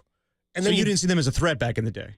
Well, yes and no. I mean, they're in the way, but I hadn't seen the Giants win a World Series at that age, so I didn't know. You know what I mean? I got you. But it's like how I hated the Anaheim Angels my entire childhood. And now it's like, they're just kind of harmless. I mean, it's because they enough time has passed, and 3 World Series championships later, you're fine. I've always wondered that, like, if you were a 12-year-old kid in Texas in 2010 when the Giants beat the Rangers. You talking about me? No, I'm saying if a kid is like in 2010. I was that kid. He's like 10 or 12 years old, Giants beat the Rangers, and you're a diehard Ranger fan. Yeah. Like, I hated everybody on those Angels teams from 2002. I didn't want anything to do with anybody. I was like, screw Mike Socha, he's a Dodger. Screw Erstad, Gloss, Spezio, John Lackey, and that stupid mole, Jared Washburn. Like, all those guys, I hated them all. If they had been Giants, I'd be like, I don't know, I'm not feeling good about this. If you were a Ranger fan in 2010 and you were like my age when the Giants lost in 2002, 12 or 13, and then Bochy shows up later to manage your team, I'd be like, God, that's weird. That's like if Socha had showed up to manage the Giants at some point, Tim. Wouldn't you have been irked by that? I'm pissed just thinking about it. Especially because he was a Dodger for so long, it's a little bit different. Yeah, but then Bochy shows up and wins a ring. Yeah, but so you lost one to him and then you win one. Irked until you win a championship. Of course. But I didn't like the idea of Bochy coming to manage the Giants from San Diego. Yeah, I know. I was like, that guy? You got a record about that. From San Diego? You know, you're 0 for 2 with that with Bruce Bochy and Steve Kerr. Yeah, dude, don't forget I didn't want Steph Curry. Jeez. Don't forget, I was like, what are the Warriors doing? We need Jordan Hill out of Arizona. You wanted Jimmy Butler, but the rest, not looking good. I'm pretty bad on some of these projections on who I want. I'll give you credit for Jimmy Butler. Everything else, I think I had a warranted concern about Steve Kerr. My concern about Steve Kerr being hired at the time was they just went from a TV guy who had no coaching experience. They're going to do it again. Like, I could never have known. We could have never, just like we could have never projected that year Steph would become the MVP. Yes, but my whole thing when that happened was Steve was going to be this way. Yeah, you went from one TV guy to another, but Steve had different experience. He'd been a GM. Yeah, exactly. Like the GM passed, and also like Steve Kerr just, I think, kind of being a reasonable guy. Like Mark Jackson was always like campaigning to get a contract. You knew that Steve Kerr wasn't going to be that guy. I don't know that we knew that. We didn't know anything about him though as a coach. That's what I'm saying. Anything we're pretending to know now. He was going to be a Phil. Like obviously, he was going to do the same stuff that Phil Jackson did and Greg Popovich did. So I felt fairly confident in Steve Kerr, honestly. Yeah, but just because he played for those guys and wanted to be like those guys doesn't mean he can execute it. There was zero coaching experience. To pretend we knew that this was going to be great and successful and he was going to be not a championship the first year. Absolutely not. But I just mean there's no way we could have predicted that somebody like Steve Kerr would take over a job and become a top 5 or 6 greatest coach in NBA history. Yeah. Like that, you can't predict that, especially for somebody who's literally had no coaching experience prior. Maybe people in the game did. From our perspective, there's no way we could have known. We weren't familiar with him as a Bay Area personality or how he would handle things and how he would handle superstars. And there was no possible scope for what Steve Kerr was as a coach, which was my concern. Like there was no track record. And I thought, you want to get this organization on track to compete, and you've got a new owner and he's picking his guy. Why is he picking a guy with no experience? boy, was I wrong. And thank God I was wrong. But I felt like my gripe was warranted at the time. Yeah. Don't forget who I wanted. You want Stan Van? Also, give me Stan Van. But he wanted control of the entire organization. Yeah, he wanted to be GM too. I'm glad they avoided that whole thing. Obviously. Well, yeah, in hindsight. But can you put yourself in that position before they hired Steve Kerr? And you were like bullish on this? Like how could you be so bullish about a guy who had never coached? When I heard the news, I was like, I like Steve Kerr. I remember him from back in the days with the Bulls, and I know his success. I liked him on TV. Same. Being a successful GM with the Phoenix Suns. Yeah. And yes, I know that I didn't know what he was going to be coach-wise, but being a Pop disciple and a Phil Jackson disciple, I was like, you know what? I kind of feel like he'll do the same thing. I didn't know right away it was going to be championship. The guy's had one losing season his whole time as head coach? Well, my fear usually when that happens, if you think somebody's like, oh, he doesn't have the experience, but he's going to do things like his old coaches or he wants to run it that way. Sometimes I fear like, well, you don't want to get into the habit of you don't want to fall into a situation where he's trying too hard to be two of the greatest coaches of all time. And he never tried to be that. No, I never thought that he was trying to be Popovich or Phil Jackson. He did his own thing. It was a lot of ball movement, which was the same thing with those guys. The same as if you were a Laker fan and they were hiring J.J. Redick this year, didn't you have major concerns? Well, of course. Now, the difference is... Everybody was crapping on him. The difference is J.J. wasn't a general manager or an analyst before. He's a TV analyst, not calling games. But anyway... Thank God it happened the way it did. He was an engagement farmer, as he called it. Thank God I wasn't the one making these decisions with these draft picks. Because we'd be sitting here with Jordan Hill and Chase Budinger, who's not playing volleyball or whatever. U.S. national team. All right, we got plenty to come your way today. Should be a fun show. It's a Friday show. We are still, by the way, final time. We're giving away tickets today before we get to a huge giveaway next week, by the way.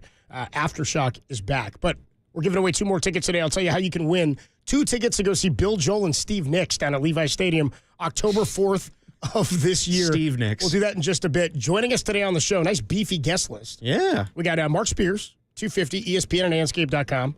350, Marcus Thompson, best sports writer in the nation. 450, Shayna Rubin, covers the Giants for the San Francisco Chronicle. Rubin with that beef. She's down in Scottsdale. 530, Larry Knightley. Why'd you write that down like that, Tim? Diners Nightly, Niners Nightly. Now we got Nightly. We got it. I think Tim's getting thin on the Diners Nightly. I don't know about that. So what diner are we reviewing today? Black Bear Diner, he says. Oh, yes. You got the theme song?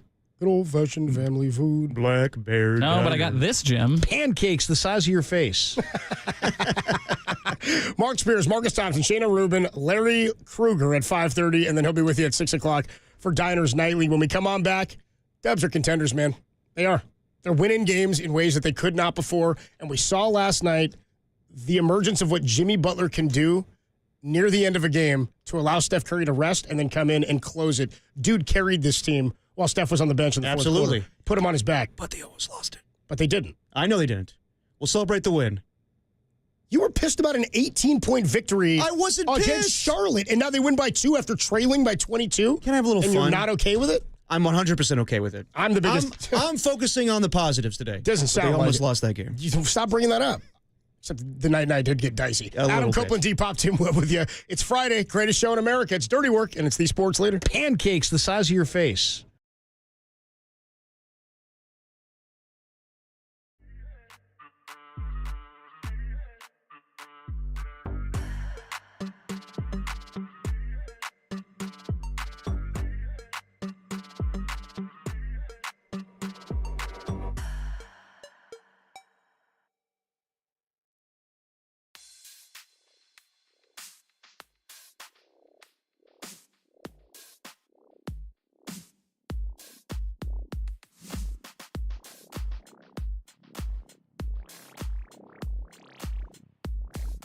From the O'Donnell Financial Group Sports Desk. Learn more at odfigroup.com. O'Donnell Financial Group, because planning is a process, not a product. The Warriors mounted a huge comeback to secure a 121-119 win over the Brooklyn Nets to cap off a 5-1 road trip. Winners of 8 out of their last 9, Golden State returns to Chase for a date with the Pistons tomorrow night. If you've ever dated a car part, tell us about it on the KNBR YouTube chat, the only place where Bay Area fans can talk car parts.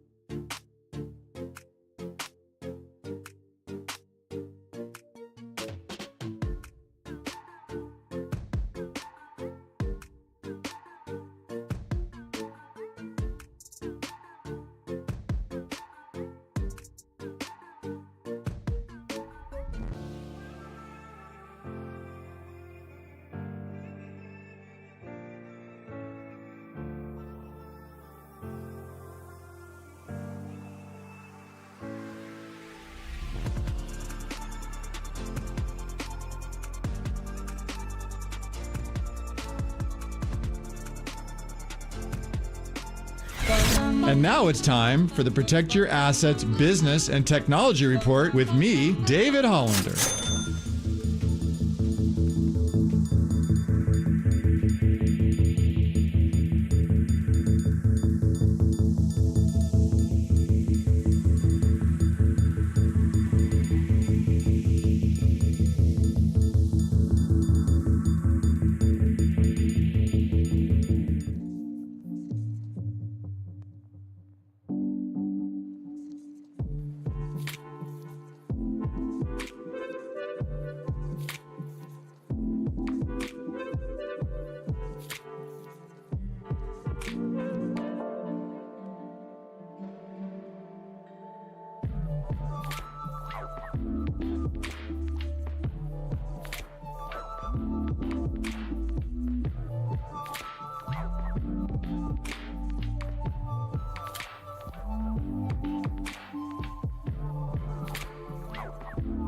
Now, back to Dirty Work. Adam Copeland and Derek Papa on KNBR 104.5 and 680 AM. The Sports. Steph from midcourt. Bounce it to Curry. Ridiculous! Cheat code! Steph Curry is not human. Butler for the lead. Why not? His first three. The Warriors have flipped this game by 25 points. Curry weaving through the Brooklyn roster and flipping it up and in. Oh, Steph's got 28. Just kept his dribble alive. Steph Curry. Curry's got 31. Stay on. They left Steph in the corner. That's a mistake. Curry for three. And he gives him the night. Shame on you when you stepped up to the old dirty bastard. Warriors gonna win. Shame on you When you fall behind by 22, I mean, at one point near the end of our show yesterday, I ran to the restroom. It was like maybe 5:30. I came back in. I said to Dirk, "You see the score of this Warrior game, dude? 25-5. 25-5 at one point. The guy scored what? 27-15 or something in the first quarter. 35-15 in the first quarter. They trailed by as many as 22. Steph hits that half court shot. A turnaround half quarter. The game was like a repeat of the Magic game. Yeah, and Steph heated up again in the second half. Goes for 40 in the game. 9 more three-pointers made. And Jimmy Butler's best offensive output as a Golden State Warrior since his debut with against the Chicago Bulls. The Chicago Bulls. Yeah. But really for me it was about not just the points and the scoring, it was about what he did for the team when Steph was off the floor. It has been a decade of this, of trying to figure out how you maintain leads and keep yourself in games if you're not in a game while Steph tries to get some rest on the bench, especially in the second half when you need him for like the final 8 minutes of the game. They needed a number 2. We keep talking about you need a Robin. You need somebody else who can shoulder some of this load. And sure enough, Jimmy Butler's here. By the way, hit a three-pointer last night. How about that? Yeah. Jimmy knocks down a 3, gets to the free throw line. He's pulling down and ones. Some obscure, like, in the paint shots. As Marcus Thompson said, there's money in the paint. And Jimmy proved that last night. I mean, I'm enamored with what this team is capable of because of Jimmy Butler. And you may look at this and go, well, they beat a Nets team that's not all that great. It's the end of a 5-game roadie where they won 4 of those games. They're down by 22. They were down by 22. They've come back now twice from down 20+. 22 in this game, 24 against Chicago. Yep. In Jimmy Butler's debut. 2 best comebacks all year, and none of this would have ever even sniffed. We never would have thought that this was a possibility prior to Jimmy getting here because it was not a possibility. They were beyond mediocre. And now they're a team with something to be feared. They've got an ability to close, and they have an ability to take pressure off of Steph. And Jimmy, this is what we're talking about when it comes to playoff Jimmy and clutch moments in a big game. This wasn't a playoff game. Didn't even have a playoff atmosphere. But it was a game they needed. It's a game they had to have. Yeah, dude. It's reminiscent of a little bit of Kevin Durant while making the most out of those minutes that Steph Curry's not playing. I mean, I've heard in the last couple of days here where people are using the NFL analogy with the Warriors where they kind of play like clock ball, like running it out a little bit without Steph and then just going for the jugular when he's back in. That's kind of how I see it. Like, Jimmy Butler took over that game last night when Steph wasn't in, and then when Steph came in, the last 6 minutes of that game, scored 14 points. Incredible. Like, they're giving him a rest. He seems rejuvenated. He seems happier. Like, from where he was when the season was at, like, its midpoint, and he was just looking miserable in the press conferences and everything, to now having some of the most fun of his career when he's on the, like, it's a couple of days away or a week away from turning 37. Like, it's night and day with this team. I mean, I was a little concerned right away with Pods getting injured, but he got hurt in the first minute. It's a back injury, right? And then Buddy Hield had to come in, and Buddy Hield had just a dreadful game last night. I'm out of stuff. I'm out of positive things to say about Buddy Hield, man. I think I tweeted that out last night. I'm running out of nice things to say about Buddy Hield. Did he go 0 Yeah. He was, did not make a single shot. We're going Bill, Joel, and Steve Nicks when you play that bad. You're not Bud Hield. You're Bud. You're Bud Hield. You're Bud Hield. Yeah, 0 for 8, 0 for 5 on 3. Not a good night.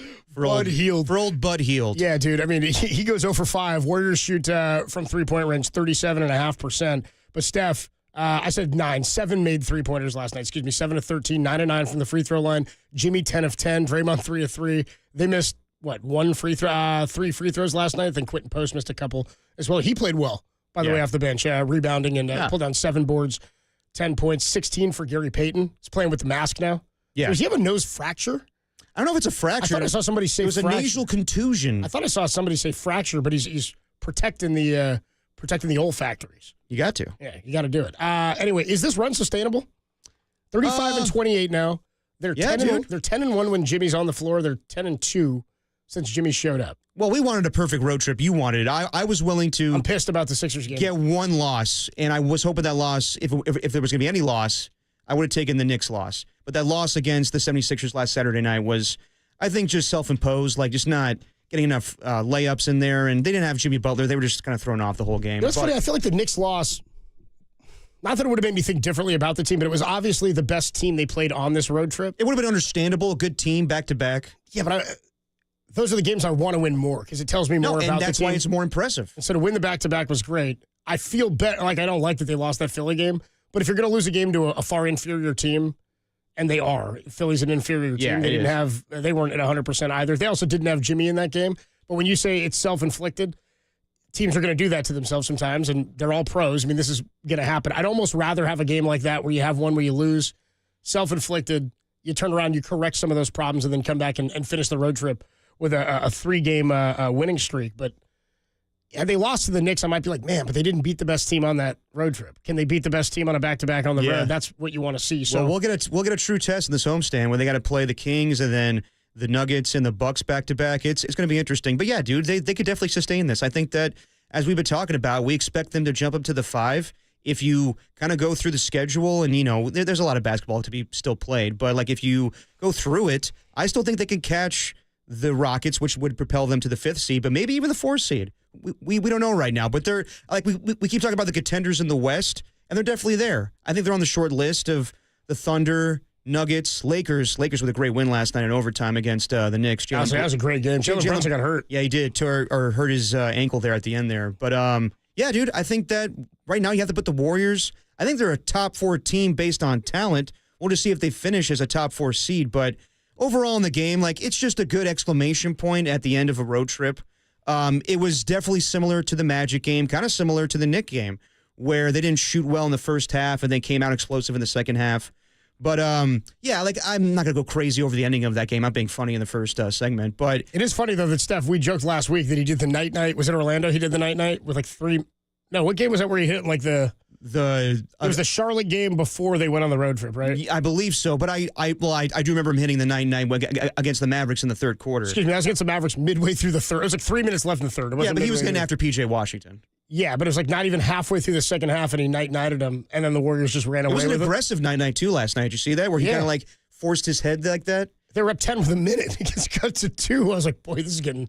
It seemed good, and then just everything that could go wrong did go wrong. They were lucky to come away with the win in the end. Like they got more free throws and stuff was fine, but like it was just like it's like causing throwing the ball away and everything. But in the end, they get the win. Finding ways to win are important. Yeah, the half court shot I thought was better than the half court shot against the Magic, and that's just crazy to say that during this road trip. That Steph's had unbelievable performances, 56 against the Magic. His performance against the Knicks was amazing, too, 28 points. Last night he scores 40. I didn't know this until I came in today. I was hearing everybody talk about it. Steph has now scored 40 points against every team in the NBA except, obviously, the Warriors and the team he's going to play tomorrow in the Detroit Pistons. See, this is what I mean when I start talking Barry Bonds stuff. Like, they used to do that with Bonds, too, Tim. Remember that? It's like Bonds is now homered in every ballpark or whatever. Like, I don't know if he ever did, but at one point he'd homered more ballparks than anybody. And then the interleague play thing is like, is he going to go to every... I mean, the one he hit off of Ted Lilly at Yankee Stadium, like, you start doing stuff like this, every place... Steph Curry has scored 40 against every team in the NBA, except the team that he's never left, so he couldn't possibly have done it against the Warriors. Right. And the Detroit Pistons, who he gets 2 shots out a year. And I wonder how many times he sits when he goes to Detroit on a rest, because it's Detroit. They're never any good. They're much better this year. They are. Oh, Detroit is. Who's fantastic, by the way? One playoff team already in. Cleveland. Yep. They lost LeBron twice, and they're locking up a playoff seed already. No, dude, they're dominant. And they've won 12 in a row. Donovan Mitchell, like the quietest, like really good player in the NBA, because holy, they are good. He's having a great season, but you know this. Like in the past, when we talk with Tom, some guys just view him as a guy that's on a good team when he was with the Jazz back in the day. He's really good. He also, I think he has that killer mentality. We talk about having to have an alpha dog. Like he's definitely that guy. Like Darius Garland's on his way, by the way. Darius Garland's insane. But yeah, I think he's... That whole team is young and scrappy. No, he's the vet. He's kind of like he's the dog who can get after it. He can go get you a bucket. I mean, he's not going to go for 40 a night, but he can put that up. He can go scrap and get after it. He's also like the leader of that team. So to have that sort of alpha dog, just like we're saying with the Knicks, Karl Anthony Towns is maybe the best player if it's not Jalen Brunson, but Brunson he's the guy. Right? Yeah. LeBron is the guy. He can spearhead. They're definitely going to take a hit with him not being there right now. Detroit Pistons and the Warriors have the same record. Yeah, Both 35 and 28. Well, that's true. What's their record? What's the Pistons' record since Jimmy showed up, though?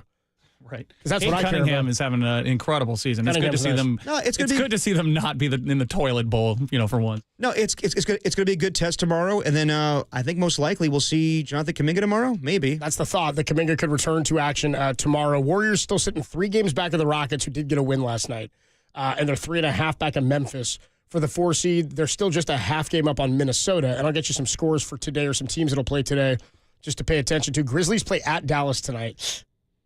So we kind of need... Feel bad for Dallas in that one. So tonight you're rooting for Dallas against the Grizz. You're rooting for the Heat at home against the Timberwolves. Create a little distance between you there. The Spurs play at the Kings tonight, so I guess you're probably rooting Spurs in that one.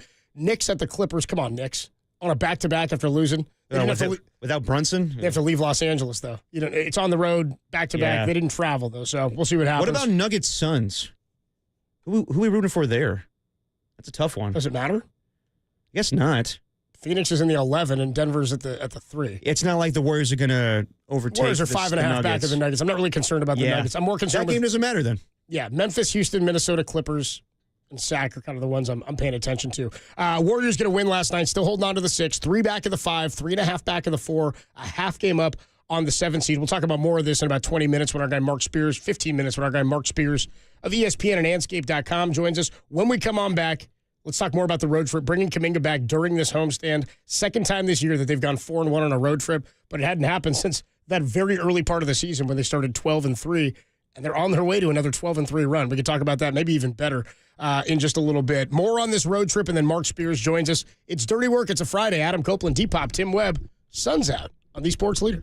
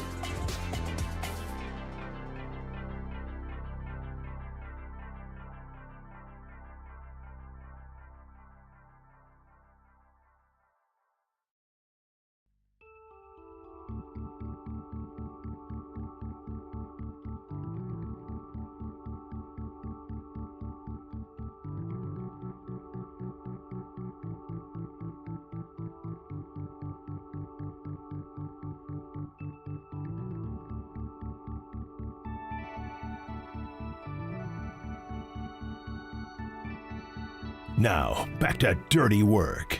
Adam Copeland and Derek Papa on KNBR 104.5 and 680 AM, the Sports Leader.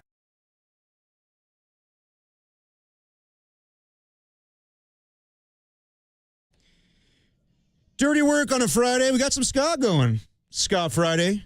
Yeah, this is Real Big Fish. Its song's called Life Sucks, Let's Dance. All right, let's do that. Adam Copeland, Depop, Tim Webb, as we celebrate another Warriors victory as they beat the Brooklyn Nets 121-119 in a really good road trip, going 4-1. Copes said he was going to puke if they didn't win last night. And good thing he didn't lose his lunch. I was gagging. It was getting close when we were they were down 25-5. I didn't feel great in the first half, but like anybody who watches the NBA, you should know that like 20-point leads don't mean anything, or not that they don't mean anything. They can evaporate quickly. Yeah. and the Warriors were playing poorly early, and then it evaporated pretty quickly.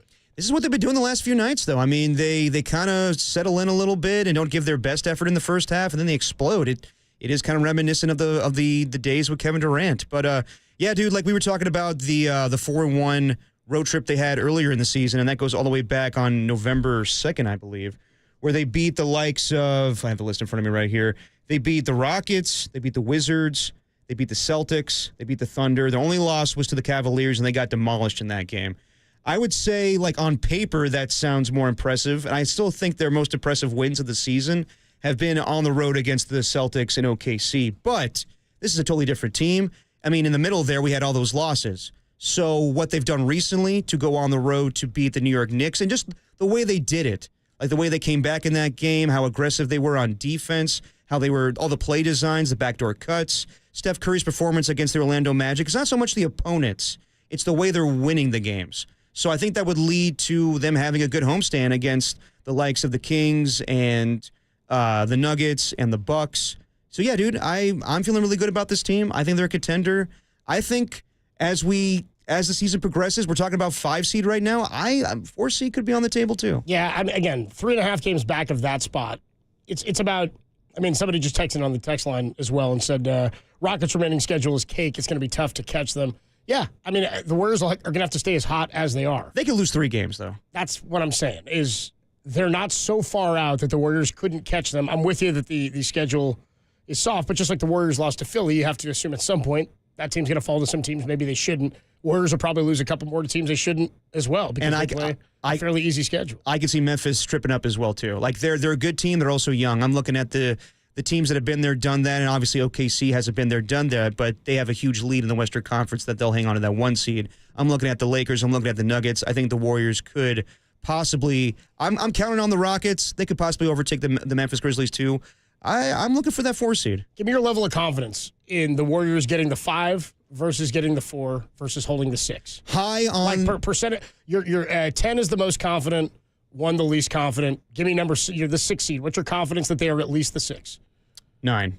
Yeah. Okay. Give me your confidence that they can get to 5. 8. You're pretty confident they can get to 5. I think so. Well, if you think they can get to 5, then you have to be like at a 7 or an 8 that they can get to 4 because it's only a half game difference. I'll go 6 on a 4. Like, yeah, like it's that much of a difference, but a half game difference. Yeah. But I just don't like. I know the Rockets have a cakewalk of a schedule. I just don't trust them. I know that they have definitely improved with Ime Udoka, and they got veterans of Fred VanVleet and Dylan Brooks, but still, I just think they're a very young team, and they've lost some games already right now. They're not on a losing streak, but they've won. I don't know what their record is right now, but they definitely could fall a little bit here. I do think the Warriors, given their season record against them, I think they can overtake them. Yeah, no, I'm fairly confident the Warriors will get to the 5 seed, and yeah, I think they're gonna. We'll see what happens with Kuminga too when he comes back tomorrow. Hopefully, he comes back tomorrow. We don't know that that's set in stone yet, but. Looking pretty good. Yeah, we can talk more about that with Mark Spears, who said last week when we talked to him that he had seen him on the court doing some workouts, and we'll see where they try to put him in and where they slot him in. Can he raise them to another level? I mean, he's missed about 2 months, right? January 4th was the last time Jonathan Kuminga played. There's speculation that he will play tomorrow. We'll find out more about that. But let's talk to Mark Spears. I mean, they're talking about this all over ESPN. How sustainable are they're talking Warriors and Lakers. How sustainable? A little too much. How sustainable are these runs? The Warriors get a win last night. They're holding on to the 6. We'll talk to Mark Spears, ESPN and Anscape.com, the Hall of Famer. That's next on the Sports Leader.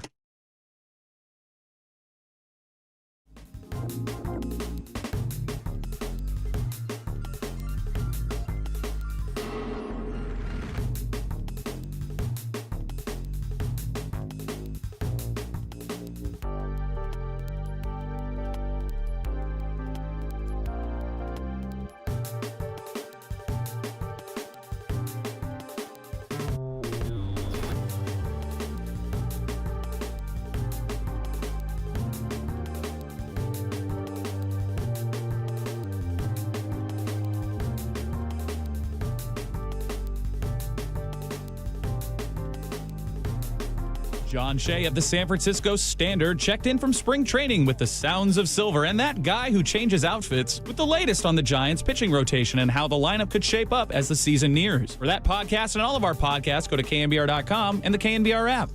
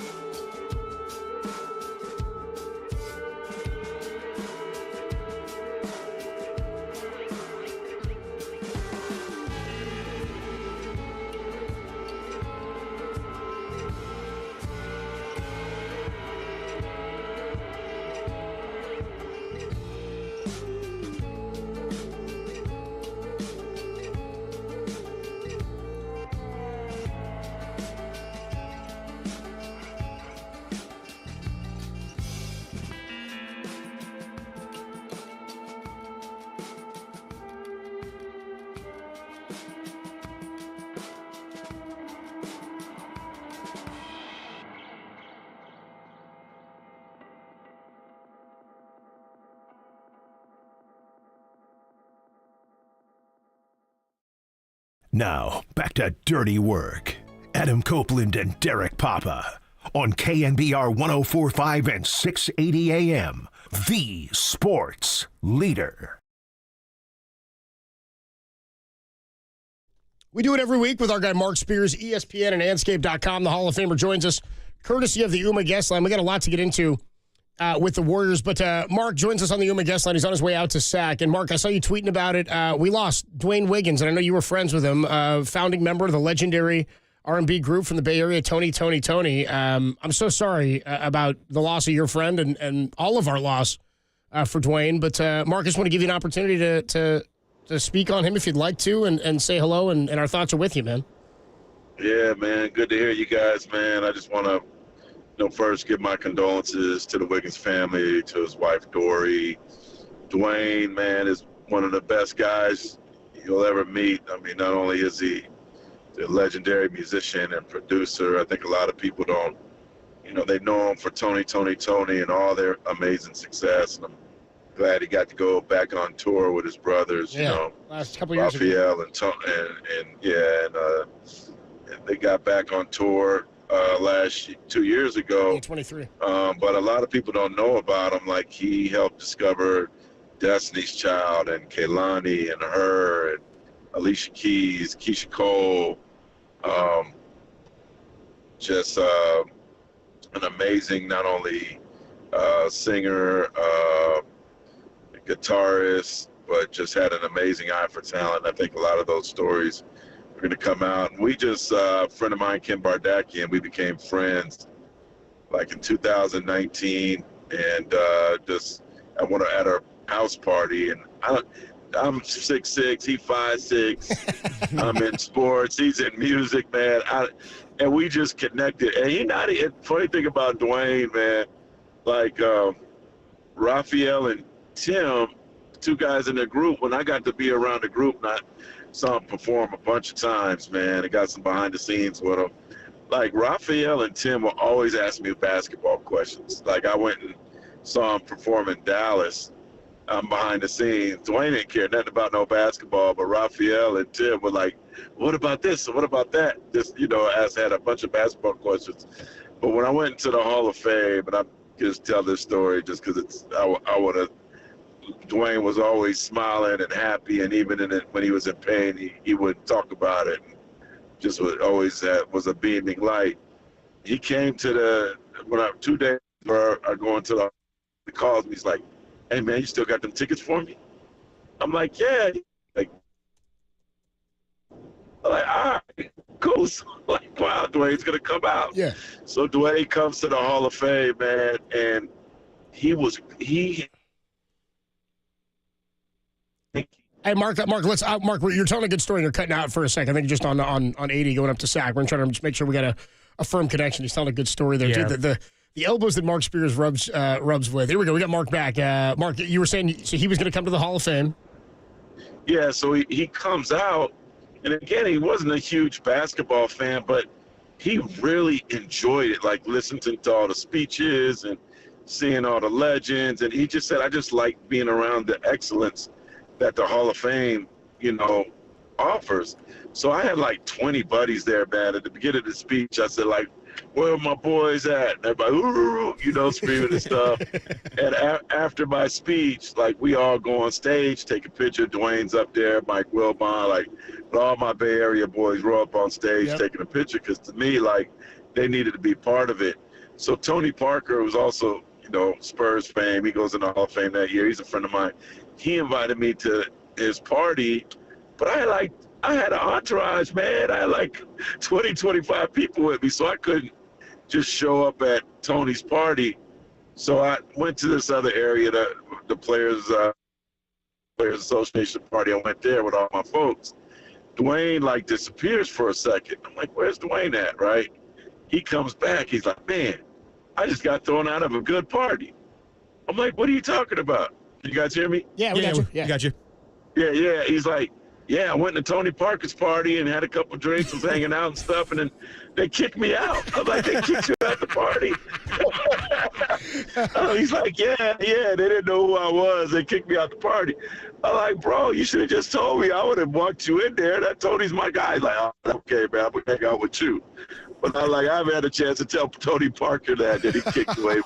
They kicked him out of their party, man. That's hysterical. This little guy with the hat, man. Why is he hanging out around about? Who is this guy, dude? I mean, he could have dropped it. It's the fourth Tony. He's Tony Parker, man. That's where he could have gone with us. Yeah, He's right there on the table, man. I mean, a great story. They kicked him out, man. All this French guy speaking French. I didn't know what they were saying, but they kicked me out the party. You can tell they were yelling. You don't have to know the language to know that they don't want you there, right? It's time to get out. Well, again, I apologize for the loss of your friend Dwayne Wiggins. We're all better for having had him, and we'll celebrate him and we'll think about him. But Definitely. Thoughts with you Yes, and of course with his family and his wife. Jumping into some basketball, Mark, as you're getting ready to go up to SAC. What did you learn about the Warriors on this road trip? Steph Curry is pretty good. Did you learn that here? You just figured that out? Yeah, and you know what? It's amazing. It's just like how his presence has vaulted Steph. I was at the game in Orlando when Steph hit the half-court shot, and it was crazy because I had come downstairs. I was upstairs doing some thing with Kendall Jackson, and I heard the buzzer, and then I heard the crowd go, oh, and I had just gotten out of an elevator coming downstairs, and Steph just did something crazy. Like, I knew it without even seeing it, but something about Jimmy, man, it's just like made his legs less weary, made his shots go down further, just brought some excitement. And I think what it is like Steph realizes they got a chance now. Yeah. Just think about the difference in mood from a month ago to now, right? Before the trade deadline to now. He's been on an amazing tear, and I think he's just been rejuvenated. I heard Steve Kerr said he keeps saying, we got a shot now. We got a shot now. We got a shot now. And so what Jimmy is doing is just really unselfish basketball on both ends of the floor. He looks like a first-team all-defensive player. It's amazing to me the way he's able to just fit in without being there so long. You know, you want him to score, he can score. You want him to defend, he'll defend. You want him to make people better, he makes people better. And he's just like this chill dude sitting in the locker room with his candle burning, you know, getting ready for the game. And his ability to just vault them like that without being the leading scorer is just so incredible to me. And he's just basically like, man, I came here because I knew I could win. I want to win, and as long as we win, I'm going to be super happy. So it's amazing to me, like, how great a fit it's been. Typically, when you make a trade like that, it takes a while to have, you know, to pay dividends. I do think with Luka, one, the Lakers were already kind of playing better. Two, I don't want to sound like a Laker hater, but until they played New York and Brunson got hurt, I think their schedule's been a little light. Yeah. And they've been eating off of that schedule. And you know what we'll see to me what the real Lakers are now, because their schedule's getting tougher. They're going to Boston, but great win for them in New York yesterday. But I think what typically when you get a player like that, I haven't seen a player push a team forward like this since Pau Gasol in 2008 when Memphis traded him to the Lakers.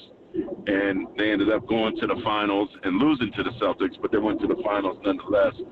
So I'm just really amazed that Jimmy has been able to come in and just, I told you guys I thought Jimmy was a scary player. I saw him take two teams to the finals that didn't deserve to, and he actually pushed back on me when I told him that. Risa asked him about that recently. He said, "No, man, I had good teammates." So but he knows that this team could be special, and he was that missing piece. I just didn't think it would come together this quickly. Mark, I don't know if you saw, but after the Warriors win in New York, Shaquille O'Neal on the postgame show spoke about how we need to start putting Steph Curry in the GOAT conversation with Jordan, Kobe, LeBron. Do you feel that the media, fans, historians don't already put him in that category? No, I don't think so, but I agree with him. I've kind of debated about saying that on TV, but I'm not on TV when they're asking the GOAT stuff. Right. I think pound for pound, who's better? He doesn't have Jordan's athleticism. He doesn't have LeBron's size and strength. I mean, Steph Curry is 6'3" at best, if he has insoles on in his shoes. And for him to not have, by that dunk he had the other day, the so-called dunk he had the other day. So-called, yeah. If you're not the greatest player after showing that lack of athleticism, I don't know what you are. Because a big part of Jordan's reason for being so great was his athletic gifts, right? Yes, he and Kobe had a killer instinct that few ever had, but both of them had amazing athletic gifts. LeBron has the physical size. He has a power forward body, a shooting guard, small forward's athleticism, and just amazing health to be able to play that long, right? Steph doesn't have all those gifts. You know what I mean? Like, never has. And for him to have used shooting to the point where no matter where he shoots it, you expect it to go in, to be to use his skill set, not his athletic ability to get where he is incredible to me and should get more love. Talking to Mark Spears, a Hall of Famer, ESPN and Anscape.com. Nice enough to join us on the UMA guest line. So I was asking Derek before we got you on. Warriors are now, I think it's 3 games back of the 4 seed. Of the 5, 3.5 back in Memphis in the 4. I said, give me your confidence level 1 to 10 that they can get the 5 or they can get to the 4. 10 being the most confident. How good would you feel about them getting to the 5? Okay, give me some numbers. Huh? Was it 18 games left? 19 left. 19 left for the Warriors right now. And they're 10-2 with Jimmy. Okay, and I think Memphis is ahead of them, right? They're 3 back of Houston for the 5, and they're 3.5 back of Memphis for the 4. I think both are possible because neither one of those teams are playing really, really great. Ja Morant is not healthy. Jaren Jackson is not healthy. I could see Memphis dropping. There's not a real for it to happen. I think the Warriors need to win about 80% of their games. There's not a lot of room for error for them, which makes even yesterday even more incredible. Like the Orlando game, they were behind in Orlando too. Like these games that they were losing before, now suddenly when they get behind, you're like, oh, they could come back. Like I was on a plane yesterday and they were down 25-5. Yeah, that's right. Yeah. And something like that, and so I didn't get reception on the plane to watch the game, but I was just following it, and I was like, they're going to come back. They're going to have a great second quarter. They're going to have come back. I wouldn't have said that a month and a half ago. I would have expected the embarrassing. Agreed. And now they're capable of beating anybody on any given night. They're capable of coming back, making a comeback, and I'm just really, really interested in I don't know if I told you guys last week, I worked out in a gym in Orlando. I was coincidentally staying in the same hotel with the Warriors, and Kuminga was in the gym playing gospel music to the top of its level in the gym in the hotel, where the guy running the gym in the hotel asked me if I was okay with it. And I'm like, man, yeah, for him, yeah, but he's working hard to get back. I'm surprised it's taking this long. I'm like, did he get his leg amputated, foot amputated? Like I asked him, are you retired? Like when you coming back, man? Like, golly, you ain't but 19 years old. Why your ankle injury must have been way worse than they said it was. But that's the piece that I'm wondering is the one that could vault them to the championship level. Because they're looking amazing without him. What are they with him? Like, we forget that he's there, but, when is he coming back? Are the Warriors being super cautious with him? Is he just more hurt than they're letting on? Hopefully it's the latter, that he's the former, I'm sorry, that he'll be back soon, because I I really want to see where this team could go with him giving them a boost off the bench, because that's where I still I don't understand why they don't add a little bit more size, because there is some stuff available, not major but minor. But if what he could give them off the bench, that makes them scary. Yeah, we'll see if Kuminga returns tomorrow against the Detroit Pistons. But, yeah, the Warriors are a great story right now, Mark. The Lakers are a great story with Luka Doncic, OKC, Cleveland. But today, pretty much the headlines are just lately, the last couple of weeks, it's been about the NBA media in general. And it's been LeBron. It's been LeBron talking about how he understands why Anthony Edwards doesn't want to be the face of the league. It's Charles Barkley last night calling out ESPN for focusing too much on the Warriors and the Lakers. Stephen A., wanting or LeBron calling out Stephen A. during the game last night. What do you make of everything right now where we're not talking about stuff on the court, we're talking about media personalities and how we cover the league? Spotlight's on us now, Mark. You see this? No, the spotlight's on three dudes. It's on Stephen A., Charles Barkley, and Kendrick Perkins. Let's keep it real. It's like it's ESPN stands for Entertainment Sports Network, right? They're talking heads. Yeah. Like I tell players all the time, like their job is to entertain. Yep. Their job is to. I've known all those guys for a long time. Charles is the nicest guy you'll meet. Stephen A., that's his personality, but he's adding some extras to it. You know what I mean? He's performing. Perk is an entertainer, right? Like Perk always had these quotes, these interesting country quotes at work. Like, why do these guys take it so painfully? Why do you care? Like, I don't understand it. Right. Why like in social media, like, you don't like what somebody said, block it. You don't like it, don't listen. Like, there's a lot of haters. And the one thing is, I'll tell you what, when they stop talking about you, that mean you ain't popping no more. Right. So, I honestly think people need to get thicker skin. Like, what are they saying that's so tough and so bad? Like, if they're talking about you, that's because you somebody. Yeah. No, I'm with you. So I mean, like, I know what comes with being the face of the league. A whole lot of money. Give me that problem. Yeah. That's first world problems, right? Being upset that Charles Barkley saying something about you. Charles Barkley ain't talking about quitting post.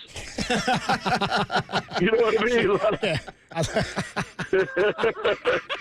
It's pretty good playing, and he's playing well, but he's not playing well enough for Chuck. Yeah, like he don't even know if Quentin Post can walk by Charles Barkley. He ain't gonna know who he is. He's not. He's not. Like, well, I just never understood why these dudes, like, one, your son's in the league, so he's open game to talk about, right? So maybe there's more to that story that to it, but we're talking about three people who are here to entertain folks. That's what they do. Like, why? I don't know, man. I grew up talking to dozens, man. I just spent some time with my friend Mo in Mexico, and all we did for 2 days was talk trash to each other, and it was the best. It's the best. It's the best. When you know your buddy, you can talk trash. Those are the best ones. Yeah. Man, I am a true OG now. It's official. I got a thick skin. Yep. You can't not have a thick skin in my family, and I just think a lot of people just need to realize that they're not going to have these jobs unless they're entertaining. Exactly. Yeah, come play Monopoly with my family on a holiday and then see how thick your skin is. You know what I mean? Like, seriously. Like, you know what I mean? Like, all it is getting roasted by people in my house. Yeah, my sister calls me Hollywood. Yep. And Waldo. Like, where are you at now, Mark? Where's Mark? Yeah, no, they literally will put in the text chain, where's Waldo at? Like, you know what I'm saying? Yeah, right. Where's Hollywood at? So maybe I ain't got no ego, but they gonna make sure I ain't got no ego, man. Like, that's their job. That's their job. But don't let nobody else say something. Right? Like, I don't know, man. Their job is to entertain. Why are you worried about that?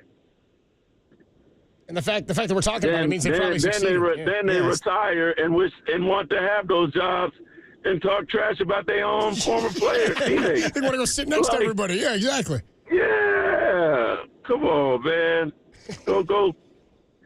Just enjoy your job and your money, and ain't nobody talked about your mama. You know what I mean? Yeah, right. Exactly. I don't know. I'm with you. It's fair game with Bronny, and all this stuff has been blown up. Part of that is Stephen A. Way too much. Gets the new contract also, so that was in the news yesterday. But I'm with you. I say all the time, Mark. Like Stephen A. got first world problems. Charles Barkley got first world problems. Kendrick Perkins got first world problems. Yep. My boy Mike Brown, first world problems. I'll take their problems. Yeah. I'll take LeBron James' problems. I think a lot of people on this call, like, you can talk about me all I want, but if I got $500 million in my checking account, go ahead. You can talk to my mama, too, at that point. I don't care. Everybody's got a price. Everybody's got a price. Yeah. That's good. She won't care either. Yep. But you know what's funny is, Mark, I'll take Bronny Jr.'s problems. I'll take the problems that they're having with him. Yeah. You know what I mean? I'll take that easy. If Bronny saw my bank account and had it all of a sudden we flip, he'd start crying. He'd sit on the corner and start crying. And I'm twice his age. Mark Spears, the voice you hear, the Hall of Famer, ESPN and hey, man, these dudes ain't got no real problems. Tell them to relax and enjoy their job. That's it. Because when it's over, I heard one NBA player say, man, as soon as it's over, nobody cares anymore. Yep. Yeah. That's all it's enjoy it while they care. Mark, have a safe trip up to Sacramento, man. Enjoy the game tonight. We'll talk to you next week, huh? Thanks, Mark. Hey, man, my apologies for my rant, man. No. That was amazing, Mark. Oh, that was great. No, that's exactly what we wanted. You put perspective. Dude, you're an OG. We came to you to ask about it. You're the perfect guy to ask. Yeah. We'll ask Marcus Thompson about it in a bit, too, and I imagine he'll have some similar pop-offs would be my thought. You know what, man? But, hey, and this goes back to Dwayne. We from the Bay, man. We don't let nobody get under our skin. We have fun, and you crack on me, we'll crack on you back, and then we'll go get something to drink on it. You know what I'm saying? That's it, man. That's it. Tell the rest of America to relax. Just keep my kid's name out of your articles, all right, Mark? Hey, well, you give me some money, you can talk about them too. Mark Spears, dude, have a great weekend, man. We'll talk to you soon. Thanks, Mark. All right, peace. Much love, bro. The great Mark Spears. That was incredible. That's exactly the. I mean, I've said this to you so many times, and I've said this on Twitter. I think I got in trouble for it, saying, dude, I'm a sports talk radio host. The morality behind what I have to do is far lower than other jobs. Oh, of course. In society. This we joke about it being a toy factory. It's what Mark's saying. We're here for entertainment. Mark is a journalist. Mark has morals to what he's doing, to where he's going to the Hall of Fame. As a writer and a journalist. I ain't going to no Hall of Fame for journalism. I'm not a journalist. We're just here to be entertaining. We're not here to even, again, I want to be correct in facts that we put out. No Bay Area Radio Hall of Fame for you. There's news to put out. I mean, I don't care. There's news to put. It's not why I play the game, Derek. If there's news to put out, we want to be accurate. We want to give you guys the right information. Right. But my job is not to seek out this information and then tell the story. It's to be entertaining, to do the dirty work dial, to do some NBA grab bag, to talk about the teams that we're fans of, to sort of, there's analysis from the standpoint of I'm a sports fan, but that's where all this comes from. It's the only reason I do this, is I'm into sports as a fan. So what Mark is talking about is interesting, is that this is all entertainment, right? That's all of us are doing, is just trying to be entertaining. If you're listening, we'd like to think to some extent we have been, right? But what he's saying is you can't take all those guys so seriously. He made some great points. Kendrick Perkins could be like that with the media when he's playing. The second he's done, he's like, I want to get signed by ESPN. Yeah. And he's all over everywhere. If he's frustrating you or things that they're saying irritate you, then they're probably doing their job. And I said this to you, Stephen A. used to bother me to no end until 2019. And then something clicked in my head where I was like, the worst day to be horny is Sunday. He's a performer. I just got to the point where I was like, this guy's so ridiculous. Why would I ever be upset about anything he believes? He doesn't even know how baseball works. I mean, he gets players wrong on TV all the time. They don't even play in Monday Night Football games. He thought Shohei Ohtani couldn't be the face of the league because he didn't speak English. He had to run that back. How bad was immediately? That? Because he doesn't, that's what I mean, is he's just there to give a take, because every day he shows up, they put the makeup on him, they put the suit on him, they tell him what the stories are, here's what the topics are, and then they say give a take on it, and he's going to give whatever he gives, and that's his form of entertainment. There are times where he says stuff that is so ridiculous and on brand that we play it because it's funny. I used to feel that way about Mad Dog Russo. Then I got to the point where I'm like, Mad Dog's a riot. It's just the character that he's kind of playing. He's going to be hot takey, and that's the East Coast thought of it. But we'll talk more about the LeBron Stephen A stuff, because I got way different thoughts about that. That's a different incident in and of itself. And I think Stephen A. kind of wilted this morning. I actually made it a point to go find out what he had to say this morning about the LeBron confrontation yesterday. I think it's all related in the fact that we're just talking about things with the media. Like this stems from last week where LeBron James was saying, I understand why Anthony Edwards doesn't want to be the face of the league because the media comes after you. Well, how about your guy Jordan Schultz and Rap Sheet? I know. I wanted some hardcore combine news. That's all we talked about. That's all we talked about. No, but I'm with you, Copes. Like when I started in this business, I used to get so upset about what Stephen A. Smith would say or what Mad Dog Russo would say or Skip Bayless or any of those hot take guys. And then I realized after working in the business for a long time, it's just that it's all an act. It really is all an act. Like some of these guys are the real deal, but it really is just to entertain like Stephen you. A. Mark said he goes, Chuck is one of the nicest guys you'll ever meet. I think that's pretty widely I can speak to that. Like I don't know Charles Barkley, but the few times that I've talked to him that he was, willing to come on my pop show, he's always talked about my late Uncle Gary. And he's a nice guy, and I get that side of him. He goes on and says ridiculous things on television. Last night, we'll get into it more. They play a game, who he played for, where Chuck doesn't know which. He's right. He wouldn't know. He's making fun of himself. But I think in the last couple weeks here, this goes to what LeBron was saying, how we focus more on everything off the court, or like what they were saying the next day on First Take. It's more like the NBA media, and I'm glad that Mark differs from this. Sometimes it's about them. Sometimes it's about Stephen A. Sometimes it's about Charles Barkley, Kendrick Perkins. If you want to talk about OKC and Cleveland, then talk about it, damn it. But it's not going to go as viral as what you said last night about ESPN. Yes, it's right. It's true. Because it's also partly because they're going to that network and he's like on the rival network. That makes it extremely awkward. That's what makes it even more funny. Again, we ain't here to break news. I mean, we're not here to be. I'll break news all the time. Dirty work. We love a good rant and everything like that. It's a good Mark rant. Love it. Yeah, no apologies needed by Mark Spears on that. No, dude, I love that because I'm sure some ESPN people today are like, oh, man, TNT came after us. He was really just like, man, they're all hotheads. It stands for Entertainment Sports Network. Exactly. It's that simple. And the guy works there, Mark. He's like, I know these guys, man. Chill out. These guys are. He's like, and Mark is so good with the players and has got good relationships with them that he says, why are you guys getting upset about? Why would you get upset about what Stephen A. Smith says? Sometimes you get people send me some hateful tweets. Get tweets where people talk trash. Mean tweets. And sometimes you look at it and I go, I'll never forget what toilet I was sitting on when Ned949684564QL tweeted that they hated the show. So you remember it, huh? Well, I don't remember that was the thing. I just like that one. I think the first time I said that line was, I'll never forget what toilet I was sitting on when I found out the Giants traded Franklin Van Gerp for Alex Dickerson or whoever it was that they got. I was like, what the hell is this about? Adam Copeland, Depop, Tim Webb, Dirty Work on a Friday. We got to get this to you because we're running out of time. It's your last chance today to win 2 tickets to go see Bill Joel, and Steve Nicks. I think that's the correct pronunciations. I believe so. October 4th at Levi Stadium. Tune in between now and 6. We'll give you the cue to call. If you're caller 10 to the studio at 415-896-KNBR. The tickets are yours, furnished by Live Nation. Get the rules at KNBR.com. Tickets are on sale right now through LiveNation.com. Tim, what's the cue to call? Ryan started the fire! It was always burning since the world's been turning! Ryan started the fire! It was always burning since everybody was turning! Yeah, a little Office for Oh, dude, perfect. Beautiful. I forgot about that scene from The Office where Ryan started the fire. What's he trying to cook? Is it a piece of I forget. Is it a pizza? It might have been a Hot Pocket. It might have been a Hot Pocket. He almost burns the place down. Yeah. Yeah, that's a pretty good one. And then later on, when Michael goes to speak at his business school, he ends up ripping Ryan because they mock him. And he's never made a sale. Yeah, in fact, he almost burned the place down trying to make a Hot Pocket. So suck on that. May your dreams reach, and may your hats soar as high as your dreams. If you hear that cue to call between now and 6, 415-896-KNBR, caller 10 wins tickets to go see Bill Joel and Steve Nicks. All right, we'll take a quick break. When we come on back, something a little bit more on a weird Draymond tip here. Derek brought this up yesterday. Yeah. Karl Anthony Towns did not play in that game for the Knicks the other night, and it was for personal reasons. Draymond on his podcast then said he didn't want to play because he was scared of Jimmy Butler. When it came out yesterday that Karl Anthony Towns lost one of his very good friends, passed away. So he's been away from the team. Draymond was asked about it after the game and wasn't all that sorry. Yeah. We'll get into a little bit of this. It's sort of a weird topic here with Draymond and Karl Anthony Towns. I've got big affection for Karl Anthony Towns. Followed Kentucky basketball for a long time. Tim's like that. Went to Kentucky. Followed this guy since he was 17 years old, dude.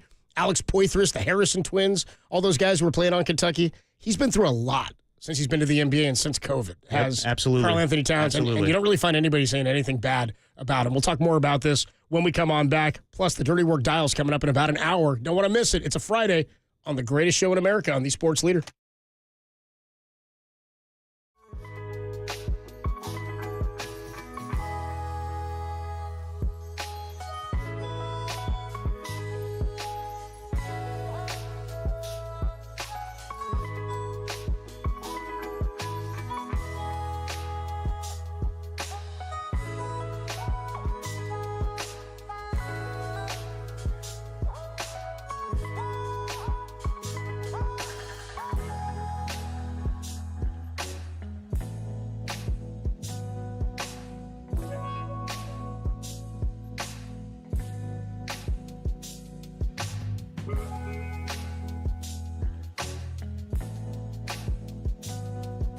Should the 49ers extend Dre Greenlaw? Matt Mayoko weighed in with Greg and Greg this morning. Check out that podcast and all of our podcasts at KNBR.com and the KNBR app, the extension leader.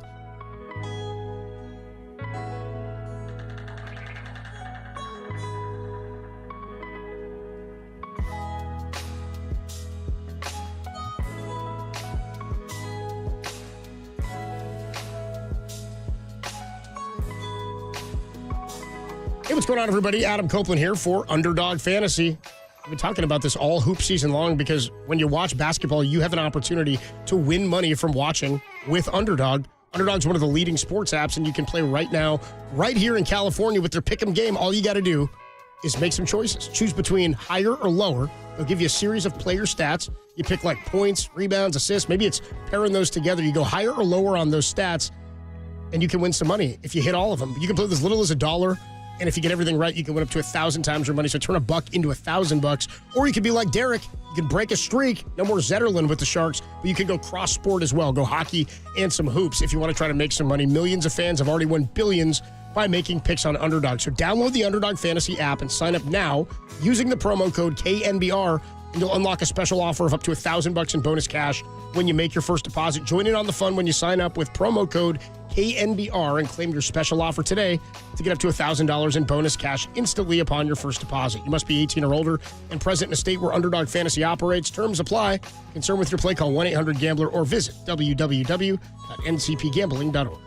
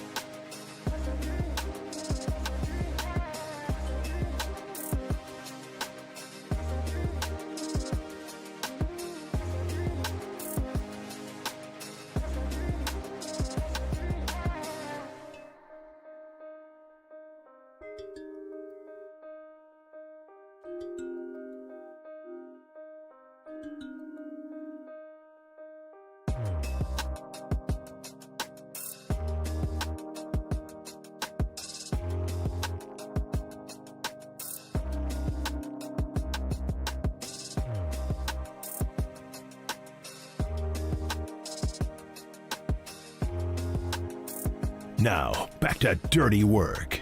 Adam Copeland and Derek Papa on KNBR 104.5 and 680 AM, the sports leader.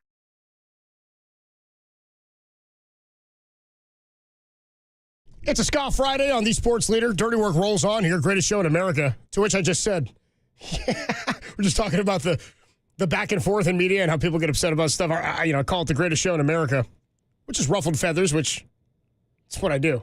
Just carry a ladle Does around. that really get you mad that we call it that? Come on. No, but I do think that when we say it consistently, I think there are people who are like, no, it's not. I'm like, well, it is. It's the greatest show in America. And that's the whole point why we do it. The most electrifying. You're not catching on, huh, people? The most electrifying man in sports entertainment, whatever that means. That's The Rock. It's just whatever the electrifying. I felt like him last night. Finally, I won the Sharks pool. Finally, Zetterlund has put $11 in Derek's pocket. And now he's gone. Alas, Zetterlund is gone. We hardly knew you. Sharks fall to the Lanch last night. The Lanch. Yeah, Nicole V came in and be like, Derek doesn't watch Sharks. Nah, but he claimed some money off of him last night. You're damn right. I looked at the box score. Anyway, our guy Papusa Fiend on the KNBR YouTube chat, where you can always check in. Papusa Fiend. Sound off instantly said, I'm sorry, this isn't the greatest show in America. To which Tim responded, really stings when you get clowned by a Papusa. Really know how to cut deep. Where do you come down on a Papusa, Tim? I'm fine with it. Some good pupuserias in the city. There's a great El Salvadorian restaurant that does pupusas on Geary. I want to say close to Park Presidio. It's delicious. I believe I'm gonna throw a flag onto him. I believe it's just Salvadorian restaurant is what you would say. Sure. Okay. Oof, yeah. TMC. Well, I'd like to apologize to you and Papusa Fiend and to Tacky and anybody else. The Salvadoran community. Yeah, the entire community and the country. Thank you. And the country of El Salvador. Good on you, Tim. Good on you. All right. Warriors win last night. Coming on home for a 7-game homestand. This one got a little weird, but we'll play some of this sound here. Draymond. A little weird. Draymond, a couple of days ago, we pointed out after they beat the Knicks, said, well, Karl Anthony Towns didn't play. He wasn't there for personal reasons. Draymond on his podcast with Baron Davis, not sure why Baron's there. Draymond said that he didn't play, and he was just talking trash. Karl Anthony Towns didn't play because he was scared of Jimmy Butler. Here's Draymond on his podcast talking about why Karl Anthony Towns didn't play before we found out the actual reason. Some would say he didn't play because Jimmy was in the building. I don't know. It's like that? I'll tell you what, though, I saw Cat Pops yesterday at the game, and it's always love. I got mad love for the OG. His Pops is an incredible man. But, yeah, they said Cat ain't play because Jimmy came into town, and, him and Jimmy had the infamous practice in Minnesota. Oh, yeah. And so, what? That's the thing. I don't know. That's a conspiracy theory says he was hurt. I don't know what was hurt. I didn't look that deep into it to figure out what his injury was or nothing like that, bro. I mean, when it says the guy's not playing a game for personal reasons, I think you kind of leave it alone. But Draymond's having some fun. I guess he knows Karl Anthony Towns' dad. The reason why Karl Anthony Towns did not attend is because someone close to him passed away. I don't know if it was his personal friend. I've heard some people say it was his girlfriend's friend. Whoever it was, he attended a funeral. And Karl Anthony Towns gets clowned on a lot, I feel like, where he's not viewed as tough in the league. Some people call him soft. That stems from the whole thing with Jimmy Butler back in the day where he called him out in a practice. But I think Karl Anthony Towns is anything but soft. And you alluded to it last segment, Copes. This has nothing to do with soft for me. And Derek, you've been around media and in media for a long time. You've been hosting the show for a short period of time. And so speaking on stuff like this is probably something, and I don't mean this with any sort of disrespect to you, it's something that I think you'll realize as you get deeper into this. You have to sort of, there are things that we can't project, and there are things that we have to digest differently and talk about differently because things are sensitive. The first thing that comes to mind for me, and I've learned this just being around media and how things are reported now, is when things come up for personal reasons for an athlete on the day of a game, and they don't play, and they're not in attendance, it oftentimes means that there's something more serious going on, whether it's with them or behind the scenes. And that's why it's for personal reasons. You wouldn't go to your pro sports and politics and celebrity is such a weird thing because everybody wants to know why and where you are when things are happening to you, whether it's personal or not. Right. If it was something that happened to you and you were gone for personal reasons, it wouldn't be something we'd all pry into. You know what I mean? If it's people at work, you're just well, it's their business. You want to make sure people are okay. You wouldn't? saying you're my friend. No, so I know. We would talk. I know. But I mean, I like, know. if somebody in your office, I'm talking generally. Yeah, of course. You're not going to pry into it and accuse them of not wanting to be there for X, Y, and Z. Now, Draymond is doing a podcast, and part of what he was saying there was sort of tongue-in-cheek. What I would say is Draymond is newer to media than you are, Derek, than I am. Like, in terms of hosting a podcast, he's been doing this for a couple of seasons now, and he's loose anyway, and that's what he's going to do. It's his personality. He's not mincing words. He's not pretending to be somebody he's not. He's doing it for entertainment value, like Mark Spears is talking about. That said, it's a fraternity with guys within certain leagues and sports. And if you are that respectful of the guy, like I know he's making fun and trying to spur something up on his podcast. Ooh, he had that whole thing with the famous practice with Jimmy Butler and all that, yada, yada, yada. What I think about, the first thing that came to mind when I saw that, when you told me that he actually had lost somebody close to him or he was at a funeral, first time I had experienced something like this was, do you guys remember a few years back? This was really sad, when Brandon Crawford's sister-in-law passed away. His wife's sister had passed. And I was at the Giants game, and he had been in the lineup, and then he was scratched, and he wasn't there. And they said he wasn't in attendance. People were saying it was a personal matter, and I think we found out a couple of days later what had happened. Then you go, well, any speculation or anything you might have put on, like, oh boy, you don't want to ever project, especially when it's a game. Like, who cares relative to what's going on in somebody's life? So then you find this out, that he was dealing with something very serious. So after the game last night, the media asked Draymond about calling Karl Anthony Towns up for missing a game and told him the reason he actually missed, and here was Draymond's response. Did you see any reaction today to your comments about Cat? No. And are you aware of what the circumstances were? No. No.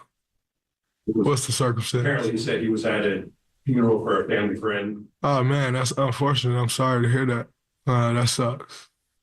But my comments that I made was what I heard was this.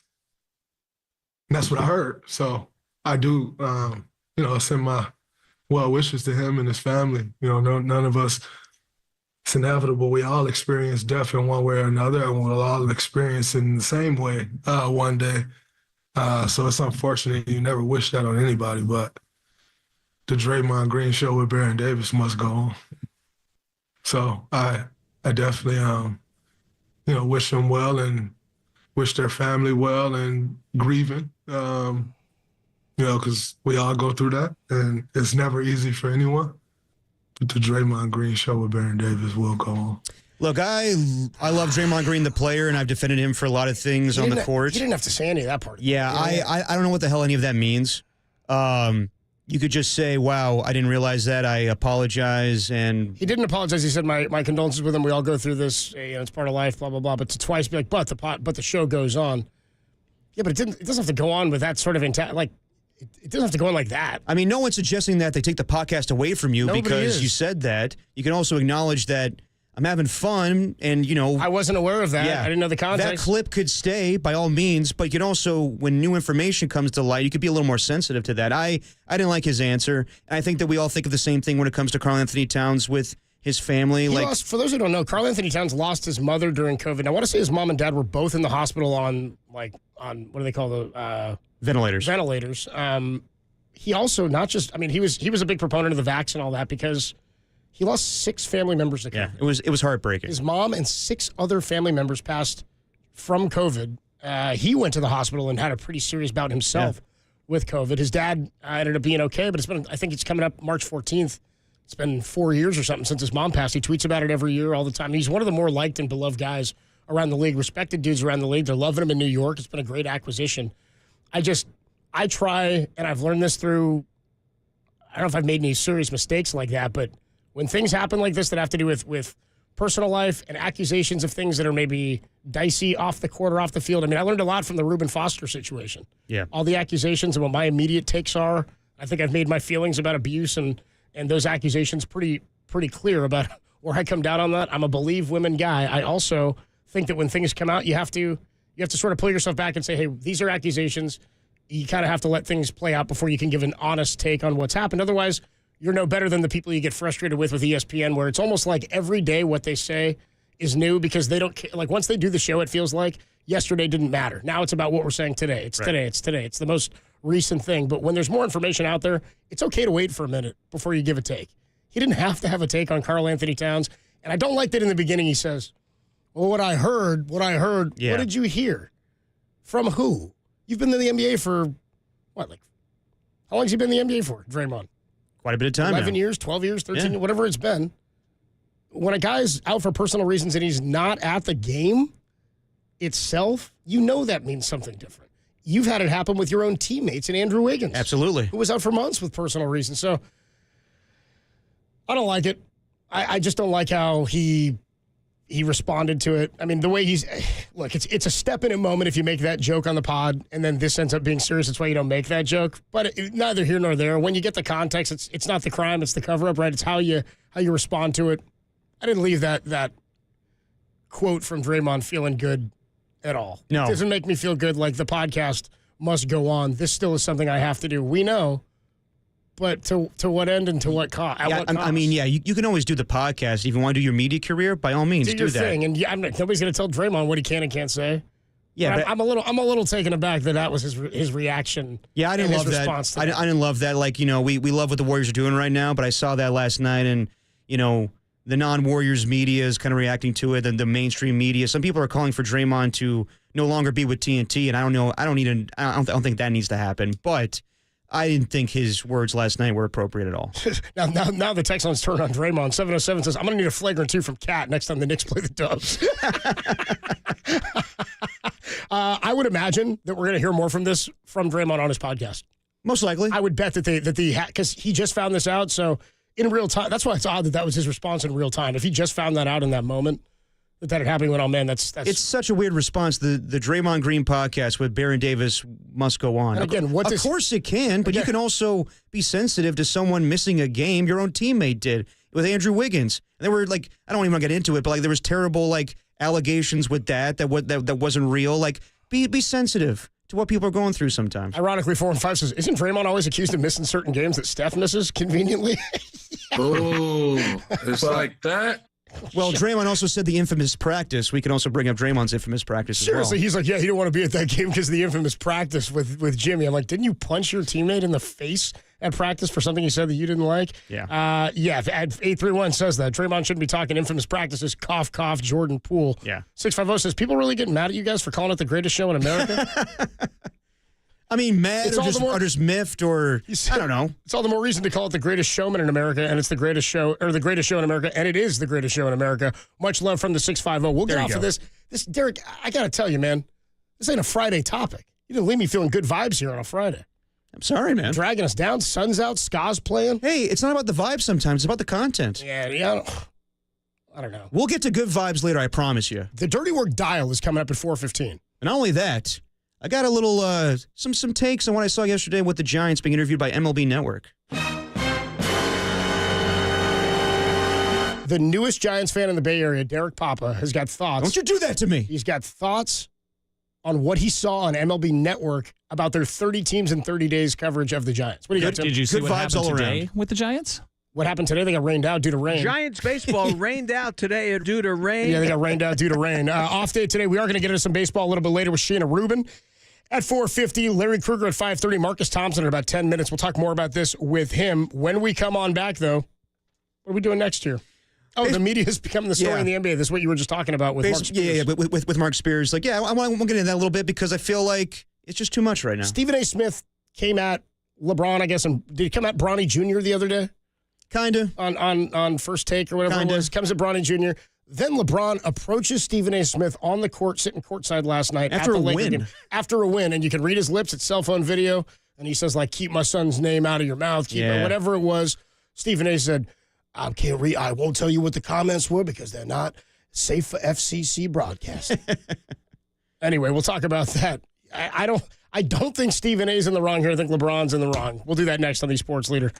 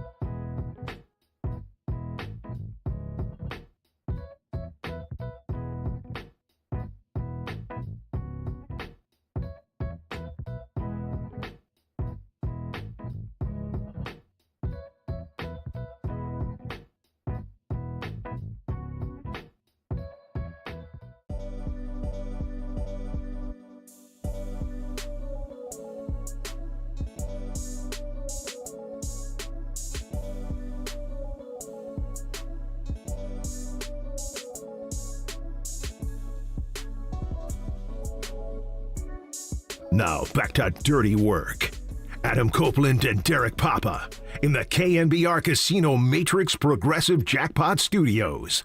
Casino Matrix Progressive Jackpots are here. Where are you? Just drop in. Please play responsibly. Call 1-800-GAMBLER. Dirty work on a Friday. Marcus Thompson going to join us. Best sports writer in the nation. He'll do that in about 5 minutes or so. We'll catch up with Marcus, talk about the Warriors. Let's get into and some of this media stuff. I want to get into this just real quick before we get to Marcus. You brought this up with Mark Spears, how there's been so many stories surrounding media personalities nationally in the last couple of weeks. I mean, we talked Rappaport and Jordan Schultz at the Combine getting into their altercation or their confrontation, I guess, is what we call it. That was just funny. Jordan Schultz accosted Ian Rappaport. That was pretty funny. And then they were so petty with each other about it. During the Combine coverage? Schefter tweeting it out. Yeah. That was pretty funny. Albert Breer had some good tweets in there. But all we got out of the Combine was that. Yeah, but now this has turned into basically we're not going to talk about the actual games. Basically everything that's leading ESPN today, funny enough, when Charles Barkley calls them out for not covering too much of the Warriors and Lakers, is that everything with Bronny last night, where Stephen A. Smith and LeBron James talked to each other on the court after the game, Charles Barkley calling out basically the whole network of ESPN.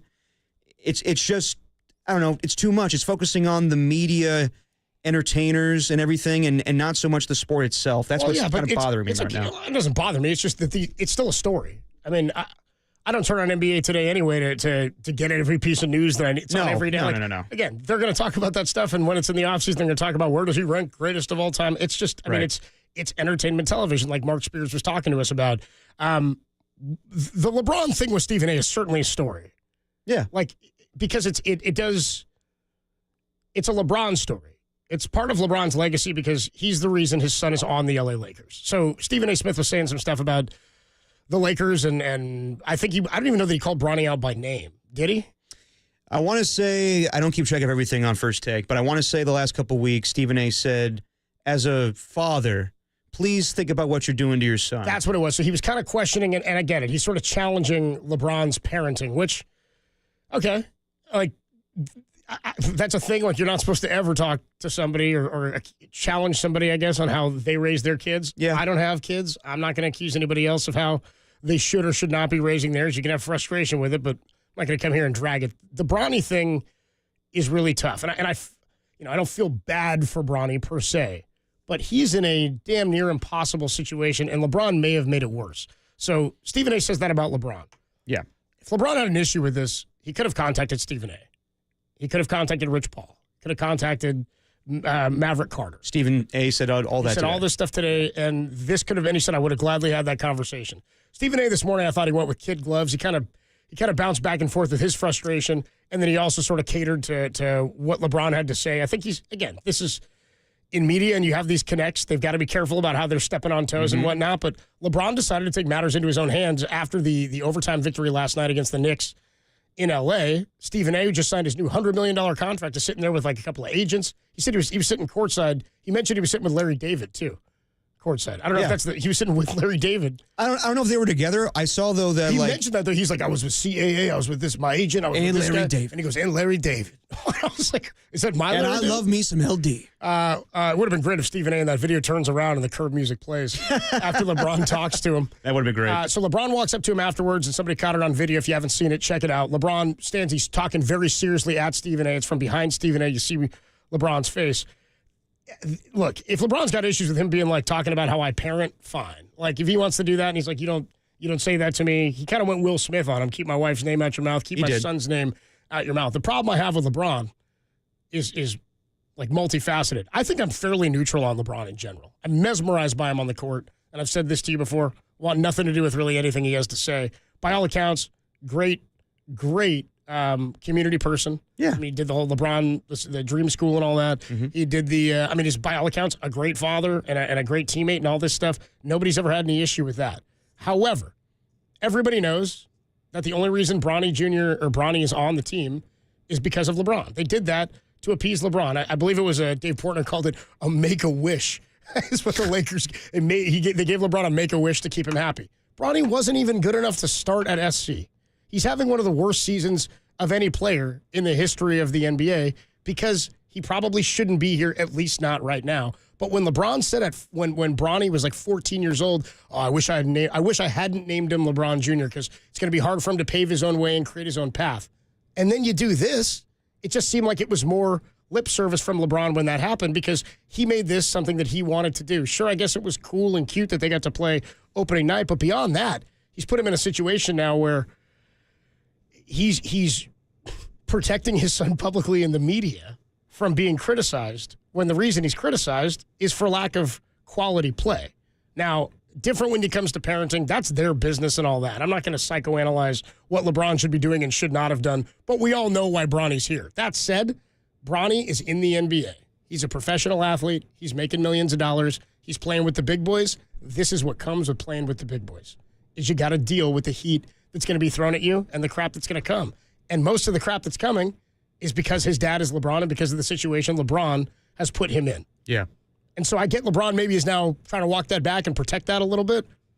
I don't like that Stephen A. backed down as hard as he did from the criticism of Bronny. I think any criticism is warranted. You're in the league with all these other players. Why do we have to treat your son differently than anybody else? Absolutely. No, I agree 100%. I feel like Stephen A. has kind of... Phil Curry walking up to Stephen A. being like, why didn't you give my son credit early? You know what I mean? Like, you can't do that. I think he's kind of bowed down to LeBron for the last week now because have you noticed since LeBron last week said, you know, I understand why Anthony Edwards doesn't want to be the face of the league.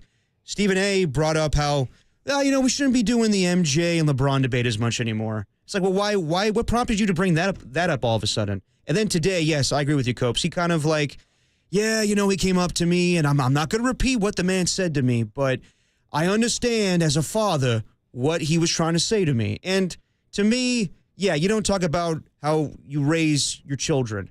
But in this sense, I think it's appropriate because I think there's a lot of people that cover sports. It's fair to say LeBron James is doing a disservice to his son in the way that he's doing it. And that's fair because he's a teammate with him right now. You hear that, LeBron? That's Derek Papa saying that, not me. Come after me, LeBron. LeBron's going to step to Derek. I mean, Stephen A. wants to keep these lines of communication open. He wants to keep his access and all that. All fine and good. He'd rather have a good relationship with LeBron than not. But I don't know. This whole situation's funky. It's just one more thing to add to the bucket of reasons the other reasons I don't like LeBron. Love the basketball player. Like Draymond, I like watching him on the court when he's not kicking dudes in the beans and dragging people down by their neck. But yeah, I don't really like a lot of what he has to say. Real quick, what'd you think about what Charles Barkley had to say last night? Him crapping on ESPN for only focusing. They basically started the show off with that. And I know that Charles likes to think like I talk about every team in the league, but please, if you went on a rant about OKC and Cleveland, that wouldn't go viral. So obviously, him calling out another network, which he'll be involved with soon, is going to go more viral, and people are going to react to that. And Kendrick Perkins said what he said, and Stephen A. Smith today was like, well, obviously Charles Barkley knows nothing about television. Yeah, I get why ESPN talks about the Warriors and Lakers is because the two biggest names in the sport play for those teams, and they're better now. But I think it's hypocritical for Charles Barkley to say that just because Charles is not very in depth with the whole league. Like, obviously, OKC and Cleveland are very good teams, but they're not as sexy, and they're in, lesser markets, honestly, or not as big markets as L.A. and Golden State. I mean, that's always been ESPN. It's New York, and it's Los Angeles, and it's the Dallas Cowboys. Exactly. That's kind of what it is, and it's kind of how it's going to stay. We'll talk more about this with Marcus Thompson, the greatest sports writer in America. He's going to join the greatest show in America, Dirty Work, in just a minute. But I got to shout out one of our great YouTube chatters, our guy, It's X. It's X is on the YouTube chat all the time. Part of your groups with your Rockin' New Eras, your Tackies, your Otises, your Nicole V's, your Barbs, your Pine Needles. Everybody's checking in on the chat. It's X. Our guy, your J-Tans. It's X checks in, and he's just talking to people on the chat, and he goes, dude, I'm working today, 7:30 A to 11:30 p.m. He says, my closer called out, and I opened early. And I said, dude, you're grinding, man. Stick with it. He goes, it's all good. I got dirty work. My man, that is the dirty work. 7:30 to 11:30. Keep grinding, my man. We're here with you. Adam Copeland, Depop, Tim Webb. Greatest show in America rolls on, and we're doing it for It's X. Marcus Thompson joins us next on the Sports Leader.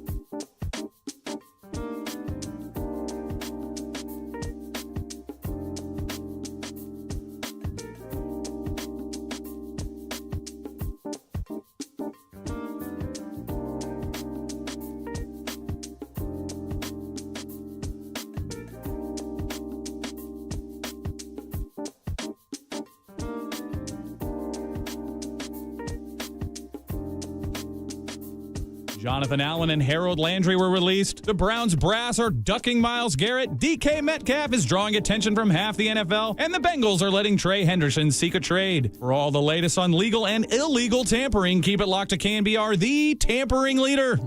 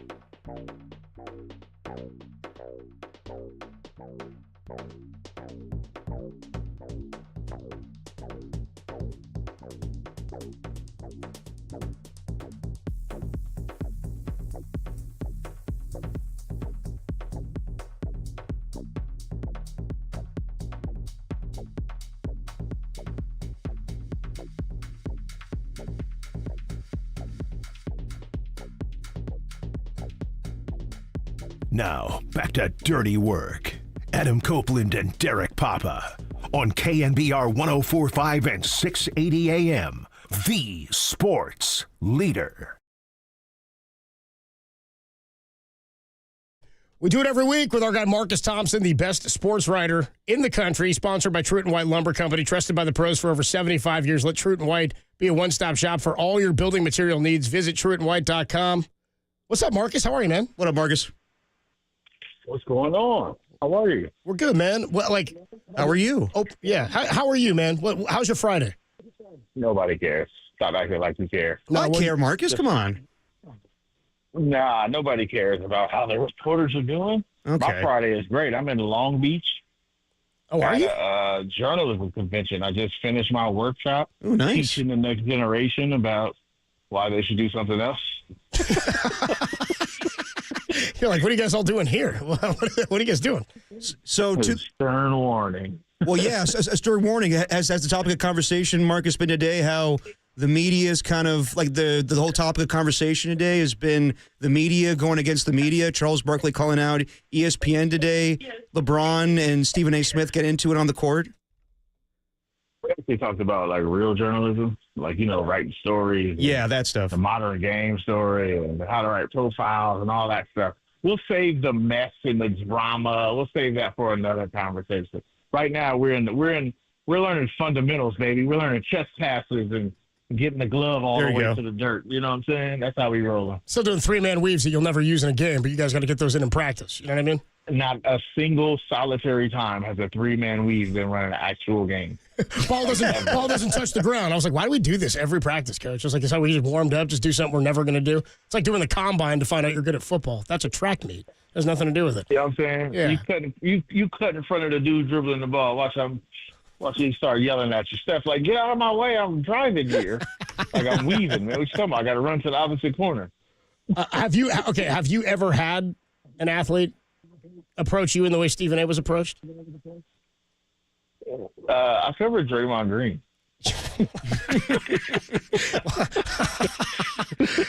Go on. Yeah, I mean, yeah. I think Jamel Hill said it best, right?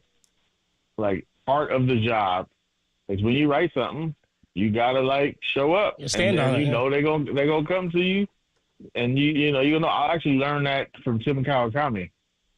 Like, you hear it and you know it, but I watched Tim Kawakami do it. Like, he'll write something and he'll be like, yeah, I'm on vacation, but I wrote this, and before I leave, I'm gonna go stand in the locker room just in case they got a problem, right? So yeah, I mean, it's a part of it. Like, you're gonna write things that people don't like, and so yeah, sometimes they're gonna say something to you.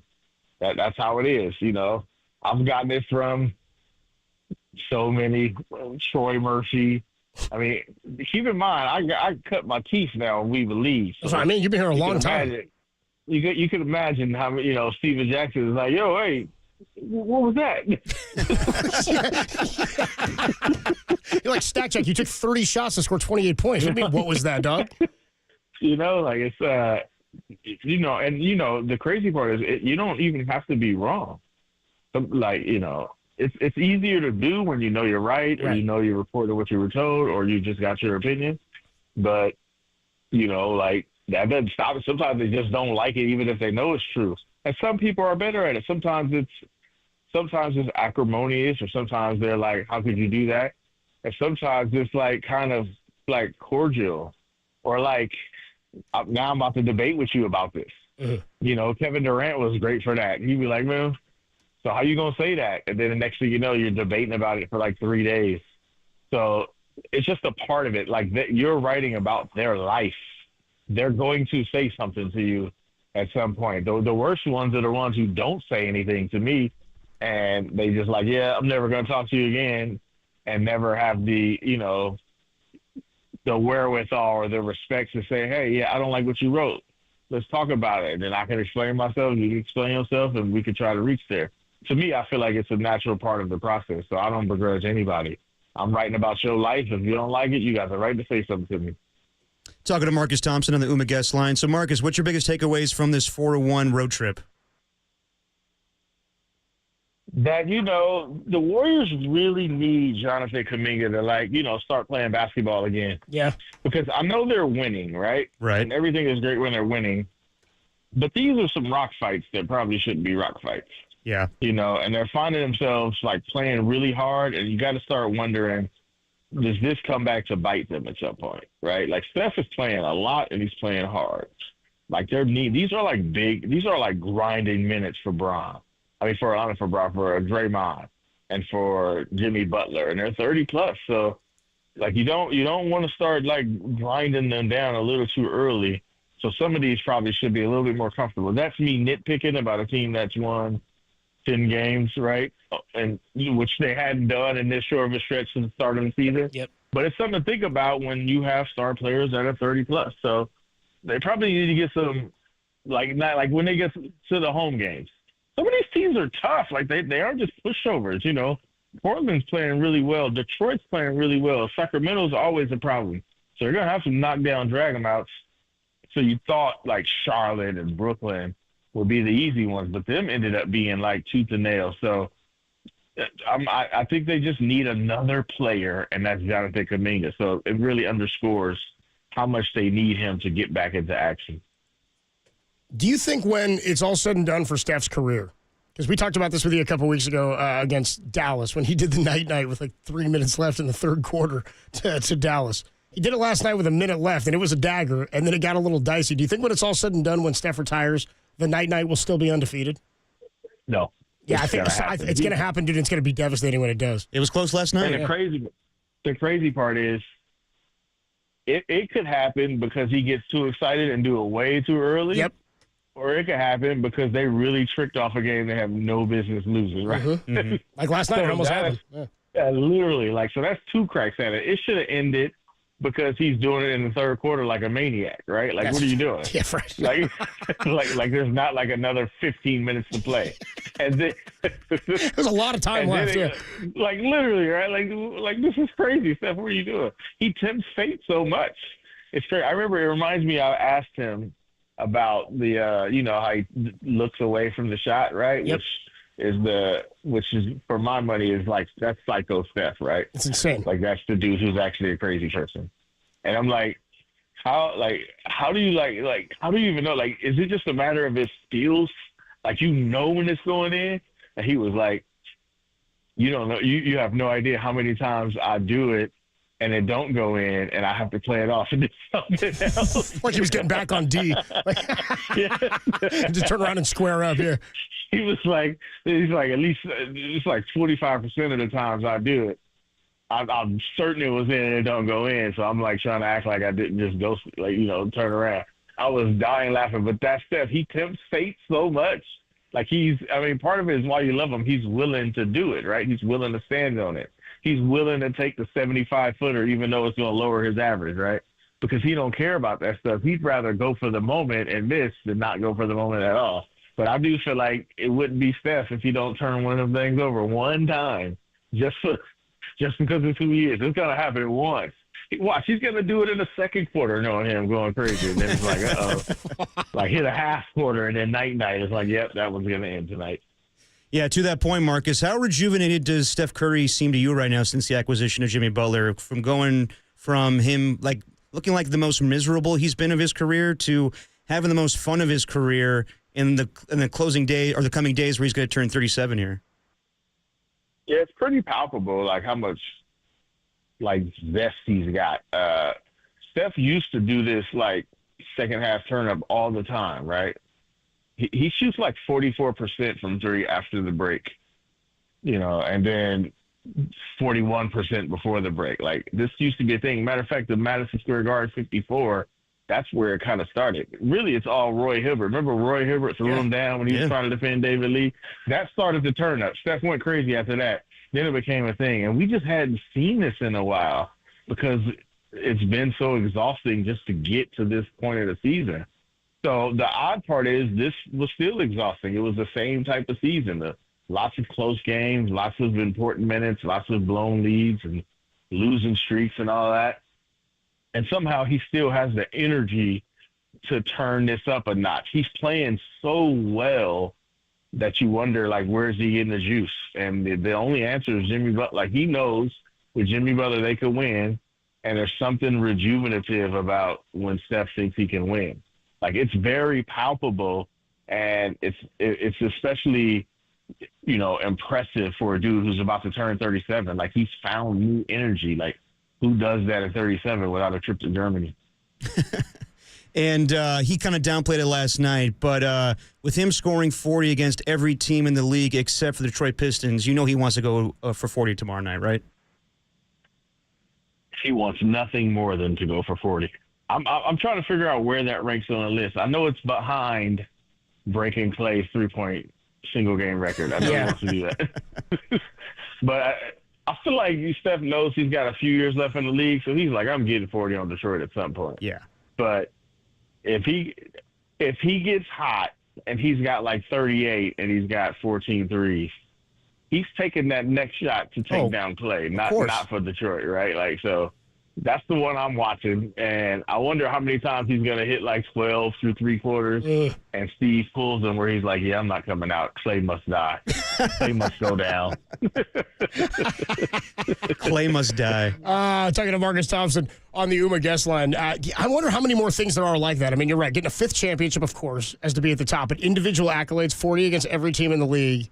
Catching Clay on the single-game three-point record. I mean, is there anything else records-wise? Another 50-40-90. I know he really loves that 50-40-90. He's big on it, especially because his was like a 50-45-90. Yep. I know he really liked that. The thing that, like, is the barometer for Steph is he's got to shoot 40% from three. And there was a stretch there where it was looking like he might be at 38, 39. He does not like being under 40. At all, ever. The other one is kind of a reach, right? I don't know if he can do it now, but he's on this tear where you might want to start thinking about it, but 402. Like, that's the number that nobody thought he could ever break ever again, the 402 threes in a single season. But I think he's one of the people who's like, I bet you I can get 400 again. Yeah. I bet you I can get, I don't know, it's like 19 games left. He need a lot. He need a lot, but I wouldn't see it. I wouldn't be surprised if you see him, if he's close going forward, because 2016, that was like the insurmountable record. It was like Garrett's 56, right? It was like nobody's ever going to break it. Nobody's going to break it, yeah. Fast forward to 2025, and it's surprised nobody's done it yet just by the sheer volume of threes. So if he could somehow, one of these years, one up 402, I think he'd love that, especially in the era when everybody's shooting threes. I think he still wants to be the best. He can't do that this year. He's only like 240 right now. Ooh, that's it. He's at 242. He's not even leading the league. Anthony Edwards. Schroeder. Yeah, Dennis Schroeder killed him. Dennis Schroeder. That's what ate him alive. He didn't have enough help for long enough. That's what I mean. Had Jimmy been here at the start of the year, he'd have like 300 threes right now. No question. That's what I'm saying. 242, that's it? That's right. He'd be over three. He's at 242, Beasley's at 251, and Ant Edwards is at 252. So Steph is third. Listen, guess what he needs to make 8 a game from here on out to get to 400. Yep. You telling me he can't do it? I'm not telling you Steph Curry can't do anything. It's not going to come from me.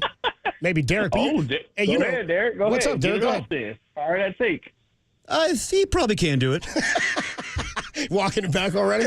I'm not going to write off Steph, dude. He might fire a couple of more 12s. You know what I mean? Like, that's Marcus's point. Like, with as hot as they're playing right now and as well as he's shooting, and I'll tell you the other reason I think he'd have to get wildly hot, but it's something Marcus said to us last week or the week before, and it's maybe my favorite part of last night's game, the fourth quarter without Steph on the floor. Yep. There's money in the paint, Marcus. There's money in the paint, bro. Man. Jimmy's out there carrying the team in the paint, and then Steph shows up and he opens it up for 14 more in the fourth. That's a great formula, right? And also, like, he's shooting the ball really well, and they're getting to the free throw line, which helps him with his shots. I'm not saying he's gonna do it, right? I'm not saying he's gonna do it. I'm just saying if he's got like 5 games left and he needs to hit like 43, yeah, I'm just saying he might go. I'm gonna say, like, Derek Papa says Steph can't do it. I'm not saying he can't do it. Yeah, That's you just did. You said, I don't know. I said probably could do it. Probably could. Yeah. Yeah. Cut this and run it to Steph. Let's see. He also told me he didn't think the Dubs could go 25-6 with Jimmy. Things change, man. Here we are. I've been saying, look, you know me, man. I've been a Warriors fan since Jimmy got here, and I've thought for a while. Biggest fan for the last 2 weeks. I've been a huge fan for 3 weeks, and I thought for sure they could go on a run right here. I like legitimately that might be what it takes to get to 5 or to 4, and I think 6 might taking 4 more losses seems like it's reasonable in the final 19, but Depends where and against who. They're a top 4 talent team now in the West. I think they're on their way to the 5 and really might be a 4. Yeah, and largely because these other teams just are falling apart, right? Like they're hitting walls. Memphis, right? yeah. The Clippers, Memphis, Houston. Like, so if those teams can like kind of right the ship and hold on, then maybe they end up at 6. But if I'm them, I'm eyeing 4 because Memphis is in trouble, Houston is in trouble. Like, I'm eyeing 4. I'm like, try to get that home playoff series. Only thing is, like, and this is why they need Kuminga, because you don't want, like, to kill them dudes doing it either, right? You don't want them to go on so hard to get the 4 that it hurts them in the playoffs. That's why they really need Kuminga. But to me, I feel like 4 is on the table. I watch some of these other teams, and they're just struggling right now. It's hard. And just real quick before we let you go, Kuminga expected back tomorrow? This homestand is all I've heard. Okay, but we've heard all kind of stuff. Every time he works out, it seems like it's not quite ready. And since they're winning, they don't have to rush it. But I'm assuming this homestand he'll be back. Like, I don't know if it's tomorrow or if it's, Tuesday or whatever, but I do feel like at some point early in this road trip, he'll be back. I hope so. It's 7 games of homestand. Yeah, and he hasn't played in 2 months. If not, you might as well just hold him out for the playoffs. Yeah, right? seriously.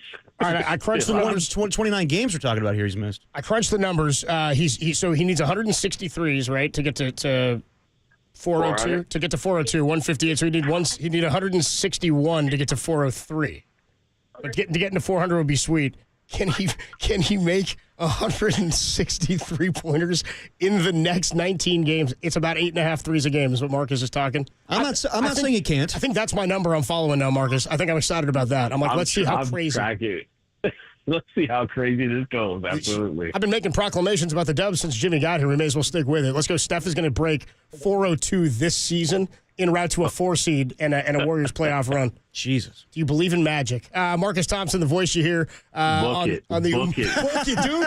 Book it. That's our first book it in a while, man. We haven't had a Dubs book it like all season. All right, Marcus, have a good time down in Long Beach and a safe trip back, and we'll talk to you next week. Thanks, Marcus. All right, have a good one, homies. All right, bro. Good stuff from Marcus Thompson. I like thinking about that. What else does Steph want accolade-wise? Tim, can we get a breaking news sounder? Ooh, mama. Derek, yeah. Why don't you do it? Your beloved, what do I call them? The Black and Silvers. Your beloved Black and Silvers. Don't Derek. call them that, please. Don't call it that, They're please. not even your team anymore. Yes, people, we've known this news for quite some time. We had to talk to Marcus Thompson, but the news just broke about 15 minutes ago. The Raiders are trading for Geno Smith for a 3rd-round pick. So now the Seattle Seahawks, not only are they moving off of Tyler Lockett and most likely DK Metcalf, they have moved off their quarterback. So the NFC West looks a lot different right now. We'll see what the Niners do in free agency. But Matthew Stafford came back to the Rams. The Cardinals are kind of staying, whatever they're doing right now, standing pat, obviously, with Kyler Murray. But the Seattle Seahawks are going to be very different next season. Yeah, I wonder who they're going after now to play quarterback. If I had to guess, I wouldn't be surprised if it's Sam Darnold. Oh, man. I don't like that. I don't need that necessarily.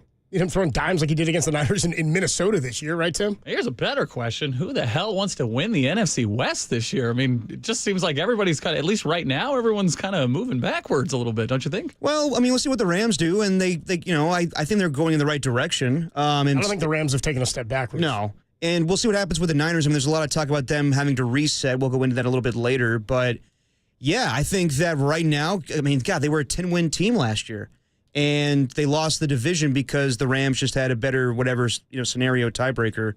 But, yeah, I have to believe that this new regime of the Seattle Seahawks with Mike McDonald as head coach, they want to go a different direction quarterback-wise, so it may be a rebuild year for them. Well, Yamo rebuild for Michael McDonald in Seattle.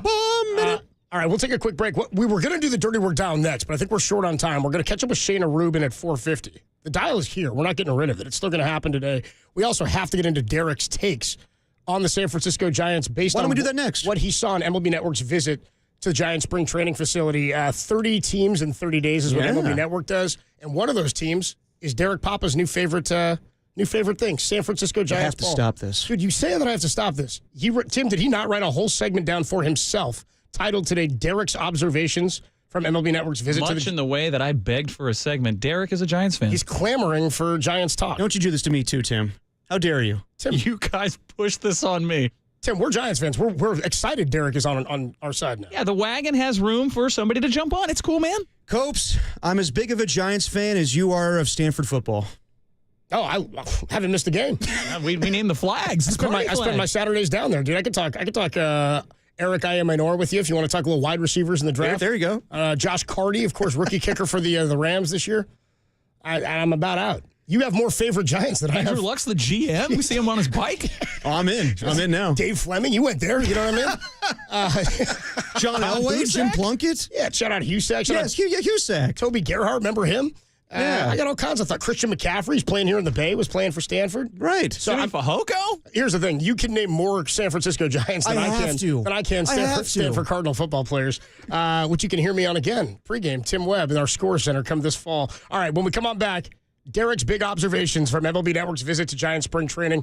You don't want to miss it. The Bay Area's newest Giants fan, Derek Papa, on the Giants, next on the Sports Leader.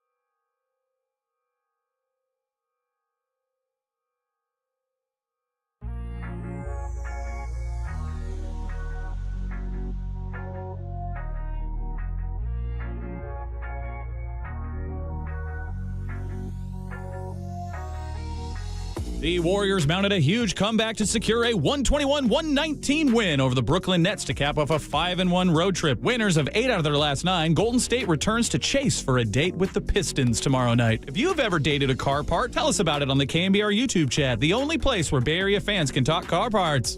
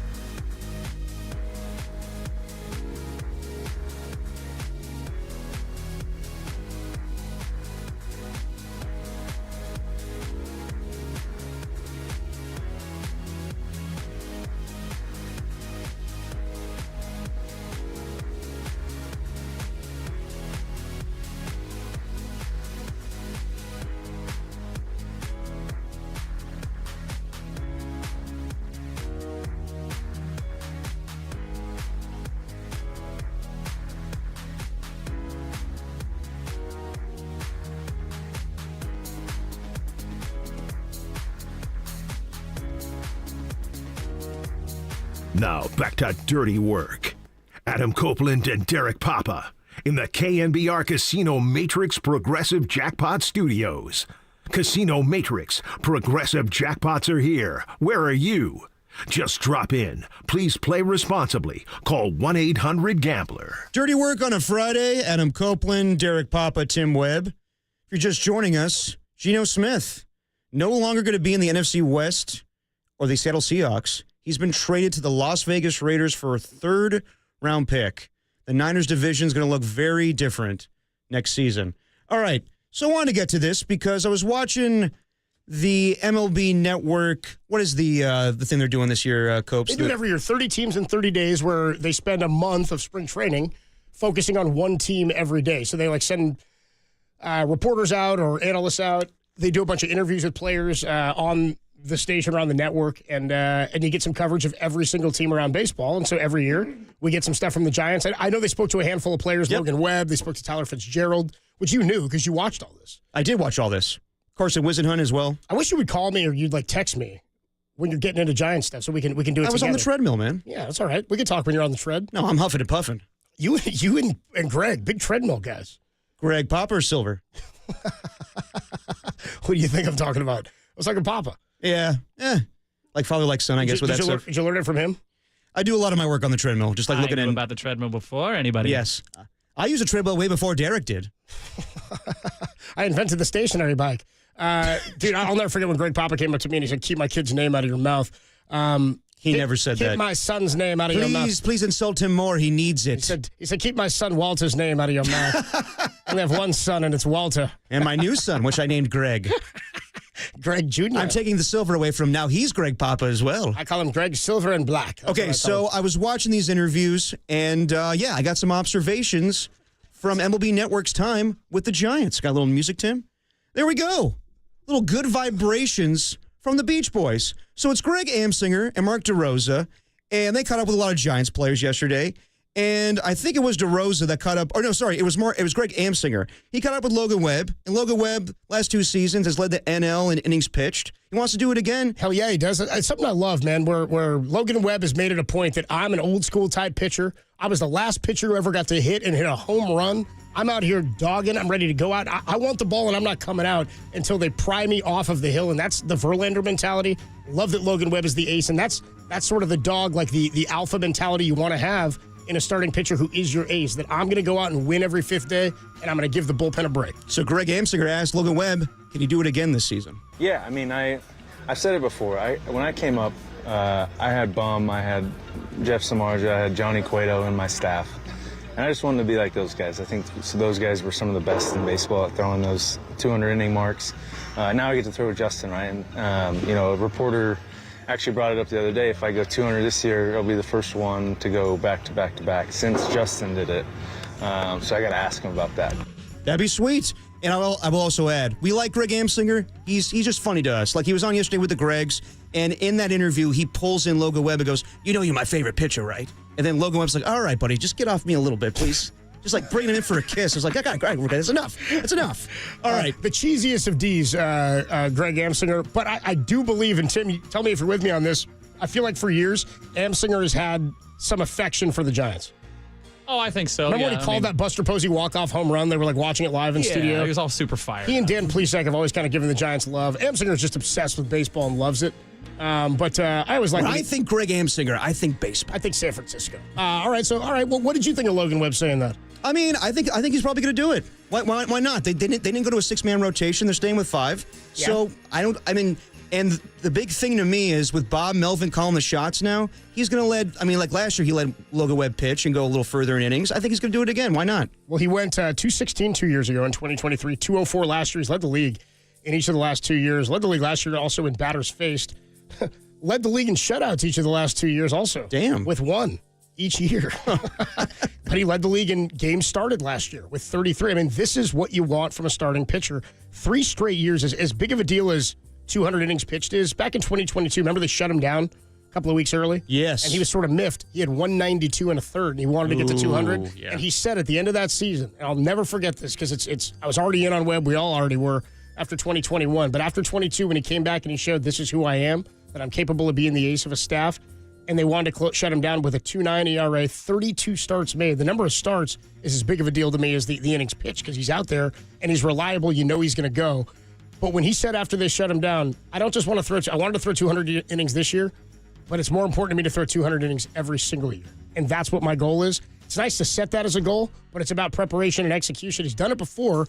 I think he can do it again. Well, and if he does it again, Tim, the starting pitching is as good as we'd hoped it might be. 100%. And in a sport that's devalued wins, 200 innings that's currency. I mean, talk about, we were talking about it in the bullpen beforehand where it's like, I'm tired of seeing guys get pulled in the fifth inning. It's like, oh, well, you made it through 4 1/3. Great. It's like a struggle just to have the guy that's leading the league in innings. It's currency. I love it. There you go. And then they caught up with Willie Adames and Matt Chapman, the left side of the infield, and how they're going to work together. And both guys were complimenting each other about how they're going to feed off of each other on that left side of the infield. Choppy on the left side, I mean, things has been incredible. That guy is crazy. He's so good. He told me, like, hey, you don't have to worry about the backhand, okay? I covered that. I was like, really? Yeah. I said, yeah, that's my ball. I was like, well, first of all, that's my ball. That's my ball. But if you want it, I ain't gonna complain about it. It's been great. The biggest thing that's nice is for Willie is, I try to take away, no matter who my shortstop is, I don't want them to have to make any hard backhand plays. The only play I told him that hopefully he has to make is a hard backhand, like 1 or 2 hopper, where it's just 1 or 2 steps to his right, and then boom, catch, throw. All the slow rollers, those tough plays he has to come through, I'm hoping I can just cut him off and make those plays. Baseball's such an individual sport. But chemistry on the field is a thing. It's a real thing. Yeah. You hear it mostly when you talk middle infield, shortstop and second baseman. I mean, Joe Panik and Brandon Crawford, an awesome double play duo. Rich Aurilia, Jeff Kent, we got used to seeing them for years on the infield.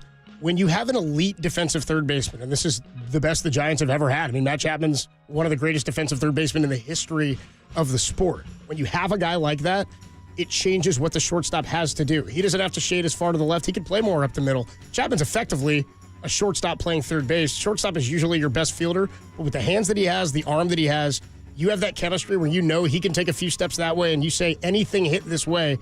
That's really the rule for third baseman. Usually take anything you can get, and it's an easier play because you're moving towards the bag. But it's the same to be said in the outfield. Communication from outfielders and knowing where you're playing, knowing that the guy that's on your corner, you have the same communication. I remember Hunter Pence said that was something he worked on a lot when he got here, was how you call balls in the outfield and how you give way to the center fielder. Third baseman saying, I'm taking what I can get. This is going to be the best defensive left side we've seen for the Giants. I don't know. Brandon Crawford's the best defensive shortstop they've ever had. But I don't know if they ever had a third baseman, of course not comparable, but even on the level that like Willie Adames is a shortstop alongside Crawford. If you're going to ask me the biggest thing I'm interested in this season, it's these two guys together on the left side of the field. I just think they're going to be in sync with each other, and I just can't wait to see them play. It's going to be a lot of fun. And a similar type of hitter in that while Willie Adames is going to hit some home runs, he's a big gap guy, and that's why Matt Chapman's bat plays at Oracle Park. Okay, this is my biggest takeaway. So everyone's talking, they're doing their interviews, and the biggest thing that they keep asking every guy is, what's the feeling like right now? Like kind of like Austin Scott, what's the vibe right now in spring trading? And this is what Bob Melvin and Willie Adames had to say. Well, it's a different vibe. Last year we brought some free agents on kind of late in camp, so we never really felt like we were connected from the very beginning. We signed a Willie Adames this year, buys a house here. He's here a month before. He's working with Tyler Fitzgerald over second base. Matt Chapman lives here. Once we get to first day of camp, it feels like we've been hitting the ground running already, and it's just a little bit more cohesive this year, and it's a really good vibe. These guys are playing for each other, and these guys are all buying in. It's been amazing. It's been amazing. The vibes are great. Yeah. I mean, the boys, they've been unbelievable. Obviously, now we got Buster here running things. I feel like, the staff, the coaching staff has been unbelievable. They've been amazing. They've been great. So, I'm just excited to be out there and competing. And I think we're in a better spot than what people think. It's the vibes. It's all about the vibes. It's not just those two guys. I heard it from FP Santangelo when he came in studio with us. He talked about the vibes are good. Even JT Snow last week said the vibes right now are good. And I know that Willie Adames wasn't here last year, so he doesn't know what to go off of. But it feels like to me that they're not saying it. I know Bob Melvin gave the example of why the vibes are good is because, a lot of guys came in late last year. They signed Blake Snell late. They signed Matt Chapman late. But to me, the vibes are different. I don't know if it's more of this or more of that, but are the vibes different because Farhan is gone, or it's more so that Buster Posey's here and he's bringing in a new era of Giants baseball. It feels different. He's a guy that actually plays the game. He can relate to these guys. He's, going to evaluate the season and evaluate all the players. But is it more so that he's kind of doing like both things, like being the president of baseball operations while also mentoring these guys? I just wonder, like, no one's going to say it, but does it, like even like Greg Amsinger said, like, it feels like a breath of fresh air. And Bob Melvin's like, it definitely does feel that way. He's not going to come out and say it, but does it feel differently because Farhan kind of gave a bad vibe to the whole team last year? That's my biggest takeaway from the way they sounded yesterday. Well, it feels like every time we ask these questions, that's kind of what we're asking. And I think some of the answers we've gotten when we talked to Ron Wotus a couple of weeks ago, echoed that a little bit. I said, has there been a different focus on things like we were talking about getting better on defense and getting better in the margins? We said, is there a different level of focus on this team or emphasis on this team with this regime? And Woe said, absolutely, like unequivocally. I also do agree and hear Bob Melvin saying, we opened camp last year and we didn't even know what our full roster was. Right. Which is not something teams usually go into spring training knowing. That's also kind of with Farhan. Yeah, I mean, part of it too is that that's not on. I mean, they landed Blake Snell because he was there available. But that changed the vibe of what you didn't have the chemistry and the cohesion that maybe you were hoping to have. Matt Chapman signed late in camp. So guys are coming in versus these guys signed. Willie Adames was at FanFest. You know what I mean? He's like hanging out. He's getting to know the guys. He'd been to camp already. He'd been down to Scottsdale already and hit with some of the dudes in the cage before FanFest even happened, came here and went back. So to know what your roster is, to know what you're going into the season with weeks before spring training even starts, I think it gives everybody a different level of stability and confidence.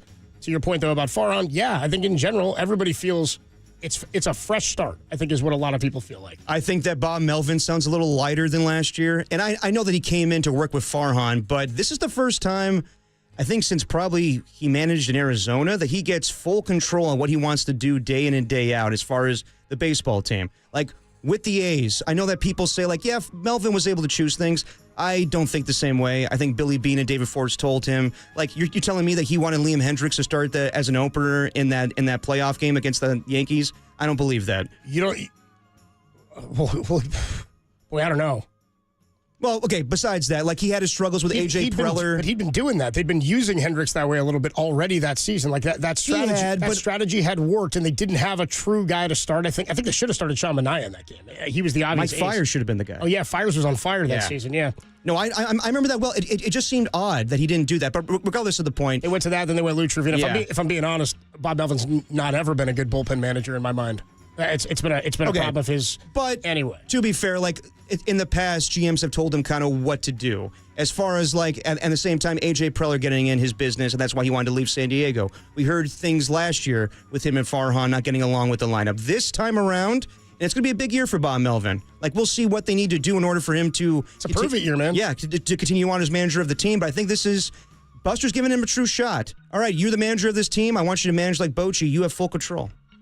Yeah, I mean, he's giving him a shot, too, because why tear things down now? Let's go through a year of inventory, take a look at it, and then next year, if we have to bring somebody else in at the helm, then we'll go from there. 415 checks in, says, dude, Depop loves the Giants so much, he's hunting down MLB Network videos online. That's commitment. Farhan-level commitment, says the 415. I just got to be a good producer / host. 415 checks in, says, did Depop say in talking about Willie Adames and Matt Chapman, can't wait to see them play? I'm going to be watching them over the A's, so I kind of have to. Did say I can't wait, didn't he say that? You went full Bart Scott. Sometimes you just say things. 415 checks in, says, new Giants vibe this year with Depop on the bandwagon. You're what we've been missing, buddy. You're going to be the missing piece. I'm the missing ingredient. Are you the secret sauce for the San Francisco Giants? If they win this year, then you better put me on the float in the parade and everything. Yep, dude. If they win, you're in the parade. I'll be waving that flag like Tim Webb 15 years ago. Iconic. Right. It's an iconic photo. According to me. Tim said, you know that iconic photo. Is that your title? Oh, iconic. We'll talk more about this with Shayna Rubin coming up at 4:50. Geno Smith, the news today in the NFL, traded from the Seattle Seahawks to the Las Vegas Raiders. For a third-round pick. You know where they got from? Where? The Devontae Adams trade. For the Jets? Yes. Somebody already checked in and said, dude, they got a third for Geno. The Niners only got a fifth for Debo. I knew this was coming. Oh, come on, guys. I knew this was coming. Said Kyle and John got to get it together. They're lucky they got anything for Debo. Quarterbacks have different value. Quarterbacks have far different value. You can also gouge teams a little bit more when you want to, if they want your quarterback. And the Seahawks, when they don't have one. And the Seahawks weren't cutting Geno Smith. The Niners were going to cut Debo Samuel probably by this weekend. Raiders had to make an offer that was going to make Seattle say, okay, well, that's better value than we thought we were going to get, or that's Look at what happened with Jonathan Allen. They tried to dangle him in a trade. Nobody would take it. They had to cut him. The Commanders just cut Jonathan Allen today. The Niners were trying to trade for him. Didn't work out, and then they cut him anyway. So the Niners got a 5th. I'm just happy it wasn't a 7th. And then they got something for him. So I don't think this is a get-it-together situation for Kyle and John. I do think Derek is on the Giants bandwagon now. About 10 minutes, we'll catch up with Shayna Rubin from Scottsdale talking some Giants baseball, what she's hearing about the vibes down at camp. Also, what's the rotation going to look like, man? The back end of this thing, still kind of a question. Kyle Harrison is the one that's really kind of making me nervous at this point. And we'll maybe do that a little bit later. We're not doing Dial next? I don't think we have. We don't have time next. We're going to do the Dial today, but we'll do it in the 5 o'clock hour. Correct. We'll figure it out. Yeah, so we'll talk to Shayna Rubin in about 10 minutes, a little bit more on what's going on around the NFL, a couple of updates, and then we'll talk to Shayna. That's all coming up. The greatest show in America. It's Dirty Work. Keep those feet moving. Stay in bounds. Bleed that clock, everybody. It's a Friday on the Sports Leader.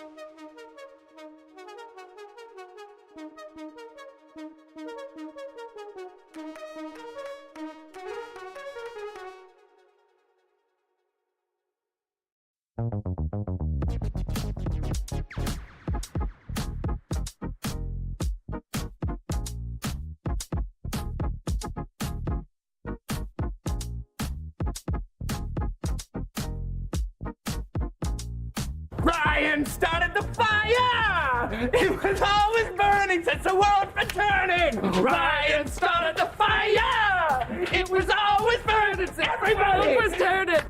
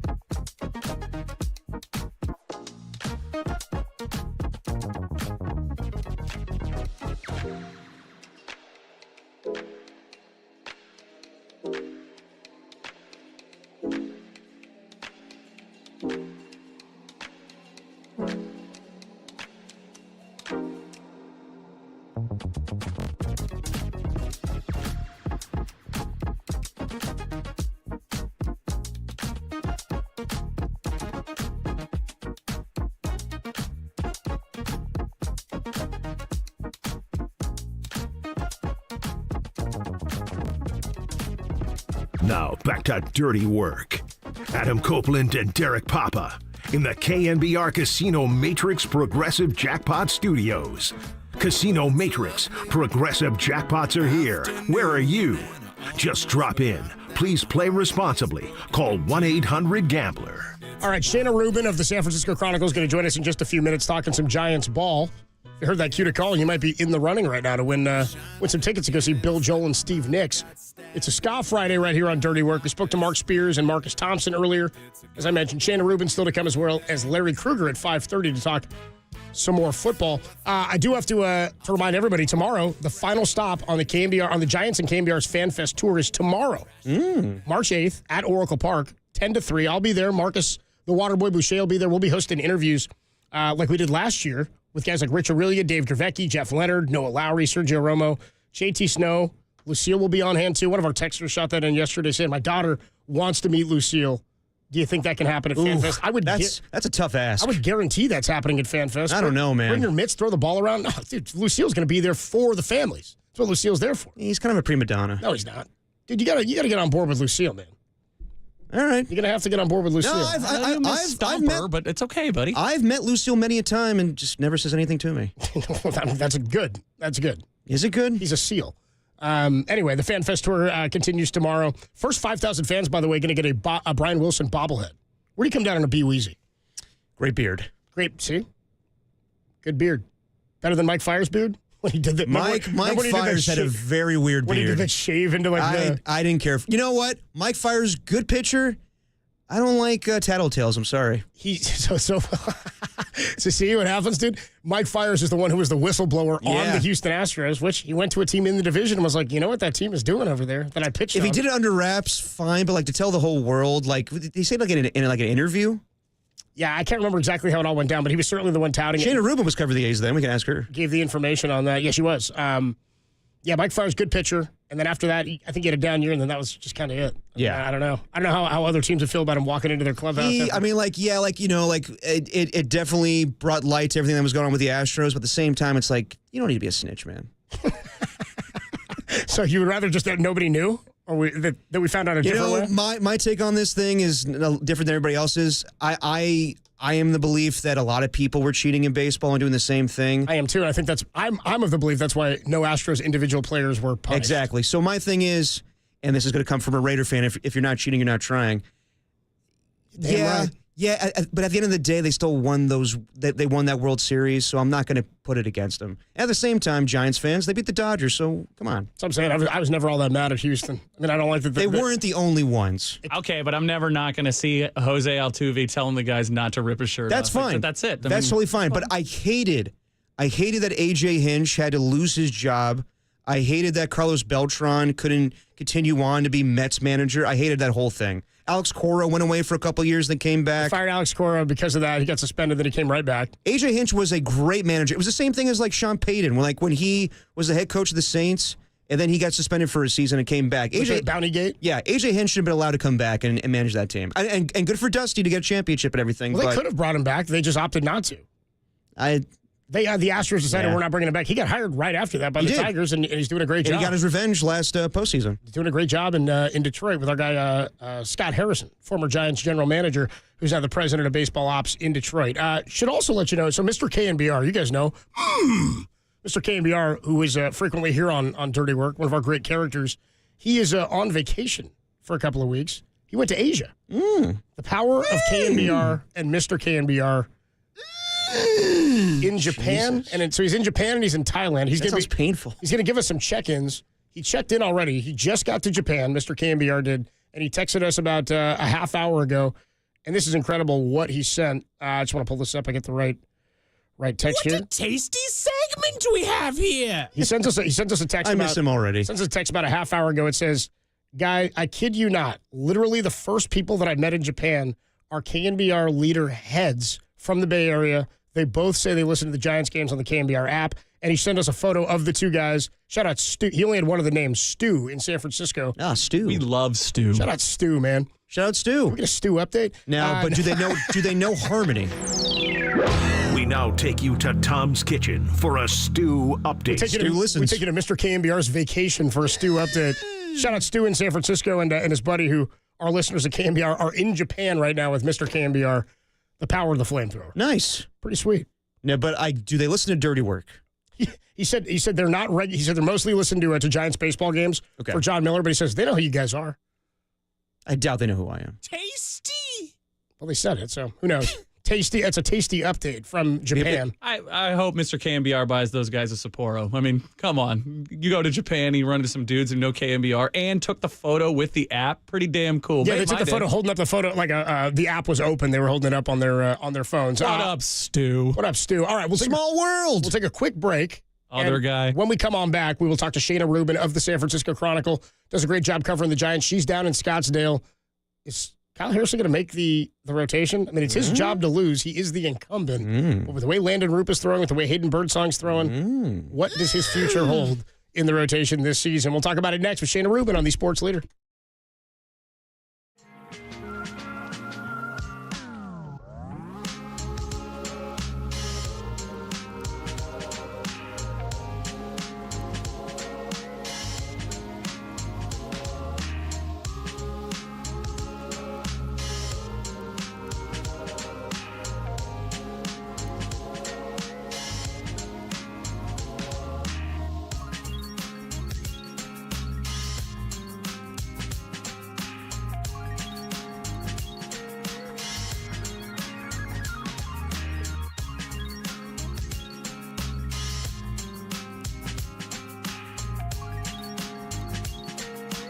John Shea of the San Francisco Standard checked in from spring training with the sounds of silver and that guy who changes outfits with the latest on the Giants pitching rotation and how the lineup could shape up as the season nears. For that podcast and all of our podcasts, go to KNBR.com and the KNBR app.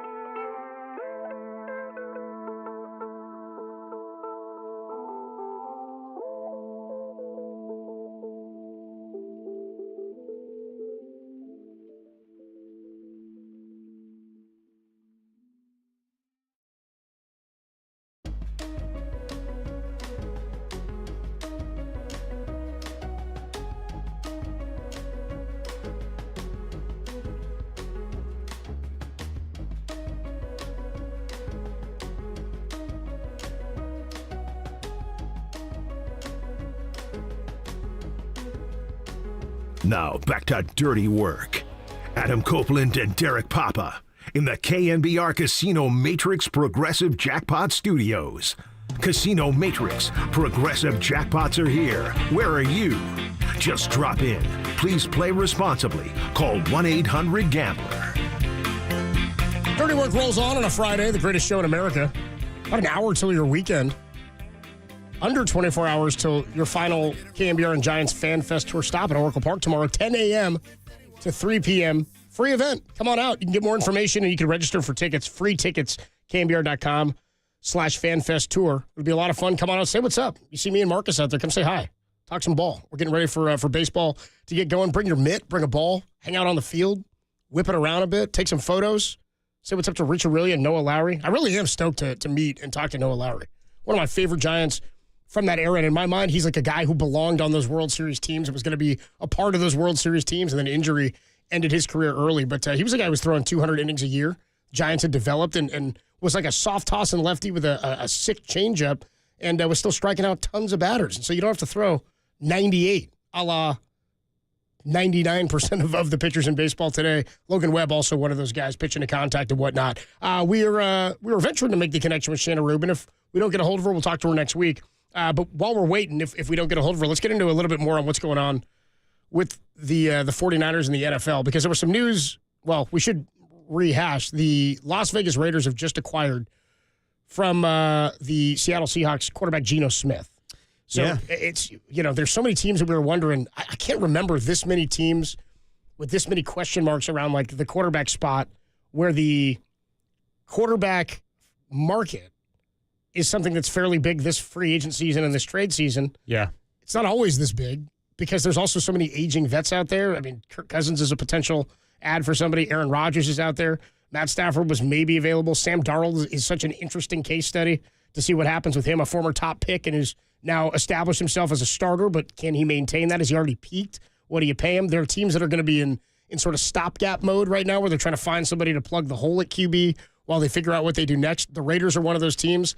Now it looks like Seattle might be one of those teams. Oh, definitely. Pittsburgh still doesn't have a quarterback for this year. The Giants. The New York Giants don't have one. There's a lot of question marks. Cleveland Browns. At quarterback. I mean, what are the Vikings going to do? Are they going to be good with McCarthy to open the season? Like, I've heard differing things where they're trying to sign Sam Darnold or they're going to let him walk in free agency and they're cool with J.J. McCarthy. I mean, like, there is a scenario where they sign Sam Darnold and they are willing to trade J.J. McCarthy. I've heard that, but I'm not buying that one yet. Like, you don't trade up in the draft to get somebody. The other one I heard is if Sam Darnold walks and they aren't able to keep him, would they look to bring Kirk Cousins back? Which would be interesting. He and Kevin O'Connell, good relationship. Yeah. He played really well there. He really liked his time in Minnesota, and then exited because that was just kind of the end of that run. He ends up getting hurt, signing with Atlanta for big money, and I don't know what would have lived up to that contract this year, but obviously didn't play to the level that they had hoped he would. We have made the connection with Shanna Rubin, who covers the San Francisco Giants for the San Francisco Chronicle. She joins us courtesy of the UMA guest line from Scottsdale. Shanna, long time no talk. How you been? Hey, Shanna. Hey, long time. I'm good. How are you? We're doing well. So we were talking all vibes, and you spent a long time covering the A's. Derek was an A's fan. All the vibes are good here for us because Derek is now coming over to the black and orange. The orange and black. He's a Giants fan now, and so the vibes are good here for us. How are they down in Scottsdale relative to last year when they opened camp? They didn't even know who their full roster was.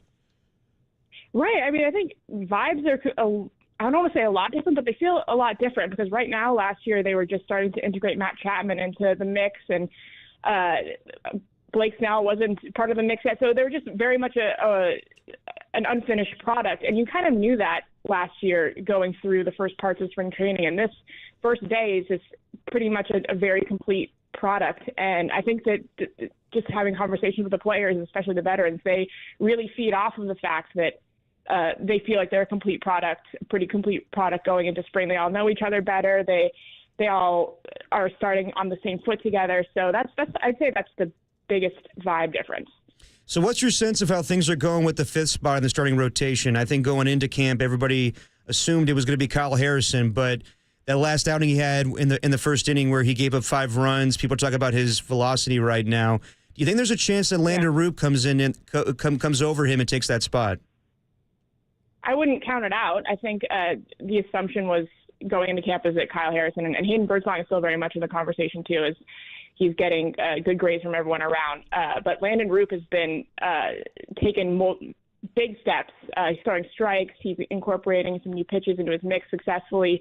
And I don't want to say it's early because it's not early anymore, but I think that it's still. I don't want to say a toss-up, but I think it's still anyone's game, just because of there's been a little bit of a flip-flop in terms of who's coming out firing and who's not. So I would say it's Kyle Harrison's to lose still, but I wouldn't be surprised if someone like Landon Roop or Hayden Birdsong took that fifth spot to start the season. Shane Rubin with us on the UMA guest line, covers the Giants for the Chronicle. Do you think there's a level of concern? I mean, we talked to Susan Slusser the other day, and she said, the Giants seem like they're still okay with what's going on with Kyle Harrison. My thought is it's sort of multifaceted. Like, he got hit hard the other day, and I don't put too much ever into any one or a couple of spring training outings. I mean, I don't know how much weight any of that carries, but when you start hearing about location and about velocity being down, that's where I'm like, oh, man, this is a guy they need to throw a lot of innings this year, and he's still a young pitcher. Is there a level of concern, you think, or are they still pretty bullish on what he's capable of? I mean, they're pretty bullish, but I think it's fair to be a little bit concerned about what we're seeing. They're going to put up the front that everything is not super concerning, and it's just the progress that he needs to go through. And he, when he started out, or the first couple of days of camp, he was pretty outspoken about how much he felt off kilter last year, the sort of getting rushed up and also getting rushed through the injury he had. So I think there was reason to believe that everything he went through last year wouldn't translate into what he was going to be able to do this year. But now that we're seeing some of the same problems carry into this season, it's a little bit of a question mark, and we don't really know why. We don't know if it's a shoulder. We don't want to speculate. So I think right now it's just a question mark. It's concerning, and it's something to keep an eye on. I wonder too. Like, he's still so young, and he's pitched so little at the major league level. And I don't think it's unfair to say there were questions about how he was handled in the minor leagues in his development. The 3-inning outings a couple of years ago, because the regime is so different now with Buster at the helm, and it's maybe even an inventory season. Do you think we're going to see a change in how minor leaguers, especially pitchers, are brought up and developed? I mean, clearly what was happening was not happening at a level where they were coming up with elite talent at the big league level, but you don't want to rush guys through. You want to give them an opportunity, but it seemed like he was brought along in a way that was so different than any previous frontline starter. That said, he was drafted during a COVID year. Minor leaguers didn't get the same work. It's been a weird track for him by no fault of his own. I'm just wondering what we anticipate in terms of how they operate development with this regime.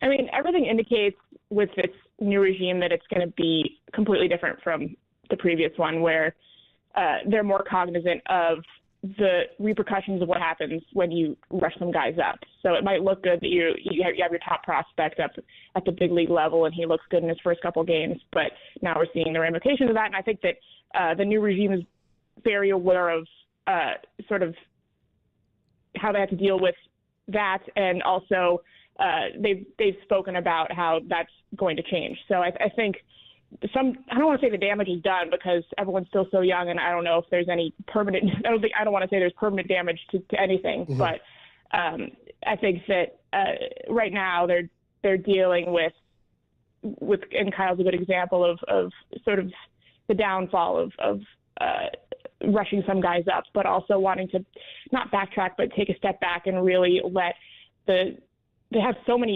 much pitching depth, and they don't have to rush anybody. So just really sort of taking a step back with the process of developing all this talent they have. And we'll see how that plays out as the season goes on.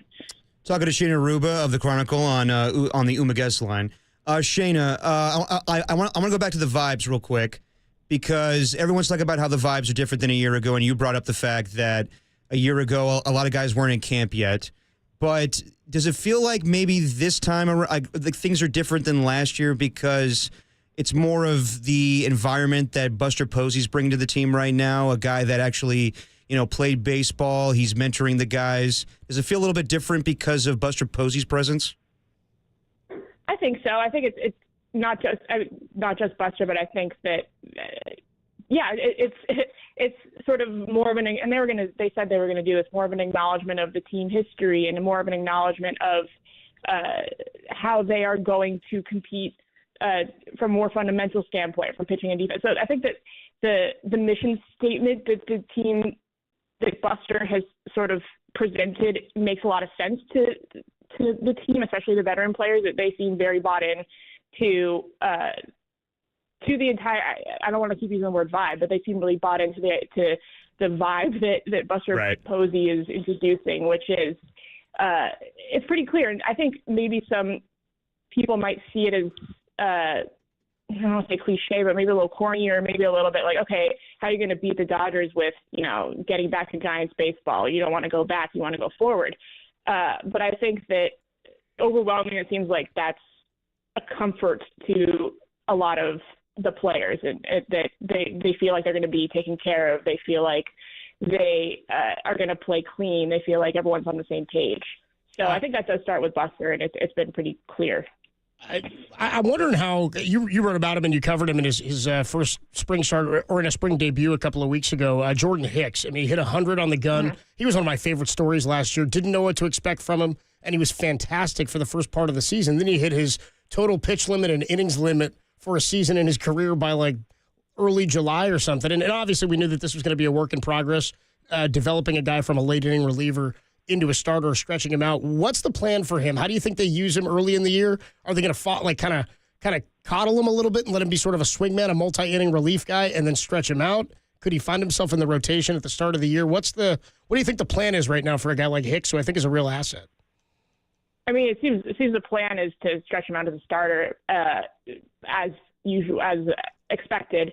But it's a little interesting that they're having him just come out throwing flames. Like, he was coming out throwing 100 in his first outing, and it was sort of, he said pretty blatantly that that's the plan, and that's more, he feels more himself when he's throwing like that. So it's kind of but it's hard to imagine that that's going to be sustainable, just given what he went through last year in terms of keeping his stamina up throughout the year.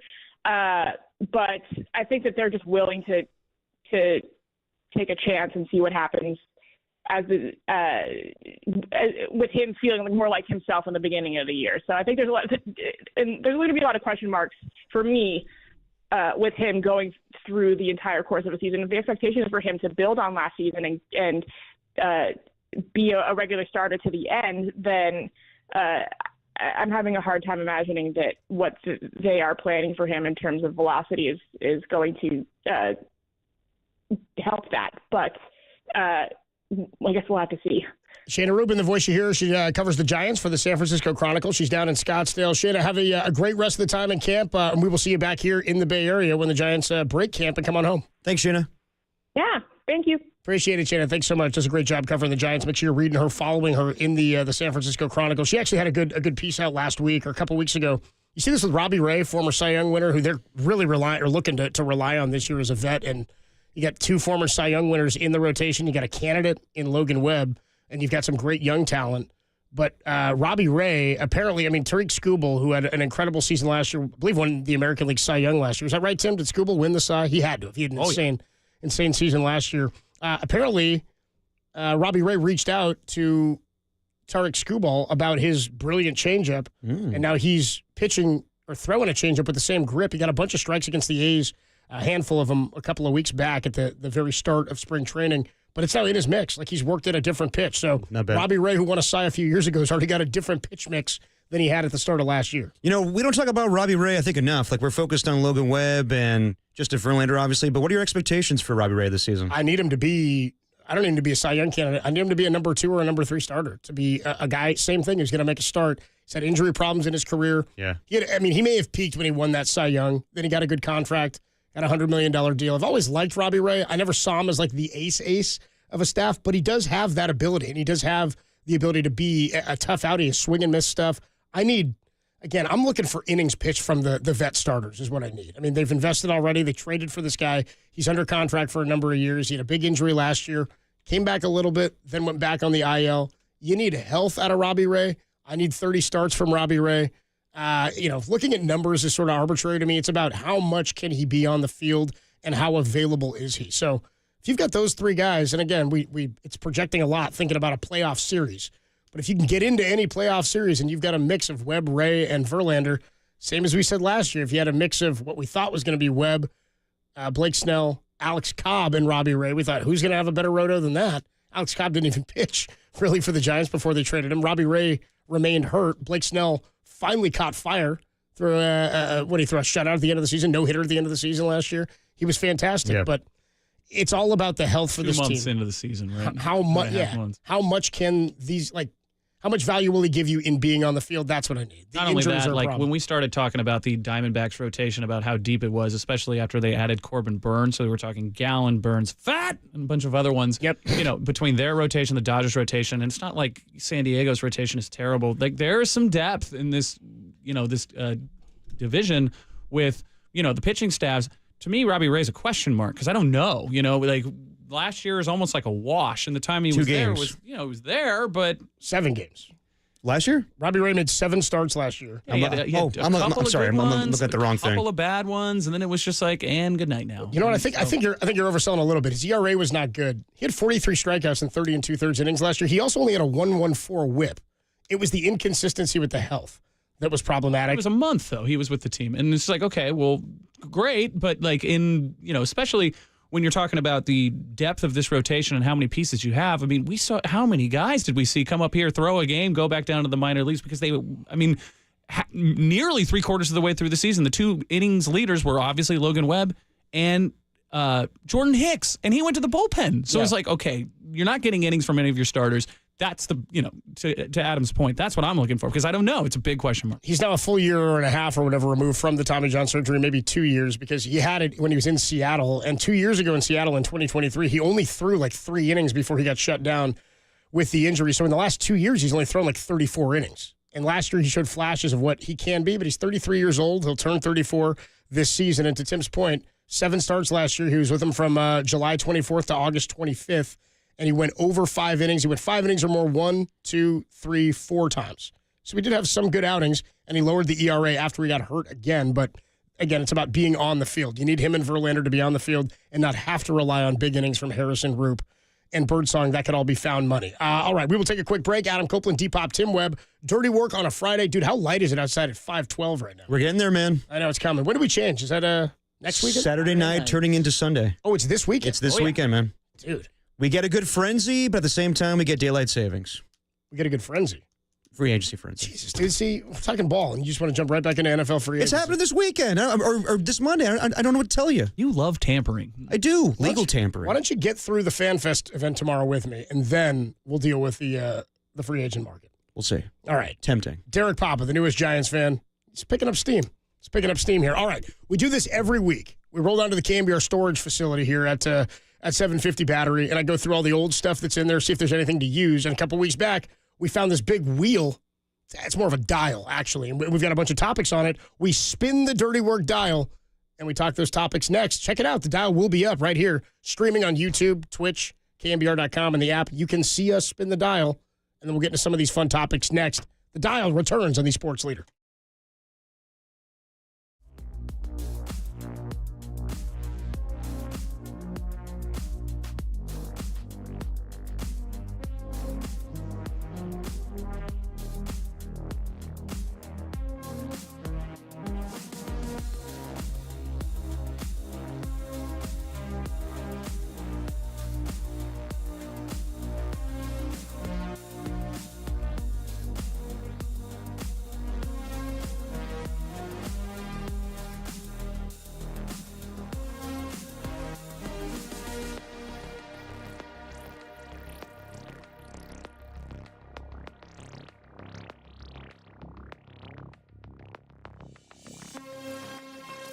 Should the 49ers extend Dre Greenlaw? Matt Mayoko weighed in with Greg and Greg this morning. Check out that podcast and all of our podcasts at KNBR.com and the KNBR app, the extension leader.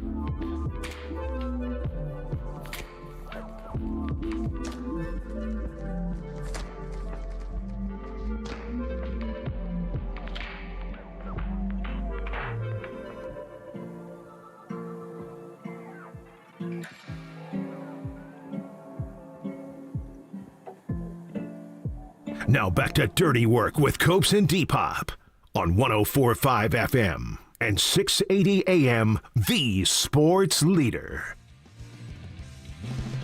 Adam Copeland, Depop, Tim Webb with you. Dirty Work rolls on a Friday afternoon.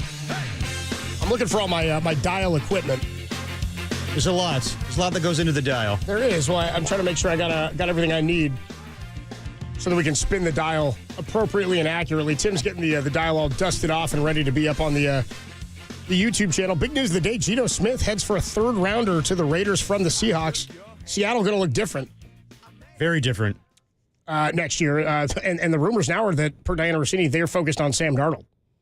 Seattle, yes. Yeah, so I don't know how Niner fans feel about that. Would you rather see Geno or Sam Darnold? That's the question, but that's a conversation for a little bit later. Larry Kruger's going to join us in about 10 minutes. We'll talk to him about what's gone on and how the Niners may be in a competitive reset is kind of the term. That's what it sounds like, man. I'm like, we'll get to Larry to talk about all that stuff, but everything that's coming out, from like Albert Breer to Mike Silver today, having a long article talking about how the organization wants to change how they do contracts going forward, and basically how they don't want Kyle kind of interfering with contract negotiations. Or like they basically don't like that not that they don't like it, but like the whole situation last year where he ran down to John Lynch's office and told them, like, we need to get this deal done with Brandon Ayuk.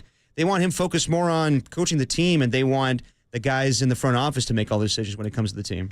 We'll talk more about it with Larry Kruger in just a little while, and he's coming up at the top of the hour at 6 o'clock with Niners/Diners Nightly. Maybe Black Bear Diner will be the breakdown today. Black Bear Diner. Is what Tim was saying. All right, every week we dust off the Dirty Work dial, and it's got a bunch of different topics on it, from Happy Gilmore 2 to Tommy Cutlets, Hunter Renfrow, hell, even the Gold Club in San Francisco shows up on the dial this week. We spin the dial, and then we talk.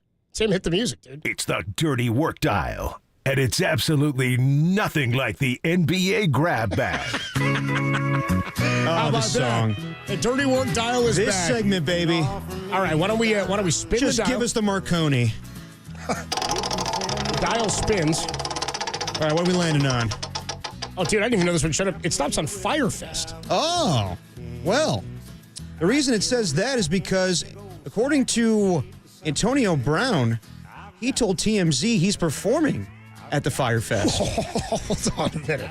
We found out last week that Firefest 2 is in fact happening. Electric Boogaloo. What's that a-hole's name? Billy McFarland? Billy McFarland. Well, the country of Mexico, where it's supposed to be, says it's not happening. So, they're selling. Firefest, dude, is selling. I don't know who to believe at this point. Well, Firefest is selling. You can go to their website. They're selling all these very expensive packages with very little information. What could go wrong? Very much like last time. And so many people, when we talked about this story about a week ago, checked in on the text line, the Golden State Lumber and Showroom text line. You can check in too at 808 KNBR. And they said, well, if he pulls it off and this is good, he served his time, does he redeem himself? And my thought is, why would you believe that a guy who ran numerous scams prior to the Firefest scam is now just going to go straight and shoot him straight and is going to try to do the exact same thing that made him the butt of so many jokes? He believes this is going to pick him up again? It's going to be all right? Supposedly. If you go, this is on you. It's not on him, it's on you. If you go, I got no bad feelings for anything that happened. I don't want anybody to get hurt or anything, but if you're deciding to hitch your wagon to this nightmare again, now, all those acts who were involved supposedly last time, and they all were like, I'm not going, I'm pulling out, this thing's a nightmare. Blink 182. All that stuff that was supposedly going to happen and then wasn't real, and all the influencers and the Kardashians they paid to post the advertisements for it, like legal stuff changed and what you're allowed to advertise for and how you're allowed to take that money and post. Antonio Brown says he's performing at nobody else is committed. Nobody else has said no musician has committed to being like, oh, I'm performing at Firefest. That doesn't pique your interest a little bit, though? I want to know what the hell he's talking about. Performing, man. He's a rapper. No, he's not. Oh, yeah, he is. No, he's not. He's got music. No, he's not. This is so disastrous already. It's like, oh, yeah, well, we got one act hooked to us, Antonio Brown. Well, what's your definition of music? It doesn't matter. It's not Antonio Brown. I'm not paying to go see Antonio Brown do anything except catch footballs like 8 years ago.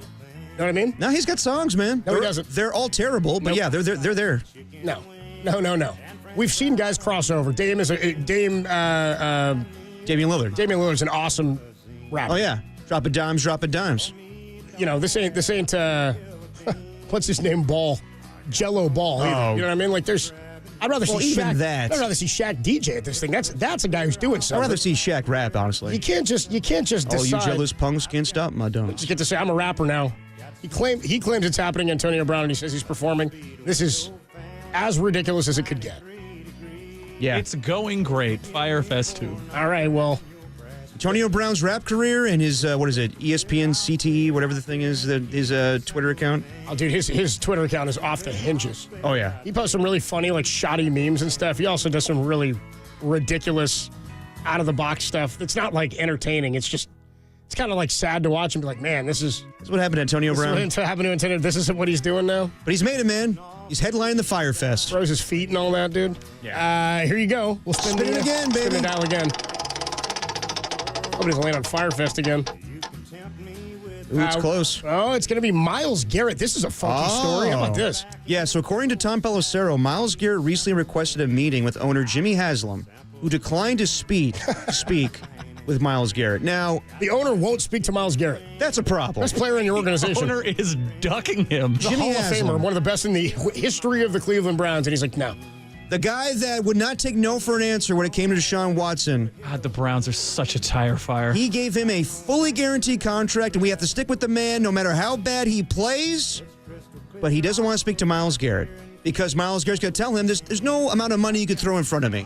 I do not want to be on this football team. So he just told him, you're not worth my time. So while it sounds intriguing with Myles Garrett in a trade, this is going to be a carrot that's going to be dangled in front of us all offseason. I don't see this ending anytime soon. Well, Myles Garrett now, after requesting a trade and saying how much he loved Cleveland and loved being there, he wants to go try to win a championship, and he knows it ain't happening here right now.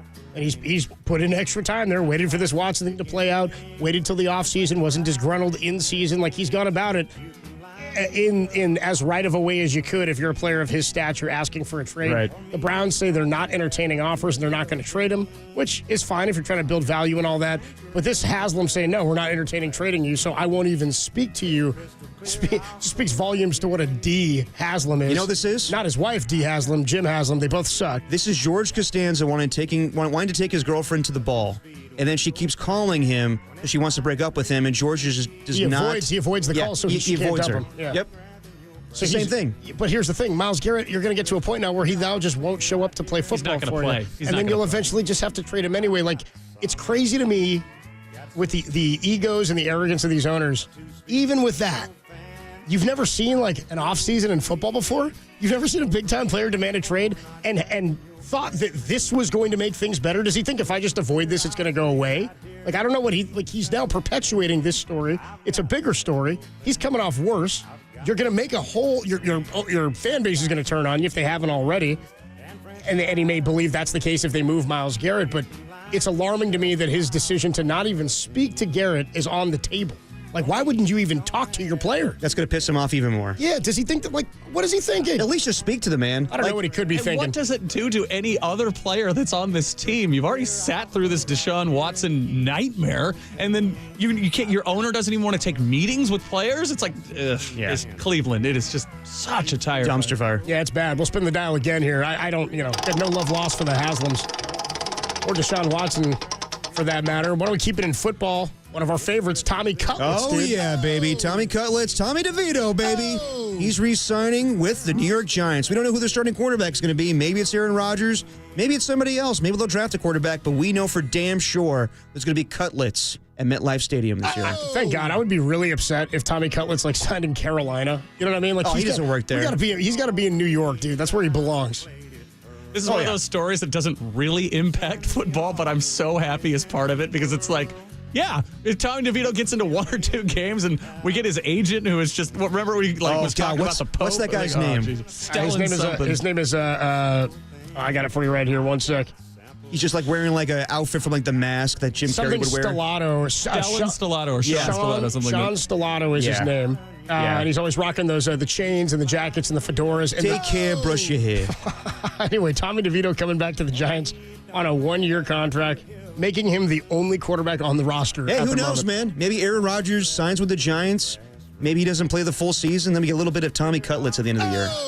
Okay, over/under Tommy Cutlets starting 1.5 games this year. Over. Over.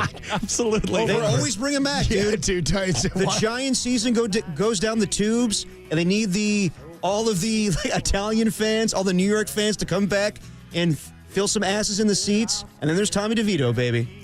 That's there's Aaron Rodgers. What? There's Aaron Rodgers rumors, but he's the only one on the roster now. We'll spin the dial again. By the way, Larry Krueger coming up momentarily here and at the top of the hour.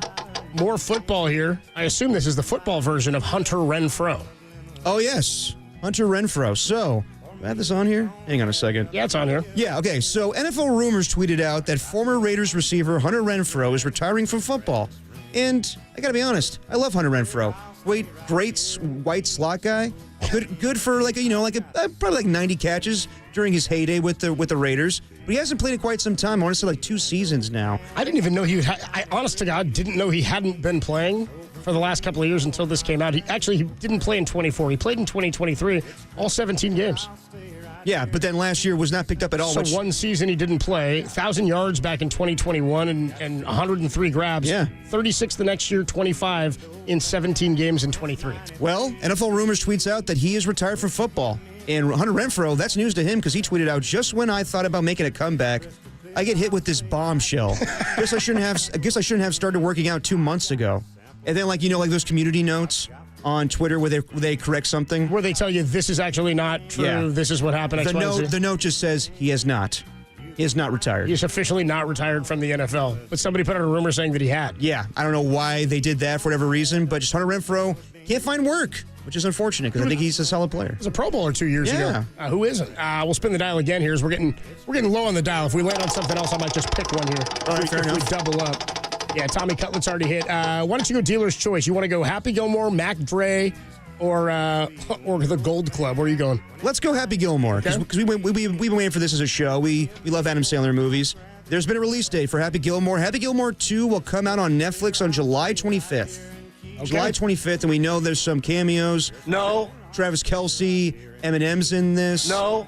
Yeah. I mean, I don't know what to expect from this movie because sequels that come straight to Netflix are a little weird. Where were you on that one, dipshit? But we'll definitely all check it out. Yeah, I mean, it's hard to do sequels to comedies this far after the original. Yeah. I mean, Coming to America 2, tough. Beetlejuice didn't do all that well. I don't know. Are we too far removed? I will absolutely watch it. I'm hoping for good things. I'm expecting to not feel anything like I felt. And we never will because we've got the nostalgia of the original. Right. And it's one of our most quotable movies ever. Excuse me, I got to go play with golf. That's exactly it. But I am looking forward to a rehashed head-to-head between Happy and Shooter McGavin. I hope so. I'm all in on that. Just one more thing we got to make note of before we get to Larry Krueger. And this goes back to my intern days at KNBR at the old building, Tim, 55 Hawthorne. Don't sleep on the Gold Club's lunchtime breast and thighs buffet. Oh, it's coming back, It's baby. been 1,826 days since the Gold Club in San Francisco shut down its popular daytime buffet. It is back. The $5 buffet returns to the Gold Club in San Francisco, and you can find Tim Webb there every Thursday afternoon. I don't have anything to say about that. Adam Copeland, Depop, Tim Webb, fresh off of his $5 buffet. You guys think I'm crazy? It's not gross. Like it's a legit buffet, dude. Tim, you endorse it though? I've been. Oh, it's widely regarded as one of the best buffets. Yep. Haven't been in years because it's been shut down for years, but made my debut there as an intern with KNBR. I want to say I went to the Gold Club, got a solid maybe 10 years ago, or maybe 9 years ago. But yeah, I remember getting that buffet. Not bad. Not a bad buffet. That's all I'm going to say about that. That's going to do it for the Dirty Work Dial, which is nothing like the NBA grab bag on a Friday. Larry Krueger joins us talking about all the moves around the NFL. The first first price tag on a contract for Brock Purdy has supposedly been offered to him, and they are far apart. Just an update on that. I listened to Little Scoop City from Diana Rossini. She says that is not true. So the $45 million offer that was reported the other day, she's saying is not true? Yeah. We'll talk about that as well as what the division's going to look like now with Geno Smith being traded to the Raiders. Larry Krueger joins us next. That's the Dial on the Sports Leader.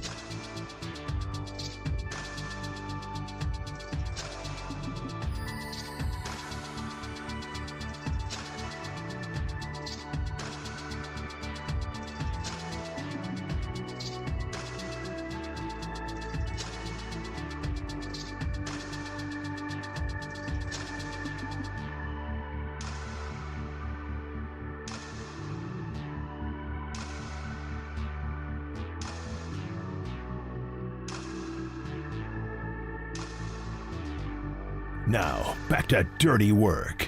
Adam Copeland and Derek Papa on KNBR 104.5 and 680 AM, the sports leader. Dirty Work rolls on a Friday.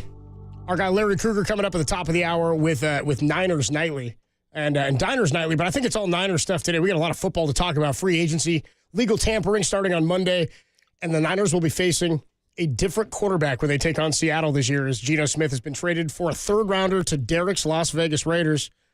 Derek's hyped about it. Krug, what's up, dude? How are you, man? Happy Friday.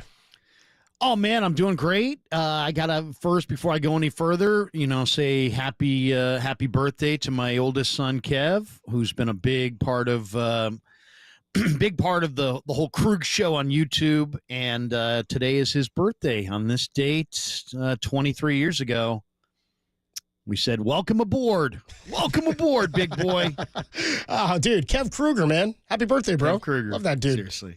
So what was your, let's start with the Geno stuff, dude. What was your initial reaction to that?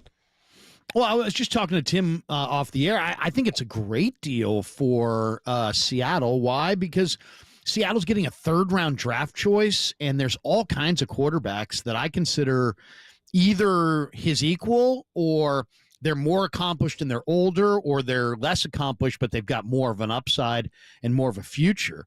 There's any number of guys, right? They want to go after Sam Darnold. Diana Rossini says Seattle's going after Sam Darnold, but there's a bunch of other guys that are young as well. Any of those 2021 guys, you like Zach Wilson, you like Mac Jones, you like those guys are all free.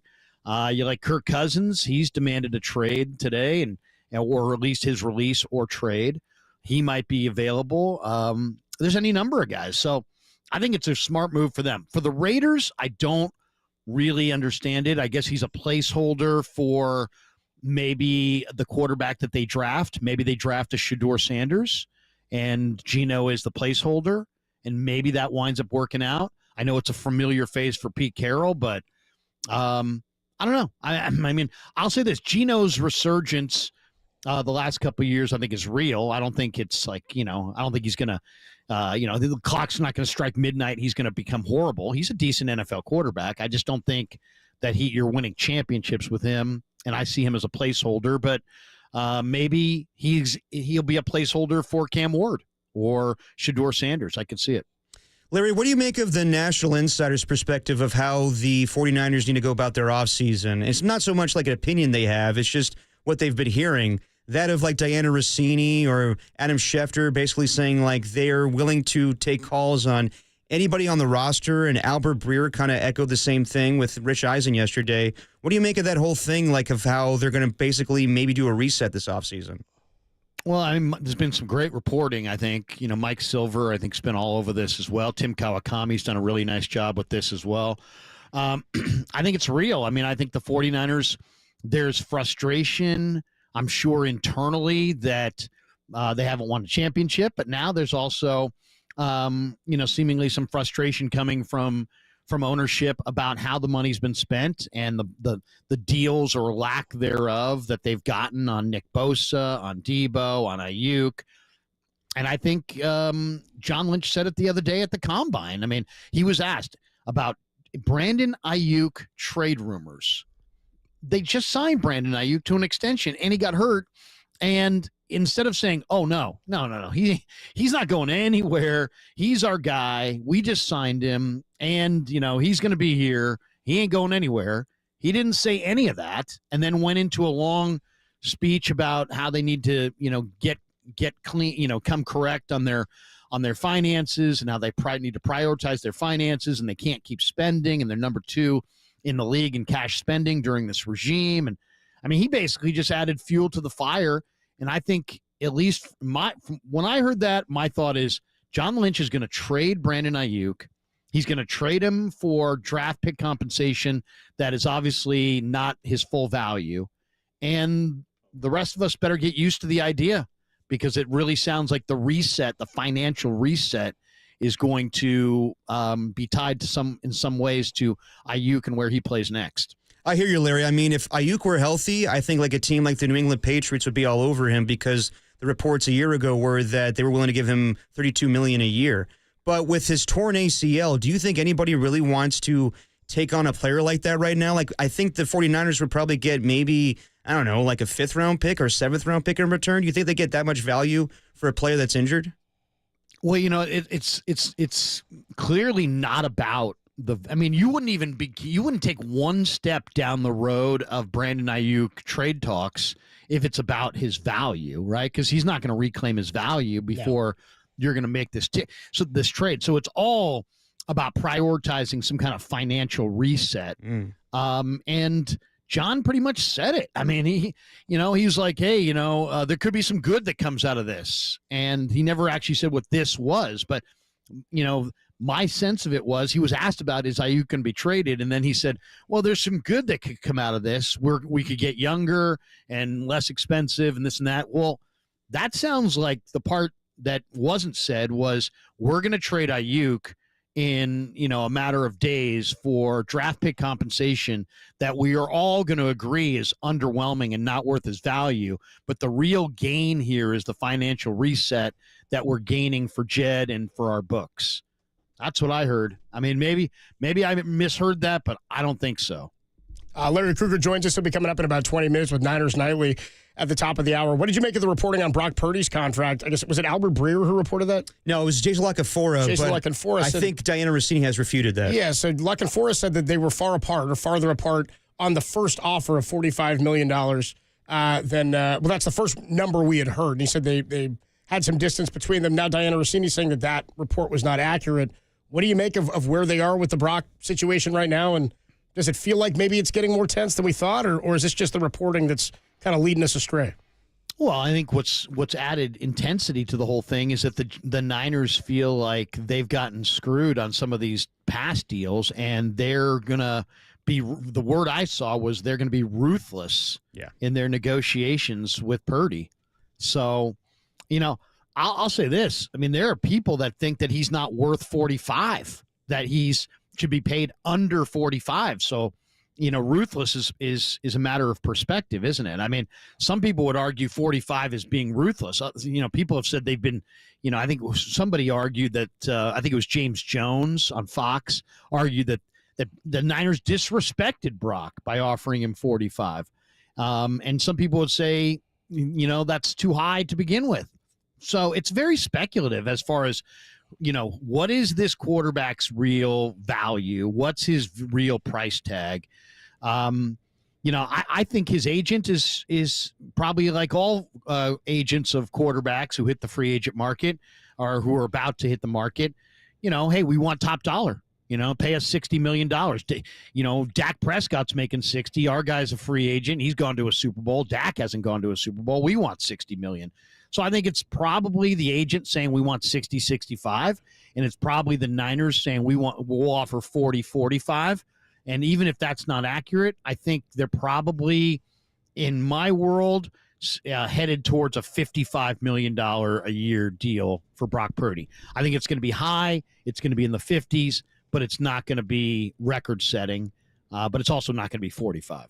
So given everything that's going on with the reporting on how they're going to operate this offseason, we know that most likely Talanoa Hufanga won't be back, Charvarius Ward, Aaron Banks. What's your sense now with Dre Greenlaw? Do you expect him to be re-signed? No.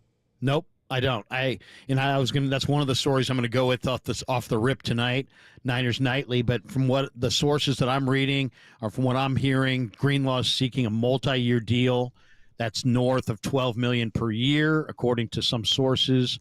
The Niners, according to those same sources, are offering a one-year incentive-laden deal. So I would expect Greenlaw to depart in free agency. That to me seems like an old-fashioned impasse, does it not? I mean, 1 year with incentives. I was hoping, guys, when I saw what the Commanders signed Bobby Wagner to, which was like 1 year, $9.5 million, $8 million guaranteed. I thought, man, that's the perfect framework basically for a Greenlaw, 1 year prove it deal. But if he really is, if his agent's intent on getting multiple year deals at $12 million a year, that's too rich for the Niners' blood, and they're going to pass. Yeah. What about some of these free agent names that'll be out there starting next week? I mean, the one everybody's talking about this week was Joey Bosa, who was released by the Chargers. I don't know if you view him as a fit. For me, it's the same thing. It's kind of price and years. I don't know that you'd want to put all your eggs in that basket. He's had a tough time staying on the field, and he would be great opposite Nick Bosa, but they need other pieces too. I don't know how expensive he'd be. Jonathan Allen, released by the Commanders. The Niners had talked about him when discussing the Deebo Samuel trade. Are they in on either of those guys, you think? Well, Eric Branch, who, the Niner beat writer for the Chronicle, is reporting the Niners are expected to target Jonathan Allen in free agency. I think Jonathan Allen is a hell of a player. I really do. I mean, he's only 30. He's a two-time Pro Bowler.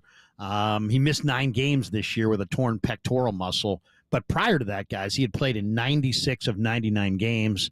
So I think Jonathan Allen makes a lot of sense. As far as Joey Bosa, I mean, how do you sit there, and the Niners are the betting favorite, by the way, at DraftKings for Joey Bosa at plus 220. I think Chargers are second, Detroit is third, Bears and Patriots are fourth. But how can your stated position be? We want to get younger, healthier, and cheaper, and then be like, yeah, and we brought in Joey Bosa. It seems like it flies in the face of younger and healthier and cheaper. But if Joey, the old saying, life calls your bluff. I've heard an awful lot of people through the years say to Joey and say to Nick and say to Mama Bosa and, John Bosa, man, it would be awesome to see Joey and Nick on the same team. And I'm sure they've all said, yeah. Well, this is their shot. You want that? This is your shot. But you're not going to get it at, $15 million a year. You're not going to get it at Joey Bosa. Joey Bosa's made tons of money, $150 million or more on the field. I would say if he's willing to do a 1 year or 2 year deal under 10 million or under, I think the Niners are probably going to have some interest. He was 18th overall PFF grade against the run, so he's still pretty good against the run. He's not a great pass rusher at this point, but I would love to see what Joey and Nick on the same team would look like, because I think they motivate one another. I think it would be really good for Nick to have Joey there. I think it would be good for Joey to have Nick there. I think they would feed off each other. I think it would really work, but it's got to be at the Niners price tag. There's a ton of veteran wide receivers available, and the name that's being attached the most, I think, to the Niners, or the one that fans are interested in the most, is Davante Adams. What do you think it would take for the 49ers to sign a Davante Adams at this point? Yeah, I don't see this one as working either. For only reason on that is that I just think that look what you have. You have Juwan Jennings, 4'6", 4'7", Juwan Jennings. Okay, then you got Pearsall. Those are your chain movers. Those are your possession receivers who keep continuity pieces. I think you need a vertical threat. You got to have a downfield threat. So I just don't think that that Adams fits. I don't. And not every position is the same, right? So like some positions you could have redundant parts and it doesn't really burn you. You got a bunch of pass rushing defensive linemen. It doesn't necessarily burn you. But, man, if you have a bunch of receivers that all are the same, you got to have complementary guys, and they need that field stretching element at wide receiver more than they need another possession guy like Adams. Do you think that guy's available in free agency at all, Larry? Well, the Rams just re-signed Tutu Atwell, and they gave him $10 million for 1 year. That was a little bit of a shock. He was a guy that I thought would have been perfect. But, I mean, there's some guys out there. Darius Slayton runs in the 4.3s. Elijah Moore runs in the 4.3s. Rondale Moore ran 4.29 coming out of Purdue. There's some guys. I mean, they're not star names, but they're the kinds of complementary receivers that I think would be good. Rondale Moore would be a guy that I would look for. I talked to Kyle Shanahan a couple times over the last few years about Rondale Moore when the Niners played the Cardinals, and he always had this incredible affinity for the gadget up capability of Rondale Moore and just a big playability and how he's just a real dynamic guy. So I could see them getting a cheap deal on Rondale Moore. I like Elijah Moore. He had a couple of good years with the Jets when he didn't have a great quarterback when he was young, and then went to the Browns and has sort of fallen off a bit. But he's still young enough. I think his skill set would be awesome if you could get him at a decent price. Would they be looking for anybody more known? A Keenan Allen? Is somebody like that going to command too much? Keenan Allen is at the end of his career and probably is going to try to get that one big deal to, take care of his family for the rest of their lives, kind of a thing. And I would expect that he's always seemed like he gets big deals. Yeah, he does. He doesn't take a lot. He'll go anywhere for the money. So I would love to see Keenan Allen here, especially if you're going to keep Ayuk, but you're trying to contend for a playoff berth this year, and you're looking to have somebody replace Ayuk starting week 1 for the year. I think Keenan would be a great selection, but something tells me he's going to price himself out. The guy that I think would be intriguing now that the Jets have a new regime and you have Saleh and Brant Boyer coming over. How does Saleh feel about Garrett Wilson? I mean, there's the guy. I mean, if you could somehow, figure out a way to add some extra draft capital. I mean, there was talk that the Niners and Niners might, move Ayuk for some kind of package of picks or flip-flopping picks. If they could wind up with an extra day 2 pick, man, that would be a nice thing to offer to the Jets for Garrett Wilson. In a lot of ways, I think Garrett Wilson is the exact piece that the Niners need. They need a receiver who can run, who's vertical, but also can run routes. Guys, an incredible receiver, could be one of the top receivers in the league in the next couple of years, in which case you'd be dealing with the Brandon Ayuk situation again in like 2 off seasons if you acquired him. So, I mean, who knows? He'd be an elite piece, and he's younger than Ayuk is right now.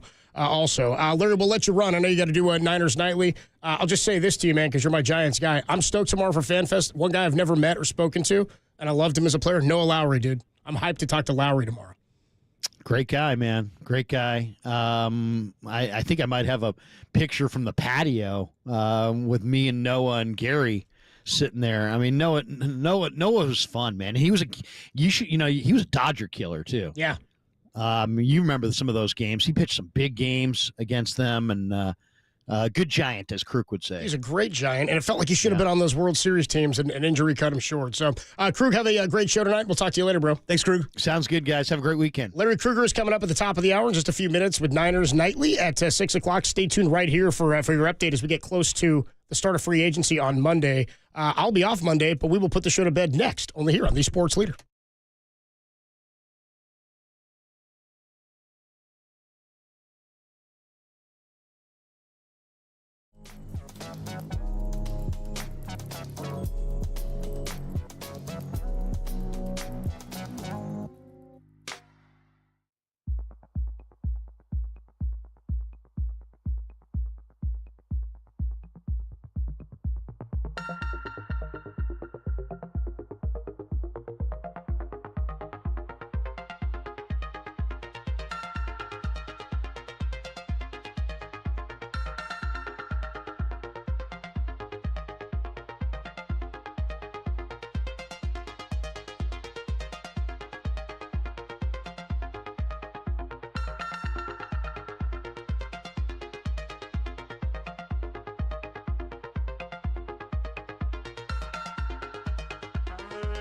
Jonathan Allen and Harold Landry were released. The Browns brass are ducking Myles Garrett. DK Metcalf is drawing attention from half the NFL. And the Bengals are letting Trey Henderson seek a trade. For all the latest on legal and illegal tampering, keep it locked to KNBR, the tampering leader.